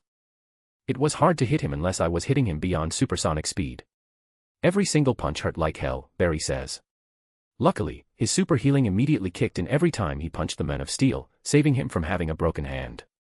Barry might be immortal, but his body can still be destroyed. It is his soul that has become the other half of the Speed Force. His body is just a vessel for him to use. It will take some time before his body can become invulnerable. Sisko then pulls out a map of all the manholes and sewer entrances of the city on the screen, and Barry points out where the metahuman escaped into. For some reason, Dr. Wells seems pretty interested in this, but no one notices it. Something is going on inside that head of his. Don't worry, we will get him next time, Caitlin says, trying to cheer up the team after losing a defeated metahuman. Her words are especially for Barry, as it is his fault that the Man of Steel escaped. Caitlin is right. This is not the first time a metahuman has gotten away. We will get him the next time he resurfaces, Dr. Wells adds. Barry looks at the two and nods his head. He is not going to make a big deal out of this because he is confident in taking down this Man of Steel again if he resurfaces, and the next time he does, Barry is not going to be as overconfident as before. Alright, guys, see you tomorrow. I need some sleep, Barry says and leaves first. He also has something else to do. After saying goodbye, Barry runs out in a flash, leaving the team back to being a three-man working force. Though they said that they will get this Man of Steel next time, Sisko and Caitlin continue with their work, trying to find where Girder can be. Girder, a name Sisko just came up with after hearing his description from Barry. Caitlin rolls her eyes, hearing Sisko give another name to a metahuman, but the focus right now is on finding this metahuman. While Sisko and Caitlin get busy, Dr. Wells leaves them and heads out as well, giving them an excuse about having something to do. Once out of the cortex, Dr. Wells enters the time vault and closes the door behind him. He then gets up from his wheelchair, standing on his legs, and opens a hidden compartment that's inside the time vault, revealing a suit similar to the one Barry wears but yellow in color and a red lightning symbol on the chest. And then suddenly, in a flash of red lightning, Dr. Wells puts on the yellow suit and runs out of STAR Labs without being noticed by anyone. Dr. Wells, or if we call him by his supervillain name, the Reverse Flash, crosses a massive distance within seconds before entering the sewers. He moves inside the sewers, fast and precise, as if he already knows which turns lead to where. After a few seconds, the Reverse Flash finally stops and smiles as he stares at something big and black. A being of his making, someone who listens to him with unquestioned loyalty. Someone he can use against the Flash to bring out more speed from him. Hey buddy, I need you to do something for me, Reverse Flash says, smiling at the big, black hulking thing. Chapter 60, Binge Watching. After Barry returns to his apartment, he jumps on his bed, lies down, and closes his eyes. It looks like he has fallen asleep instantly, but no. His body is here, but his soul has reconnected with the Speed Force, becoming one with it. Barry meets his alter ego, his other self, standing before him silently, doing nothing. It's weird seeing himself, well, what he looked like in the past. I am here to check a few of my memories, Barry says. I know, his alter ego, the Speed Force, answers. Barry opens his mouth to question how he knows, but then realizes that he is just talking to himself, so he shuts his mouth. It is still a weird feeling. He is the other half of the Speed Force, but his physical existence feels so different, as if the Speed Force and he are two completely different entities, but no, they are the same. The only reason Barry feels like this is because he is constrained within the 3 dimensions of space and 1 dimension of time in his physical body. He sees the world through a mortal's perspective, while his other self sees reality as it is. A being that transcends dimensions and lives outside of its influence. I think you no longer need me to guide us around ourselves, Barry's alter ego speaks. No, I don't. I have the grasp of it now, Barry says. Then this might be the last time you will see our past life's face, unless you summon it by your own will, the alter ego says. Yes, if I summon it by our own will, Barry confirms. The alter ego then turns into partials of lightning and merges with the lightning storm that is all around Barry. Barry then walks towards a door that appears before him. He pushes it open and walks in, finding himself inside his room. The one from his past life, the same one that is filled with comic books and action figures of superheroes. Barry then walks up to the couch and sits down, turning on the TV. A folder named Memory can be seen on the screen. Barry opens the folder and begins browsing through until he stops at the Flash TV show memories. The world he thought he was in, but by now, he knows it's not the same world. Batman wasn't active in the Flash TV show world, but in his reality, he is still alive and kicking. He is also still young and has a Robin by his side. Barry doesn't know which Robin it is, but that shouldn't concern him right now. Barry shifts through the episodes when he finally sees the familiar face. The face of the man that Barry beat up tonight. Barry schemes through the show and finally realizes why he found the man familiar. He turned out to be his childhood bully. A chuckle escapes Barry as he realizes this.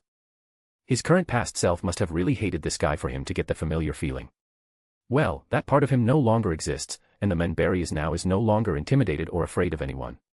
Now that he knew why he found the Men of Steel or Girder familiar, Barry thought of leaving, but then he changed his mind. He decides to binge-watch the Flash TV show to jog his memory. Barry then spends hours watching seasons 1 to 4 before his Flash TV show memories come to an end.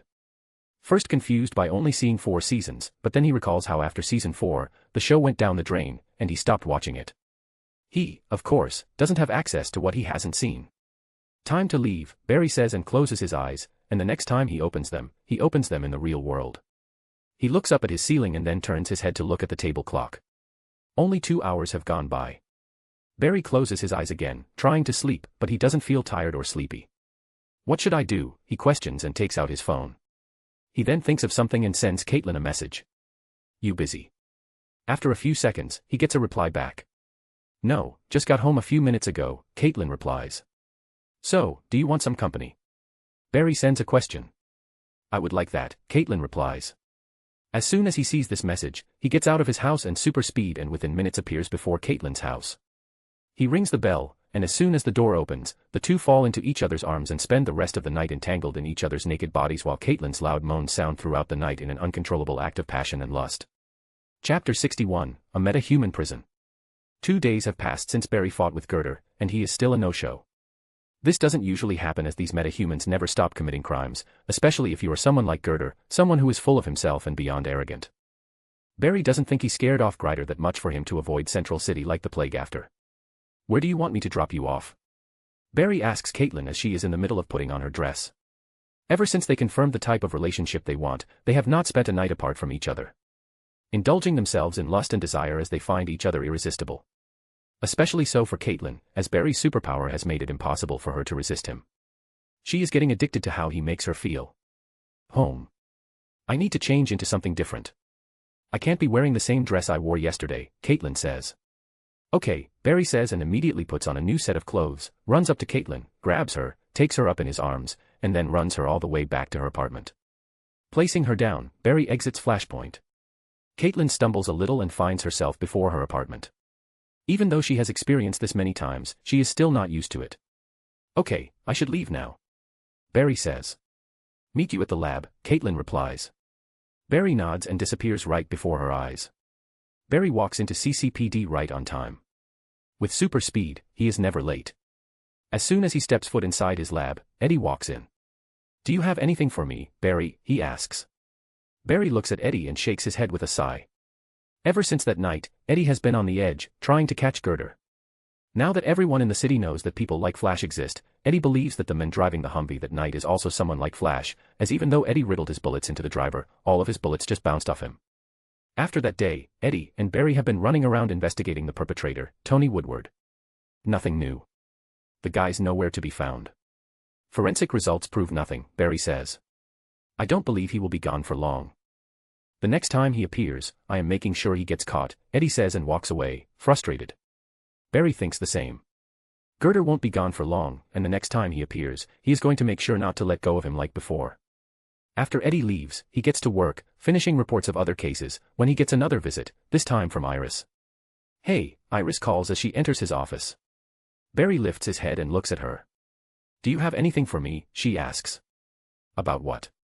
Barry questions. Anything regarding the Flash? Iris questions.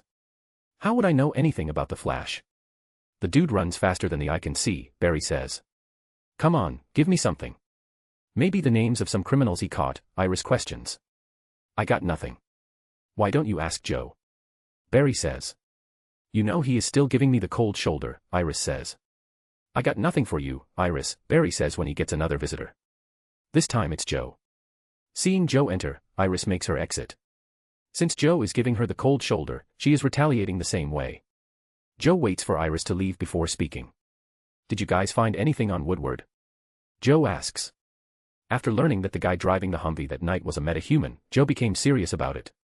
He also learned how Barry confronted him, but failed to capture him.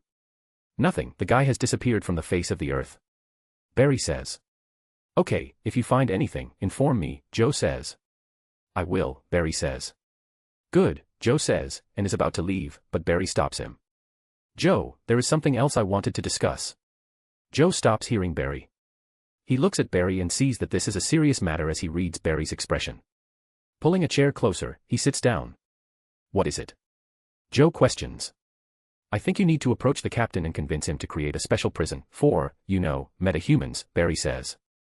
What about the containment facility under STAR Labs? Joe questions. That's just a temporary measure. I don't think we can hold people prisoners against their will, even if they are dangerous metahumans, Barry says. Joe gives it some thought and agrees with Barry. But how are we going to convince the city to make a special prison for metahumans? Joe asks. Well, fear is a legitimate reason. Now that the world has seen the Flash and sees what he can do. They also know there are others like him, and unlike the Flash, most of them are not going around helping people. You just need to make a list of every weird, unexplainable case that happened in the last year. It should be enough reason for the city to take a serious step, Barry says. That's a great idea, Joe says. The city can also hire STAR Labs to design the metasuppressing technology, as they understand it better than anyone else, Barry suggests. Let's begin with finding all those weird cases and convince the city before planning any further, Joe says and takes his leave. Barry knows that the city would create such a prison in the future, but Barry wants the city to build it quicker, as he doesn't want these dangerous metahumans trapped right under where his friends work. With Dr. Wells being the Reverse Flash, he will definitely use these captured metahumans to do his dirty work if his identity is revealed. Having no certainty about what the future holds, as this is not the TV world he knows, and his existence has already shown the butterfly effect it has had in this world. He is not going to take his chance with anything, especially when it comes to a guy who is a speedster just like him. Chapter 62, Swift Action. While CCPD and Team Flash were busy trying to find the girder, another metahuman started his terror. Barry is called to a crime scene where a body burned to a crisp is found near an electric grid. When Barry arrives at the scene, he immediately notices the signature of arc blasts on the ground, and having recently refreshed his memory regards the TV show, he already knows which metahuman is involved in this crime. He then gives Joe and Eddie a short briefing about what happened here. He also tells Joe that he suspects a metahuman involvement. What happened to that metahuman prison? Barry asks Joe when they find themselves alone. I did put the plan forward. Now it's up to the city to decide, Joe says. Barry nods and continues with his work. He doesn't know how long it will take for the city to approve the prison, but he hopes they do it at the earliest. After the body gets collected by the forensic team, Barry returns to CCPD to finish work and file all his reports before heading back to STAR Labs. At STAR Labs, Barry finds Cisco fiddling with something on his computer. Cisco, I wanted to ask something, Barry questions. What is it? Cisco asks while his eyes are still fixated on his computer screen. Can you make metadamping cuffs? Barry asks, which immediately grabs Cisco's attention. What do you mean by metadamping cuffs, he questions. You know, a cuff that can dampen a meta's power. It would save us so much time and also reduce a lot of collateral damage. I could just run in at super speed, cuff them and bring them back here, Barry says. As Cisco listens to Barry's idea, his brain starts churning ideas. That's an incredible idea. If I can replicate the containment field's technology into a much smaller form factor, it should be possible. I will get right to it, Cisco says, and already starts running simulations on his computer. Barry smiles. He just nudged Cisco into making something before time, as Barry needs everything that he can use to keep everyone safe, and these metadamping cuffs would be very essential in keeping the city safe from metahumans. But it's not just metahumans that Barry needs to worry about. This universe is different from the one in the TV show, so the biggest threat Barry would face would be literal gods like Darkseid or an army of Kryptonians. Speaking of Kryptonians, Barry wonders where is this world's version of Superman. An element like Superman missing is of huge concern. And it's not just Superman, he has not heard of Wonder Woman or Green Lantern. These are powerhouses that the world needs to protect itself from literal godlike aliens. One step at a time, Barry thinks. He is no longer just concerned about assimilating to this world, he is already planning for the future and the threats that are on the horizon. It's late at night, and the team is trying to figure out the new meta's origin and powers. With some hints from Barry that are not too obvious, the team manages to narrow down to a handful of suspects, when suddenly something happens. The alarm system goes off. The Petersburg grid is experiencing a power drain right now, Caitlin warns Barry. Getting to it, Barry says, and the suit on his mannequin immediately disappears along with Barry. The Flash crosses incredible distances within seconds, breaking physics with the help of his power. The Flash arrives at the Petersburg grid, but instead of stopping and confronting the Meta face to face, the Flash runs around the grid to locate the Meta and check if there is anyone else in the vicinity. Once he clears everything, he runs towards the Meta at super speed and punches him with just enough force to knock him out cold. The Flash doesn't waste his time talking and give the metahuman a chance to zap him, even though the chances of catching him with one of these lightning strikes are near impossible. The Flash won't take such chances. Flash finally stops and looks down at the metahuman. He looks to be in a very bad shape, so without wasting a single second, Flash grabs the metahuman and runs back to STAR Labs. He directly runs to the containment area, puts the metahuman in, and closes the containment room's door. Before running back to the Cortex, before his team, Barry stops, causing a burst of air that makes papers fly everywhere. "You are back already?" Cisco asks. "Check the containment cell," Barry says with a cheeky smile. Cisco, curious, turns on the containment cell and finds the metahuman locked inside, slowly coming back to consciousness. "Is that the metahuman?" Caitlin asks. She, too, is surprised by how quickly Barry dealt with this metahuman. It hasn't even been 5 minutes. While Caitlin and Cisco admired Barry's ability, Dr. Wells stared at Barry with cold eyes. "He is already fast enough. Time for me to make my move," Dr. Wells thinks. Chapter 63, A Call for Help. "Swift, efficient work, Mr. Allen. You are learning how to use your powers wisely," Dr. Wells says, getting everyone's attention. Barry looks at him and nods his head.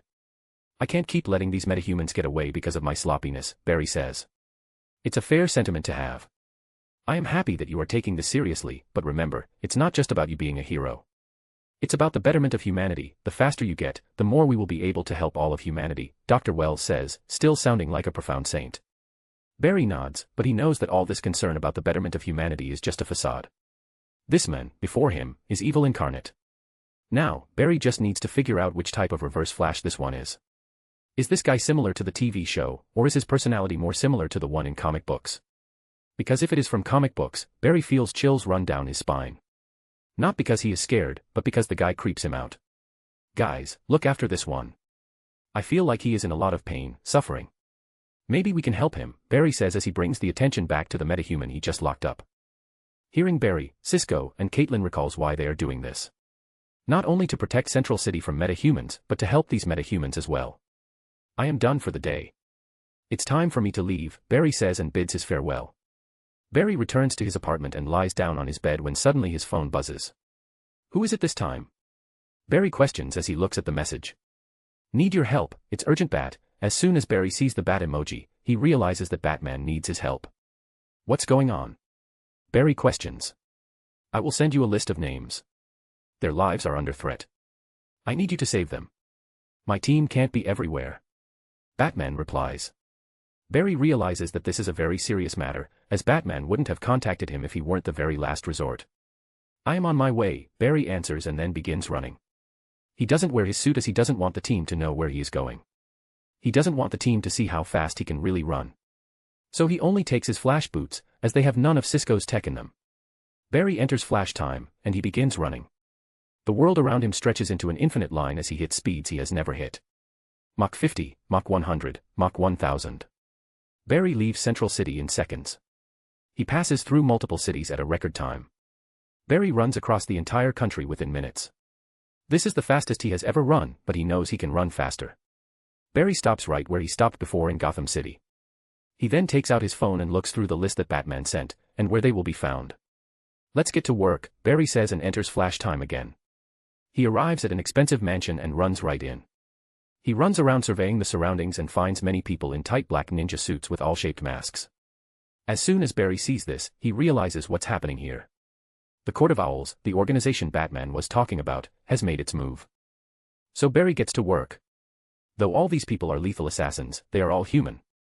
Luckily, these people made it easy for him, as they already have all the necessary tools with them, which Barry can use to restrain them. So he gets to work. A punch to knock them out, take their chains, and then tie up their hands and feet before taking their target and running them into the GPD, where they will be safe. Barry then runs to the next location and does the same, over and over and over again. If looked at from above, one will be able to see a streak of white lightning completely enveloping the streets of Gotham for a few seconds before it disappears. It happened because Barry was running around the city and within seconds, located all the Court of Owls targets and saved them before they got their throats slit by these assassins. But when he arrived at the very last location, it was already too late. But he was not the only one who was late. Batman is also here. Batman turns his head as Barry walks into the room. Looks like I was a little too late, Barry says. What about others? Batman asks. All of them are safe, Barry says. A flash of surprise can be seen in Batman's eyes as he expected at least a few casualties, but he didn't expect Barry would actually be able to save all of them. This result is beyond his expectations. He is much faster than I expected, Batman thinks, and brings his attention back to the dead man. Who is he? Barry asks as he sees a dagger plunged into the man's chest. His name is Lincoln March, he is a mayoral candidate. Well, not anymore, Batman says. So Court of Owls is responsible for this. Why? Barry questions. It's simple, they wanted to take over Gotham by getting rid of every influential name in the city. Thank you, Batman says to Barry. Chapter 64, Going After the Court. That came as a surprise. Barry didn't expect the Batman actually to thank him, but it's also not out of his character. No need to thank me. Maybe I will need your help someday in the future, Barry says. Batman stares, doesn't answer. But this is enough for Barry to know that they have come to an agreement. Where are the rest of the survivors? Batman asks. I ran them all into GCPD, thought they should be safe there for a while, Barry says. Batman nods and looks up at the sky, and sees the iconic bat signal in the sky. Barry follows his gaze and witnesses the iconic scene. Thousands of people living in Gotham, when they see the bat signal in the sky, know that Batman is patrolling the night, and criminals better beware of the dark night. Take me there, Batman says. Sure, Barry walks behind Batman, places his hand on the back of his neck and back and enters flash time, carrying Batman all the way to the rooftop of GCPD. Batman's vision shifts, and he finds himself on top of the GCPD right behind a man who is standing beside the bat signal. Gordon, Batman calls out. The man waiting for them turns around. It's a man in his 50s with graying hair and wearing square-framed glasses. This man is James Gordon, the commissioner of the Gotham City Police Department. Gordon then looks at Barry, who is standing beside Batman. And who is he? Gordon asks. Barry realizes that he doesn't have his mask on right now, but knowing who the man before him is, Barry is not concerned. He is the one responsible for saving the entirety of Gotham tonight, Batman says. Barry just smiles and waves at Gordon. So you are the men behind the moniker The Flash. Gordon says. By now, the entire world knows about the men who can run faster than the eye can see. So when all the elites and well-known personalities of Gotham City were dropped into the police department one after the other in a flash of lightning, Gordon guessed the party responsible for it. Well, it's no point in hiding it, I guess, since you have already seen my face. I hope you can keep this a secret, Barry says. Gordon walks up close to Barry and eyes him from head to toe. You are so young. I wonder if you will be able to carry the burden of the path you have chosen to run, Gordon questions. Barry just smiles awkwardly as he doesn't know how to answer Gordon's question. Barry doesn't see this as a burden, it's just something he is excited to do. He is living the very life of his favorite superhero while also being infinitely stronger than the original. Seeing that Barry doesn't have an answer for him, Gordon brings his attention back to Batman. What's happening? Why did you bring all those people here? Gordon questions. The Court of Owls. They want to take control of the city. Replace everyone that matters in Gotham City.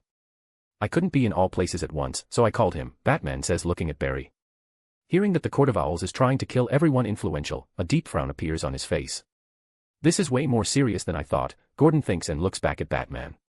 So what's your plan now? Gordon asks. The Court of Owls came after the city and failed, now it's my turn to go after them, and I'm going to make sure to bring the court crumbling down to the ground, Batman says in his usual serious tone. Do you need anything from me? Gordon asks. Keep the survivors safe as the Talons might continue to come after them, Batman suggests. Gordon nods and then takes his leave, leaving Barry and Batman alone. So, where to next?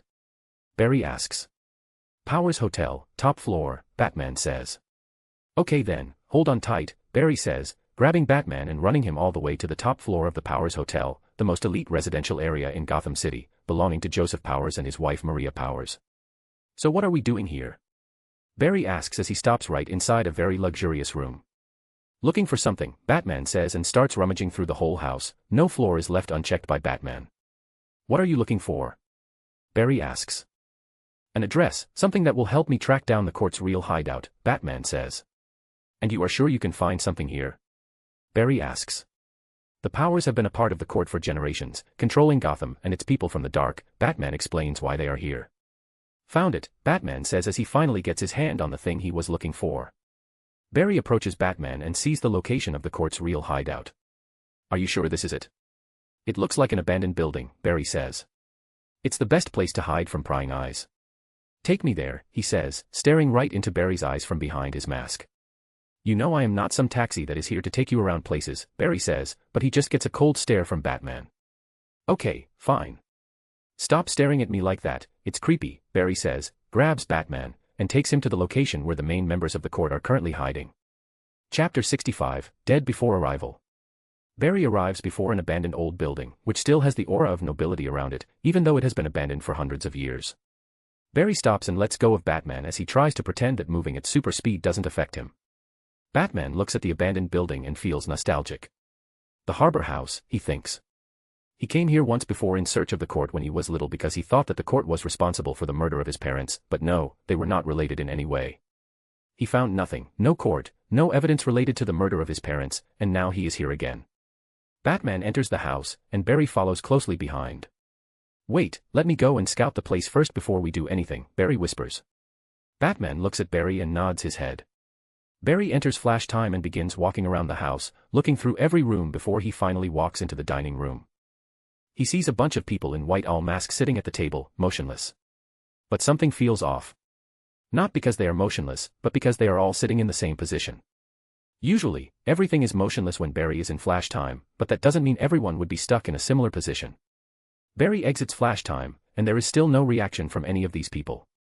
He walks up to one of the people and places his finger against the man's neck. No pulse, Barry says. He then looks around the table. All these people are dead, Barry realizes. Batman. Barry calls out. Since everyone here is dead, there is no point in being quiet. Batman enters the room and sees the scene before him. Everyone's dead, Barry says. Batman walks up to one of the corpses and removes their mask. He does the same with a few others as well to identify them. Who are these people? Barry asks. These are the main members of the Court of Owls. Batman says in a grim tone. Wait, these are the Court of Owls. How did they end up dead? Barry asks, confused. If these are the people who wanted him dead, how come they ended up dying before he could even confront them? Who killed them? I do not know, Batman says as he, too, is stumped after discovering the main court members dead. Maybe an internal power struggle. Though these are the main members, there are still more out there, Batman says, but this reasoning doesn't make sense. The court has been ruling Gotham for centuries. They rely on each other to keep this control unbreakable, so it would be quite reckless for them to kill each other. You should leave. I will take it on from here, Batman suddenly speaks up.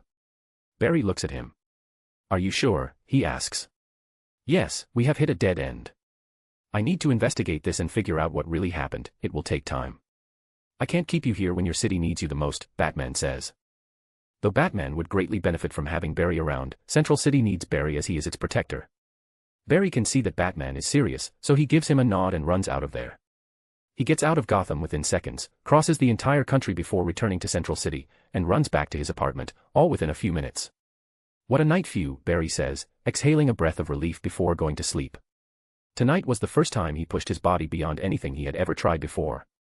He didn't know if his body could handle it, but it did. He could feel himself growing stronger the faster he ran. The more energy he drains from his other half, the stronger his body will get. The next morning, Barry wakes up and looks at himself in the mirror. I look a little bigger, Barry thinks as his arms and legs have gotten a little more muscular. There is at least an inch of growth around his arms and legs. I better not push myself like that again if I don't want people to notice, Barry says and puts on his clothes before heading to CCPD for work. At CCPD, he meets Joe and updates him on the meta he caught last night, informing him that they no longer need to worry about people ending up burnt to a crisp. Now it's Joe's turn to handle the matters internally. This will be the usual protocol until the city can develop a prison for metahumans. Until then, they will continue to be confined under STAR labs. But there is one thing still bothering Barry. Where the heck did Girder go? Did he run away after getting his ass handed to him by the Flash? Barry didn't believe so. Is he still hiding in the sewers? Barry questions himself. I will have to go down there and check for myself, just to make sure, Barry thinks. It's just like any other day as Barry, dressed up as the Flash, is sitting on top of a tall building, looking down at his city, when he hears Cisco on his headphones. Barry. Bank robbery in progress, at Cunningham and Sampier. Got it, Barry says and runs down the building and straight towards the bank. Chapter 66, A Distraction. The Flash runs into the Cunningham and Sampier bank and finds it in a state of chaos. People are trying to rip each other's throats out of sheer rage. Punching, killing, and trying every possible method to hurt each other. Barry also sees a bullet midair, slowly making its way towards a man. He walks up to the bullet and grabs it with his finger. He then walks up to the blonde girl who fired the bullet and takes the gun from her hand. He then walks up to a big guy who is about to drive another guy's head into the ground in the midst of a body slam. Barry separates both of them. Barry runs around the bank, stopping everyone who is in the midst of a fight, tying their hands up with their shoelace or separating them and placing them far away so that they can't engage. After that, he runs down to the vault and finds some displaced money, meaning the robber is already on the run. Barry hits another gear, increasing his speed as he tries to find the thief. This should be that rage-inducing meta. He cannot have gone that far, Barry thinks as he checks every corner of the bank. He cannot find the thief anywhere. He couldn't have gone that far, Barry murmurs and runs out of the back. It has only been a minute since Cisco informed him about the robbery. Barry runs out, trying to find anyone carrying a bag, as so much money can't be hidden. And within seconds, he finds someone carrying a stuffed bag. Barry doesn't stop to talk. Instead, he walks up to the guy, checks the content of the bag to see if it's the money stolen from the bank. His guess was right, as the bag is full of money. He grabs the guy and runs him all the way to somewhere no one can see them. Barry stops inside an alley and lets go of the man he grabbed. The man is confused, shocked, and scared. A moment ago, he was in the middle of a crowd, trying to get away, and now he finds himself in an empty alley. While the man is confused and scared, Barry, too, is confused, as the man before him is not the meta he remembers from the TV show. This man is bald and not wearing any black shades to cover his eyes. The man finally turns and sees the Flash, scaring him more. I didn't do it. It was not me, he immediately shouts as he realizes that he got caught. Explain yourself, the Flash says while sounding a little menacing with his vibrating throat. It was this dude. He came up to me and told me he would give me 50% of the money if I managed to get away with it, the bald man says. Where is he now? Flash asks. I don't know, man. He just handed me this bag outside the bank a few minutes ago, the man says. Seeing that he isn't going to get anywhere with this, Barry grabs the man and runs him back to the bank and ties him up next to a pole with the stolen money on him. Even though he didn't commit the robbery, he is still an accomplice. As for the people who seemed to be filled with rage a few minutes ago, they have now calmed down and now look scared and confused. Barry runs around a few blocks. See if he can find the meta, but he has no luck. Barry is called into the bank again, but this time as Barry Allen Forensic. Barry walks up to Joe. Busy morning, huh? Witnesses reported seeing flashes of lightning, Joe says. You should have seen it. Everyone in here was trying to kill each other. Luckily, I got here just in time, Barry says. It must have been a diversion. Too bad for him, you caught him before he got away, Joe says, pointing to the bald guy who is currently under police custody, yelling at the police, saying he didn't do it. Yeah, about that. He is not our guy, Barry whispers to Joe. What do you mean? Joe questions. He is just an accomplice, the guy responsible is a meta. The meta handed over the bag to that guy after the robbery. He escaped. Barry says. Shit. Not another one. Joe says, frustrated. And what does this one do? He asks. Well, your guess is as good as mine. He makes people angry and beat up each other, Barry says, looking around as the victims give their statements to the police. And how does he do that? Joe asks. I don't know, neurotoxin maybe. I will swab some surfaces, see what I can find, Barry says. Of course, he already knows how this meta's power works, but he can't just say it out like that with no proof to back his claim. Barry does a few surface swabs and leaves, as there is nothing else to do. He then runs to STAR Labs to update the team about this new meta. Chapter 67, Surprise Visit. Barry updates the team about this meta and how he had an entire group of people trying to kill each other by inducing severe rage in them. The team quickly begins working on the theory of how it's possible. I don't understand.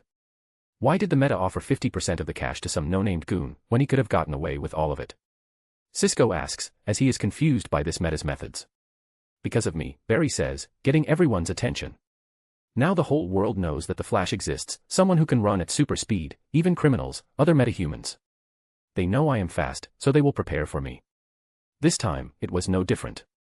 He knew I would be coming, so he gave the money bag to a local goon who could be tempted, just to see how fast he would be dealt with, Barry explains.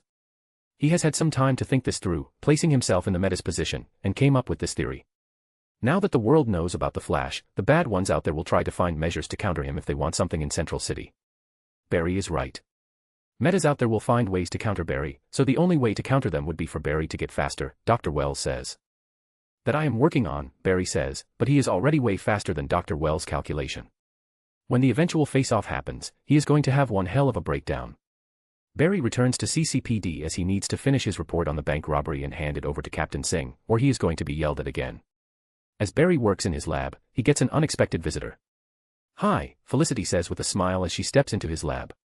Barry gets up, surprised. He didn't expect her to come and visit, as he didn't reveal his powers to Oliver. "Felicity," Barry acknowledges her presence. "Surprise," she says and giggles. Barry smiles and hugs her in a friendly manner. "What are you doing here?" Barry asks. "Well, something came up, and we had to come to Central City, so I thought to come here and give you a visit," Felicity says. "Wait, by something you mean?" Barry says, giving her the questioning eye, to which she nods her head. "So Oliver is here too?" Barry says. "He's busy right now," Felicity says. "I'm not surprised," Barry says, smiling. "You know I am pissed at you," she says, putting on an angry face. "Why?" Barry asks. "Well, you didn't reach out after coming out of your coma." "I was so worried," Felicity says. "I am so sorry. I got too caught up and then completely forgot about it. My life has changed a lot since then," Barry says. "It's okay, I forgive you. By the way, have you been working out? You look bigger than last time I saw you," Felicity says as she notices that Barry's shoulders are much wider and his arms much thicker. "Yes. The gym, I have been hitting the gym," Barry says. He isn't sure if he should tell her the truth. Even though in the show, Barry places all his trust in Felicity, he is not sure right now because this is not the TV show. It's a completely different universe with infinite variables. "Do you want coffee?" "Let's go for a coffee." Barry decides to get her out of here before she starts looking around the lab, as he keeps an extra pair of his Flash suit here. "Sure, let's go." After drinking coffee and catching up with Barry, Felicity leaves, as Oliver needs her assistance. This gives Barry some time to think about whether he should tell Felicity and her team about his identity. There are not many cons to revealing his identity to them. As for pros, there are many. Barry and his team could get some extra help if needed. Especially from Felicity, as she is a genius computer scientist. It's nighttime, and Barry is on his usual night run when he gets an alert from Cisco. "Barry, there is a report of a gunfight at a warehouse near the docks." "On my way," Barry says, and runs to the location provided by Cisco. When he gets there, he sees a bunch of goons trying to shoot a man in a green suit, jumping around, being extremely agile, and dodging and evading the shots being fired at him. While occasionally firing arrows back, taking down a few at a time, he is clearly outnumbered. It's time for the Flash to make his move. He runs in and starts dealing with the goons, all of them knocked out in a second. Surprised by the sudden silence, Oliver gets out of his cover and pulls back his bow with an arrow pointing straight at the Flash. "Whoa. Oliver, easy there." Oliver is surprised that the Flash knows his real identity. "Who are you? How do you know my name?" Oliver questions. Chapter 68, Revealing Identity. "Who are you? How do you know my name?" Oliver shouts while drawing his arrow even further. "Dude, chill, it's me." Barry stops messing with Oliver by talking in his normal voice. At first, Oliver is confused, but then it hits him. The voice, it sounds familiar. "Barry," he questions as he lowers his bow. The Flash removes his mask, showing his face to Oliver. "You are the Flash?" Oliver asks, shocked. He never expected such a development to occur. When he thought of coming to Central City, he already had the Flash in mind. He is a vigilante entering a city that is not rotten to its core, and it's under the protection of an actual hero. He studied Flash before coming here, and unlike him, who is a cold-blooded killer, someone who ruthlessly executed justice, Flash was different. He ignited hope in people, made them feel safe. Flash is a real hero. So he didn't know how the Flash would react when a vengeful vigilante enters his city. He has seen what the Flash can do, and in no way was he delusional enough to think he could take on the Flash. Flash managed to capture Deadshot, one of the world's most notorious killers, while also saving everyone in the process. The Arrow would fare no differently before a man who can run faster than the eyes can see. But now his doubts start to clear up as he can finally put a face to the man called Flash. "One and only," Barry says, smiling. "What are you doing in Central City?" Barry asks as he walks up to Oliver. Though he already has a guess, he isn't 100% sure. This is a different universe, and he doesn't remember either the Flash or Oliver coming to this warehouse in the show. Oliver is still trying to process that the happy-go-lucky guy he met a year ago is the Flash, but the more he thinks about it, the more it makes sense. Who better to be a hero than Barry? Someone with a heart of gold. I am after someone. I believe he is here in Central City, Oliver says while still staring at Barry in his red suit. How? Oliver asks. The night of the particle accelerator explosion, it caused a lightning storm, and I got hit by the lightning. 9 months later, I woke up with superpowers. Barry gives a short explanation. I heard about your coma. I just didn't expect it would change you so much. Oliver says. Me too. So, what are we doing here? Barry asks. I think I should handle this myself. This man is dangerous. Oliver says, but then he realizes he is talking to a superhuman. Really? You just saw me take out more than 30 people in a second. I think I can handle a little bit of danger, Barry says. Oliver tries to say something but shuts his mouth. Instead, he focuses on one of the red freight containers. He walks up to it as Barry follows him. They arrive before the container and see a heavy-duty lock on it. Let me deal with that, Barry says, stepping in. He grabs the lock and vibrates it till the locking mechanism inside the lock gives in, unlocking the lock. Oliver is surprised once again, seeing another of Barry's abilities.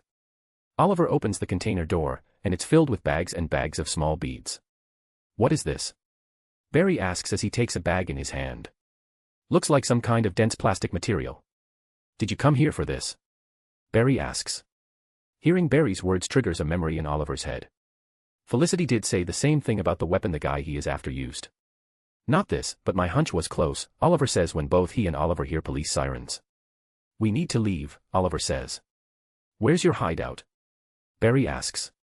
Outside the city, I have a farmhouse there. Oliver says. Okay, I will meet you there, Barry says and disappears in a flash of lightning, catching Oliver off guard, but he quickly recovers and gets out of there as well before the police arrive. Barry could have taken Oliver with him, but knowing Oliver, he probably has a motorcycle somewhere hidden. Not everyone can get from one place to another in seconds by just running. They need a mode of transport.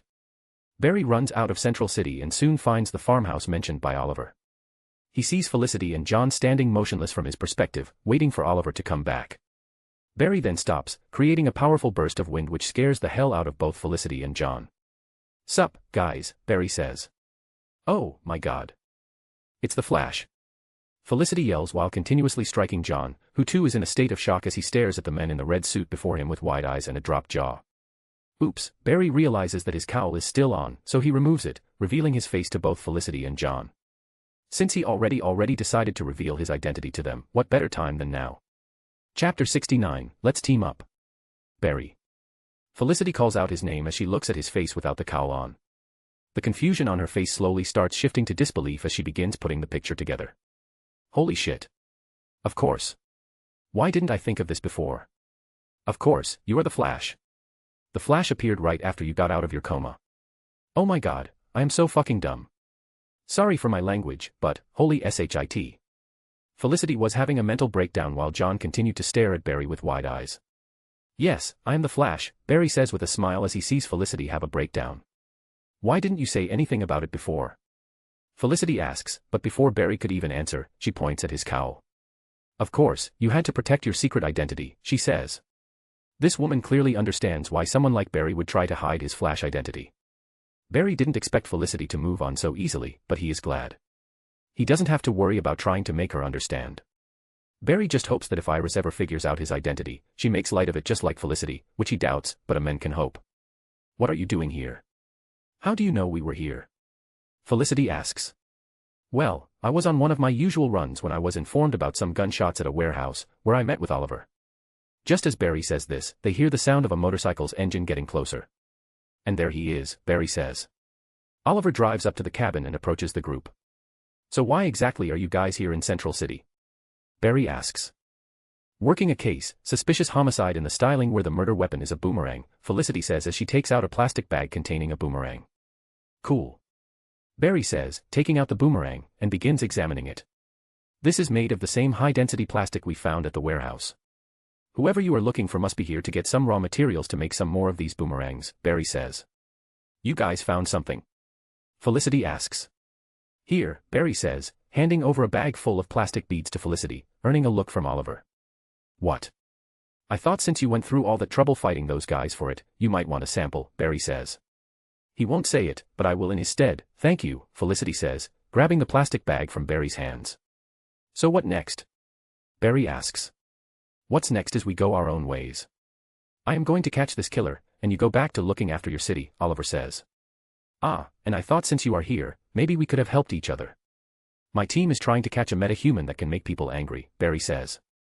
Metahuman. John finally speaks up, questioning what Barry meant by metahuman. Well, that's what we call people who were affected by the particle accelerator blast and gained, you know, superpowers, Barry says. Cool, Felicity says, earning another glare from Oliver. Come on, Oliver, don't be a grouch. Since we are here, why don't we help Barry catch this metahuman? Felicity sides with Barry on this one. And while you guys are here, you can use the equipment in STAR Labs to run some tests on this thing, Barry says, playing with the boomerang.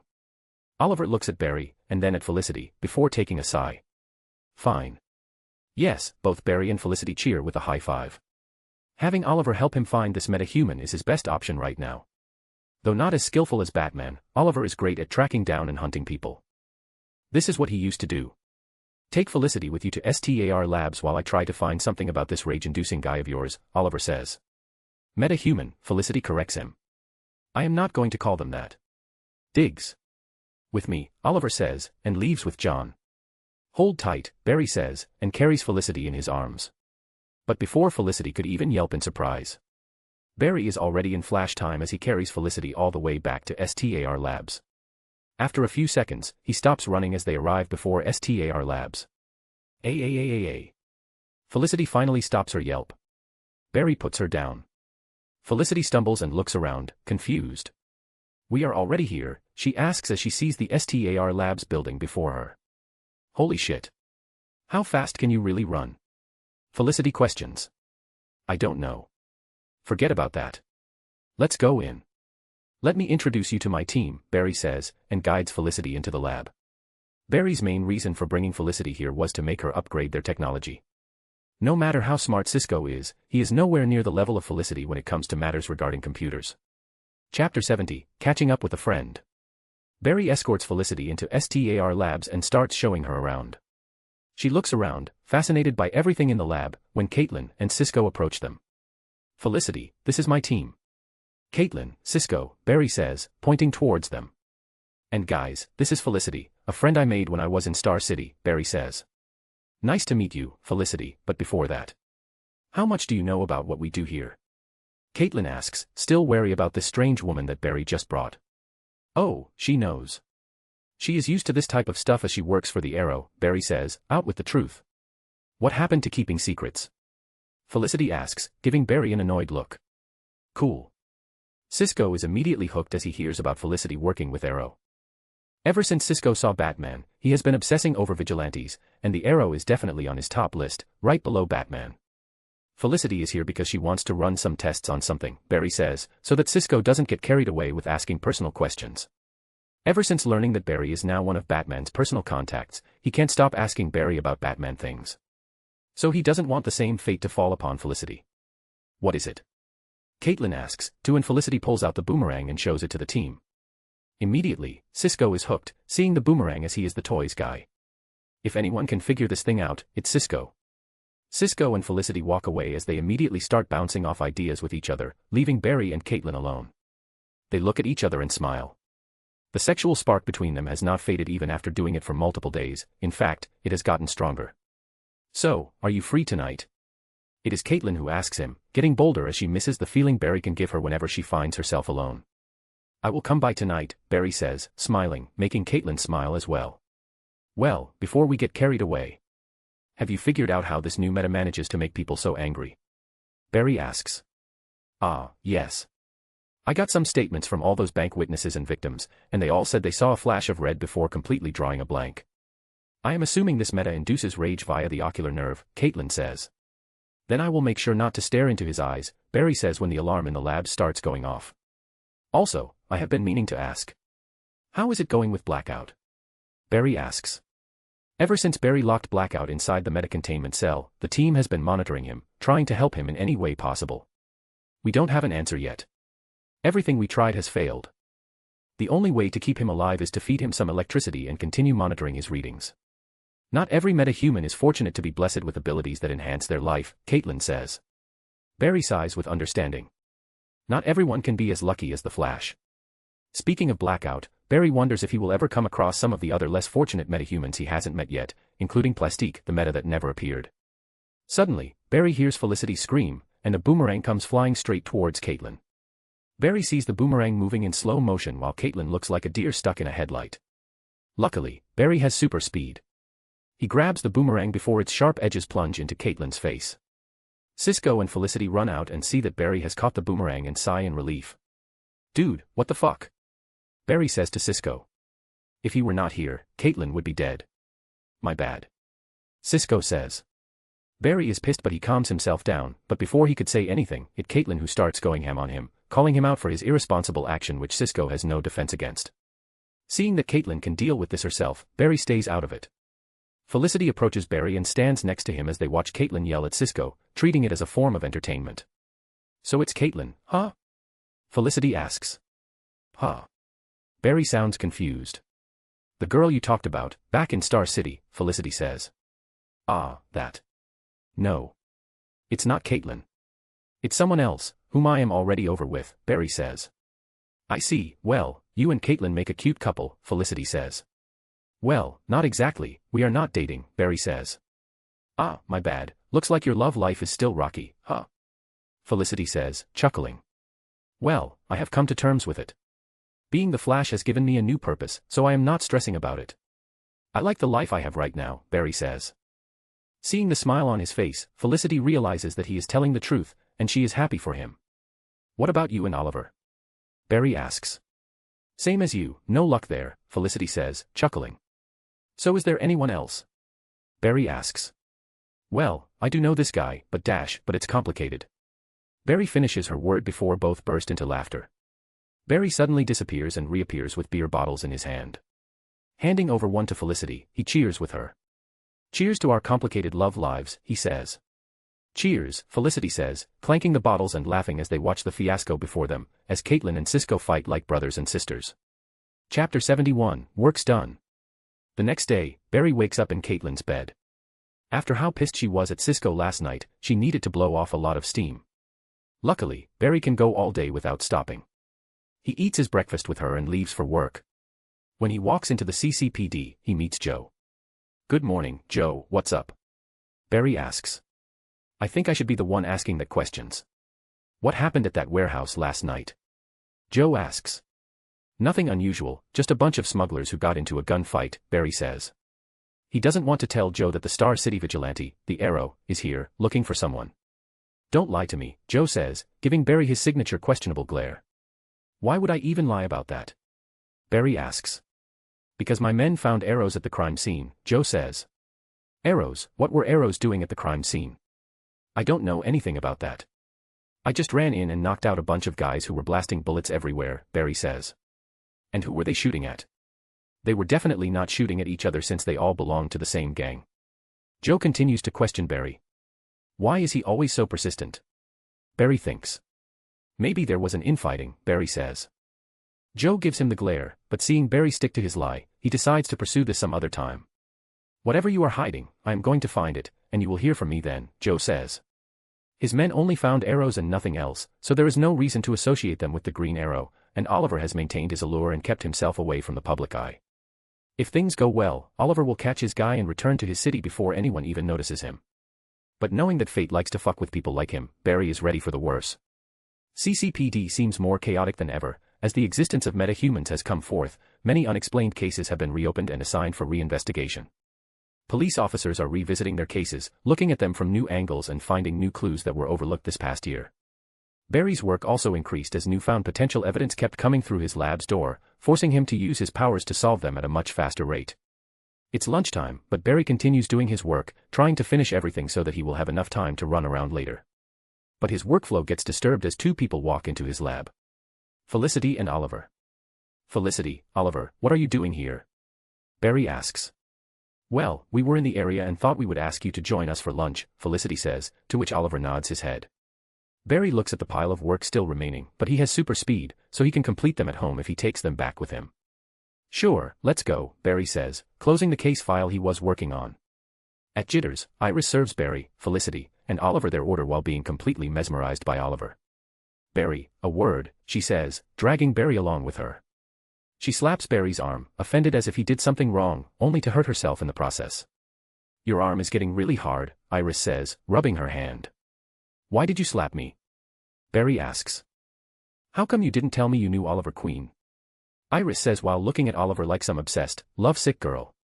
Yes, I know Oliver, Barry says. He is so dreamy, Iris says. Control yourself, woman, Barry thinks. If she is already acting like this, seeing Oliver, Barry wonders how she will react if Bruce Wayne himself appears before her eyes. Whoa there, calm yourself down. Remember, you are still dating Eddie, Barry says. I know, but Oliver Queen is one of my 3 lists, Iris says. 3 lists? Barry questions. Guys, I am allowed to cheat on Eddie with, Iris says. Hearing this, Barry feels a little awkward because he would never let a girl he is dating ever have a hall pass.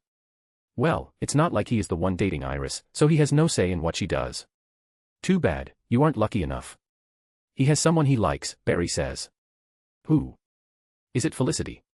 Iris asks curiously. Barry just smiles and doesn't answer. I think you should get back to work if you don't want to lose your only job, Barry says, and leaves her hanging. Iris grunts and goes back to serving. Barry joins Oliver and Felicity and starts talking about what's important. So, did you find anything? Barry asks, looking at Oliver. Yes. I did some digging last night, and I think I have a name. Roy G. Bigelow, Oliver says. How did you figure it out? Barry asks. I have my ways. Oliver says, avoiding eye contact. I hope you didn't torture someone to get this information, ha ha ha, Barry says, as if he is making a joke, but he knows how Oliver must have gotten this name. Ha ha, Oliver laughs awkwardly while Felicity enjoys watching Oliver's best attempt at acting innocent. What about the boomerang? Did Cisco find anything? Barry asks. No luck. We had hit a dead end with it, Felicity says. And the murderer I am looking for must have already left the city after last night's bust at the warehouse.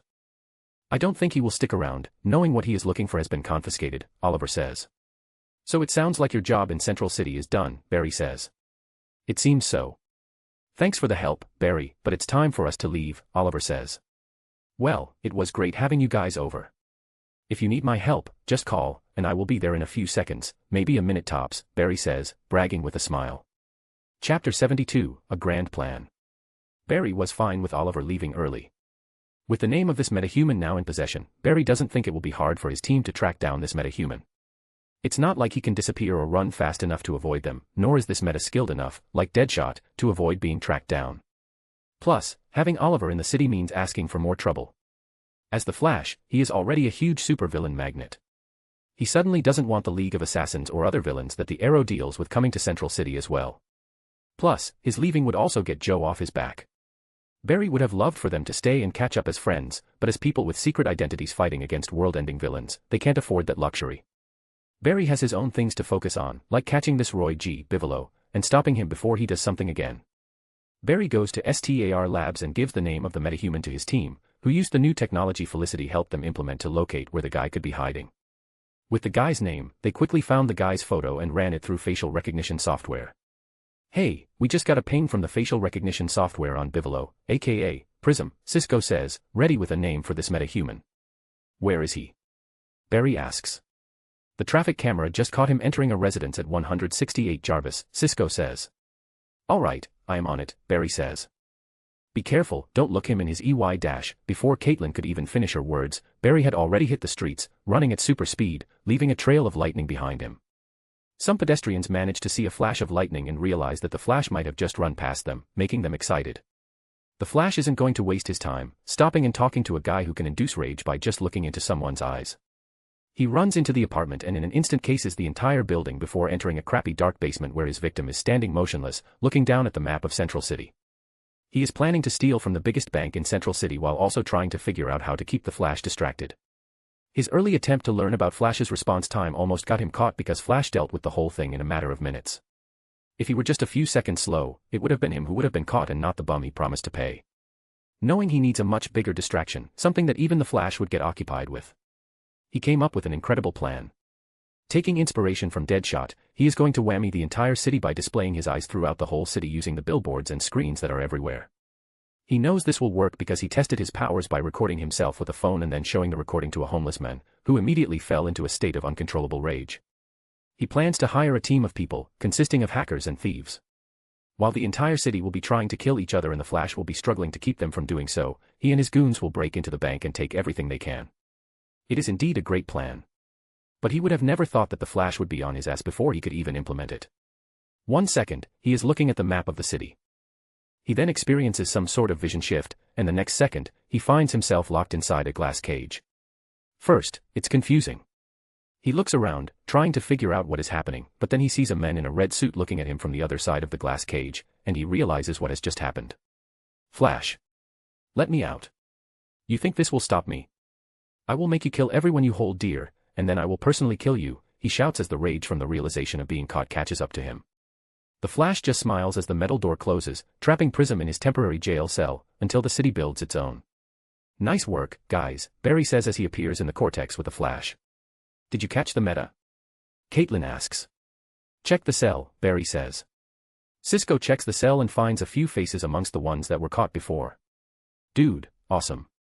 You are getting really good at this, Cisco says. Well, I am just too fast. The only thing I have to do is just grab them, run them all the way here, and lock them before they can even do anything, Barry says. Like Dr. Wells would say, efficient work, Cisco says. Speaking of Dr. Wells, where is he? I haven't seen him all day, Barry says as he finally notices his absence. Now that you mention it, neither have I. What about you? Cisco looks at Caitlin. Caitlin shrugs her shoulders, indicating that she, too, hasn't seen Dr. Wells all day. While Caitlin and Cisco might not think much of it, Barry, on the other hand, is worried. This is the Reverse Flash we are talking about.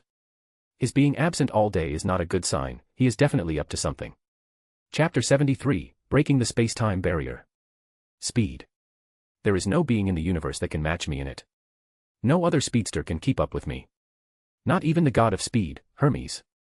And why am I so confident in my claim as the fastest being alive? Because I am the other half of the speed force, a physical embodiment of a force so vast in size that even greater infinites can't contain it. It now transcends dimensions, no longer limited to the laws of this multiverse, and I am the other half of this entity, but far more human in nature. Something I cherish deeply because I can let it all go, and truly become a god, no longer restricted by human desires. But would such an existence bring joy? I do not know, and I do not want to know. Because once I take that step, I might never wish to become human again, and that scares me.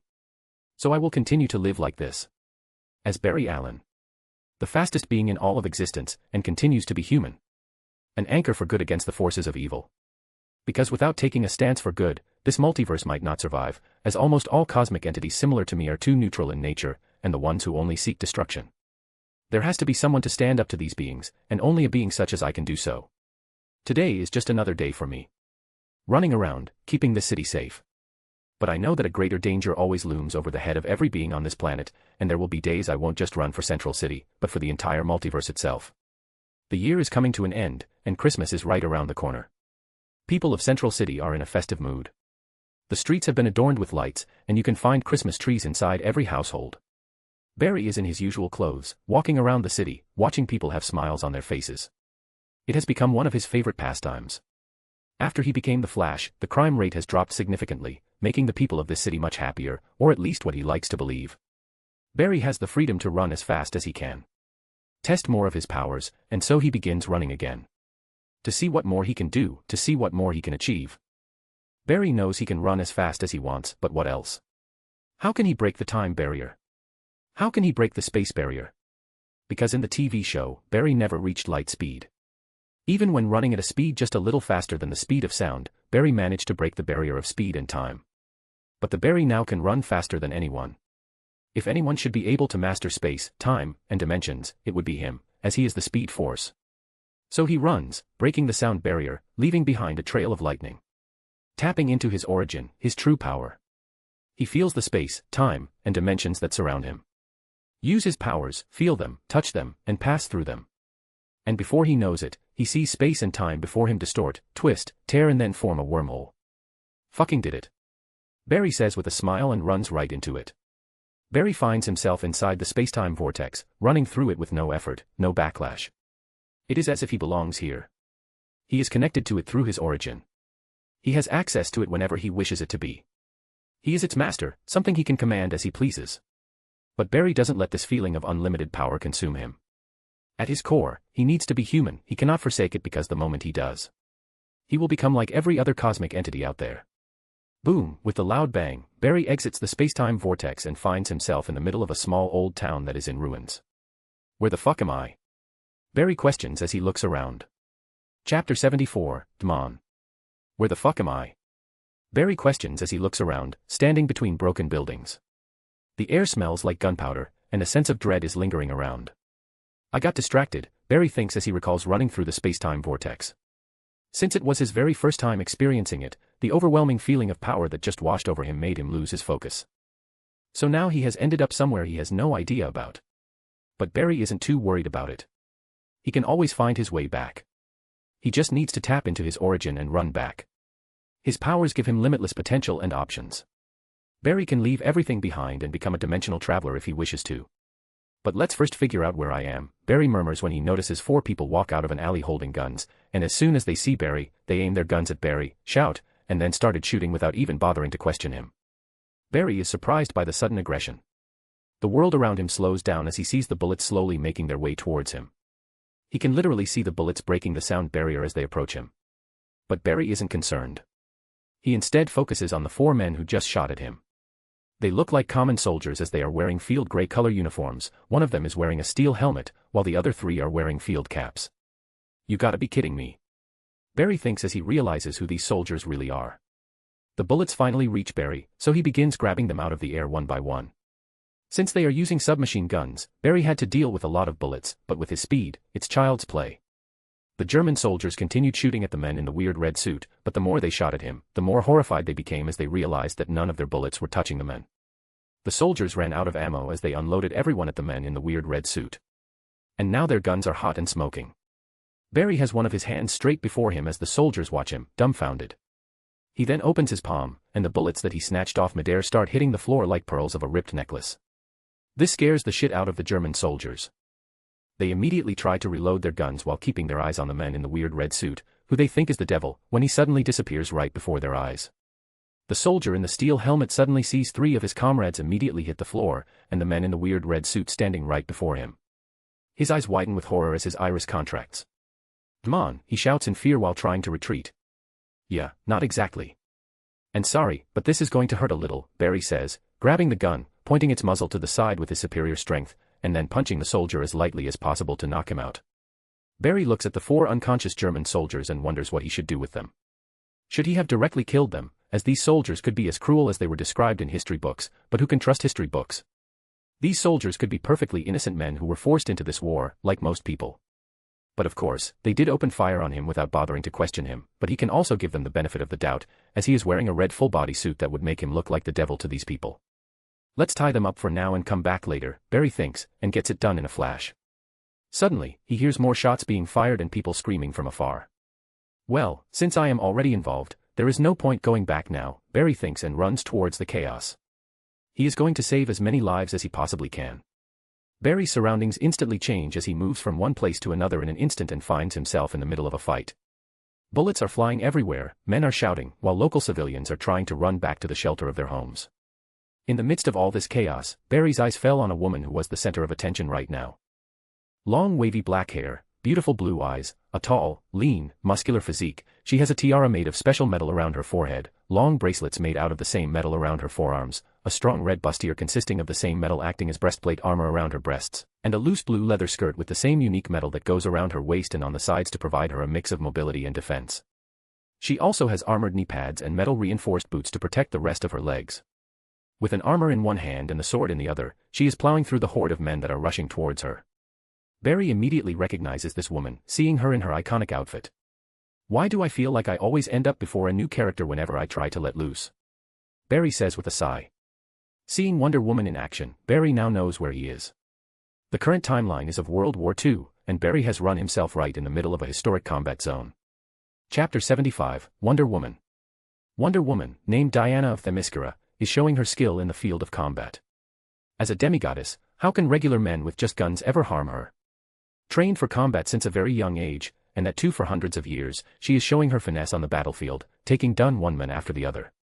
Seeing that Diana has everything under control on the fighting part, Barry decides to save the people first.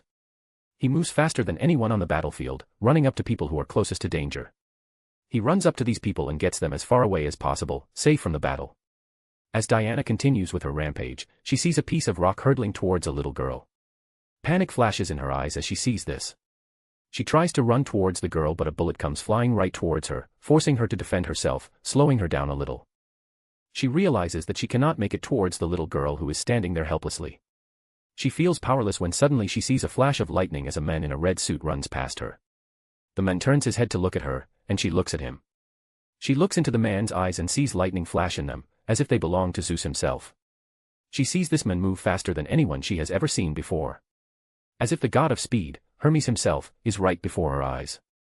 She sees lightning surround him that contains power similar to divinity, but it's not the divinity she is familiar with. She sees this man easily make his way towards the girl, and before she knows it, the man disappears with the girl. Confused, Diana looks around and sees flashes of lightning everywhere. She sees innocent people disappearing right before her eyes, and in those flashes of lightning, she sometimes manages to see the silhouette of the man. Understanding what is happening, she goes back to fighting the people. She realizes that she doesn't have to be distracted anymore. She can put all her focus on defeating the enemies. With that, Diana becomes more aggressive, tossing people around, grabbing massive tanks and hurling them towards other tanks, running into armored vehicles and sending them flying up in the air. Like a one-woman army, she rains down hell on the German soldiers, and before you know it, the last soldier falls. But just when she thought it was all over, a bullet comes right towards her from a high angle. It's too close for her to swing her hand at it and deflect it. The only thing she can do is move her head a little and let the bullet graze past her. A little cut to the face won't matter to her. She has suffered much more brutal injuries while under the tutelage of her teacher, Antiope. But just as the bullet is about to touch her face, she sees the red blur surrounded by lightning again as he grabs the bullet, stopping it from touching her before running towards the soldier who shot at her. Diana quickly turns and watches the streak of lightning go all the way up the tall tower and come back down in an instant. She finally manages to get a good look at the man who helped her deal with these German soldiers as he stands before her with the unconscious soldier in his hand. "That's the last one, I think," Barry says, dropping the soldier to the ground. He looks at Diana, and Diana looks at him. A few seconds of silence last between them, which is suddenly disturbed by a bunch of guys rushing to Diana's side. "Hey, back off. Don't come any closer," a handsome blonde man says, pointing his gun at Barry. Barry looks at the man.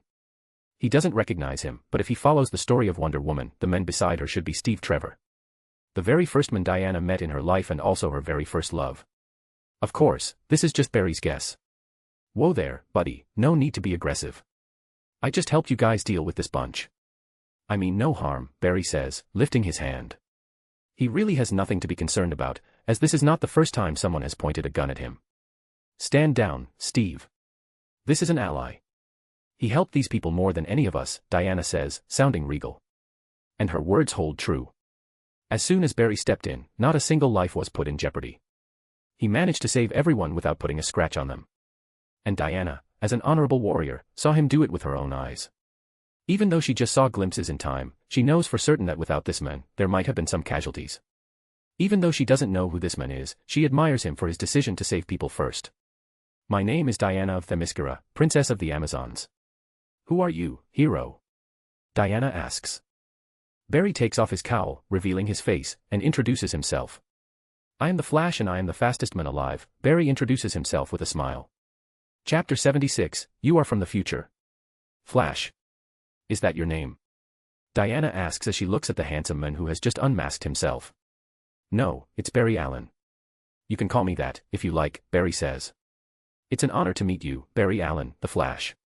Tell me, are you perhaps blessed by Hermes?" Diana inquires. "No, I am not. Never met the guy," Barry says. "Then how are you able to move so fast?" Diana asks, still mesmerized by how fast Barry was moving around the battlefield. "I think that's a discussion for some other time. Can someone tell me where we are right now?" Barry asks. "We are as clueless as you. We need to talk to the locals before we figure out anything," the blonde man says while still being wary of Barry, as he should be. Barry just appeared right before him out of nowhere. Even though he has seen some weird stuff these past few days related to Diana, it is still weird seeing a man appear out of thin air in a flash of lightning. As the group talked, the people of the village, who were already in hiding, started coming out, surrounding Diana and Barry as they saw everything that had just happened. They saw Diana tossing the German soldiers around with ease and defeating them. They didn't see Barry particularly in action as he was moving too fast, but there were instances in which Barry had slowed down enough to form a blurry silhouette of a man. The villagers look at Diana and Barry with awe and reverence, as they have been saved. Even Steve and his ragtag group were acknowledged by the people for putting their lives on the line and saving them. A few hours have passed, and Diana manages to get some information from the townspeople as she speaks almost all languages. They are currently in a village called Felt. Steve, who Barry can now confirm that it's the same man he thought him to be, calls his secretary to get more accurate information about where they are and what to do next. This call also informs the group that the German High Command is just a mile away, and a gala is being held there by Ludendorff, the bad guy Diana's group is after. Even though Steve was warned by his superiors not to go to the gala, he doesn't plan to follow the order. Barry watches everything unfold with curiosity. He is an outsider here who has no stake in this matter. The less he involves himself in the matters of the past, the less it will impact the future. But Barry doesn't know if he will stick to this rule because if he is needed, he is going to step up. It's night time, and the village people are in an elated mood as they finally have a chance to breathe with ease. No longer oppressed and living under the fear of German soldiers, the village is lit up in festivity. There is music playing and people dancing. Barry, Diana, and Steve are sitting before a fountain, talking to each other. Wait. You are telling me you are from the future? Steve asks, giving Barry a confused, dumbfounded look. Yes, I am, Barry answers. He didn't bother hiding the fact that he is from the future as he is talking to Wonder Woman, and in the future, they will meet again. How is that even possible? Do you have something like a time machine? Steve asks, extremely curious. No, my powers allow me to run very fast, which gives me the ability to break through the space-time barrier. I was doing just that when I ended up here, right in the middle of World War II. Barry says. Wait, if you are from the future, who wins? Steve asks. I think it's best to keep that information to myself, Barry says. I don't believe you. I think you are lying, Steve says. He still doesn't believe that Barry is from the future. You have no problem fighting beside a demigoddess. You saw me move faster than your eyes can see, and you have a hard time believing in time travel. Barry asks, smiling. Wait, how do you know I am a demigoddess? I never told anyone about it to anyone, Diana suddenly asks. Well, we will be friends in the future, fighting beside each other, Barry says. Will be? Diana asks. Well, from the time I'm from, we have not met yet, Barry says. Then how do you know we will be friends in the future? Diana asks. I am a time traveler, remember? Barry says. He almost slipped up there, but he found a nice excuse. Diana stares and nods her head. Suddenly, one of Steve's friends approaches him and drags him to drink, leaving Diana and Barry alone. Barry sees the way Diana is looking at Steve and feels a little sorry for her. Do you think you will be able to handle it? Barry asks, getting Diana's attention. What do you mean? Diana asks. Falling in love with a mortal. I can see the way you look at him, Barry says. Diana looks back at Steve. Chapter 77, Talk of Immortality. He is going to age, get old, and one day die. Do you think he will be able to live through it? Barry asks. I never give it any thought. What about you? Are you an immortal, too? Diana asks. I am, Barry says. Then how do you handle it? How do you love someone who is mortal? Diana asks. I do not know. The only thing I know is that I have spent eternity alone, and I can do it again if I have to. Loving someone will just be a small part of it, Barry says. Diana looks at Barry and finds his words very complex. She doesn't understand what he means by spending an eternity alone, but she can feel that he didn't lie about it. That sounds awful, Diana says. It does, but we are immortals. We will meet new people, make new friends, and make new happy memories with them. Everything has its pros and cons. We just have to be the ones to carry those good memories with us forever, Barry says. I think I understand what you mean, Barry Allen, Diana says, making Barry chuckle. So, how do you plan to do once you reach the German High Command? Barry asks, changing the subject. To kill Ares and stop this war once and for all, Diana says. And you believe that this Ludendorff is Ares, himself? Barry asks. Yes, Diana says. Are you sure? Barry asks. I am. But why does it sound like you doubt my words, Diana says. Well, because I think you do not understand people very well. Don't take this the wrong way, but your outlook on people is very one-sided. This Ludendorff, whom you believe to be Ares, might just be an evil man who seeks destruction, Barry says. Why would any man seek destruction for no reason? Only Ares, the god of war, seeks it because it's his purpose, Diana says. And that is why I say your outlook on men is naive. People are not inherently good or evil. They have the ability to do both, and it's the choice they make that makes them good or evil. Barry says. Then, what about you, Barry Allen? You say people have both good and evil in them, so why don't I sense any evil in you? Your light is the purest one I have ever seen, Diana says. Barry smiles and shakes his head. No, I do have evil in me, but every time I do something, I make an active choice not to do evil. That doesn't mean I can't. And just like me, there are men out there who make an active choice to do evil, Barry explains to her. But why? What can being evil grant them? Diana asks. Money, power, whatever one wishes. When one is greedy and selfish, it comes at the expense of someone else, and some people would rather have it all for themselves than give it to someone else. It's human nature. And I think even gods are not immune to it, Barry says. Diana doesn't have an answer to Barry, but his words do make her give it some thought. After coming out of Themyscira, she has seen the world of men, and she has seen many things that confused her, but now Barry's words make her give it some more thought. She was brought up to believe that men were created by Zeus to be just, wise, strong, and passionate. But she has encountered many men who don't fit this description. What will you do if this Ludendorff is not Ares as you believed? Barry asks. Diana doesn't have an answer. Barry sees that his questions might have put Diana in a dilemma, so he decides to stop asking questions. Luckily, Steve comes back and asks Diana for a dance. She looks at Barry, and he signals her to go with Steve. As immortals, we should make the most of the people who are in our lives, Barry says. Diana smiles with a nod and leaves with Steve. Barry watches the couple dance while he himself is wondering what he should do. Seeing Diana with Steve has also made him confront his own immortality. He begins to realize that the friends he has right now won't be with him in the next century. He will have to carry on living. He begins remembering his own words he spoke to Diana. Barry knows he is ready for the years to come, as he has already spent eternity trapped inside the Speed Force and didn't go insane. If he can survive that, he can survive his own immorality. Chapter 78, Gas. The next day, Barry and the team left for the German High Command after saying their farewell to the townsfolk, who personally came to the village's gate to wish them good luck. The German headquarters was not far from the village, so the group's journey was short. Now, outside the German High Command, the group is trying to figure out how to get inside the High Command without alerting the guards. What do you guys need to get inside? Barry asks. Steve looks at Barry, unsure how Barry can help in this situation but still decides to point out a few things that could help the group get in the High Command without any suspicion, such as some German uniforms for the men, and a nice dress for Diana, and some invitation cards to get in. Wait right here, Barry says with a smile and disappears in the flash, startling the group once again. No matter how many times they have seen Barry disappear, they can never get used to it. Except for Diana, she was completely unfazed by it. Where did he go?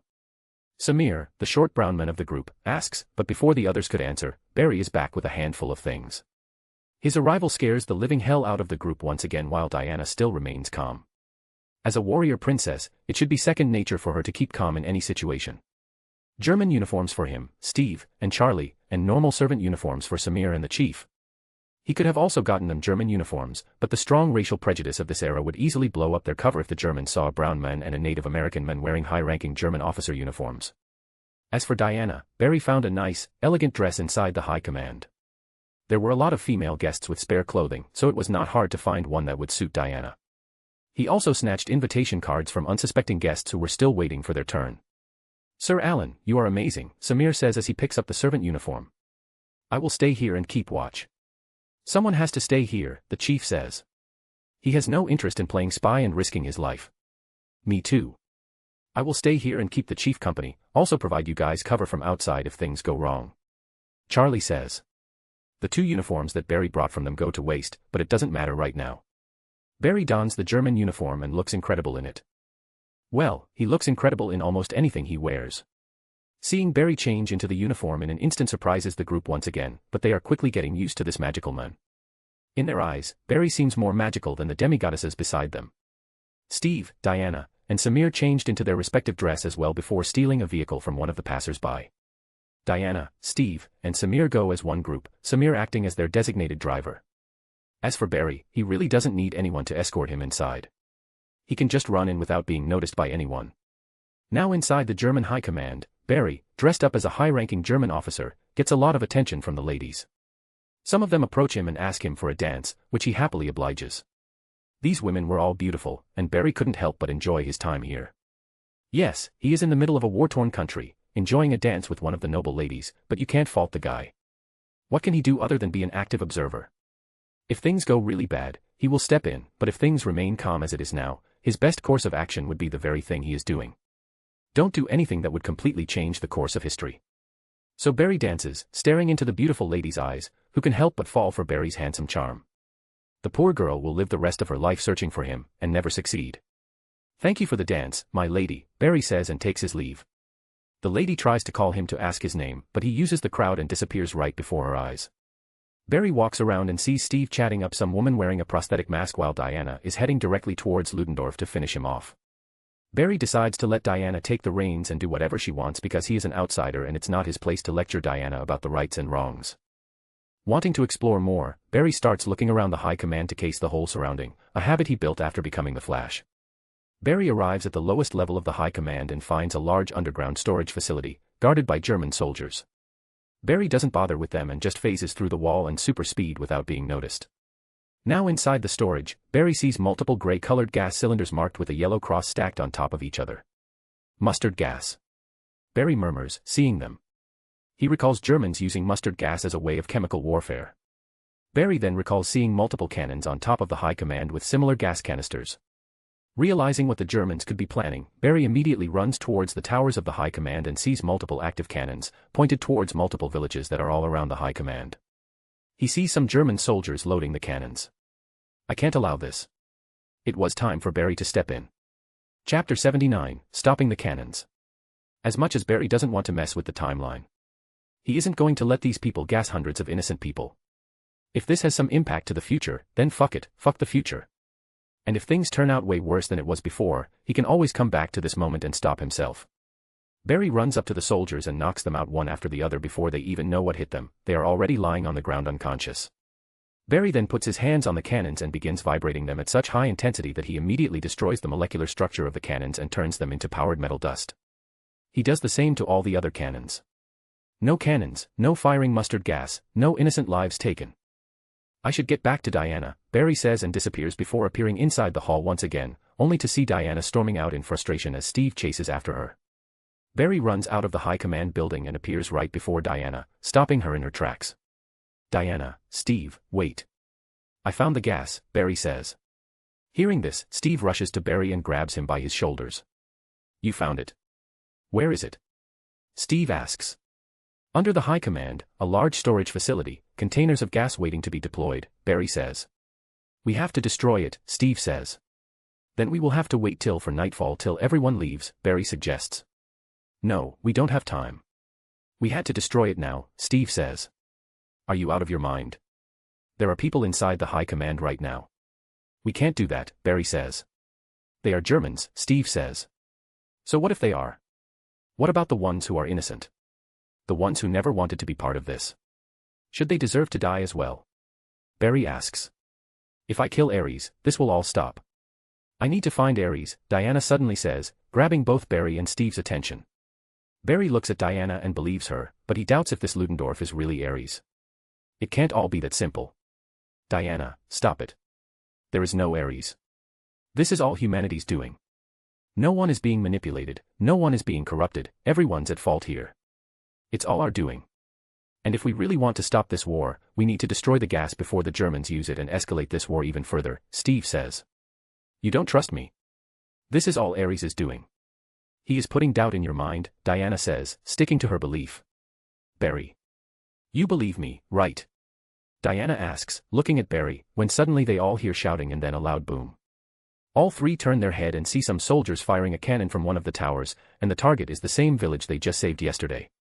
More cannon shots can be heard from other directions. How is this possible? Barry asks, as he is certain that he had destroyed that cannon and knocked those guards unconscious. I need to go, Barry says, and disappears before their very eyes. Diana also makes a run towards the village on a horse while Steve gives chase. How is this possible? I am certain that I destroyed those cannons. I made sure to double-check it, so how is it intact again? Is Diana right? Ludendorff is Ares. Is he the one doing this? Barry thinks at super speed as he sees the massive gas bombs slowly hurl towards the village. How do I stop all of them? Barry begins thinking while being in flash time. His mind is working faster than it ever has. Yes. I need to first explode them and then trap the gas inside a vortex of air. Barry quickly comes up with the best idea he could think of at the moment. He grabs a small stone from the ground, aims it at the gas bomb, and throws the stone at it with speed reaching faster than any bullet fired from a gun. The stone easily pierces the bomb container, and before the bomb can even explode, Barry runs around in super speed, creating a powerful vortex of air, trapping the escaping gas from the bomb in a small area. Barry then immediately makes a run for the other bombs and does the same thing again and again. If one looks from afar at a 3-4 mile radius, one would see multiple tornadoes conjure out of thin air, all at the same time across multiple areas. Diana, on her horseback, sees the tornado and makes her horse stop. She sees the tornado mixed with some foreign gas. She realizes that Barry has managed to stop the bombs from hitting civilian areas, making her sigh with great relief. But she doesn't stop. She continues her way towards the village and finds it intact. Diana, you are here. Barry suddenly appears before her and takes a deep breath to calm himself down. He pushed himself out there so that he could catch all the bombs before they hit civilian areas. It's probably the fastest he has ever run because he needed to create multiple tornadoes at the same time across miles of distance. Seeing Barry, Diana gets off her horse, walks up to him, and gives him a hug. Whoa, what's this about? Barry asks, caught by surprise. Chapter 80, It Really Could Be Him. Barry is surprised by Diana's sudden hug, but he lets her have a moment and calm down. After a few seconds, Diana lets go and looks at Barry. Thank you, she says. For what? Barry asks. For saving these people. Without you, all of them would be dead, Diana says. No need to thank me. That's what we heroes do, don't we? It's our duty to save and help those who can't help themselves, Barry says with a smile. Diana, who just saw how cruel humans can be, willing to kill innocent people for no reason, now also sees the other side of it through Barry, the one who is willing to save everyone, no matter who they are. She is aware enough to notice that Barry hasn't killed a single person, even though he is the one who took out most of the enemies. This person standing before her embodies what it means to be a man in her eyes. Steve finally arrives. Diana. I finally caught up to you, he says while looking at Barry standing beside her. Glad you are here. I need to tell you guys something, Barry says, snapping Diana out of her thoughts. What is it? Diana asks. Those cannons that just fired the gas bombs. I had destroyed all of them just a minute ago before I approached you guys, but they seem to have been restored, like magic, Barry says. It must be Ares, Diana says. And I think I am starting to believe you, Barry says. You are serious? Steve asks. Why would I lie? I had reduced those cannons to fine dust by destroying their very molecular structure. One shouldn't be able to reconstruct them in a minute unless some kind of magic is involved, Barry says. Then we need to find Ludendorff, if Diana is right about him. Killing him might actually end the war, Steve says. He, too, starts to believe Diana's words now that he has seen the impossible, which is Barry. Before, he was still skeptical, thinking that Diana might have misunderstood things. But now that he has seen Barry and heard him talking about the usage of magic, the possibility of Ludendorff being Ares has increased even more. Suddenly, Steve sees black smoke rising in the distance. Noticing this, Barry turns his head. What's that? He asks. It's Chief. He must have followed Ludendorff. We need to follow the smoke, Steve says. Hearing him, Diana immediately gets on a horse and chases after the smoke. Seeing this, Steve rushes towards the motorcycle and gives chase to Diana. Barry sees this and sighs. I could have carried them all the way there. Well, whatever, Barry says and follows them, matching their speed. This might be the slowest he has ever run, ever since he became the Flash. On the way, Barry takes care of some soldiers who were stationed at the checkpoints, making way for Diana's easy passage. Diana directly makes her way towards the air base while Steve regroups with his ragtag group. Barry joins the ragtag group as Diana is strong enough to take care of herself. If anything is in need of this protection, it's this group he has made friends with. The group soon arrived at the barbed fence. How do we get in? Samir asks. There must be another way in, we need to find it, the chief says. No need, I can get you guys in, Barry says and walks up to Steve and holds him by his shoulders. What are you doing? Steve asks, confused. Just hold your breath, Barry advises. He then enters flash time and makes a run for it, taking Steve with him. He effortlessly runs him over the fence before coming back for the rest. Before the group even realizes what happened, they are already on the other side. They all feel a little dizzy and off balance, but manage to get their act together. The group looks at Barry as if he is some kind of magician, as the only thing they have experienced is the change of environment. If they didn't have an understanding of Barry's power, they would think they just teleported. Is there anything you can't do, Mr. Allen? Samir asks in awe. Barry just smiles. I need to find Diana, Steve says, and immediately goes in search of her. Barry lets him. His focus is on keeping the boys safe. What's the plan? Barry asks. We go in and stop this war once and for all, Charlie says, cocking his gun. Barry and the group make their way towards the hangar and find soldiers upon soldiers running around carrying bombs in their hands. More gas bombs, Barry says. Steve comes back running. Where's Diana? Samir asks. We are on our own, Steve says. Hearing this, Barry wonders what happened to make Diana hesitate, but this is not the time to ask questions. It's time to take action. I can't see where they're taking them. Charlie questions while looking through the scope of his gun. How do we get in there? The chief asks. I've got an idea, Samir says and tries to run, but Barry stops him. Okay, calm down, Samir.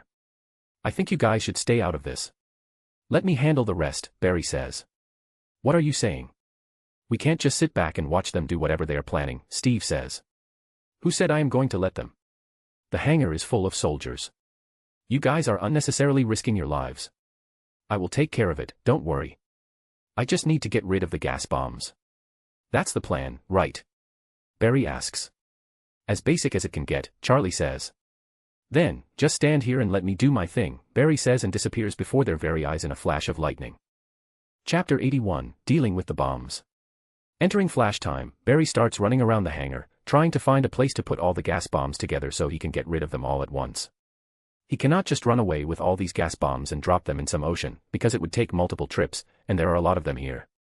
Instead, he plans to put them all together in one place and blow it up before dispersing it thin by creating a massive tornado, just like he did with the gas bombs shot from the cannons. And then he finds it. A warehouse filled with more bombs. Barry runs in and finds a woman working on something. Barry recognizes her. She is the woman Steve was talking to, Dr. Poison. Let's get her first, Barry thinks, and walks up to the woman. He grabs a handcuff from the table and cuffs her hand before running her back to the group of ragtags who can look after her. Barry then starts running around again, approaching a soldier and taking the bomb from their hands, and running it back to the warehouse. The most he can carry with him is 2 bomb shells. But with his speed, it really doesn't take long. Barry runs around the hangar so fast and in a constrained area that he conjures a lightning storm, scaring the hell out of the German soldiers. Even Steve and his ragtag friends watch in awe as Barry conjures a lightning storm. It's like someone has set the whole hangar on firework. Barry doesn't leave a single bomb behind and stuffs the warehouse with them, before throwing a bolt of lightning at one of the containers to ignite it and start a chain reaction of explosions. Barry runs out and begins running around the warehouse. He breaks the sound barrier, dragging the air with his body, making it move, and conjuring a massive Category 5 tornado. With wind speeds hitting over 500 miles per hour, it acts as the perfect blockage as the warehouse explodes into a massive ball of fire, debris made of metal and rocks, and liters of mustard gas. The gas gets sucked up by the massive tornado, spreading it extremely thin as the tornado reaches high up in the sky. Barry then hits a different level. He starts grabbing soldiers and runs them out of the hangar one by one at closer to the speed of light, so that they don't get sucked into the vicious tornado he just created. Steve and his friends watch in horror as they feel the wind kick off crazily. They are far enough to be safe, but they can still feel the violent power of this tornado. They can't believe someone can actually have the ability to bend nature to their will like this. Barry suddenly appears before them once again, scaring the group again. I think you guys should get out of here. That tornado won't dissipate for a while, and when it does, the gas should be spread thin enough not to cause much harm, Barry says. You are incredible, Mr. Allen, Samir says, saluting Barry. What about Diana? Steve asks. Just then, they all hear a loud boom and a powerful war cry that shakes the soul inside their body. The winds that were already chaotic started getting more violent, making it hard for the group to even open their eyes. They all turn towards the direction of the loud boom and see a man floating in the air, staring down at Diana. Is that who I think it is? Steve asks. These past few days have been life-changing for him, as his worldview has completely shifted.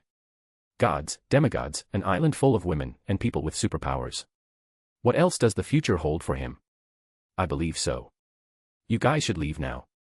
It's going to get very dangerous, Barry says, and disappears from their eyes once again, and the very next moment, he is standing next to Diana. Diana turns her head and sees Barry. She is glad to see him. Having someone like Barry by her side would be of great help when fighting someone like Ares. Barry looks at Ares and finds him very ordinary. In Barry's head, Ares was someone with a massive muscular frame with a rough, rugged look. But the man before him looks like an average Joe. He especially looks comical to Barry with that sissy mustache he has over his lips. Ah, a champion of the Speed Force. You have a great ally beside you, Diana, but he won't be enough to save you from me. I will end you today, the man says with fiery eyes. You know, I thought the god of war would look big and scary. Is he really Ares? He looks goofy as hell, Barry says to Diana. Diana looks at Barry and finds his comment about Ares funny, but she keeps a straight face. How dare you mock me, mortal? I will have your head. Ares threatens, pointing his finger at Barry, raging with fury. Chapter 82, Fight Against the God. Barry has to admit, he is feeling a little excited as he faces off against the god of war, Ares, with Diana by his side. Ares will be his first big bad guy he is going to fight. What he wants to know is how much of a fight this god can put up against him. Barry is immortal, he is faster than light, his strength has increased exceptionally, and his body's toughness is getting better and better day by day. He doesn't see any scenario in which this god can put up a fight against him. Every day, Barry wakes up and realizes that having super speed, that too at his level, is probably one of the most broken abilities one can have. The only reason Flash in the comic books and TV show faced any kind of defeat was because the writers decided to. So now here he is, standing before a god, and he doesn't feel a bit of nervousness. You don't need to shout to get your words across. Also, isn't asking for my head a little too violent? Maybe tone down the violence a little. Barry says, looking at the very angry man in the air. Though Diana has a serious face, her lips couldn't help but twitch under Flash's constant verbal harassment of Ares. You have a mouth on you, mortal, but don't worry, when I am done with you, you won't have a jaw to shut, Ares says. Is he always this gnarly with his words? Barry turns to Diana and asks. Diana just gives him a look and brings her focus back on Ares. Enough. Looks like Ares has finally had enough of Barry, so he waves his hand and a military vehicle that was flipped over suddenly shoots up in the air and comes flying towards Barry in breakneck speed. When a massive over 2-ton metal box comes flying at someone at the speed of sound, it usually ends with that person being turned into a meat paste, but not Barry, because he is the Flash, and there is rarely anything the Flash can't do. Seeing the military van coming at him, Barry looks at it, unfazed. Diana immediately jumps to the side to dodge the van. As for Barry, he just begins vibrating. The military truck crashes into the ground and keeps rolling for quite a while, turning into a piece of scrap. As for Barry, he just stands there with not a scratch on his body. He just phased through that van without moving from his spot. Ares sees this and frowns. He is not someone to give up so easily. So he raises both his hands and multiple pieces of metal, large, small, and of different shapes, start hovering up in the air. He then tosses all of them at Barry and Diana. This time, the force behind these objects is even greater. All of them are breaking the sound barrier. Barry turns his head to look at Diana and sees her preparing herself for the incoming barrage of flying metal projectiles. His head starts working, calculating all the possible ways Diana can move and save herself. He doesn't know the limits of her speed, but even if she manages to move faster than the speed of sound, dodging all these metal projectiles will be hard, even for a demigoddess like her. Her only reassurance would be her insane durability.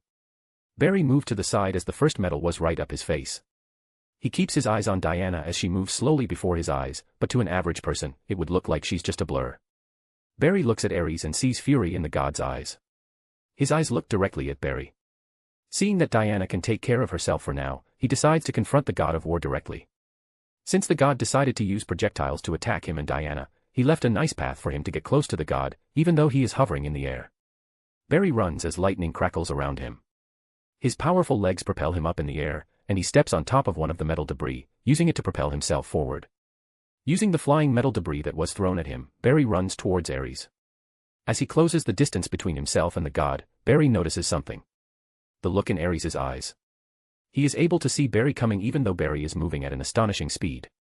Barry pulls back his hand, ready to punch Ares and maybe end this early, but as he tries to punch through Ares' face, his hand goes right through Ares, followed by his entire body. Barry flies through the air and lands 1,000 meters across from the battlefield. Without wasting a moment, he turns back as Ares is slowly turning his body to face Barry. Okay. I underestimated the bag of tricks you have up your sleeve. But you won't get this lucky every single time, Barry says as he charges towards Ares once again. Chapter 83, Faster Than Light. Barry realizes that he is not just fighting a guy who is just muscle. He is fighting a guy who knows magic. Magic is one hell of a force. Something that makes no sense whatsoever because it goes completely against common sense. So it's not surprising to see Ares, an actual god, use magic to dodge his super speed attack. You are a fast mortal, but I have fought against beings much faster than you, Ares says with arrogance as he looks down at Barry. I doubt that, Barry thinks. He can guess who Ares is talking about, Hermes, the real god of speed. And there is no doubt about Hermes being fast enough to travel faster than the speed of light. In fact, Hermes has bested the Flash multiple times in the comics. But our Barry is not just any Flash. He is the Speed Force itself, and like the Speed Force, his speed has no limits. So no matter how fast Hermes is, his divine power still has limits, unlike the Speed Force. Aren't you the god of war? Why do you talk so much instead of fighting? Barry shouts at the god. As you wish, mortal. I will show you the wrath of a god, Ares says, and the winds get more extreme just from the influence of his rage. He raises his hand and conjures energy around them in an instant, and shoots a beam at Barry. This beam has the power of divinity behind it, making it the most dangerous thing Barry has ever faced off against. Will it kill Barry? No, because he is immortal. But it can definitely destroy his mortal body, which would then have to be rebuilt back from atoms. Plus, this beam is traveling at the speed of light. Barry sees it. His senses flare up, giving him warning signals. Lightning flashes in his eyes, and he enters flash time. Even inside flash time, the beam is traveling faster than anything he has ever seen. To dodge this, he needs to move faster than the speed of light. He can feel his power, his origin, coursing through his entire being. He can feel himself getting charged up, and so he moves. As he moves, he sees space around him getting pulled along with him as if he just ran through a very thin sheet of silk. This is the barrier of time. Well, it cannot be seen, but since Barry is moving faster and breaking the time barrier, it is affecting the space he is occupying. This is the fastest Barry has ever moved. Barry manages to move to the side and dodge the divine beam, which hits the ground and gets vaporized, leaving behind a massive, smooth crater. Though Ares can shoot this light speed beam, he cannot see at light speed. So the only thing he sees is Barry suddenly teleporting and dodging the divine beam. Impossible. Ares shouts in disbelief. Even if one had the power of teleportation and could move from one place to another in an instant, it would still be impossible to dodge this divine beam. To react to this beam, one needs to be faster than the beam itself. And a teleporter would never be able to process faster than the speed of light. A teleport would get hit before he even realizes what hit him. But Barry just dodged it. This is the power of the Speed Force. To actually see something that is moving at the speed of light doesn't make sense at all, because for one to see, light first has to bounce off that object or thing. But under the influence of the Speed Force, Barry can see things happening faster than the speed of light. It's more like seeing into the future of his surroundings and everything that will happen in it through his own eyes. How did you do that? Ares asks in disbelief. You know I am not the only one you need to worry about, right? Barry says, and Ares immediately realizes what he means by this, but it's too late. Diana's fist smashes into Ares' head, sending the god crashing into the ground. Seeing his chance, Barry runs towards Ares. As Ares tries to get back up to his feet after getting his head rattled by Diana's punch, the god doesn't know his head is about to be viciously punted. Barry runs at Ares with super speed, who has his hands on the ground, trying to push himself up, but the very immediate moment in time, Barry punts the shit out of Ares' head. His head snaps faster than his muscles are used to moving, before his entire body shoots through the air. Barry arrives next to Diana and looks her in the eyes. Do you know how to get rid of him? Barry asks. Since Ares is a god, he should also be immortal, and Barry doesn't know how to kill an immortal god, so if there is anyone who would know how to kill a Greek god, it is someone who belongs to the same pantheon as him. I do, Diana says with determination in her eyes. Good, then the best way to take him on is by overwhelming him. I will distract and annoy him with my speed, and when you see the opening, do what you have to do. Barry comes up with a simple plan, but also an effective one. I understand, Diana says. Good, let's go kick a god's ass, Barry says, grabs Diana and runs her to Ares, who is still flying through the thick forest, mowing down trees in his way. Barry might have kicked him a little too hard. Chapter 84, A Wall. After covering tens of kilometers in an instant with Diana in his arms, Ares' body continues to smash through trees until he finally gets a grip on it as his body makes contact with the ground. He punches his arm into the ground to slow himself down, creating a long channel into the ground. It's as if someone took a massive plow and yanked it across the ground. As Ares forcefully comes to a stop, Barry also stops running and puts Diana down. This is the fastest Diana has ever traveled, but even at such speed, she was fully aware during the entire run. She saw everything go past her eyes. She is, after all, a demigoddess. She might not be able to move as fast as the Flash, but her perception of time is incredible. As Barry carried her in his arms, she saw everything that flew past her eyes, most of which were trees and bushes, but she also saw a good deal of flora and fauna frozen in time due to Barry's speed.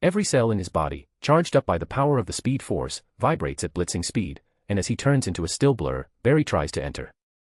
But the moment his hand makes contact with the magical barrier, the same thing that happened before happens again, he isn't able to phase through. Instead, the barrier absorbs all that vibrational energy and then sends it back to Barry, sending him flying again, but this time, not so far. Fuck. Barry curses as he gets back to his feet. He sees his hands completely twisted and bones broken, but they immediately start straightening up and within seconds, are completely healed. Barry runs back and looks at the barrier, confused. Ha ha ha, you are a tough one, mortal, but you are not going to get past my magical barrier. Now stand there and watch helplessly as I kill Diana before your very eyes, Ares says, and smashes Diana to the ground. Erg. Barry hears Diana groan as her back is smashed into the ground, but he doesn't stop with just one. He smashes Diana repeatedly into the ground like a rag doll. While this happens, Barry is trying to figure out a way to get past this barrier. He looks at Diana and sees that she is in terrible shape. Half of the bones in her body have been broken, and she is bleeding from everywhere. Think, Barry, think. Barry says to himself as Ares continues to punish Diana. With Diana's wrist tightly in his grasp and her hanging like a rag doll before him, Ares pulls his other hand back and drives a lethal punch into Diana's abdomen. Her eyes widen, and she immediately vomits blood from the impact. Seeing this, Barry decides to take action. Fuck it. He says and begins running. Seeing Barry disappear, Ares bursts into laughter. Ha ha ha ha, see that, Diana. Your friend has abandoned you. He is a smart one, isn't he? He saw that there was no hope for you and decided to leave before the same fate falls upon him. Ha ha ha ha, Ares laughs. Diana wheezes through her broken nose while staring at Ares through her swollen, bruised eyes, which are slowly healing. She doesn't blame Barry for running away, as Ares is too powerful. She overestimated herself, thinking she could kill Ares. Even though she has learned that she is the weapon that Zeus created to bring death upon Ares, she can't see herself winning against this monster. He is just too powerful. While Diana's thoughts run chaotic, Barry's running. He is running fast, faster than ever, breaking speed limits he dared not touch. Crossing 100,000 kilometers in a second. Yes, this is the fastest he has ever run. Sure, he moved faster than the speed of light to dodge that beam before, but running is different. But Barry is not done, he pushes himself further, increasing his speed 3 times more. Yes, he is now running at the speed of light. His regular vision is completely useless right now, and everything he sees before him is from the future with the help of the speed force. No matter how powerful this divine energy is, there must be a limit. And to break that limit, Barry needs to go beyond limits, he needs to harness the power of infinity. When an object of any mass travels at the speed of light, its mass would become infinite. And Barry, a man weighing about 90 kilograms, or 198 pounds, traveling at the speed of light, now holds infinite mass. And as he hits light speed, he runs around the entire Earth in just 0.133 seconds, returning to the scene just as he left. Neither Ares nor Diana sees Barry coming as he is too fast. Barry sees the divine barrier before him, well, the future version of it. He pulls back his hand and runs right towards it. He throws his infinite mass punch at it. Chapter 86, Obliterate. Infinity. Something with no limit. And that is just how much force is behind Barry's punch. Now running at the speed of light, his whole body has infinite mass, and thanks to the speed force, he is able to contain all that energy within himself, or else he would have destroyed this world. Barry's punch makes contact with the divine barrier. And like it has always functioned, the barrier tries to absorb all that energy to send it back to where it came from, but this time, the barrier won't be able to do that. Because the energy transferred this time is infinite. It might be a barrier made of divine magic, but something with a limit can never hold infinity. And so, Barry tears through the barrier like a red-hot knife going through butter. Neither Ares nor the beaten-up Diana sees him coming. Barry doesn't stop. He continues towards Ares at light speed and throws another infinite mass punch. His fist makes contact with Ares' helmet that he has over his head, and just like that, the entire upper half of Ares' body is obliterated into nothingness. Barry immediately grabs Diana and runs her away to a safe distance and puts her down. The world returns to normal speed again, and, like a stick with no support, the lower half of Ares' body plops on the ground. Barry turns his head to look at Ares' lower half and sees that even after eradicating the entire upper half of Ares' body, he is still not dead. He sees Ares' body regenerating, staring from the torso that is still intact. At least I bought some time, Barry thinks and looks back at Diana. She is in very rough shape. Her beautiful face is now bloody and bruised, but it is slowly healing. Cough cough. Diana coughs up some blood as she slowly opens her eyes, and the very first thing she sees is Barry looking down at her. Barry. She murmurs as she starts coming to her senses. She suddenly sits up straight and looks around, confused. Her eyes then fall on Ares' body as it is slowly healing back. He is not dead yet. How do we kill him?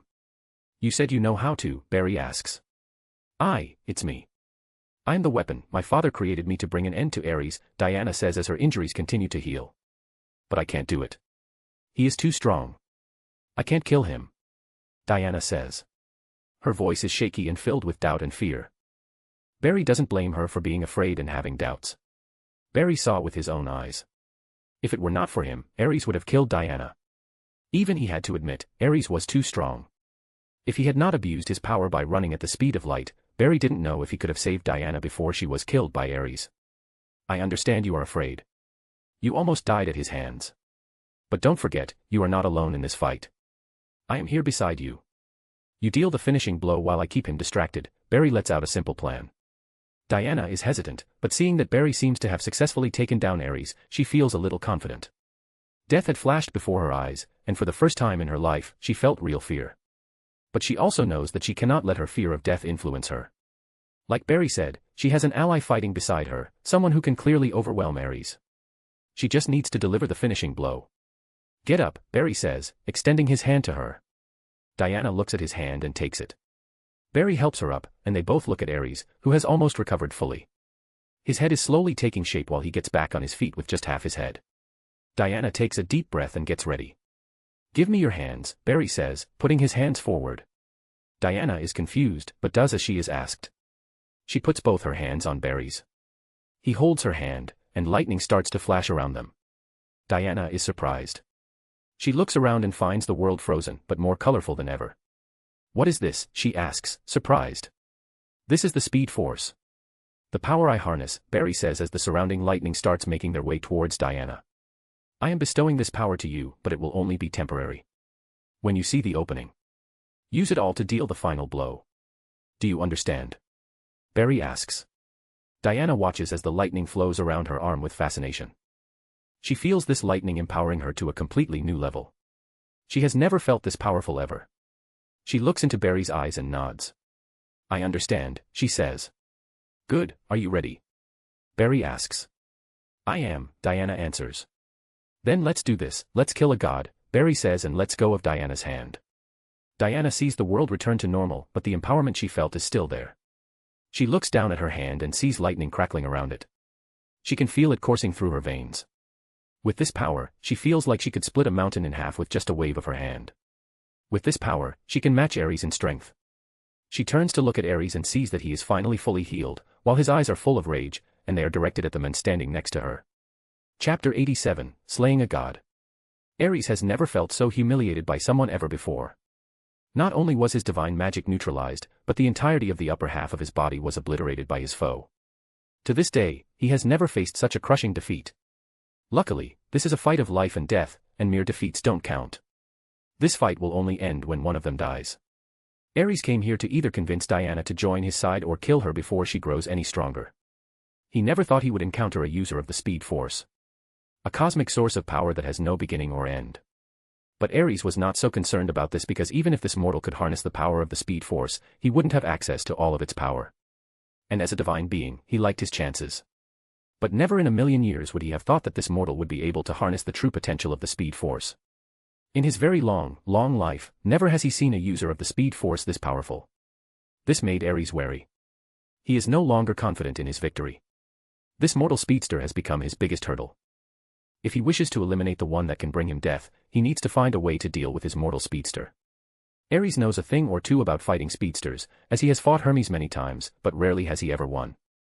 The thing about speedsters is that one is never fast enough to catch them. To defeat them is to think outside the box. But how can he think outside the box when he is against someone who seems to be able to travel at light speed? He is moving so fast that time becomes irrelevant. How is he going to deal with someone like this? Maybe a distraction. Ares thinks. The only way to defeat a speedster of Flash's caliber is to catch him off guard fast enough. You are a for me dash, before he can even finish a word, his jaw goes flying as Flash doesn't waste a single second letting the god talk. After experiencing everything he has in this fight, Barry is not going to act stupid. He has the most broken ability of all. To do things in an instant. He is not going to let this god set more traps and walk into them like an idiot. So the moment Barry saw Ares open his mouth to talk, he attacked. Running at him at almost the speed of light, he punched Ares right in the jaw, completely ripping his jaw off his face. As Ares stands there, shocked as his jaw dangles with just some skin and muscle strands holding it, Barry immediately appears before him once again. Ares' eyes widen, and his pupils constrict. Why? He tries to say something, but Barry is not having any of it. He starts vibrating his hand extremely fast and then chops them down on Ares' arms, cutting them off clean from his shoulders. As his arms fall down on the ground, Barry zooms behind Ares and buckles Ares' knees by kicking the back of them at near light speed. Ares' knees shatter, and he collapses. Barry immediately grabs him by the head to stop his body from hitting the ground and looks at Diana. "Diana, now!" Barry shouts. Diana, who has been watching all this happen with bewildered eyes, finally snaps out. Seeing Ares vulnerable, she moves. She knows what to do. Channeling all the power of the speed force inside her that Barry bestowed upon her, she combines her own divine power into it. It is her own divine power that is the key to slaying Ares, a gift from her father, Zeus. Lightning flashes and glows with divine light around Diana's arms as she charges at Ares faster than she has ever moved.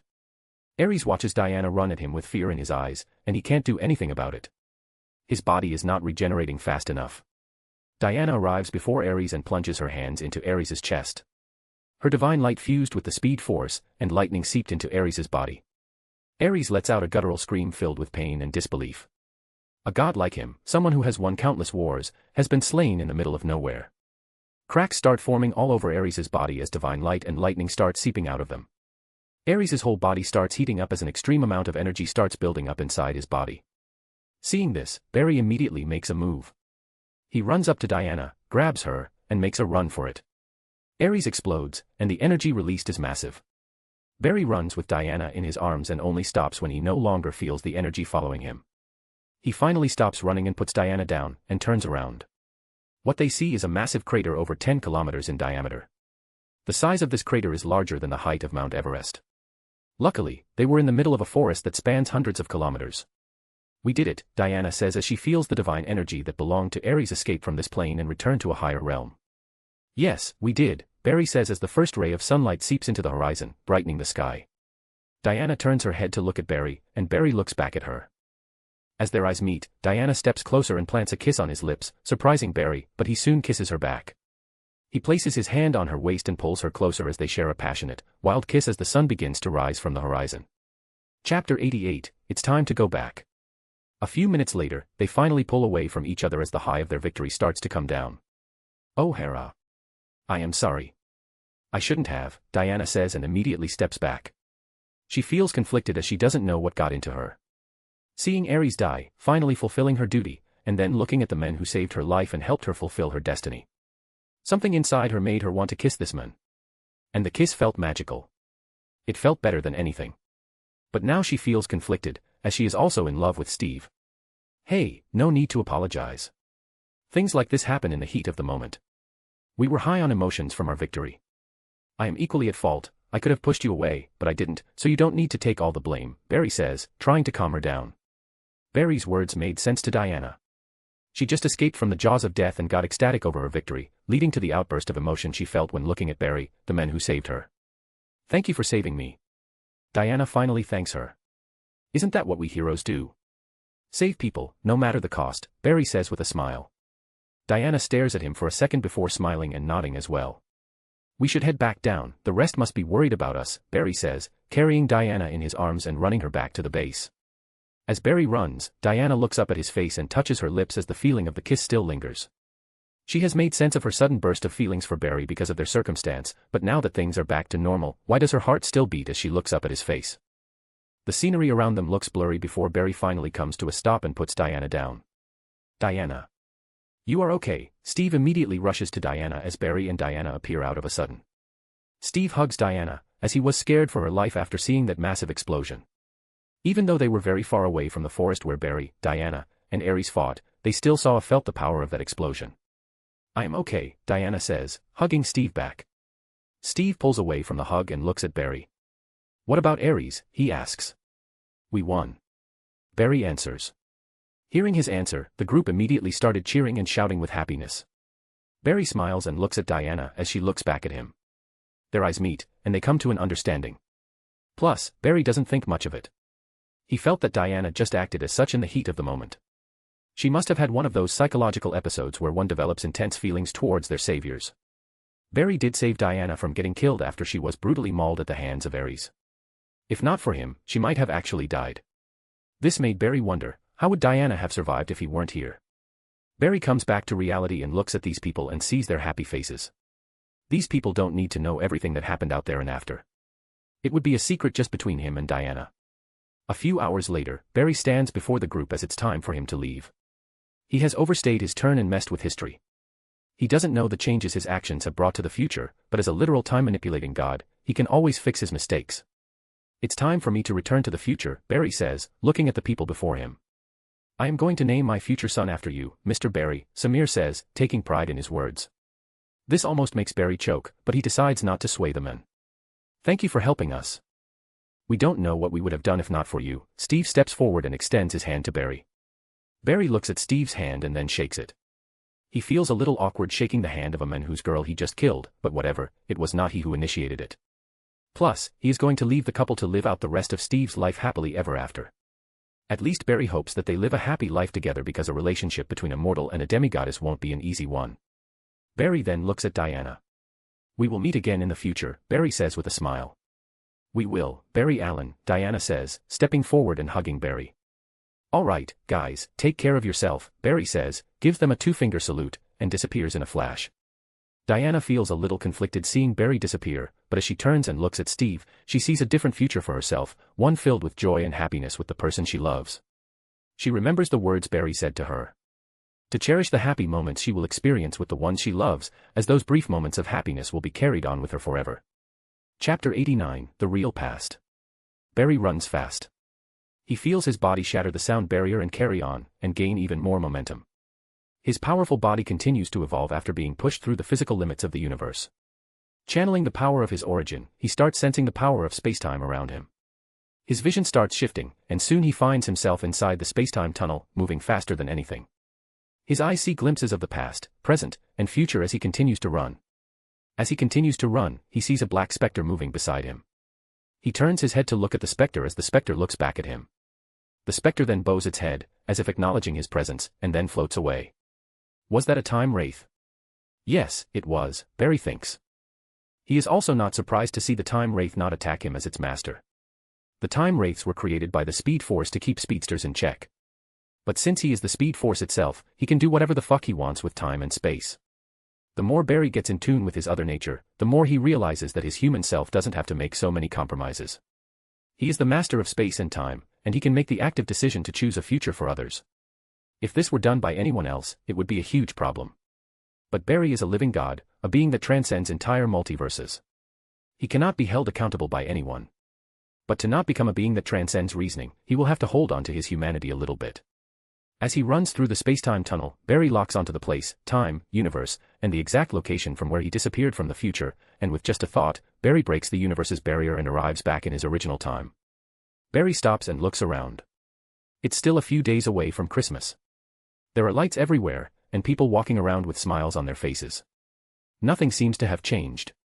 But to confirm, he quickly runs to STAR Labs and sees Caitlin, Cisco, and even Dr. Wells busy with their usual stuff. He then turns to Joe's house to check on Joe and finds him there, looking through some of his pending cases. And last but not least, he runs to Iris and sees that she is hanging out with Eddie. Everything seems to be fine, for now. Barry thinks and returns to his apartment. He then takes off his clothes and takes a shower, but during the whole time in the shower, he can't get something off his mind. Barry walks out of the shower, already all dried up, as he uses super speed to dry himself. He lies down on his bed and goes through his thoughts once again in his mind. Wasn't Ares a little too strong? If I were not there, how would Diana have survived? Barry questions. He couldn't think of any possible way in which Diana could have defeated Ares. He was just too strong, too overwhelming, and too experienced for Diana to handle.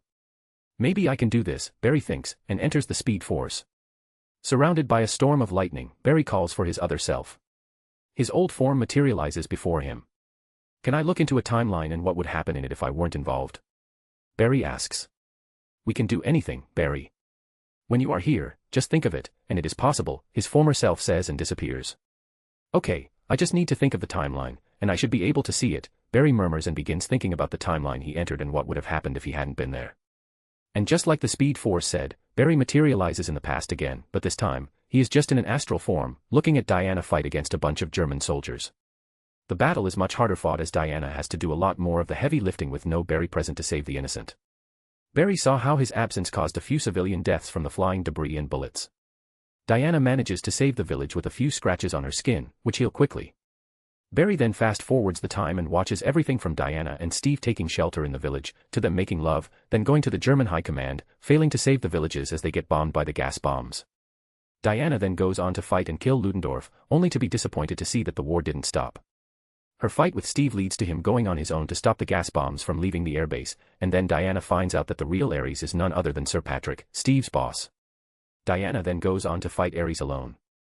Steve sacrifices himself by taking control of the cargo plane filled with gas bombs and crashing it into the ground. Seeing this, Diana bursts into anger and channels her divine energy to fight back against Ares. Barry watches all this happen and thinks that Steve's death must have led to Diana unlocking her full potential, but what he sees next shocks him to the core. Just when he thought Diana was going to win, he saw Ares laugh at her face and tell her that he was just playing. Ares then proceeds to power up and brutalize Diana, just like he did to her inside that forest. He beat Diana to a bloody pulp and then killed her. "What the fuck," are the only words that came out of Barry's mouth when he saw this. Chapter 90, What Has Changed? Barry couldn't believe his eyes as he watched Ares beat Diana to a pulp and then rip her in two, killing her. But this didn't end with the death of Diana. After Diana died, a huge rainstorm appeared out of nowhere, making Ares look up at the sky and roar with anger. "Was this really the weapon you created to destroy me, Father? Don't tell me you have gone soft after all these years. I want answers, Father. I demand you come forth." Ares shouts in anger. His spiteful words seemed to have stirred up the sky as the rainstorm got more violent. Suddenly, a bolt of lightning came shooting down at extreme speed. Fast enough that Ares couldn't dodge it. But Barry could see it as he was inside the Speed Force. The lightning bolt pierces through Ares' chest, impaling him into the ground. Ares' eyes are wide in disbelief as he was granted death before he could even put forth his case. His body started to crack under the overwhelming amount of energy being pumped into it. Ares then started expanding like a balloon before exploding, just like he did when Diana dealt the final blow in the timeline Barry interfered in.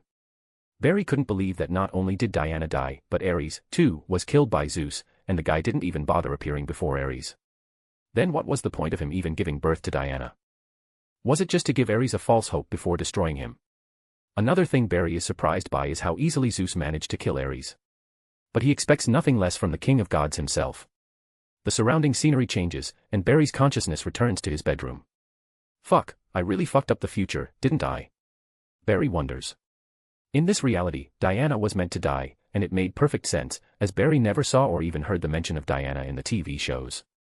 But Barry went to the past and changed Diana's fate. He saved her from dying. This is a major change in the timeline, as Diana is not just a random character whose life or death won't impact the timeline. She is a demigoddess, daughter of Zeus, and her existence in this timeline will completely change the future that Barry thinks he knows. Fuck it. What's done is done, Barry says and closes his eyes before going to sleep. The next morning, Barry wakes up and goes to work. He tries to see if anything is different, but everything seems to be the way it is. There is Joe, Captain Singh, and every other colleague he knows personally. There seems to be no change in their behavior or life. Barry feels a bit relieved knowing that he won't have to adjust to a completely new timeline. He then immediately gets to work. He wants to finish all his pending cases so that he will have more free time for the holidays. Luckily, super speed is a hell of a superpower to have when it comes to dealing with boring tasks. Finishing work early, Barry heads to STAR Labs to see if there is any change in Caitlin or Cisco's lives, but their lives too seem unaffected. Of course, Barry didn't go around asking them about their lives as it would come off as very suspicious, especially in front of another time traveler like Dr. Wells. For now, Barry will have to act normal and slowly discover the changes that might have occurred in the lives of people around him, because he doesn't believe that everything remained the same, even though he has completely rewritten the course of history by saving Diana's life. And not just Diana's life. Even Steve was meant to die in the past, but he went on to live as well. Barry wonders what factors were affected due to Steve being saved as well. Curious, Barry searched for Steve Trevor and found some information on him. A World War II hero who lived till his 80s, dying in 1995 from old age. He had a very successful and respected career, becoming a 4-star general. He got married to someone named Diana Prince. Reading this name put a smile on his face, seeing that Diana and Steve went on to marry each other. He even found a photo of Steve and Diana in their wedding outfits. But after that, he couldn't find any pictures of Steve with Diana in them. As if Diana had just disappeared from his life. He found a few pictures of Steve with his comrades and generals of other countries, signing some war treaties, but nothing else. What happened? Barry wondered. What are you looking at? He suddenly heard Caitlin's voice from behind. Luckily, he had already swiped down the page, so there were no photos on display.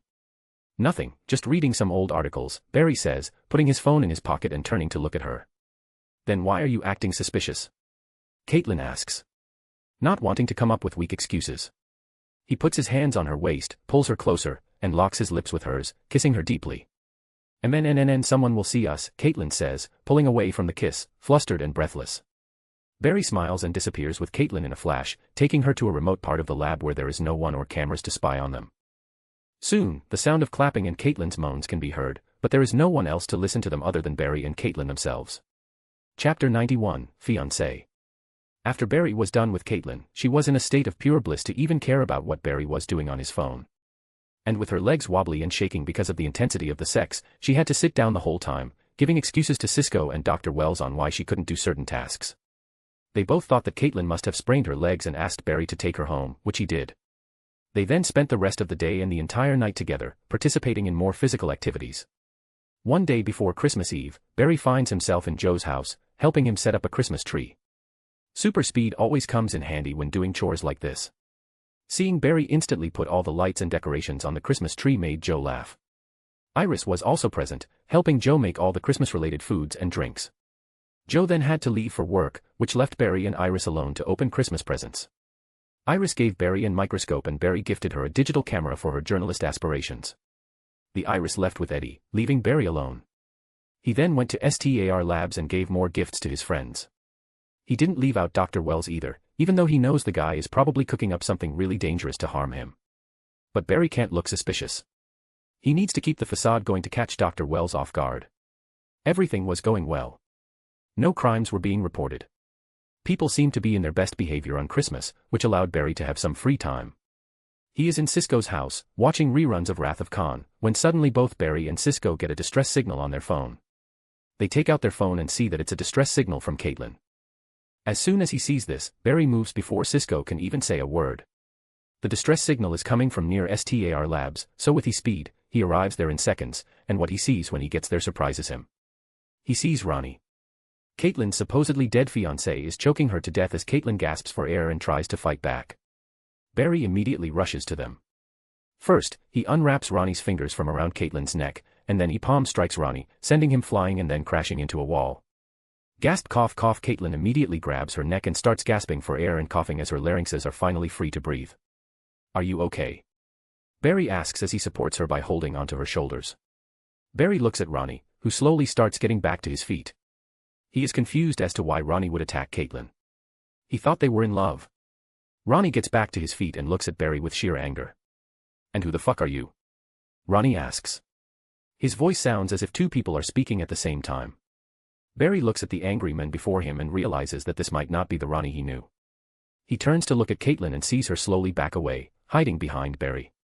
She looks really scared of Ronnie, as she should be, as the guy just tried to kill her. But why does Barry feel like there is more to this? "Is he the guy you chose over me, Caitlin?" "Then you chose wrong because I am going to fucking kill him." Ronnie yells and suddenly bursts into flames and takes to the sky. He then aims his hands at both Barry and Caitlin and fires a powerful energy blast at them. But, of course, Barry is too fast to be caught by simple fire blasts.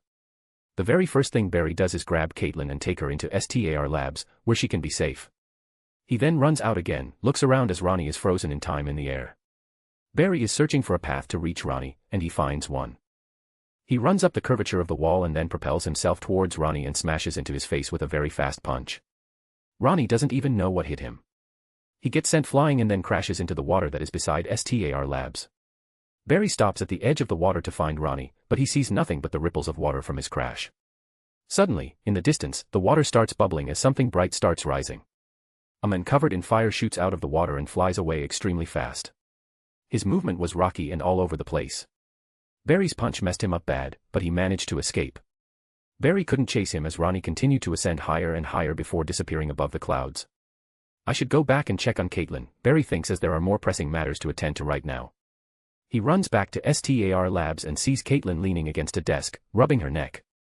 She gets startled a little as Barry appears right before her. "Oh my God, you are okay," Caitlin says, seeing Barry return safe and sound. "I should be the one who should be concerned here," Barry says, and grabs her chin to look at her neck. It's been bruised, and there are even small signs of first-degree burning. "I am fine, don't worry," Caitlin says. As a medical expert, she can self-diagnose a little. Barry doesn't say anything as he feels he will mess things up if he asks about Ronnie. He feels like this has something to do with him changing time by saving Diana. Chapter 92, Changed Past. Barry didn't dare say a word because he didn't know what had changed because of his actions from his little trip to the past. He looks at Caitlin, who is slowly calming down. Why would the fiancé she loved so much try to kill her, and from everything he heard from Caitlin, Ronnie seems to have loved her equally. "I can't believe he is still alive." Caitlin finally speaks up. Barry placed his hand on her shoulder to calm her down. She leaned in, resting her head on his hand, seeking his warmth. Seeing this, he pulled her in a little closer and hugged her. "What happened?" Barry asks. Not digging too much into it and sounding suspicious. He is going to keep his questions short and vague. "I had finished up my work for the day and was heading home when he suddenly confronted me outside. I was so scared when I saw him alive," Caitlin says. Barry just listens, stroking her head to make her feel safe. "I thought when he died after being trapped inside the particle accelerator, I would finally be rid of him, but now he is back, and more dangerous than ever," Caitlin says. "Don't worry, he won't harm you now that I am here," Barry says, comforting her. "You know, when I first met him, I thought he was my soulmate. He liked everything I liked, his favorite food, his favorite author, his favorite color. I thought I had found the perfect man. I even got engaged to him. I was so foolish thinking it was fate. Only to find out soon after that he was stalking me all along," Caitlin says. Barry's eyes widen with shock when he hears these words. Luckily, Caitlin is not looking at his face to see his shocked expression. "Stalker? What the fuck? How did this even happen?" Barry questions. Now he is for sure that he is not going to tell anyone about his trip to the past. Barry then went on to learn that Ronnie stalked her for years, learning about her likes and dislikes, pretending to be someone he was not, approached her, got close to her, and even proposed to her. They were engaged, but then one day, Caitlin stumbled upon his personal computer and saw thousands of files with her information that dated back years before they even met. It all came crashing down on her as she realized that the man she loved turned out to be a creepy stalker. His claim about him being an engineer was also false. He was, in fact, a crook. Caitlin immediately left him, which made him violent. She filed a restraining order against him. She thought this was enough. But she thought wrong. The day when the particle accelerator was about to go live, Ronnie thought about using this opportunity to corner Caitlin inside the lab, as most people were out to celebrate, only for the idiot to trap himself inside the particle accelerator out of curiosity. When Caitlin realized that her former fiancé and stalker had died during the explosion, she felt a little relieved. Only for her to come to the realization today that her stalker is back as a metahuman. Barry listened to her, wondering how this all happened. What kind of butterfly effect must have taken place for Ronnie to turn out a low-level criminal who then went on to stalk Caitlin out of obsession? But this revelation left Barry in more confusion. If Ronnie's death brought relief to Caitlin, then how are they still in a friends-with-benefits situation? She shouldn't have any lingering trauma over losing her fiancé anymore, right? Of course, Barry is not stupid enough to ask Caitlin how they ended up with their current relationship. Luckily, he has the power to peer into the past, and he will have his answers soon enough. "Let me take you back to my place, just to be safe," Barry says, rubbing her shoulder. Since Ronnie knows where Caitlin lives, it's not safe for her to stay there. So, for the time being, she should stay in Barry's apartment. "I would like that," Caitlin says. Barry carries Caitlin and takes her back to his apartment, and lets her rest on his bed. He also informed Cisco on what happened and told him that Caitlin is staying in his house for the time being. Cisco was glad to hear Caitlin is safe. He was also surprised to hear that her stalker fiancé wasn't as dead as he thought he was, and is now a metahuman. This made Cisco immediately investigate Ronnie. As Barry was about to join Caitlin in bed, he suddenly got a notification on his phone. "Work. I need to go," Barry says. "Go, I am fine now," Caitlin says. Barry nods and disappears in a flash. Mercury Labs _ Barry arrives at the scene and sees a few officers already present at the scene, setting parameters. Barry walks into the crime scene and sees 2 dead bodies. He immediately begins his investigation. Chapter 93, The Men in Yellow. Barry approaches the 2 dead guards and begins examining them. He looks for injuries that could have led to their death and immediately finds the cause. Even someone who's a complete noob can take one look at them and identify the cause of death, as their heads are literally turned all the way around, a complete 360-degree turn. But unlike people who have no experience in forensics, Barry can see much more than just snapped necks. He takes a closer look and sees that the skin and muscles of their neck have been cut clean, and it's not by any kind of blade, as the cut goes all the way around. Barry can only think of one thing that can do this. Extreme speed. These guards' necks were snapped so fast that the skin and muscles of their neck couldn't even stretch before getting ripped and separated at the point of least resistance. Barry looks around and sees high-speed skid marks, and he already knows who did this, as he recalls a similar scene from the TV show. Dr. Wells is finally bringing out the reverse flash into play. Barry gets up to look around some more when Joe approaches him. "Barry, what did you find out?" Joe asks as he looks at the way the necks of these two poor guys have been disgustingly twisted. Barry looks around to see if anyone is close by. Finding no one, he leans in a little and whispers, "Joe, I think it's him." Barry says, "Who?" Joe asks, confused, seeing Barry speak so secretively. "The man in the yellow suit," Barry says, causing Joe's eyes to widen. "Are you sure?" Joe asks. "I think I am. The injuries to these guards. Only something that is moving at a very high speed can do it. Also, there are high-speed skid marks on the floor, and they don't belong to any vehicle. The only person I know who can do all this is someone like me," Barry says. "Guys, get this." The witness says all he saw was a blur. Sounds familiar? Looks like the Flash is not the hero Central City thought he was. Eddie approaches the two and says. Hearing that the witness saw a blur, Joe walks up to the man in the lab suit and starts asking questions. "You said you saw a blur? What did you see exactly?" Joe asks. "Whatever it was looking for something," the witness says. "What did it look like?" Barry asks. "Like a man, in some kind of yellow suit," the witness says. "Okay," Barry says and pulls away from witness with Joe. "Like I thought. It's him, Joe. He is back, and we need to find him. He is out there," Barry says. Even though Barry already knows everything, he needs to keep his facade up. "I know," Joe suddenly says, and Barry feigns confusion. "He's been in town for a few weeks now. He paid a visit to me at the house. He took all the evidence from your mom's case. The files are gone," Joe says. His voice, a little shaky, maybe a sense of guilt in it as well. "Why didn't you tell me this sooner?" Barry asks, even though he knows. He has seen it. "I couldn't," Joe says. "Why?" Barry asks. "Because he threatened to kill Iris," Joe says, reluctantly. Barry does his best to keep up his act. "We need to do something. The longer he is out there, the more in danger people around me are in," Barry says. "I understand, Barry. But right now, you need to go back home and rest. We will get back to this tomorrow morning at STAR Labs with the rest of the team. This man, in the yellow suit. He is dangerous, and we need a plan to catch him. And for that, we need to figure out what he was looking for," Joe says. Barry doesn't speak. He just nods his head. "Okay, tomorrow, then," Barry says and leaves. Barry returns to his apartment and sees Caitlin in his bed, already deep asleep. He doesn't disturb her. Instead, he takes off his pants and shirt and joins her in bed. Lying next to Caitlin, Barry stares at the ceiling, wondering what his next plan of action should be. Should he pretend to be slower than the Reverse Flash when he finally confronts him and take the beating like in the show, or should he match him in speed? Make the Reverse Flash frustrated? Or should he just outright destroy him and reveal to the world that the Reverse Flash is none other than Dr. Wells? Barry doesn't know just how fast this version of Reverse Flash is, but one thing he knows for certain. The Reverse Flash is not faster than him. Nothing is faster than him. Barry then turns to look at Caitlin again. She looks beautiful as she sleeps peacefully, knowing that she is in safe hands. Speaking of her, I should look into the past and see what really changed, Barry thinks, and his consciousness merges with the Speed Force again. He thinks of the past that changed, and everything that happened because of his actions in the past starts to play before him. Barry doesn't look at everything that changed. He only wishes to see what happened to his friend so that he isn't caught off guard if he is questioned about the past out of the blue. He first looks into Cisco's life and sees nothing major has changed. His relationship with his brother seems to be much better in this life. He then looks at Caitlin and begins looking at her life. He sees that Caitlin was very wild in this life. Parties and nights out with friends seem to have been a regular thing for her, but then she got serious about her studies and left that life behind. Barry then saw her meet Ronnie, saw her falling in love, and then saw her finding out that he is a stalker and the whole life she built around him is nothing but a lie. He then saw Ronnie dying and vaporizing inside the particle accelerator and merging with Dr. Stein. He then saw Caitlin and the team find him in his comatose state and bring him to STAR Labs. He then saw himself waking up with his old memoryless consciousness, getting familiar with the team, and making friends with them.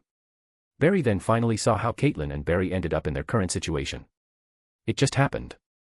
There was no bullshit that Barry experienced before, like Caitlin still being hung up on her dead fiancé. One day, they were hanging out alone in the lab. Barry kissed Caitlin, Caitlin kissed him back, and things escalated very quickly because of their mutual attraction for each other. Barry also noticed that there seems to have been no talk between them about the nature of their relationship. He and Caitlin seem to have coming to an understanding that they just like to fuck each other, and there is no need to make things complicated. It's like things involving my life found a way to be in the exact same situation as I left before. Barry realized something. His actions might have changed the future drastically, but the personal relationships and the core things about his life stayed the same. There was clearly a much greater force at play here. And that force is none other than he himself. Chapter 94, All Going as Planned. The revelation of his own power being at play when it comes to guiding the fate of the people around him made Barry wonder if this is what he had always wanted subconsciously. It looks like I am way more selfish than I thought I was, Barry says, scratching his head. As Barry does some self-reflection on the type of person he really is, he begins to realize he is much more selfish than the Barry of the past. The Barry of the past was too much of a good guy. He let people walk all over him, he didn't have it in him to make difficult choices. But Barry is now very different. After the merger of all his life's memories, he is a changed man. Sure, he is still a good man and cares very much about doing good and saving people, but he is also much more selfish. He won't let people walk over him. And with access to infinite power, Barry will never have to choose. He can do what he wants. Barry really doesn't regret the way Ronnie turned out in this timeline because he is selfish. He looks at Caitlin, who is sleeping soundly. Even though their relationship is a casual one, she is still his. With this in mind, Barry goes to sleep next to her. Even though he doesn't need any, not having to think for hours can be very relaxing. The next morning, Barry opens his eyes to the smell of a delicious breakfast. He gets up, walking into the kitchen, and sees Caitlin just in her underwear, making pancakes. Barry's eyes can't help but fall on her soft plump ass cheeks. Unable to control himself, he walks up to her and gives them a nice squeeze as he kisses her neck from the back. Feeling his electric touch immediately makes Caitlin lose all focus. Her legs become weak. She closes her eyes and gasps in pleasure. "Stop, not right now, I am making breakfast," she says reluctantly, even though she doesn't want him to stop. The touch of a superhuman, especially someone whose touch is as stimulating as Barry's, is too hard to resist. "It's your fault for looking so sexy early in the morning," Barry whispers into her ear before turning her to face him and then sealing his lips with hers. Their tongues taste each other with passion and uncontainable desire, as Barry's hands don't shy away from roaming her smooth, sexy body. Caitlin shivers at his touch, getting more excited, but she needs to be rational right now. She pulls away from the kiss reluctantly. "Okay, now go and wash up. We need to get to work," she says with a flushed face. Barry smiles, seeing how hard she is fighting her desire, but decides to listen. He takes a shower and returns to find Caitlin already in a dress and the breakfast table set up. They sit down together, and Barry is once again impressed by how good Caitlin is at cooking. "So what happened last night?" Caitlin suddenly asked. "What?" Barry asks. "You got a call last night from work. Did something happen?" Caitlin asks. "Yes. The man in yellow. He is back," Barry says. His words hit like a bombshell as Caitlin dropped her fork. "By the man in yellow, you mean?" Caitlin asks to confirm. "Yes, the man who killed my mother," Barry says in a somber tone. Caitlin keeps her silence for a few seconds before grabbing Barry's hand and squeezing it. And when he locks eyes with her, he sees nothing but worry and concern in them.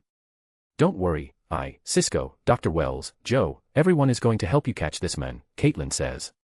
"I know, I am glad to have you guys in my life," Barry says, smiling. "And I am glad to have you in mine," Caitlin says, smiling back. They then continue with their lunch and talk about small stuff. Caitlin didn't want to bring up anything that could remind Barry about that horrific night.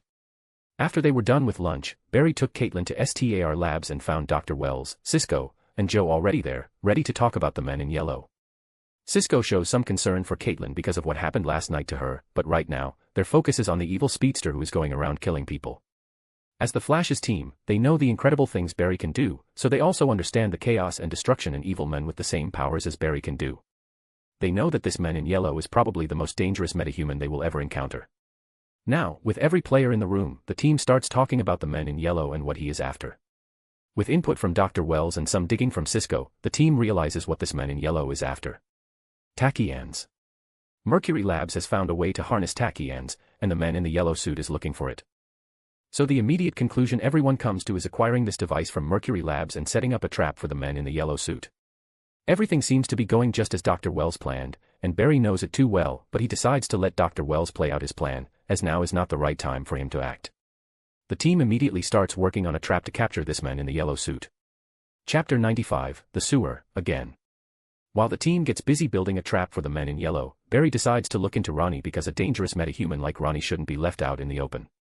Luckily, Barry literally works in the CCPD and has access to criminal files. When Barry looks into Ronnie's files, he sees that Ronnie is a career criminal. Started robbing small stores at the age of 14, then went on to become a con man, conning people out of their money by manipulating them, then went on to become a bank robber. Robbed a few banks successfully before disappearing and lying low for a while. The next time he did appear was literally when he saw Caitlin and started stalking her. Used his conman skills to get closer to her and made her fall in love with him. Barry realized just how different Ronnie is compared to the one he saw in the TV show, but there was also the evil version of Ronnie from a different Earth. A change in the past is all it took for a man to go from being normal to a career criminal. Barry informed Joe about Ronnie and how he is a danger not only to Caitlin but to the city. His past actions and his present powers are a threat to the city. Joe understands this and makes sure that Captain Singh is informed about this metahuman, and the metahuman task force that Eddie leads is already on the case.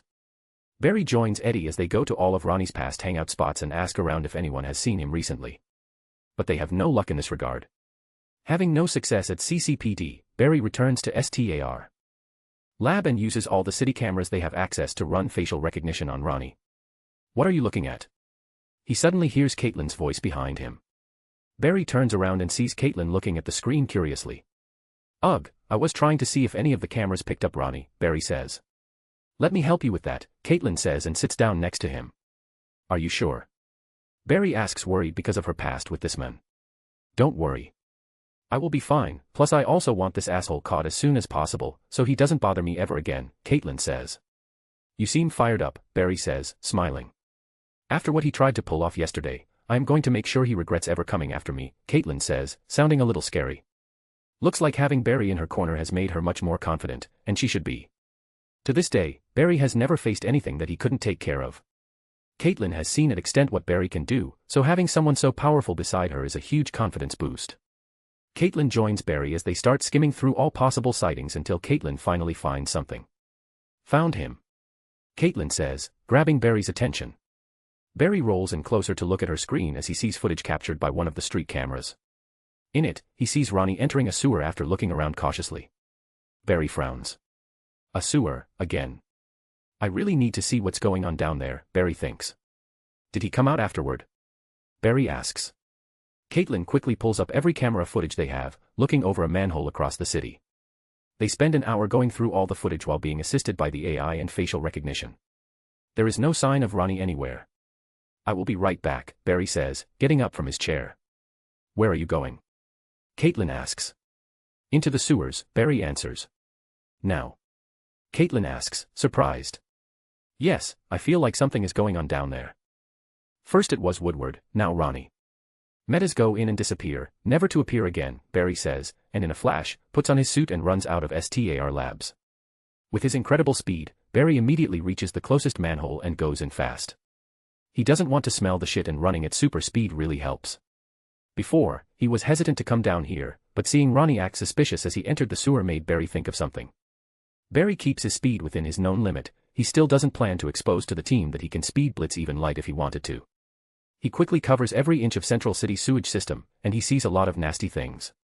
Luckily, at his speed, he doesn't have to smell any. But after running around for a while, he finally comes across something. Something that forces him to slow down and look at. Walls full of writing, numbers, letters, drawings, even depictions of stories through drawings, these were clear signs of something growing in intelligence. And Barry finally found the last piece of the puzzle. Grodd. The name is written on the walls over and over again. I knew he was being kept down here by Wells, but did Grodd take out Woodward, and now Ronnie, as well? Is Grodd strong enough to take out Firestorm? Barry wonders. Grodd might be a super gorilla, but Barry doesn't think he is fireproof. So Barry continues his search. Chapter 96, What will happen in the future? Barry continues his search inside the sphere, and he finally comes across what he is looking for. A supersized gorilla scribbling something on the wall. Barry stops moving, but in flash time. He doesn't want to get noticed by this giant gorilla yet. The reason Barry is here is to see if there are any signs of Ronnie or Woodward. They both came down here. One out of fear, and the other willingly. And one of the reasons for their possible disappearance is Grodd. Barry can understand if Grodd is able to take down Woodward, but Ronnie is a different case. He is a Burning Man, and no matter how tough Grodd is, it doesn't stand a chance against someone who can radiate heat that is over 1,000 degrees Celsius. Grodd would be reduced to ash. Barry looks around, trying to find something, but he has no luck. Grodd seems to be alone here, waiting for Dr. Wells, who Grodd considers his father. Barry returns to STAR Labs and finds Caitlin still trying to look for Ronnie. "Did you find him?" Caitlin asks as she sees Barry's back. "No, there is no sign of him down there," Barry says. He also didn't bother revealing that he saw a giant gorilla who has made the sewers his home, as now is not the time to concern the team with even more meta problems. If Grodd does become a problem, Barry will handle it swiftly, as every other meta-human he has encountered till now. He is the Flash, he barely has any rivals.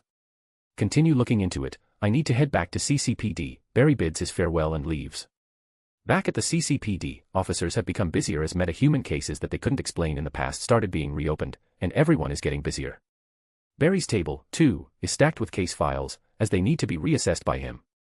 Barry might be the Flash, but doing hero work doesn't pay the bills. He needs to work. Luckily, super speed is a hell of a superpower. No matter how much extra work he has, he can always finish it before the time. When you can move and perceive everything faster than the speed of light, there is no physical challenge that provides even a little bit of hindrance. Barry drowns himself in work and occasionally runs out to do Flash work when he is needed. Barry also had to talk to Dr. Tina McGee, the owner of Mercury Labs, the one that Dr. Wells, in his supervillain attire, raided and caused a scene by killing 2 people. Barry knew that Dr. Wells would have had no problem stealing the Tachyon device. He is literally the Reverse Flash, the fastest man right after Barry. All this charade he is putting on is just to get Joe off his back while also getting his hands on the Tachyon device to give himself a boost in his speed as he recovers from the mistake he made by killing Barry's mother. 2 birds with 1 stone. Barry goes along with everything, as he doesn't want his team to realize who Dr. Wells really is. If it were anyone else, Barry wouldn't have been so cautious, but this is another speedster, and a very bitter and evil one. Barry has no idea the lengths Dr. Wells will go when he realizes that his identity is exposed. Barry knows he is faster, but he is not going to take chances against another speedster. Dr. Tina McGee seems very adamant about handing over the Tachyon device to police, especially with Dr. Wells assisting them. It's very clear that the woman doesn't trust Dr. Wells, and she is very smart to think so. Barry didn't pester Dr. McGee into handing over the device to them because he knows it won't be hard for Dr. Wells to do something shady and force Dr. McGee into handing over the device to them. Barry spends the rest of the day clearing all the cases piled up on his desk because he believes Dr. Wells is going to make his move soon. He doesn't want anything to divert his attention when dealing with the Reverse Flash. As Barry sits in his lab, double-checking the last case file, Iris walks in and informs him about her moving in with Eddie, and he congratulates her. She seems happy about finally taking the next big step in their relationship. Barry has no idea how Iris's future is going to end up. With him having no interest in her, Barry wonders what would happen to Eobard Thawne, the real identity of the Reverse Flash and Dr. Wells. Will he cease to exist now that Eddie might actually marry Iris and spend the rest of his life with him? Or will fate intervene and find a way to create Eobard again? Barry is curious. There are a few things that happen, no matter which timeline. That famous murder that happens in an alley of Gotham City, the destruction of Krypton, and in Barry's case, the explosion of the particle accelerator. Is the existence of Eobard Thawne a constant, or can Barry's simple decision not to be in love with Iris West change the future and erase Eobard Thawne from existence? Well, Barry doesn't know, and time is a very fragile concept, and nothing makes sense when people like him mess with time. Chapter 97, Confrontation. After Iris leaves, Barry decides to call it a day and leave as well, and go back home. With Caitlin staying at his place right now, the night won't be so boring. But then he feels something. The presence of another Speed Force user. As the literal embodiment of the Speed Force, how can he not feel it when someone is using it? He turns around and sees the man in yellow, standing on top of a building right across his window, staring at him with his glowing red eyes while his entire body vibrates. Looks like he finally decided to make his move, Barry thinks. He can feel the power of the Speed Force inside the Reverse Flash, but there is also something else that Barry feels, something foreign that is powering him. Time to fight, Barry thinks, and disappears in a flash of white lightning from his office. The Reverse Flash also bolts, leaving behind a trail of red lightning. Instantly, both speedsters have crossed great distances as they run through the streets of Central City. A red lightning streak followed by a white one. Barry chases the Reverse Flash, and while doing so, he realizes that the Reverse Flash is extremely slow compared to him. But this doesn't come as a surprise, as Barry has already experienced his limitless speed. He can easily tap into the speed that breaks the time barrier itself by moving faster than light. Reverse Flash is currently running at Mach 3, and Barry is keeping up with him, making sure to maintain this level of distance and speed. He doesn't want to scare the Reverse Flash away by showing him how easily he can blitz the living hell out of him. Reverse Flash stops thinking that Barry will stop and confront him with words, wanting answers, but he thought wrong. Seeing Reverse Flash stop, Barry decides to mess with him. Now a powerful god, Barry tries to find comic relief in his fights, to mess with his opponent's psyche a little, and see how they react. Reverse Flash's eyes would be open wide in a stunned state if one could see his eyes, which are hidden by the red glow. Barry body checks him at Mach 3, sending the yellow speedster flying into the air before skidding and rolling on the hard tar road. Reverse Flash groans in pain a little. He is still in a very weakened state as his powers are just recovering. He just didn't expect the Flash to outright assault him from the very start. This was way out of character for the Flash he knew. Fucking time ripple. Reverse Flash curses, blaming the change in Barry's attitude on the massive time ripple he caused by killing his mother. This is already an alternate timeline's alternate timeline. In the original timeline, the Flash's mother never dies, and Barry becomes the Flash anyway after getting struck by lightning. But when Reverse Flash killed Barry's mother, the original timeline got fucked, landing him into this alternate timeline, but he doesn't know that the alternate timeline he created is also fucked because the current Barry is not the real Barry, but a soul that is the other half of the Speed Force. This is what happens when you mess with time, and this Reverse Flash doesn't seem that experienced when it comes to time traveling. Because Barry knows how much of a menace the Reverse Flash from the comics is.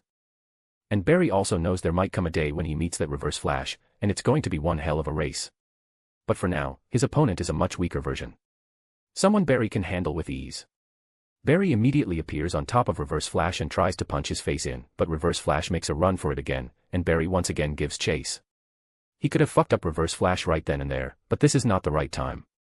Or is it? He could beat the ever-living crap out of Reverse Flash, take him back and reveal to the team that the Reverse Flash is none other than Dr. Wells. But that might cause unnecessary problems. By stopping Reverse Flash too early, Barry might completely ruin Reverse Flash's plan to go back to his time. This might cause a lot of unnecessary situations. It could work out in Barry's favor by forcing Reverse Flash to admit that he is the killer of his mother and set his father free from prison, or it could go completely against him by Reverse Flash becoming even more bitter because his plan failed. He would probably let Henry rot in prison for his entire life just to get back at Barry for stopping him from going back to his time, while rotting inside a cage himself. And he will likely do that, because Reverse Flash is a spiteful asshole. Barry has no idea what this lunatic will do if he stops him right now, and with the possibility of an uncertain future, Barry is not going to take that chance. So Barry plans to frustrate the Reverse Flash for now, make him panic and do something stupid, while also making sure that the team finds out about his true identity before things go south. And once everything is in place, he will put an end to the Reverse Flash chapter of his life, well, at least for a while, before he pops up again because of some time shenanigans. Chapter 98, Battle of Speedsters. The chase is on once again. Barry continues to run after the Reverse Flash as they race through the streets of Central City. Streaks of red and white lightning followed each other, creating sonic booms, shaking up the parked vehicles, and causing the wind to stir up all over the place. Some people manage to get a glimpse of the lightning flash and get excited over being able to witness the Flash. Even though they don't theoretically see him, everyone in the city knows that if you see a white lightning zoom through the streets, it's the Flash. But some people who also see the red lightning start getting confused as they hear that the Flash emits white lightning when it runs. Barry pushes the Reverse Flash to the limit, to see how fast he could really run. They both hit Mach 4, and then 5, which seems to be about Reverse Flash's current limit. Reverse Flash then takes Barry to the Central City Stadium. Reverse Flash suddenly stops and turns around, ready to confront Barry at super speed, and like last time, he isn't going to let the Flash body check him again. Reverse Flash sees Barry running right at him, so he extends his hands forward, grabs Barry, and throws him over, using his own momentum. Barry goes flying. Well, he let Reverse Flash catch him and throw him because Mach 5 is nothing to Barry. As Barry's body reaches the crowd area, he taps into his super speed, angles his body so that it's his feet that make contact first, and the moment it makes contact, he runs back at the Reverse Flash. Seeing Barry making his way back to him, the Reverse Flash charges at the Flash with all his speed, and both ram each other at Mach 5. The force created by their collision is equal to 60 kilos of TNT, followed by a very loud boom and explosion of lightning, sending both of them hurling back. Barry pretends to struggle back to his feet while Reverse Flash is clearly feeling the force of the impact, but he still gets back up as his body heals quickly. They run at each other again and stop in Flash time, trying to throw punches and kicks. If one punch is dodged, the other makes contact. The exchange of punches between them constantly creates loud sonic booms as both of them are punching each other faster than the speed of sound. The Reverse Flash starts getting overwhelmed as Barry starts throwing supersonic haymakers after haymakers without trying to block any of the Reverse Flash's punches. He wants the Reverse Flash to believe he is out of blood and is throwing the concept of self-preservation out the window. Reverse Flash realizes that he cannot continue throwing hands with an opponent who is equal to him, but is willing to take damage to deliver damage. Reverse Flash is in no condition to have a prolonged battle with the Flash right now, as he still hasn't recovered his full speed yet. The night he killed Barry's mother was the biggest mistake of his life. By stopping Barry from becoming the Flash, he would never be able to research and recreate the artificial Speed Force, meaning he lost his connection to the one thing that made him who he is. And with him disconnected from the artificial Speed Force that was created in the future, right now, he has no access to it.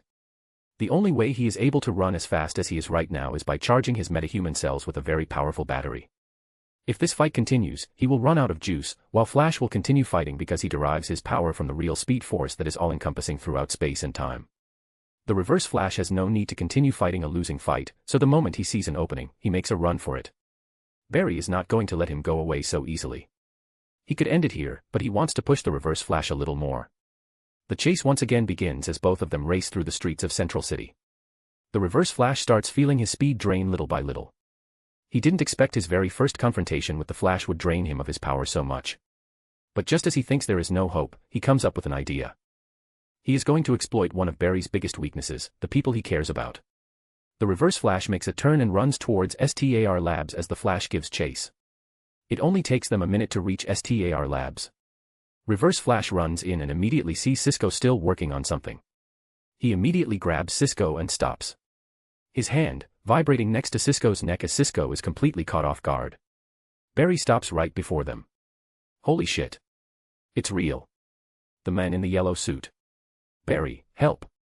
Cisco shouts as he sees Barry appear out of nowhere before him as well. It all happened so fast. One moment he was working on something, and the next moment he was being held hostage by this psycho-killer speedster. Let him go now. Barry shouts. He could just run and end it all, but decides not to. Barry is still in control, and he doesn't want to break the illusion of his current speed. You will always be one step behind me. Flash. Reverse Flash says, his voice sounding demonic because of his vibration vocal cords. And I recall beating the living hell out of you just a few minutes ago, Barry says, provoking Reverse Flash. You just got lucky. Let's see if you are fast enough to stop me from doing this. Reverse Flash says and immediately jabs his vibrating hand towards Cisco's throat. Chapter 99, I think I can. Even though the Reverse Flash is fast, Barry is much faster. He saw Reverse Flash going at Cisco immediately. His vibrating hand appeared still before Barry's eyes as he entered Flash time. Barry knew he had to save Cisco in such a way that the Reverse Flash continues to be in an oblivious state about his true speed, so he looks around, sees a bunch of pens next to the computer monitors, runs up to it, maintaining his speed, grabs it and throws it at Reverse Flash. The pen moves faster than Reverse Flash's vibrating hand, easily reaching over Mach 15. Any human can throw a pen at least 2 times as fast as they can run. Compared to Flash, who is a literal superhuman and is showing that he can run about the speed of Mach 5, a pen being thrown at Mach 15 won't be something that would give away his speed. The Reverse Flash sees the pen coming at him, but it's too late. It pierces into his biceps, immediately stopping him from turning Cisco's head into a mangled mess. Arag. He yells in pain and backs away from Cisco before running away. Barry could chase after him but decides not to. He approaches Cisco and exits Flash time. Cisco, you okay? Barry asks, placing his hand on his shoulder. Cisco looks around, confused. Completely unaware of what happened just now. He ran away, Barry says. How? He was just about to kill me. Cisco questions. Well, I threw a pen at him. Barry says. Yes. That makes sense, anything you throw would travel much faster. That would definitely make sense. Of course, he wouldn't be fast and dash. Okay, stop, he needs to calm down. You are safe now. He's gone. Barry stops Cisco from his rambling, which seems to be his way of coping with the near-death experience he just had. Cisco shuts up. Good, now take a deep breath and relax, Barry says, trying to calm him down some more. Cisco listens to him and takes his deep breath. Huuwufiwu. Cisco does it a few more times to completely calm down and immediately hugs Barry. Thank God you were here. I would be so dead, he says. Haha. As much as I would like to take credit for saving you. He definitely came here to use one of you against me to get away, Barry says while awkwardly laughing. Sisko immediately pulls away from the hug, giving Barry an weird look. What happened? He asks. Barry sighs and tells Sisko what happened. How he saw the men is yellow standing on top of the other side of his lab, how he chased after him, their fight inside the stadium, which then led to the men in yellow coming here, and trying to take Sisko hostage to get away. Shit. We need to inform the others, Sisko says. Barry nods. I will get right to it. An hour later, the entire gang is back in the lab, and Dr. Wells seems to have recovered from the beating he took from Barry. If Batman were here, he would clearly see the anger and contempt hidden behind Dr. Wells' eyes as he stares at Barry. What happened? Joe asks, looking at Barry. Barry looks around. Caitlin is standing next to him, genuinely worried about him. She came running when Sisko told her that Barry had fought with the men in yellow. I was just finishing up work when I saw him. He was waiting for me outside. So I gave chase. We ran, we fought. I had him, but then he came here, took Sisko hostage. He was about to kill Sisko, but I somehow managed to stop him, but he escaped, Barry says. His voice sounded grim. Silence follows in the cortex as the team hears what happened. Dr. Well clenches his fist, trying to control his anger. Luckily for him, no one sees it. Did you see who it was? His face. How did he sound? Anything? Joe asks. Nothing. He was vibrating his face and vocal cords the whole time, Barry says. There was also something off about him. Barry says. What? Joe asks. And the end of our fight. I noticed he was slowing down. It was as if he was running out of battery or something.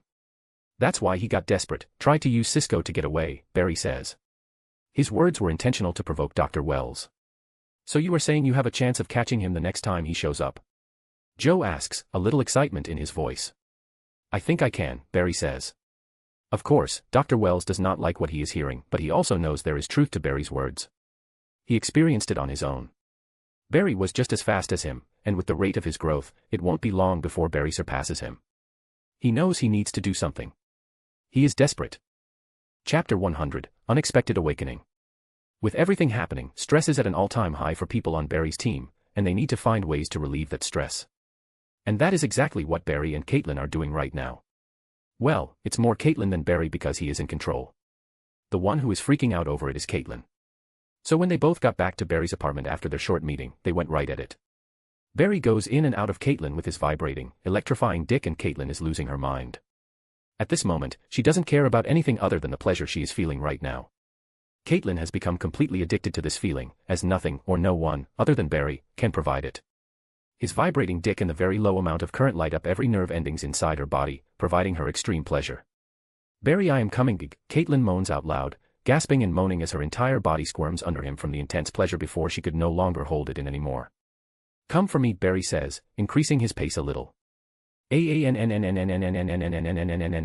Caitlin throws her head back, her fingers dig into the bedsheet, and her toes curl up as her legs violently shake when suddenly something happens. Barry stops, stunned. As Caitlin moans out loud from her orgasm, she breathes out cold air and freezes the headboard of his bed. The parts of her bed where her fingers were dug in froze and got covered with a layer of ice. Caitlin. Barry quickly gets out of her and calls her out. Oh my God, what happened? Caitlin suddenly sat up, bewildered, as she also felt a sudden rush of coldness travel through her whole body. She locks eyes with Barry before turning her head to the side, where her hand is, and sees ice everywhere. She looks at her other hand and sees the same thing. Caitlin then slowly turns her head around and sees that over half of Barry's bed's headboard is covered in ice. Shock and confusion overwhelm her. As she turns her head to look back at Barry, he sees her eyes flicker with an icy white glow. Okay, she has also been affected. Barry realizes that his little time-traveling fiasco has fast-forwarded Caitlin's metahuman transformation. I did that. Caitlin asks. Barry grabs Caitlin by her shoulders and nods her head. Oh, my God. I'm a metahuman. How's this possible? We need to tell others, run some tests. Caitlin starts panicking. Caitlin, calm down. Take a deep breath. We just came back from the lab a few minutes ago. Everyone has already gone home, and they, too, are stressed. We can't call them for another emergency meeting. Let us sleep on this and inform the team tomorrow, Barry says, trying to calm her down. Caitlin ponders Barry's words and nods her head. She then looks at the ruined bed and questions. How are we going to sleep? The bed's ruined, Caitlin says. Don't worry about that, Barry says, disappearing in a flash and returning with a new mattress and replacing it with the ruined one. It didn't even take a second. New mattress, Barry says with a smile. Kaylin looks at the new mattress and chuckles. Let's go to bed, Barry says, taking Kaylin in his arms and going back to bed. Wait, what if it happens again when I am asleep? Caitlin asks, worried. Don't worry, I will feel it before anything serious even happens, Barry says, calming her down. Caitlin nods and falls asleep, feeling relieved in Barry's arms, knowing that he will be there for her if anything happens. The next morning, Barry and Caitlin reach STAR Labs very early in the morning, as Caitlin is still very freaked out about what happened last night. Nothing has happened since, but the prospect of her being a metahuman scares her because she doesn't know how it will change her. Every metahuman other than Barry they have encountered so far has used their powers for wrong. So will she do the same? The first to come was Cisco, who is still a little overwhelmed from almost dying last night, but as he walks in, he feels something was off in the air as Barry and Caitlin looked at him as if they have something very important to say. What's going on?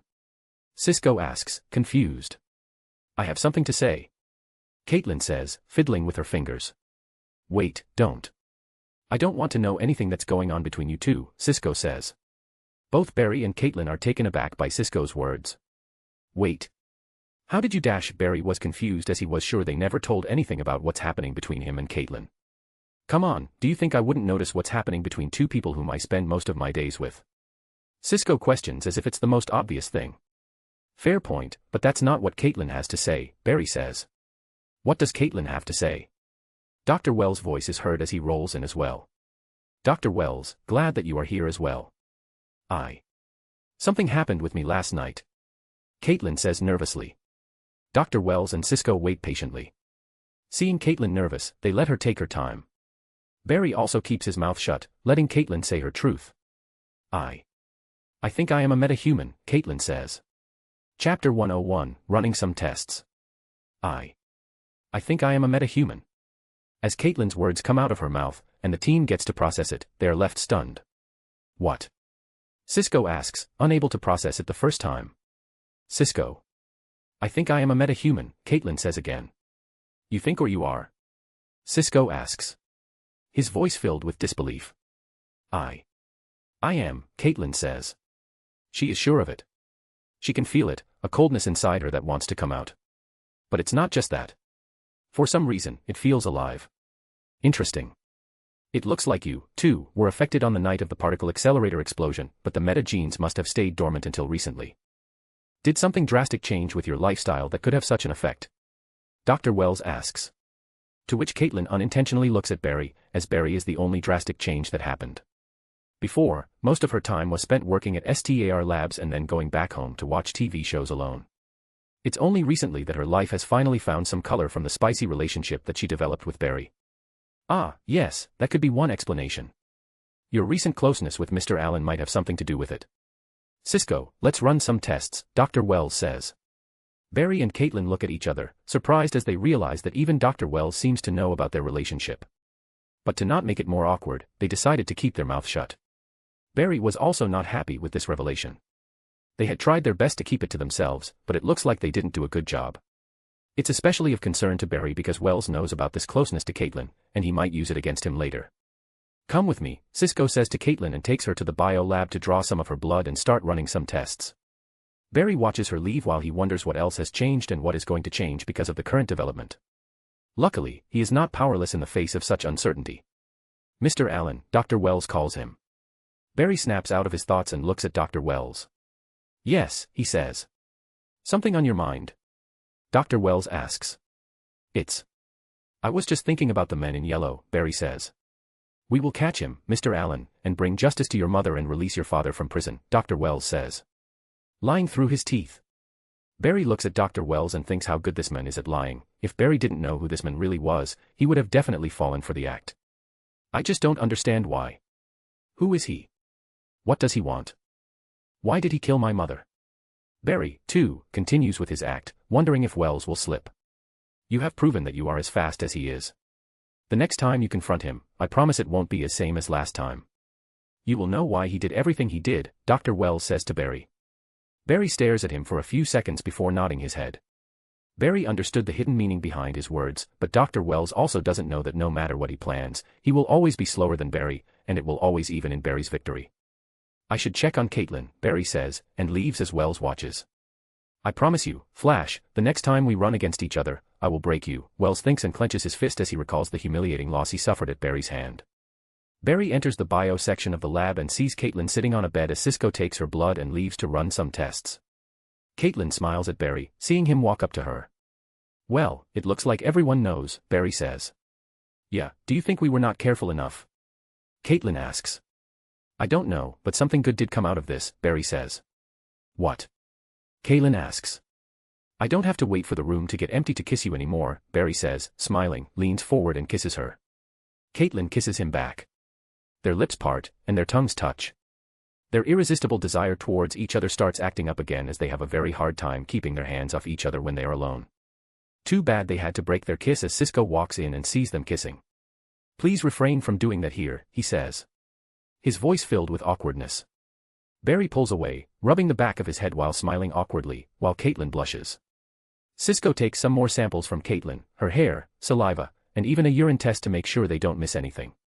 Once the results are in, the team groups up in the cortex and looks at the results. This is incredible, Dr. Wells says as he sees the results of the tests. Chapter 102, Caitlin's Worries. The team gathers around to look at Caitlin's blood test results, fascinated by what they see. This is amazing. Your cells seem to have somehow gained the ability to manipulate the laws of thermodynamics. Your cells likely produce a unique form of energy that draws heat from the environment, reversing the usual thermodynamic flow. Your cells also seem to be producing quantum-level cold fusion reactions that convert environmental thermal energy into biochemical energy or simply disperse it, Dr. Wells says. Not only that, your powers can rapidly decelerate molecular motion, as heat is essentially the kinetic energy of particles, meaning you actually have the power to slow down or completely drain a speedster's power, Cisco says. Great observation, Cisco. Caitlin's newfound powers might be the exact thing that can help us bring down the men in yellow, Dr. Wells says. Barry has kept his mouth shut till now, but as he listens to Dr. Wells' explanation, he begins to wonder why Dr. Wells would go out of his way to create more problems for himself. Ho-ho, your powers are incredible. Not only can you do all that. You can create cold plasma and shoot at people, you are now also completely immune to cold stress, so you will no longer get hypothermia or frostbite.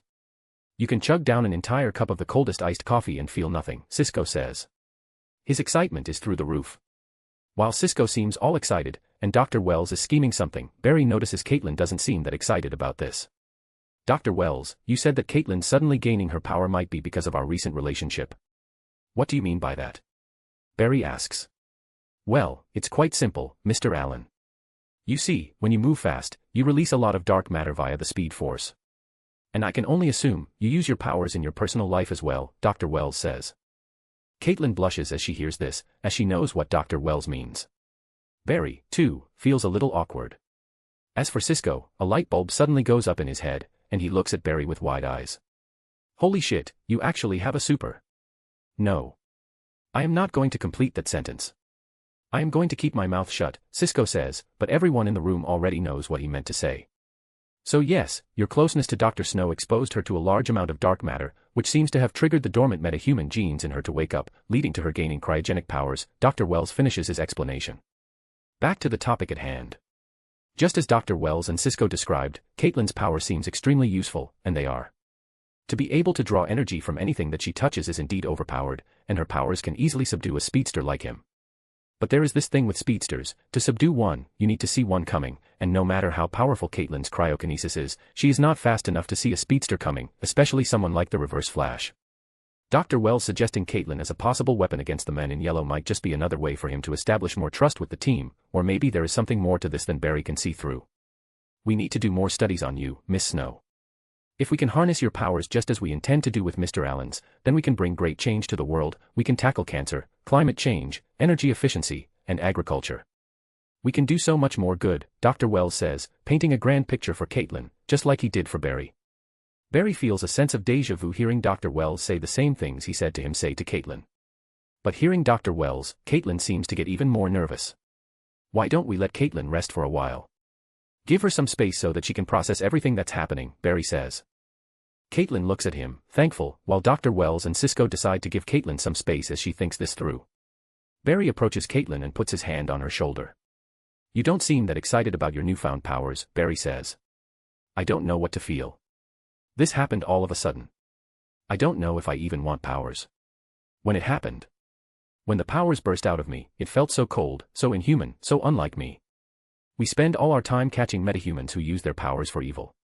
What if I turn out to be the same? Caitlin says. Why would you even think that? Look at me, I have powers, I try to be good, Barry says. It's different, Barry. You are like the most wonderful person I have ever met in my life. You are kind, you are passionate, and you always put others before yourself. I am not, Caitlin says. You are grossly exaggerating me. Look, I can be selfless because I can afford to be selfless. My powers, they almost make me invincible, and that allows me to look beyond myself and help those who need my assistance. But if there comes a time when I have to choose between being selfless and selfish, I might choose to be selfish. We are humans, and we can choose to do what we want. And I know you are a good person, you are kind, you are empathetic, you are passionate, and I don't think you can ever be bad, even if you wanted to. And it's not like you have to be just like me. You can still be the smart, sexy, beautiful doctor that I know, who will guide me while I go out there to save people. Barry says. His words soothed Caitlin and erased her worries. She feels much better knowing that if something bad does happen, she will have Barry to lean on. Thank you, Caitlin says, smiling beautifully. Well, I would rather have a kiss than a thank you, Barry says, smiling cheekily. Caitlin bites her lips and leans in and kisses him. Barry wraps his hand around her, pulls her in and kisses her back as they lose themselves to passion, and all the worries that Caitlin still had disappear under Barry's electric touch. Chapter 103, Overcharged. While Caitlin's newfound powers were quite a surprise for the team, their main goal is still catching the men in yellow. As for Barry, he is back in CCPD. Just because the team is setting up a big trap to capture the men in yellow doesn't mean it allows Barry to skip work. He still needs to clock in and get his work done. Luckily, everything's easy with super speed. After finishing the last file on his table, he meets up with Joe and informs him about Caitlin's recent power discovery. So Caitlin's now a metahuman and she can make ice. Joe asks, his voice filled with all kinds of emotions, surprise, skepticism, concern, caution, and many more. Not just make ice, she can control the temperature of any living thing or object. She can siphon energy from anything and turn it into ice, Barry says. Do you think she will pose any danger? Joe asks. You know Caitlin, she won't, Barry says. Well, almost all metahumans except you have been a pain in the ass, and hell-bent on using it for personal gain. Not everyone's like you, Barry, so it's a very legit concern, Joe says. I understand, but I know Caitlin. She can control herself. And if things do go south, I will stop her, Barry says. He is not an idiot. He knows the possibility of Caitlin going rogue is very high. Every iteration of Caitlin that was shown on the TV show turned into Killer Frost, but he also believes she can control her powers with proper training and emotional support. The reason Caitlin became cold was that her emotions were all over the place, and she panicked. She decided to take help from the wrong person, but this time, she has Barry to lean on. He will not lead her astray. What about the tachyon device? Did Dr. McGee agree to give the tachyon device? Barry asks. No, but Dr. Wells managed to force her into handing it over, Joe says. How? Barry asks. He threatened to expose some of the things her lab is working on to the public, Joe says. Barry nods. In the TV show, it was the emotionally charged Barry who threatened McGee into handing over the device, but since Barry didn't do it here, Dr. Wells took it upon himself to acquire it. Barry's not surprised. Dr. Wells would go to any lengths to achieve his goal. Where is it? Barry asks. Dr. Wells took it with him to STAR Labs. The plan is set in motion, Joe says. Then we should head back as well, Barry suggests. Yes, let me finish up here. I will meet you at STAR Labs, Joe says. Okay, I will leave first, Barry says and exits CCPD. Once he is out and away from people, he enters Flash Time and zooms back to STAR Labs, where the team is waiting for him. Barry enters the cortex of the lab and sees the team standing around a weird-looking device. Is that the device? Barry asks as he walks towards it. Seeing his arrival, Caitlin moves to the side to let Barry into the circle. Yes, an amazing marvel of engineering and science. I must say, I have to give it to Dr. McGee and her team for developing it, Dr. Wells says, looking at the tachyon device with a strange look which no one seems to notice. This thing is sick. The energy readings coming from it are bonkers. If this thing is further developed, it can energize an entire city for years, Cisco says. Barry, too, is fascinated by looking at it. He might not be as much of a science geek as the previous Barry, but he does have the same mind, so he finds this thing very interesting. Unable to hold back his curiosity, Barry brings his hand forward to examine it, but before he could even touch it, a spark flies out of his finger and touches the tachyon device, causing it to light up with a humming sound and expand. Whoa. What did you do? Sisko asks. I did nothing. Barry says, a little panicked. Mr. Allen, please step back a little, Dr. Wells says. Barry listens to him and steps back. The device immediately stops glowing. Sisko, what's its current energy output? Dr. Wells asks as he notices something. Sisko immediately grabs his tablet to check on it and is shocked by the readings he is looking at. Holy shit. Its energy output has tripled. Sisko says. Fascinating. It seems like the device has managed to harness more tachyon particles after coming in contact with the speed force inside Mr. Allen's body. Dr. Wells says. His tone was a little more enthusiastic than usual. Isn't this bad? We are now handing over an overcharged tachyon device to a psychopathic speedster, Sisko says. The horror of almost getting killed, still fresh in his mind. Indeed, if the speedster gets his hand on this device now, his speed might increase a lot. But that's not the plan, is it? We are using it to lure him into a trap. When he is trapped, no matter how fast he becomes, he will stay in, Dr. Wells says. A clear lie. Mr. Allen, I think you should stay away from the device.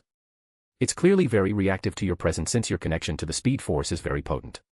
We don't want to blow it up before using it, do we? Dr. Wells says, smiling. Barry looks at him and nods. He didn't expect him just trying to touch the device would overcharge it. But he isn't surprised. With so many tachyons flowing inside his body, a device that's made to harness them would indeed react. Unknowingly, he just made the reverse flash even faster. This is another unexpected outcome. Is this because of the change he made in the past, or was this the outcome from the very moment he took over this body? Nobody knows. But is it of any concern? No. Not at all. Barry can feel it. Even with the overcharged tachyon device, the reverse flash still won't be able to match his speed. Chapter 104, Time to Execute. While everyone's busy setting up the trap for the men in yellow, Barry and Caitlin find themselves alone in the Cortex as most technical and engineering work is done by Sisko and Dr. Wells.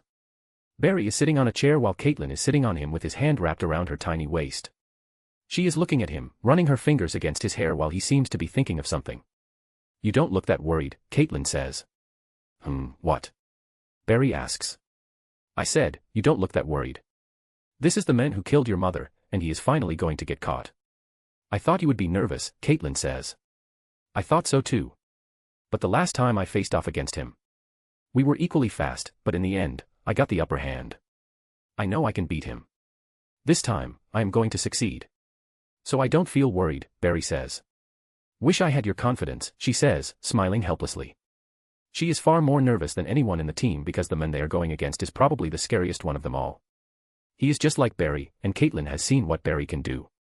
So, a man with similar powers to Barry, who is an evil psychopathic killer, is a scary thought. Don't worry, I will protect you. Plus, you now have superpower as well. So we make quite a power duo, don't you think? Barry asks, smiling. That we do. Talking about superpowers. I was thinking, maybe I should be down there, help you guys capture this man. With how my power works, I think I can drain him of his speed. Caitlin says. No, Barry says. But Caitlin tries to say something, but Barry cuts her off again. I know you want to help, but you just unlocked your powers. You have no idea how to control it, and how it will affect you physically when you are under stress. Just like me, you will have to go through some testing as well. By using your powers now, not only will you put yourself in danger, you might put others in danger as well, Barry explains. Caitlin realizes that Barry is right, but she still feels a little disappointed knowing that she can't be of any help to Barry right now. Well, there is another way you can help me, Barry says. And how's that? Caitlin asks. By improving my mood, Barry says, smiling, and pulls her in for a kiss. Caitlin smiles and kisses him back. Their lips lock, and their tongues swirl against each other, ending in a deep, sloppy, wet kiss. Caitlin adjusts herself and switches from sitting sideways to face Barry straight, pressing her crotch against Barry and grinding on top of him. A few minutes of making out go by, and Sisko once again walks in on them. Oh. My God. Can you two please stop doing that here? It gets more awkward every time I walk in and see you both with your tongues down each other's mouths, Sisko says. Barry and Caitlin laugh before pulling away from the kiss. You should get used to it, now that this is out in the open, Caitlin says. Now much more okay being intimate with Barry. Well, you two should stop now because the trap is set, and the bait is in place, Cisco says. Hearing this, Caitlin gets off of Barry before he stands up as well. Dr. Wells and Joe walk in after a few minutes. So, everything's ready? Joe asks. Yes, we are ready to go. Now we only need to lure the men in yellow in. Cisco says. That's good, but what if the trap doesn't work? Barry asks, already knowing what Dr. Wells has planned, but he wants to see if there is any twist. How will Dr. Wells get Barry out of here? Barry has been too calm in this situation, everyone can see he's in control of his emotions, so Dr. Wells cannot use the same excuse as the one he used in the TV show to get Barry out of here. It will work, don't worry, Dr. Wells says. Barry locks eyes with him and nods. So let's go over the plan again, Joe says. We will lure him in by sending a tachyon pulse throughout the city. Once he feels it, he will come running right to us. Once he is in, the trap will automatically become active, trapping him in. I, Detective Joe, and CCPD's Meta-Human Task Force, will confront the men in yellow, try to get a confession out of him, while Cisco and Caitlin stay up here and keep an eye on us. Barry shouldn't be present at the scene, as the men in yellow might not come if he sees you, thinking it's a trap. You should stay hidden while keeping an eye on the situation. If anything goes wrong, Barry can run in and confront him. Dr. Wells lays out a near-perfect plan, which surprises Barry. He thought Dr. Wells would use some excuse to keep Barry away, but he is not. He is letting Barry stay and keep a watch. Something's not right, and Barry can feel it. That sounds good. Once Eddie brings in the task force, we should execute the plan, Joe says. Eddie? Barry asks, surprised. Yeah, he forced himself into it. I couldn't say no, or he would have taken the matters up to Captain Singh, Joe says. Barry nods his head. Chapter 105, Running Around. It's time. With the arrival of Eddie and his task force, the team is ready. Everyone's in the Cortex, looking at the trap. Barry is somewhere else in the building, away from the Cortex, like Dr. Wells asked, but he is connected with the team on comms. Okay, let's catch ourselves a speedster, Dr. Wells says. Cisco, send the pulse, he orders. Sending tachyon pulse in 1, 2, 3. Cisco does a little countdown and sends it. They then wait and watch. A few minutes go by, but nothing happens. Send it again, Dr. Wells says. Okay, sending another pulse, 1, 2, 3. Cisco sends another pulse, and after another few minutes, there is still no result. Again, Dr. Wells says. Sending out another pulse, Cisco says and sends another one. Is this trap even going to work? Eddie asks, getting frustrated. I've sent up at least 3 charges into open satellite. If anyone's looking for tachyonic particles, they'll know we got them, Cisco says, and the team goes back to watching the screens when suddenly there is a flash of red lightning, and a man wearing a full-body yellow suit seems to be trapped within the energy barrier. They all watch with wide eyes, seeing the men in yellow try to break free from the trap. Let's see what we caught, Dr. Wells says. Barry, who is away from the Cortex, also sees the men in the yellow suit trapped inside on his phone, which is connected to the STAR Labs server. He, of course, doesn't see anything wrong with it because phone screens are not fast enough to show real-time footage. Screens refresh every time to change the image they are displaying, and they are not fast enough to actually show what's happening in real time, or Barry would have immediately seen the facade that Dr. Wells is pulling against the team. Barry smirks, already knowing what all this is about, but he plays along with Dr. Wells. Barry admits that acting oblivious, even though he knows everything, is a little fun. With how fast he is, all these schemes from Dr. Wells are completely useless. Overwhelming strength really does foil all schemes. But now Barry wonders what Dr. Wells is planning. Just because he is somewhere else within the STAR Labs doesn't mean he can't just run down there and foil everything Dr. Wells has set up, he must have planned something else.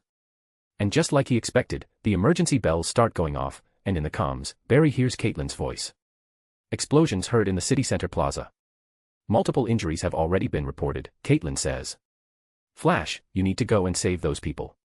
We can handle it here. The man in yellow is already trapped. He is not going anywhere, Dr. Wells says. Barry finally figures it out. If Dr. Wells can't keep Barry away from the lab, he will force him by causing chaos somewhere else, and since Barry is a champion of good, he cannot ignore the people in need. I am on my way, Barry says and leaves. Back at the Cortex, Dr. Wells has a sly smile that no one notices as he starts rolling out, while Joe, Eddie, and the task force follow him down to talk to the men in yellow, well, to be accurate, a pre-recorded hologram of the men in yellow. Barry arrives at the city center plaza and sees people running scared out of their minds. Barry can see the look of fear in their eyes. He looks around, trying to find a culprit, when suddenly an explosion starts to go off. Of course, Barry enters flash time before the explosion reaches its utmost limit. Barry sees a mother and her child about to be vaporized by the fireball. Barry immediately runs towards them, grabs them, and relocates them, but he doesn't stop here. He starts moving fast, relocating every person he sees to the cusp of danger, and while doing so, he sees the person responsible for all this. A red-haired woman. She is grabbing small pellets before throwing them at civilians. Barry recognizes this woman. It's that meta-human who can turn anything into an explosive by just touching it with her hand, the one who didn't show up when he was expecting her to. But in the show, this one was supposed to be one of the good ones, so why is she committing acts of terrorism? Barry wonders. Barry decides to put an end to this instantly. He runs to her, grabs her face, and moves it a little, and stops it without applying any speed force on her. He then grabs the charged pellets from her hands and throws them up in the sky before exiting flash time. The girl immediately gets knocked out as her brain hits the inside of her skull, giving her a mild concussion. Barry, of course, held back a lot because if he had done it any faster, her brain would have been turned into mush. Now out cold, he grabs her by her shirt and carries her back to STAR Labs to put her behind the containment cell. After putting Plastique inside the containment cell, Barry returns to the Cortex and sees Caitlin and Cisco looking at the screens. Barry stops, alerting them. He joins them to watch as the men in yellow and Dr. Wells seem to be having a conversation, when suddenly, another alarm goes off. What is it this time? Barry asks. Cisco switches to another screen to see what's happening. Bank robbery, an active hostage situation. Cisco says. On it, Barry says and immediately leaves. Barry realizes that Dr. Wells' plan is to keep him busy until his whole act gets complete, and it's indeed a very good plan because Barry will always prioritize civilian lives. Barry arrives at the bank and sees people cowering in fear as a big man who is completely made of metal is destroying everything in his wake. Woodward. Barry says, surprised, as this is the first time he has seen Woodward since his escape into the sewers. This time, Barry's not going to make the same mistake. He runs up to Woodward, who is about to bring his hands down on a helpless old man. Barry grabs him by the legs and runs him out of the bank at above Mach speed. He throws Woodward forward at Mach speed before making a run around the block at Mach 7 speed, arriving before Woodward and punching the shit out of his metallic face. The force of the punch immediately knocks out Woodward, and his metal skin goes back to normal. Barry then carries him back to STAR Labs and locks him in one of the containment cells, when suddenly another alarm goes off. Flash, there is a fire at the West Side gated residence, Caitlin says. On my way, Barry says and runs out of the lab again. Looks like Wells is going to make me run a lot, Barry thinks as he makes his way towards the gated community. Chapter 106, Boost in Speed. Barry arrives at the gated community and is shocked by the size of the fire. Multiple buildings are on fire, and hundreds of people seem to be trapped inside. Barry doesn't hesitate for a second before running in. Within seconds, he relocates everyone out of the building. Some people were already engulfed in flames, but Barry was fast enough to evacuate them before the fire could cause any serious damage, leaving only first-degree burns at worst. Once everyone has been relocated, Barry goes back in and spins his arms extremely fast to suck the air out of the building and completely stop the fire. He does this multiple times as multiple buildings were burning. This didn't look like an accident because accidents typically don't cause fire to spread from one building to another. This was arson done on purpose. As Barry looks around, trying to see if there is anything he missed, he suddenly feels his back getting warm and then hot. This happens under a picosecond, too fast for heat to transfer, making the Flash enter flash time. Lightning flashes in his eyes, and he takes a step forward before turning to look at his attacker. It's Firestorm, who is frozen in place, his head and hands engulfed in fire. Barry is surprised seeing Ronnie, but now that he thinks about it, just like Woodward, Ronnie too entered the sewers, and now he is here keeping Barry away from Dr. Wells. It's all part of Dr. Wells' plan. Barry watches the fire blast slowly inching closer to him, but with Barry in flash time, nothing moves faster than him. He steps past the fire blast and walks up to Ronnie. This time, he is not going to let this man escape. Barry balls his fist and rocks Ronnie with a speed punch through his blazing head, and knocks him out cold. The world returns to normal, and Ronnie is sent flying into a wall and crashing through it, knocked out cold. I hope there is nothing more, Barry thinks when he suddenly gets an emergency alert in his ear. Barry, we need you here. Caitlin's voice comes through. Barry doesn't waste a second when he hears her voice. He grabs Ronnie, who is still out cold, and runs him back to STAR Labs, places him inside one of the confinement cells, and runs down to immediately confront the Reverse Flash. As soon as Barry enters the trap room, he sees Dr. Wells trapped inside the energy barrier, while the Reverse Flash is about to drive his vibrating hand into Joe's chest. Barry immediately runs up to him and tackles Reverse Flash away. Reverse Flash is sent flying up using his super speed. He makes a turn mid-air and manages to make contact with the wall with his feet and makes a run for it. Barry chases him outside the lab. Running a little faster than last time, Barry grabs Reverse Flash's shoulder. In response, Reverse Flash stops, turns around, and throws a punch at Barry, trying to catch him off guard, but Barry sees it coming. Barry moves his head to the side, dodging the punch, and throws his own, driving a speed punch into Reverse Flash's guts, hurting him, but Reverse Flash is tough, he is not going down so easily. With the tachyon device already attached to his chest, he activates it. The device immediately bombards the Reverse Flash with an overwhelming amount of tachyon particles, making the cells in his body start vibrating in overdrive. Now juiced up by the overcharged device, Reverse Flash is much faster. He throws a punch at Barry. But Barry sees it coming and dodges it. Now it's Barry's turn, but with his increased speed, Reverse Flash dodges Barry's punch and uses both his hands to push Barry away. And at this speed, Barry's body shoots back at incredible speed, almost reaching Mach speed as he crashes into the wall. Of course, Barry let Reverse Flash touch him. Barry, who can move faster than light, saw his hands coming from a mile away, but Barry wants Reverse Flash to get away because of what happened today. Barry caught 3 metahumans today, and none of them seem to be in the right state of mind. His team needs Dr. Wells to rely on to figure out what's going on. As Reverse Flash makes a run for it, Barry gives chase again. They run through the city, but Barry makes sure that Reverse Flash keeps gaining distance over him until it seems like Barry can no longer keep up. Barry stops and watches Reverse Flash disappear. Seeing that he left the Flash behind in his dust, Reverse Flash laughs maniacally before running back to STAR Labs. He enters the time chamber, puts his suit and the tachyon device away, and goes back to the trap room and takes over for his hologram so that nothing seems suspicious. Barry returns, running into the trap room and sees Joe, Eddie, and the members of the task force slowly getting back to their feet. The Reverse Flash didn't hurt them too much. Barry then runs up to Dr. Wells. "Dr. Wells, are you okay?" Barry asks, showing fake concern. "I am okay, Flash, just a little bruised," Dr. Wells says. Joe runs up to them to check on Dr. Wells. "What about the men in yellow?" Joe asks, looking at Barry. "He got away," Barry says.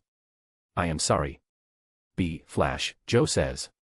Not wanting to name Barry, as Eddie's still in the room. Barry doesn't say anything. Chapter 107, Being Controlled. Barry is visiting Iron Heights to talk to his father, which now feels a little weird to Barry. Before, when his memories were still centered around the original Barry, he felt what the old Barry felt, but after he got his old memories, his old personality started taking over. His morals didn't change, but his feelings and personality did.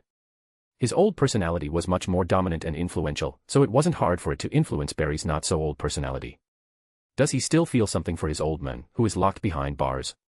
Yes, and he will ensure that he is a free man, but now Barry's life no longer revolves solely around freeing the old man. He has new friends who are great to be around. Henry smiles, seeing his son looking more confident and healthy than ever. "Look at you, champ, looking better than ever. It must be that Caitlin girl you told me about. So how is it going with her?" Henry asks, speaking into the phone on his side. "Well, I like her a lot, but it's not serious," Barry says. Henry nods his head. "I understand, and I think it's good that you are taking it slow. You just recently started living for yourself. You don't want to rush into something that you are not prepared for," he says. "I actually have something else to say as well," Barry says, getting a little serious. "What is it?"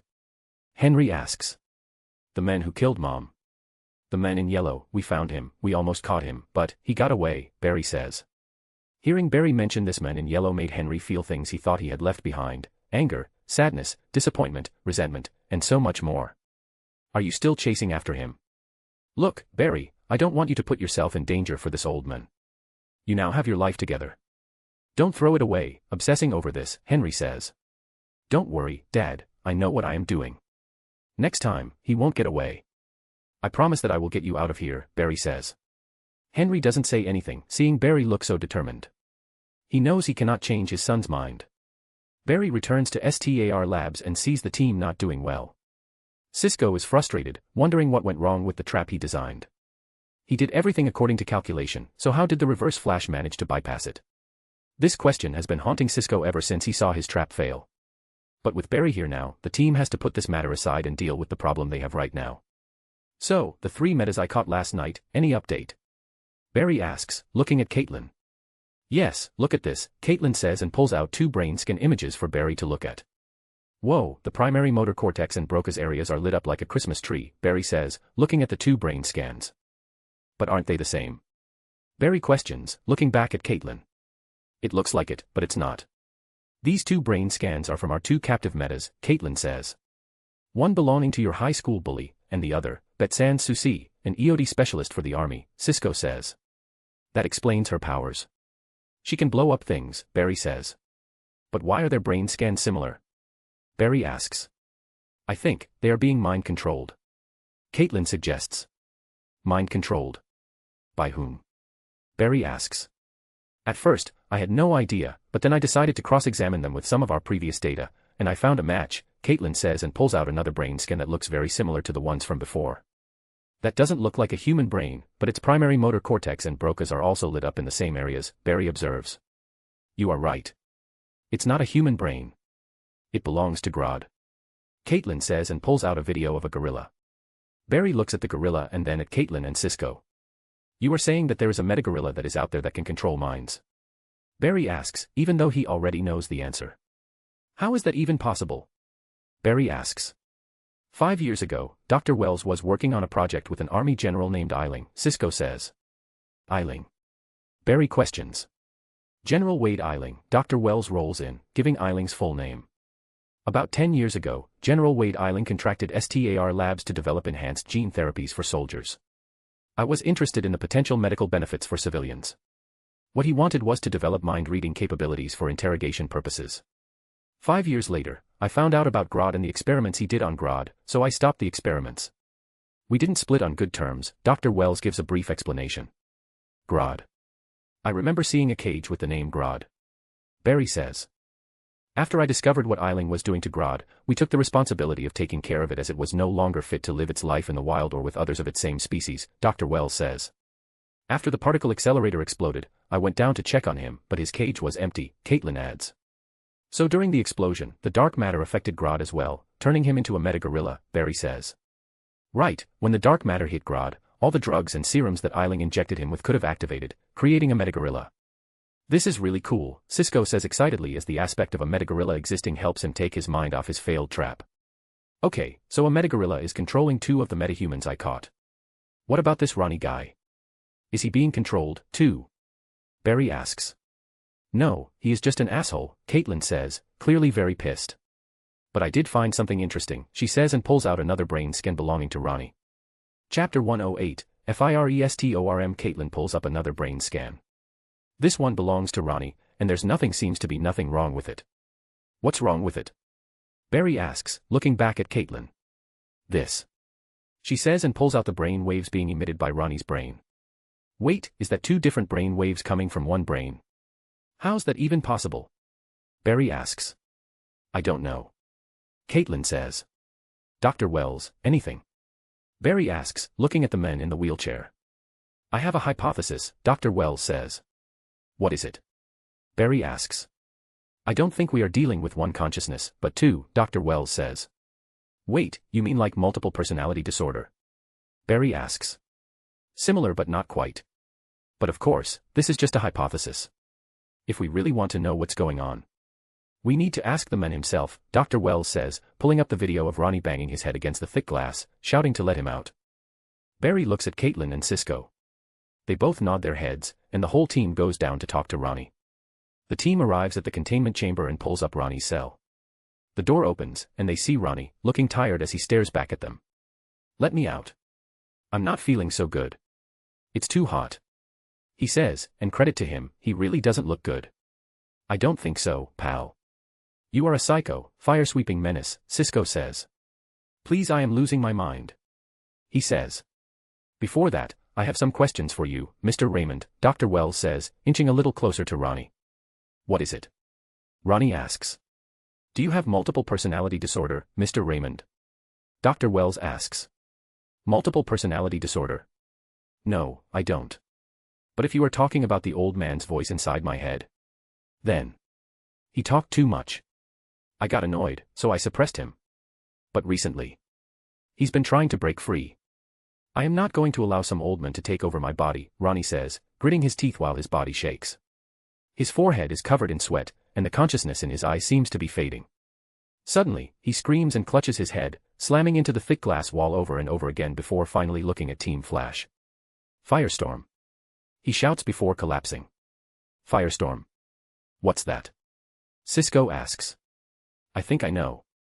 Dr. Wells says. Back at the Cortex, the team gathers again, looking at a research paper written by someone called Professor Martin Stein. FIRESTORM. Also known as Fusion, Ignition, Research, Experiment, and Science of Transmutation Originating RNA and Molecular Structures, Dr. Wells says. A groundbreaking idea. Its goal was to create stable nuclear fusion. I read the papers, but of course, it could never come into fruition as the person behind the project. Dr. Stein was one of the many casualties of the particle accelerator explosion. Dr. Wells says. It says here that this article was written by someone named Jason Rush, who's a grad student at Hudson University, Cisco says. I will arrange a meeting with this Jason Rush, he probably has something he can tell us about this FIRESTORM, Barry suggested. I will come with you, Caitlin says. Sure, Barry nods. Caitlin managed to get hold of Jason Rush and agreed to meet at Jitters this evening. Until then, Barry has a daytime job to work on. Barry arrives at CCPD, and he seems to be the talk of everyone's mouth. Well, not him, but his other identity. The Flash. It's all over the news. Flash. The hero the city needs. And this article is written none other than Iris West.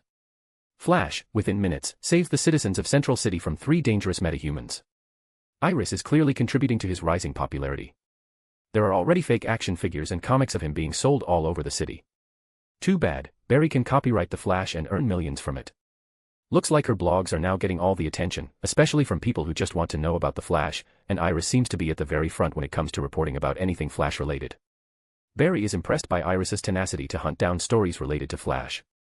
She wants to make a career out of this and looks very serious. Barry walks into his lab and starts working. No matter how fast he gets his work done, there is a new pile of fresh cases on his table. Barry has no idea how his previous self with no powers managed to get through all this. Halfway through the files, he gets disturbed. Iris storms in excited. You won't believe this, she says, smiling excitedly. What won't I believe? Barry asks. I have been called in for a job interview at the Central City Picture News. She says, squealing happily. That's great. Are you prepared? Barry asks. No. I am terrified. I need your help. Iris says. What can I do? Barry asks. I want you to come with me to the interview. I need you to be my support system. She says. What about Eddie? Barry asks. He is busy running his new metahuman task force. He told me to take you with me, Iris says. Ugh. I am pretty busy. Barry says. Please, she begs, clasping her hands together. Barry sighs. When is it, he asks. Today, after lunch, Iris says, smiling. Barry looks at his work pile and decides to put a little more speed into it. Okay, fine, he says. Awesome, I knew I could count on you. Okay, I have to go now, talk to you later, she says and storms out just like she stormed in. Barry sighs and begins working on the remaining case files with super speed so that he gets all his work done before going with Iris to this news network. Chapter 109, Linda Park. Barry puts his last work file aside and joins Iris for her interview. With nothing else to do but wait till his meeting to figure out more about FIRESTORM, he can kill some time visiting a place he has never been. Additionally, he had always wondered how a news station operates from the inside. Outer Central City Picture News, Barry and Iris stand before its entrance and look at the news building before them. Iris looks very nervous, she is constantly shifting her legs while clutching her fists and taking deep breaths. You have to walk in, or they might penalize you for arriving late for your interview, Barry warns her. I know. You don't need to keep saying it. She says. Her voice filled with nervous energy, but she strengthened her resolve and walked in. Barry chuckles and follows behind her. Walking into Central City Picture News, Barry begins looking around while Iris seems to be going through her talking points for her interview inside her head. You go in, I will look around, Barry says to her and leaves Iris on her own. Iris tries to say something, but stops herself as she sees a few people already waiting for an interview just like her. She got called in because of her blog post about the Flash, and now it's time for her to prove to them that she can do it professionally as well. After leaving Iris on her own, Barry walks around the news station, looking at reporters working. As he walks around, he comes across a computer that has some incomplete work, and he gets curious as it's about baseball. Barry recalls having a memory of him playing baseball when he was young, but he soon grew out of it as his interest shifted to more science stuff. He looks at the article, and it seems to be about the match between two Central City baseball teams, the Stars and the Diamonds. Who are you? Barry suddenly hears a voice behind him. He turns around and finds a cute Asian girl. Their eyes meet as they stare at each other for a few seconds. Hi. My name's Barry Allen. I am just here with a friend. She has a job interview. You know, just here for support, Barry explains. The girl stares at Barry, her thoughts only privy to her. Ah, so you are like the male best friend who comes running to the rescue, hoping that she finally takes notice of you. The woman says. Her words, sharp as a knife, but it would have also been very accurate if this were the old Barry. What? No. She is like my sister. Well, I am her adopted brother or something like that, Barry immediately corrects her. Hearing this, there's a spark in the woman's face. Well then. Nice to meet you, Barry Allen. I am Linda Park, she says with a beautiful smile and extends her hand. Nice to meet you too, Barry says, shaking her hand, and smiles back as they look into each other's eyes. There is something here, but Barry doesn't know if he should see it through. Can I have your phone? Linda suddenly asks. My phone. Why? Barry asks. Just give it to me, Linda says, showing her palm to Barry. Well, okay. Barry says and hands over his phone to Linda. Linda then takes out her phone and taps it on his. Barry's phone chimes, and Linda's contact info has now been downloaded in his phone, and his in hers. Here's my number, call me, she says and hands Barry his phone back. Ugh. Barry doesn't know what to say. It's not like he is in a relationship with Caitlin, but he has gotten pretty close with her during their time together as fuck buddies. Yeah, sure, Barry says and decides to get out of this situation before he blows it all up. He needs time to think. Linda smiles. Well, I need to get back to work, so, would you mind? Linda says, pointing at the computer Barry was just looking at. Ah, yes, go ahead, Barry steps aside and lets Linda take her seat. Linda smiles, brushes her hair to the back of her ear, and sits down. Barry then awkwardly walks away, not wanting to bother her during her work. He then spends the rest of the time wandering around in the canteen to see what a news station serves for food. Half an hour later, Iris is done with her interview, and she looks much more relaxed than she was when she walked in. How did it go? Barry asks while drinking a thick, sugary chocolate milkshake. I think it went pretty good, now I only need to wait for their call, Iris says. Well, good luck. I need to leave now, I have a meeting with someone, Barry says and bids farewell to Iris. He still has some time to spare, so he dons his suit and goes for a run. Running around the city and helping people avoid getting into accidents. Some of them would have been brutal if the Flash hadn't intervened. And as the sun is finally about to set, Barry returns to STAR Labs to fetch Caitlin and head to Jitters, where the men named Jason Rush agreed to meet them. Chapter 110, Army gets involved. Barry joins Caitlin as they head to Jitters. They look around before their eyes fall on the tall black man in a suit. That's him, Barry says as he recognizes the face from the file he read about on FIRESTORM. Caitlin looks at the man Barry's pointing at before looking back at him. Let's go, Barry says and approaches Jason Rush. Jason Rush. Caitlin calls for him. Ah. Yes, Dr. Snow. Jason asks back. Please, call me Caitlin. Thank you for meeting us, Caitlin says. Barry doesn't say anything as Caitlin's the one who is part of STAR Labs and she used her identity to contact Jason. Happy to. Although, to be totally upfront, if this is about the resume I mailed into STAR Labs, I've already accepted a position at Mercury Labs, Jason says. No, actually, we wanted to talk to you about FIRESTORM, Caitlin says. As soon as Jason hears the word Firestorm, his face immediately changes to one of worry. And he tries to bolt, I'm sorry. This was a mistake. I have to go, Jason says as he is trying to leave, but Barry grabs him by his arm and stops him. Being stronger, it's not an issue for Barry. Please, this is a matter of life and death, and you are the only person who can help us, Barry says. Jason starts having second thoughts, hearing how serious Barry sounds. Okay. Jason calms down. Jason then sat down with them and told them everything he knew and why he was so on edge. Barry and Caitlin discovered that Dr. Martin Stein was their project leader, and they had achieved some rudimentary success with transmutation. However, their project was threatened with shutdown by the university where they were working, so Stein had to seek a private investor. But then Stein disappeared. The army then arrived and confiscated all their research, which explained why he looked so paranoid at the mention of Firestorm. Barry and Caitlin returned to STAR Labs and relay everything they heard from Jason to Dr. Wells and Cisco. Just then, something happens. The security system gets alerted, and a video pops up on the screen. A bunch of military men walk in with guns in their hands. What's going on? Barry asks, confused. Dr. Wells, on the other hand, seems much calmer, as if he were expecting this. Soon, the military walks into the cortex, leading them, a tall man with gray hair. General Wade Eiling. General Eiling, Dr. Wells acknowledges him. Dr. Wells, Elling acknowledges back. What brings you here? Dr. Wells asks. Elling doesn't answer. Right away, instead, he looks around the lab. His eyes linger on Barry for a few seconds as Barry stares back at him. I believe you have a few things that belong to me, Elling says. I don't know what you are talking about, Dr. Wells says. Cut the crap, Wells, I know you are working with the Flash, and he captured one of my soldiers in Firestorm. I want them back, Elling says. I don't know what you are talking about, Dr. Wells says. Then you will have no problem if my boys take a look around your facility. Elling asks as he signals his men to start their search. Asking was just a formality. He didn't care if Wells agreed to his request or not. He isn't going to lose one of his greatest weapons. I would stop your men if I were you, General Elling, Dr. Wells suddenly speaks up. Is that a threat, Wells?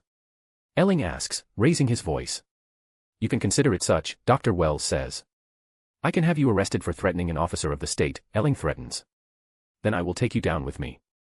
I am sure the public would love to know what the army does behind their back. All those illegal, inhuman experiments. I am sure the media is going to have a great time with it, Dr. Wells says, looking dead into Eiling's eyes. They stare at each other for a few seconds before Elling speaks. Stop. We are leaving, Eiling stops his men, but it's very evident from the look on his face that he doesn't like this one bit, and he isn't going to give up so easily. This isn't over, Wells, you messed with the wrong men, Eiling threatens. I will be waiting, Dr. Wells says, coldly. Let's go, boys, Eiling says and leaves. After he disappears, the team finally takes a sigh of relief. I can't believe that just happened, Cisco says. How did they know we were working with the Flash? Caitlin asks. The army is clearly monitoring metahuman activities, and Miss Susie, Plastique, seems to be one of their assets. And it looks like they are trying to weaponize metahumans like Firestorm, so it's not a surprise they are monitoring the Flash. Eiling is very ambitious, he won't give up on them so easily, Dr. Wells says. My question is, if Susie works for Eiling, how did Grodd get control over her? Does Eiling have Grodd as well? Is he working with the Reverse Flash? Barry asks, looking at Dr. Wells. Wells stares at Barry before answering. I don't know, but I am sure we will find out soon, he says and rolls away. Where are you going? Cisco asks. To figure out how to separate Dr. Martin Stein from Ronnie Raymond, Dr. Wells says. Wait, you think Dr. Martin Stein is the other personality inside Raymond? Cisco asks. It's the only possible conclusion. The only people who know about Firestorm are people who worked on it and the army. A thug like Raymond would have no idea what it is. I speculated this from the very beginning, and it aligns with what Mr. Allen and Dr. Snow learned from Rush. Dr. Stein disappeared the day the particle accelerator exploded. Dr. Wells explains and leaves the cortex. Chapter 111, Frustrating Power. Team Flash is busier than ever. With Barry running around handling the troubles of the real world, his team has to work on finding ways to help the metas that are locked up under STAR labs. Their priorities being Plastique, Girder, and Firestorm. The team is stretched thin, with Cisco and Caitlin trying to find ways to free Plastique and Girder from Grodd's control, while Dr. Wells works on something to help Dr. Stein out of Ronnie's body. Other than finding out Grodd's whereabouts, Caitlin has also been working on how to control her powers. Unlike Barry's super speed, her powers are much more destructive. She has already frozen multiple things, as she has no control over her own powers. Every time she has a spike in her emotions, she ends up freezing something. Coffee mugs, pens, computers, and she is now on her third phone. If this continues, she is gonna go broke. With how things are going, she has been restricted from touching anything that's important in the lab, which is causing Caitlin a lot of frustration, making her power flare-ups even worse. Barry returns to STAR labs and finds a very frustrated Caitlin who has been sidelined in the chair. He looks around and sees a section of the computer covered in ice. Cisco also looks to be on edge around her. Cisco's stiff shoulders immediately relax when he sees Barry. I am gonna go and get some coffee, Cisco says and gets off his chair as he walks past Barry. He signals Barry to take care of Caitlin, who is not having a good time. Hey, Barry approaches Caitlin with caution. What? Caitlin snaps.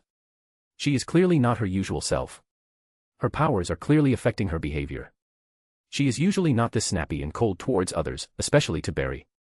She immediately realizes her mistake and panics a little. Oh my, I am so sorry. I don't know what came over me, she says. Her voice carried a tone of sadness. Hey, it's okay.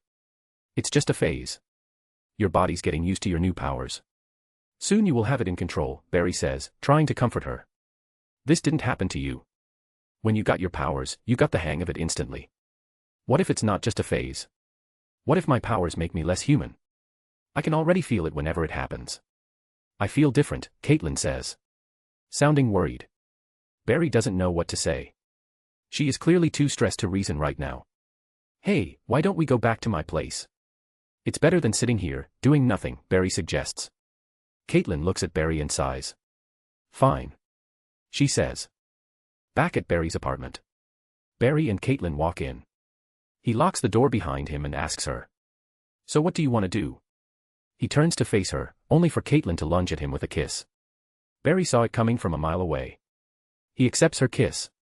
Their lips lock, and their tongues instantly entangle. Caitlin is being very aggressive. She is clearly very frustrated and wants to blow off some steam.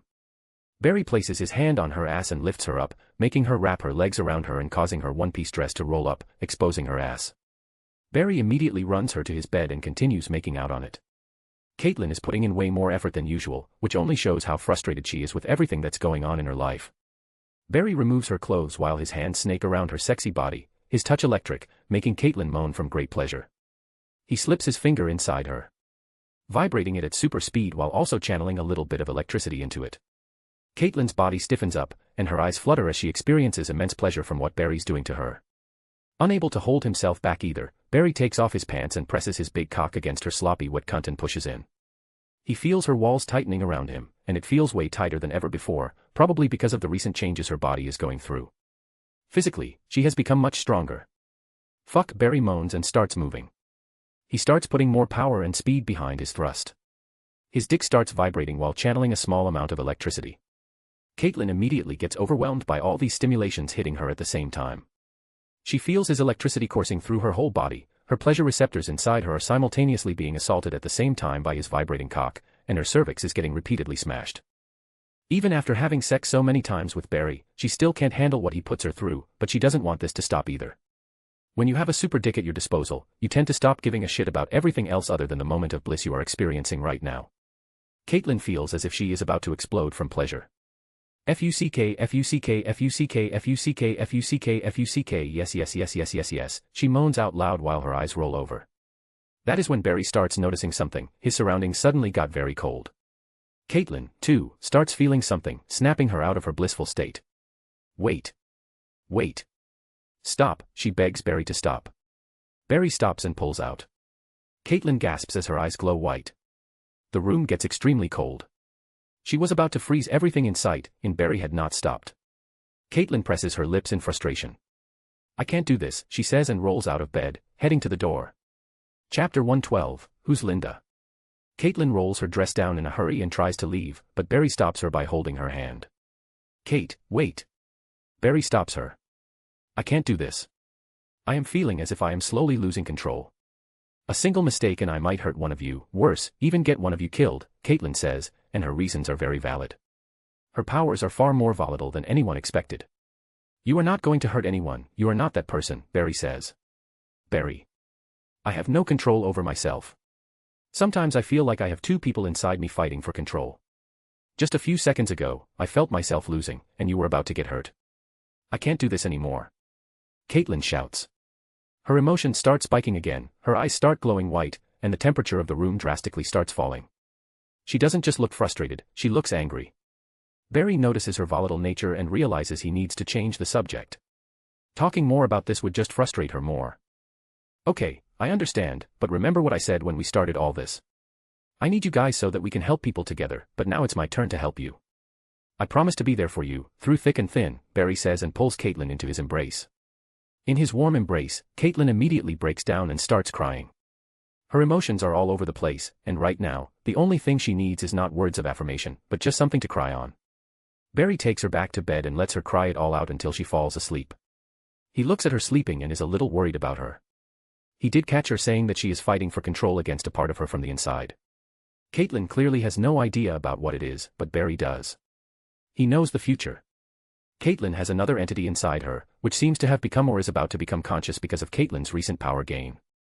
The only way Barry can think of helping Caitlin is by teaching her how to control her own powers. And that might be a very difficult task. Morning lights up Barry's apartment. Caitlin's eyes flutter as she slowly opens them. She looks around and finds herself alone on the bed. She sits up and sees herself in a comfortable gown. She smiles and starts looking for Barry. Now that she has a much sharper nose, she can smell the breakfast being prepared. Recalling last night, she feels a little conflicted but also relieved that she has someone to hold and cry to. Everything that's happening with her has caused her a lot of stress. Having Barry has made it a little easier. She rolls out of bed when she suddenly hears a chime. It's Barry's phone. Caitlin turns to look at it and sees a message pop up on the screen. It's someone named Linda. Linda? Who's that? Caitlin wonders. The message is still on the screen. Curious, Caitlin picks up and reads it. Hey, haven't heard from you yet. Just wanted to know if you know. Go on a date. Caitlin doesn't know what to think of this as she reads it. Another girl. Hey, you are awake. I made some breakfast, Barry says. Here, someone named Linda messaged you, Caitlin says and hands the phone back to Barry. Hearing Linda's name made Barry quickly take the phone from her hand to look at the message. Barry reads the message and can't help but smile a little. He never expected Linda to be so bold as to ask him on a date. Well, then again, she was the one who gave him her number. So, are you going? Caitlin suddenly asks. Ugh. I don't know. Barry looks up at Caitlin and finds it hard to express what he is thinking. Sure, he liked Linda. She is beautiful, bold, and didn't even hesitate to express her interest, and now she is asking him on a date. But to admit that he wants to go on a date with a girl before another girl with whom he is sleeping is not a good idea. Even if they have agreed to keep it casual. You should go, Caitlin says, surprising Barry. Never has he heard a woman tell the man she is sleeping with to go on a date with another girl. Are you sure? Barry asks. Yes. It's not like we are dating. We did agree to. You know, keep it casual, Caitlin says. Barry looks at Caitlin as she gives him a forced smile. He doesn't know what Caitlin is thinking, but he doesn't want to figure it out. Okay. Barry says. So. This Linda. Where did you meet? Caitlin asks. Ugh. I met her at Central City Picture News when I tagged along with Iris for her interview. She's a sports reporter working there, Barry says. Oh, well. You go on that date. You deserve some free time with all the lives you save, and I am going to head to STAR Labs. Cisco probably needs my help, Caitlin says and gets ready to leave. Barry's not blind. He can obviously see that Caitlin is being a little distant. But he is not worried. He knows they will be okay. The bond between them is a lot stronger than ever. She is clearly going through a hard time because of her volatile powers.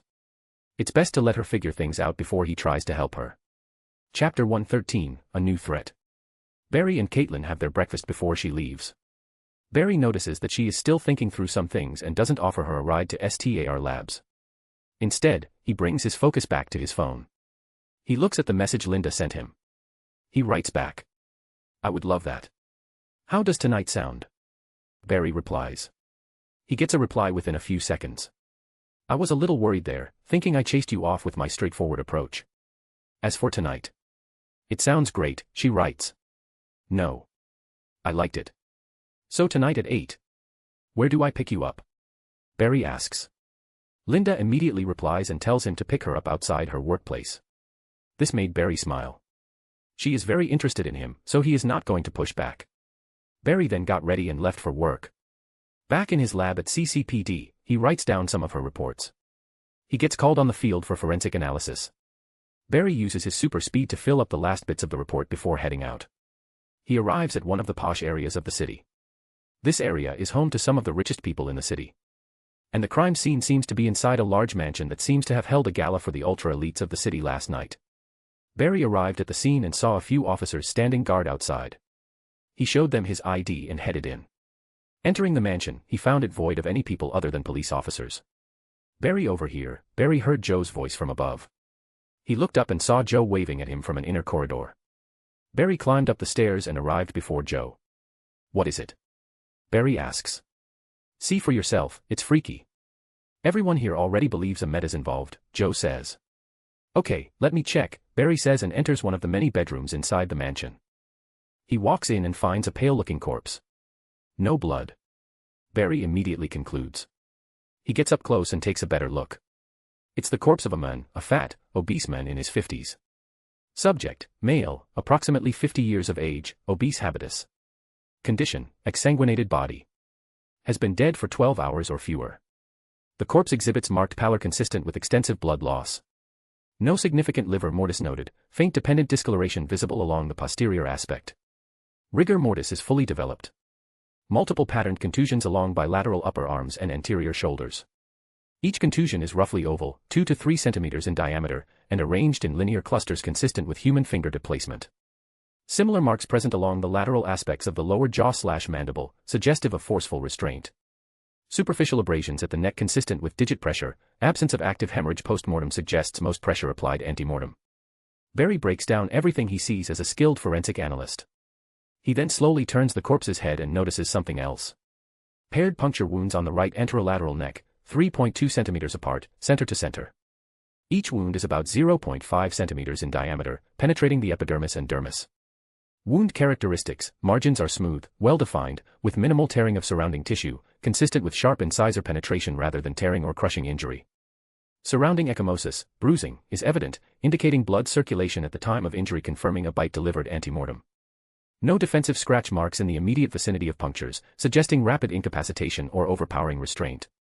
Dried blood staining collar and adjacent skin, no arterial spray pattern observed, indicating controlled suction rather than violent vessel laceration. As Barry breaks all of it down in his head, only one word comes to his mind. Vampire. He couldn't help but murmur it out loud. What was that? Joe, who is standing behind him, asks. Barry turns to look at him. Joe, you are not gonna believe this. Barry says, with a little excitement in his voice. Please, I have already seen everything I could possibly see, Joe says, and he is not wrong. Working with Barry has given him a front-seat view of all the crazy, unbelievable world of metahumans. Not something like this, Barry says, looking back at the corpse. What is it? Joe asks. A vampire. Barry says with some excitement in his voice because how could he not? If this thing is really a vampire, things are going to get wild. Wait, did you just say vampire? You are telling me vampires are real? Joe asks. His voice filled with disbelief. I don't know, all the injuries on this corpse, the absence of blood, the bite mark on his neck only point to one thing. A vampire did it, Barry says. Fuck me. We already have a psychic gorilla and a psycho speedster to deal with, and now you are telling me there is a vampire going around sucking people dry. Joe asks. As he puts it like this, Barry realizes that it is indeed a fucked up situation. He just got a little excited at the possibility of coming face to face with a vampire. He is a nerd and a geek after all. How am I going to explain it to the captain that the perpetrator is a freaking vampire? Joe says as he feels a headache coming his way. Well, he knows metas are real, maybe he will accept that vampires exist as well, Barry says jokingly. Are you sure we are dealing with a vampire? Joe asks once again. I can run some tests, see if I can find any foreign DNA trace to find out exactly what it is, Barry says. He is also not 100% sure about this. You do that, Joe says and walks away while Barry gets to work. Chapter 114, Cerebral Nullifier. A vampire? Are you sure? Cisco asks, both shocked and excited. I am very positive. I ran DNA tests on traces of saliva I found around the bite wound, and it didn't match anything human or animal, Barry says with equal excitement. Couldn't it just be a meta? Caitlin suggests. She, too, gets interested in the possibility of the existence of vampires. She doesn't want anyone to know this, but she was a hardcore enthusiast of vampire romance novels, and still is. She just doesn't want others to know about this. And it is also acting as a distraction for her. No, it's not. There were no traces of dark matter in the DNA cells. This is something else, Barry says. All my life, I have dedicated myself to science. Never did I expect I would come across something beyond science. Something supernatural, Wells says, trying to express his own fascination. Barry looks at Wells, knowing Wells is from the future, he probably already knows about supernatural beings, but he does a really good job of displaying his fascination. Guys, I don't believe this. Check this out, Cisco says, and suddenly pulls out the map of the entire country. Recently, similar cases have been reported all across the country. Corpses found with their blood drained, but for some reason, it's getting no attention at all. As if someone's trying to deliberately cover it, Cisco says. Barry looks at the men and sees red all over the place. Cities like Metropolis, Gotham, Keystone City, Coast City, Ivy City, Gateway City, Fawcett City, Bloodhaven City, National City, and Dakota City are some of the very few that are being shown to the men. The scale of this is much larger than he expected. Barry's eyes widened with shock. This is something beyond what he expected. He thought this was just some random vampire encounter, but from the men, it looks like a complete takeover. This can't be real, Barry says. It is. It's far more serious than we thought, Sisko says. Now, no longer sounding as fascinated as before. Even Barry gets serious. The excitement in the cortex dies down fast. So many people are dead, but why is there no news about this? I will inform Joe about this, maybe he can find something out, Barry says.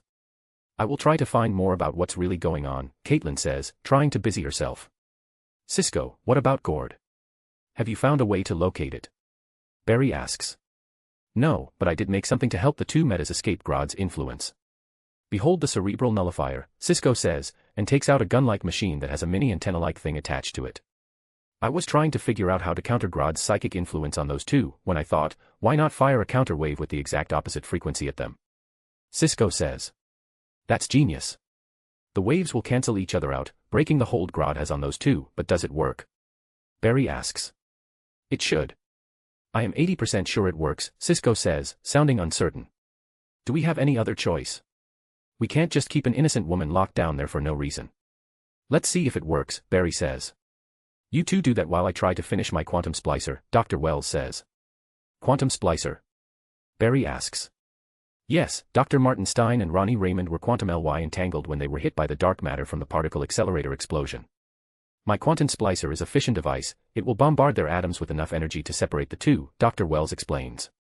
Barry stares at Dr. Wells, knowing that if there was anyone who would figure out the firestorm problem, it would be Dr. Wells, as he is a genius from the future. Such technology is primitive to him. This is also one of the reasons Barry decided to keep Wells secret. If Wells plans to use Barry to go back to the future, Barry can also use Wells to solve the problems of the present. Once we deal with this, we go after the vampires, Barry says. Sisko, the vampire hunter, it has a nice ring to it, Sisko says with eager anticipation. Down at the meta-containment chamber, Sisko points his gun at Plastique, who still seems to be in a doozy state. All the members of Team Flash attempted to communicate with Grodd through both Plastique and Girder. Even Caitlin failed to extract anything, even though she had a very strong bond with Grodd. They received no response, only mindless growling, which made it harder for Team Flash to gather any information about Grodd. That big-ass gorilla definitely went into hiding. Barry stands next to Sisko as he fiddles with his cerebral nullifier. Go on, let's see if it works, Barry says. Here we go. Sisko takes a deep breath and pulls the trigger. The cerebral nullifier hums and releases multiple waves that distort the air before it, hitting Plastique and sending her flying, and hitting the padded wall behind her. Did it work? Barry asks as he sees Plastique on the ground, grunting and moving. We will find out in a few seconds, Sisko says. Barry locks in to make sure nothing goes wrong. Ugh. My head, it hurts, where am I? The woman finally speaks, clutching her head. Both Barry and Sisko sigh, seeing the cerebral nullifier work. Chapter 115, Questioning. Betsan Susi grunts as she feels a sharp headache. She looks up with hazy eyes and sees two men watching her. One's a handsome, tall man, and the other is short with long hair, holding a gun, or at least that's what it looks like. Seeing that a gun is being pointed at her, she immediately gets back on her feet and backs off, trying to defend herself. She frantically looked around for something to touch and throw at her attackers, but finding nothing in sight, she looked at the wall and then at Barry and Sisko. If she is going to die, she is going to take her attackers with her. She charged towards the wall, wanting to turn the whole thing into a bomb. Oh shit. Barry realized what she was about to do and entered flash time. He immediately ran up to her and knocked her out before she could even touch anything. Before her body could hit the floor, Barry grabbed her. Phew, that was close, Barry says, looking at Sisko. Why did you do that? Sisko asks. Did you forget what she can do? She was about to turn this whole chamber into a bomb, Barry explains. I totally forgot about that, Sisko says, and he lowers his cerebral nullifier. Let's get her upstairs and restrain her so that she doesn't try to blow us up again when she gets up, Barry suggests. Half an hour later, Bet wakes up groggy again, and this time she finds herself on a lab bed with her hands and legs tied up. She struggles to break free but is not strong enough to do so. Calm down, we aren't going to hurt you, Barry says as he walks into her field of vision. Bet looks at Barry, it's the same man she saw last time. She remembered trying to blow everything up, but then it all went blank.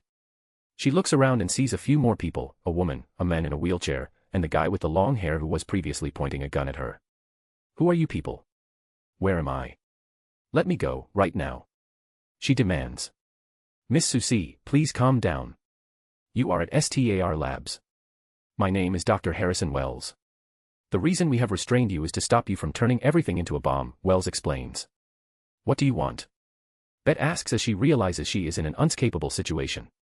She looks down at her hands and sees that they are gloved, which is preventing her from using her powers. We want you help you. Do you remember what happened to you? Do you even know why you are here? Barry asks. Betty looks at Barry again. She wants to argue, but as Barry's question enters her thoughts, she pauses. She doesn't remember anything. I was at an army medical facility. I was a test subject, but then. I don't remember.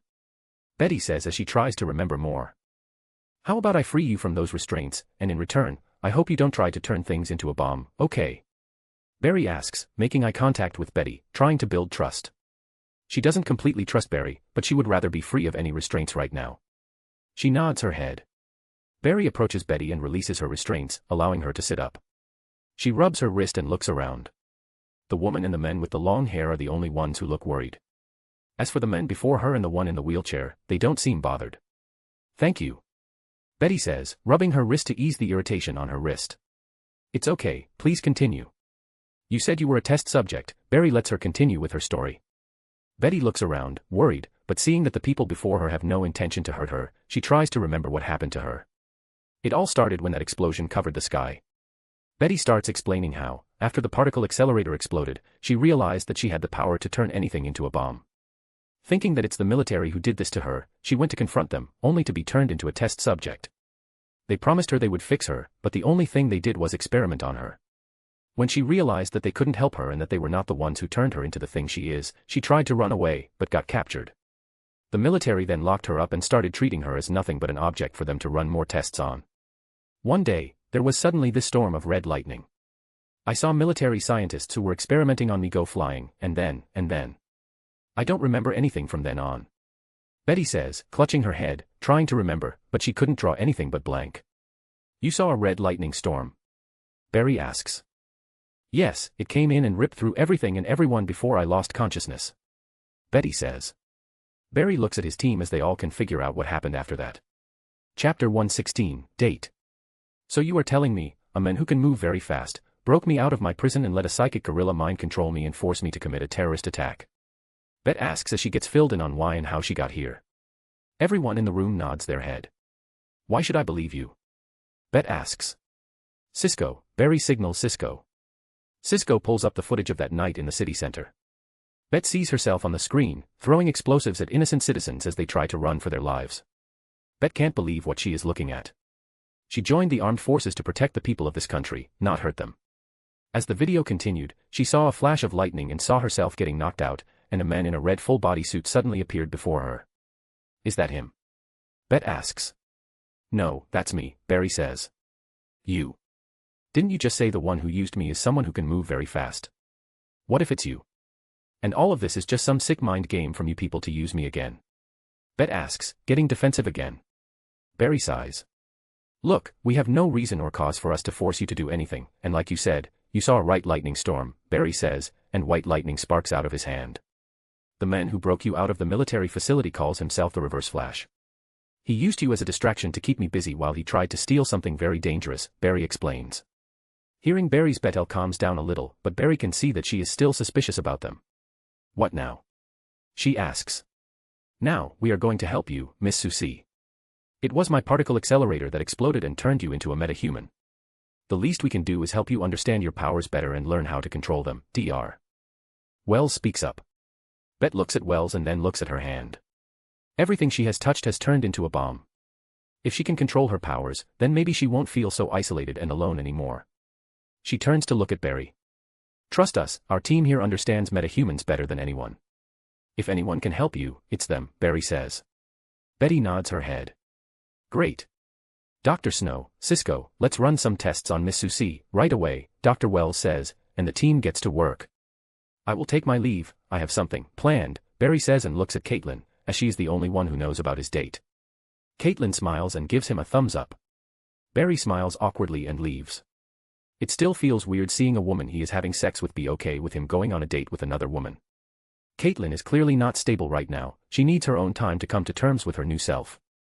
Barry runs back to his apartment to get ready for his date. Putting on his best not-so-formal clothes, he gets ready within minutes and runs out again, arriving at the agreed-upon location right on time. A few minutes later, Linda walks out wearing a red top, black jeans, and a black jacket. Though she is not dressed like it's a date night, Barry doesn't mind as she still looks stunning. Seeing Barry, Linda smiles and skips towards her. "Hi," she says, smiling with glee. "Hi," Barry says back and hands her a bouquet of flowers. "I didn't know which kind you liked, so I got them all," Barry says as the bouquet of a mixed bag of colorful flowers. Linda smiles and takes the bouquet of his hands and gives it a smell. "Thank you. Shall we?" Barry asks, giving her his hand. Linda smiles, wraps her hand around Barry, and they begin their date. The date is going great. Barry tells her about what he does and how he is a nerd and a geek at the same time, which Linda found hard to believe at first because Barry doesn't look like either one. He is tall, lean, handsome, and has an aura of mystery around him, which intrigues Linda, and then there is his touch. Each of them feels electric, making her body light up. If not for weird scientific facts and knowledge of movies, Linda could never see someone like Barry as a nerd or a geek, let alone both, but now that she knows who he is, she likes him even more. As the date is about to come to an end, Barry walks Linda home. They smile and laugh. "So, tell me, how is a guy like you still single?" Linda asks. "What do you mean?" Barry asks. "Come on, you are smart, funny, charming, and goofy in the best way possible. How have girls not scooped you up yet?" Linda asks. That. It's complicated." Barry says. "Isn't everything complicated?" "Go on, I can handle complicated," Linda says, giving Barry a confident and assured smile. Barry sighs and begins talking. "Growing up, I liked this girl, but you know how it is when the girl you like is also your best friend," Barry says, laughing awkwardly. "Ouch, yeah, I get it," Linda says, patting Barry's arm with a smile. "Yeah, so I liked her, but could never bring up the courage to ask her out. I dated a few girls, but none of them was her, then I moved on. Some love stories are not meant to be. She has found someone she loves, and I am happy for her," Barry says. "That was not that complicated," Linda says.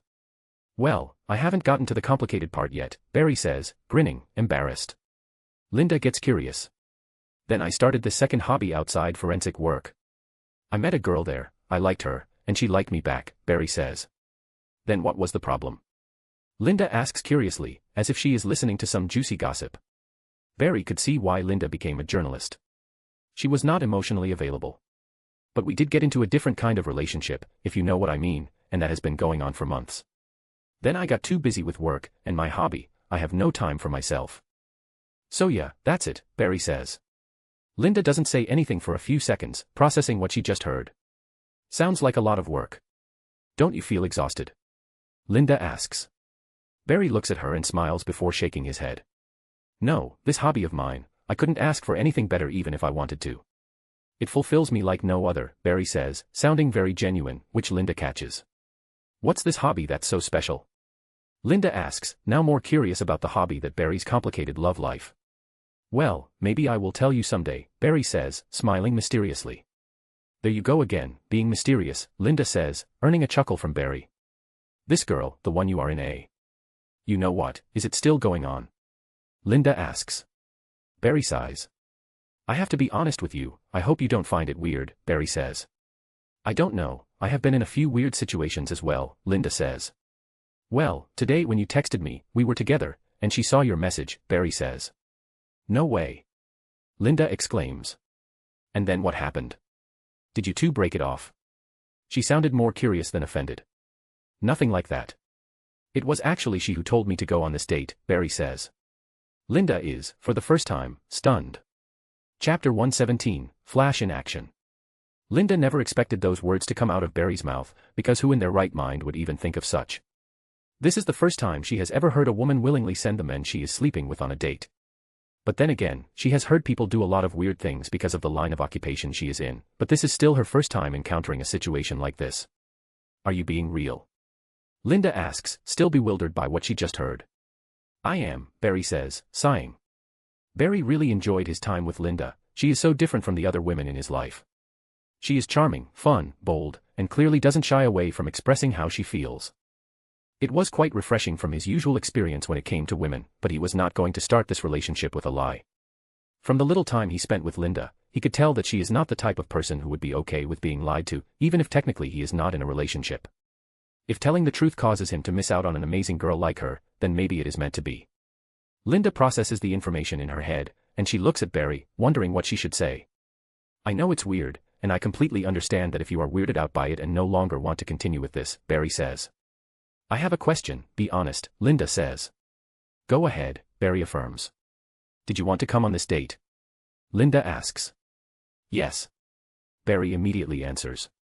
I was just worried about what she would think, but when she said to go with you, I jumped at the chance, Barry says. Linda gives Barry a look that he has no idea what it means. She then turns her back to Barry and starts walking away. Seeing this, Barry sighs. Looks like it's not meant to be, he thinks, but then Linda suddenly stops and turns to look at him. Why are you just standing there? Won't you walk me home? She asks, smiling. As soon as she says this, Barry's face lights up and he immediately jogs towards her. I thought before he could say anything, Linda cut him off. Look, we are adults, everything is complicated, and I don't care about anything else other than what happened tonight. I liked what happened, and I want to see where it goes before I am certain about what I want out of this, Linda says. She had said enough for Barry to no longer feel pressured. So with a smile, he walks beside her before reaching out and grabbing her hand. Linda smiles as Barry holds her hand as he walks her home. They continue to talk about the little things in their lives, no longer interested in discussing their past complicated love life, when suddenly they hear gunshots going off and then the screams of people. Linda gets startled and closes in on Barry as she turns to look toward the source of the sound. Within seconds, multiple masked figures rush out, blazing their guns in the sky, scaring away anyone in their path. Talk about bad timing, Barry thinks. Not for him, but for the robbers, as they just tried to rob a bank right before the flash. Barry enters flash time and slowly lets go of Linda's hand, then begins walking towards the robber.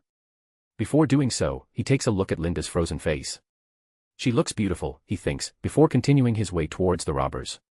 Barry didn't have to do much. He took the guns from their hands, unmasked them, grabbed a rope that they themselves were carrying, and used it to tie them up against a pole before walking back to Linda and holding her hand and exiting flash time. Everything happened before anyone could process anything.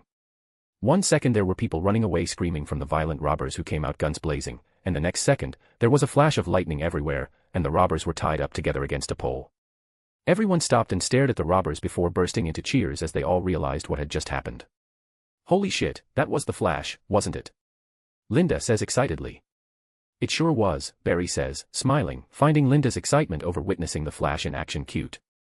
Looks like you are a fan, Barry says. How can I not be? Our city's own superhero, the fastest man alive, Linda says. Do you wonder how amazing it must feel to move that fast? She asks, looking at Barry. I believe it feels exhilarating, Barry says. How would you know? Linda asks. I did track and field before getting into all the nerdy science stuff, Barry says. Linda laughs, and they wait and watch for the police to arrive and arrest the robbers before continuing their way back home. Right outside Linda's apartment, she and Barry stand face to face, looking into each other's eyes. I had an amazing time, Barry says. Me too, Linda says, smiling, pressing her lips together. Barry knew it was time for him to make his move. This entire time, it has been Linda who has been initiating everything. Now it's time for him to make the first move and show her that he is as interested in her as she is. His eyes shift to her lips, and he leans in. Linda doesn't pull away. Their lips touch, and they kiss with their eyes closed.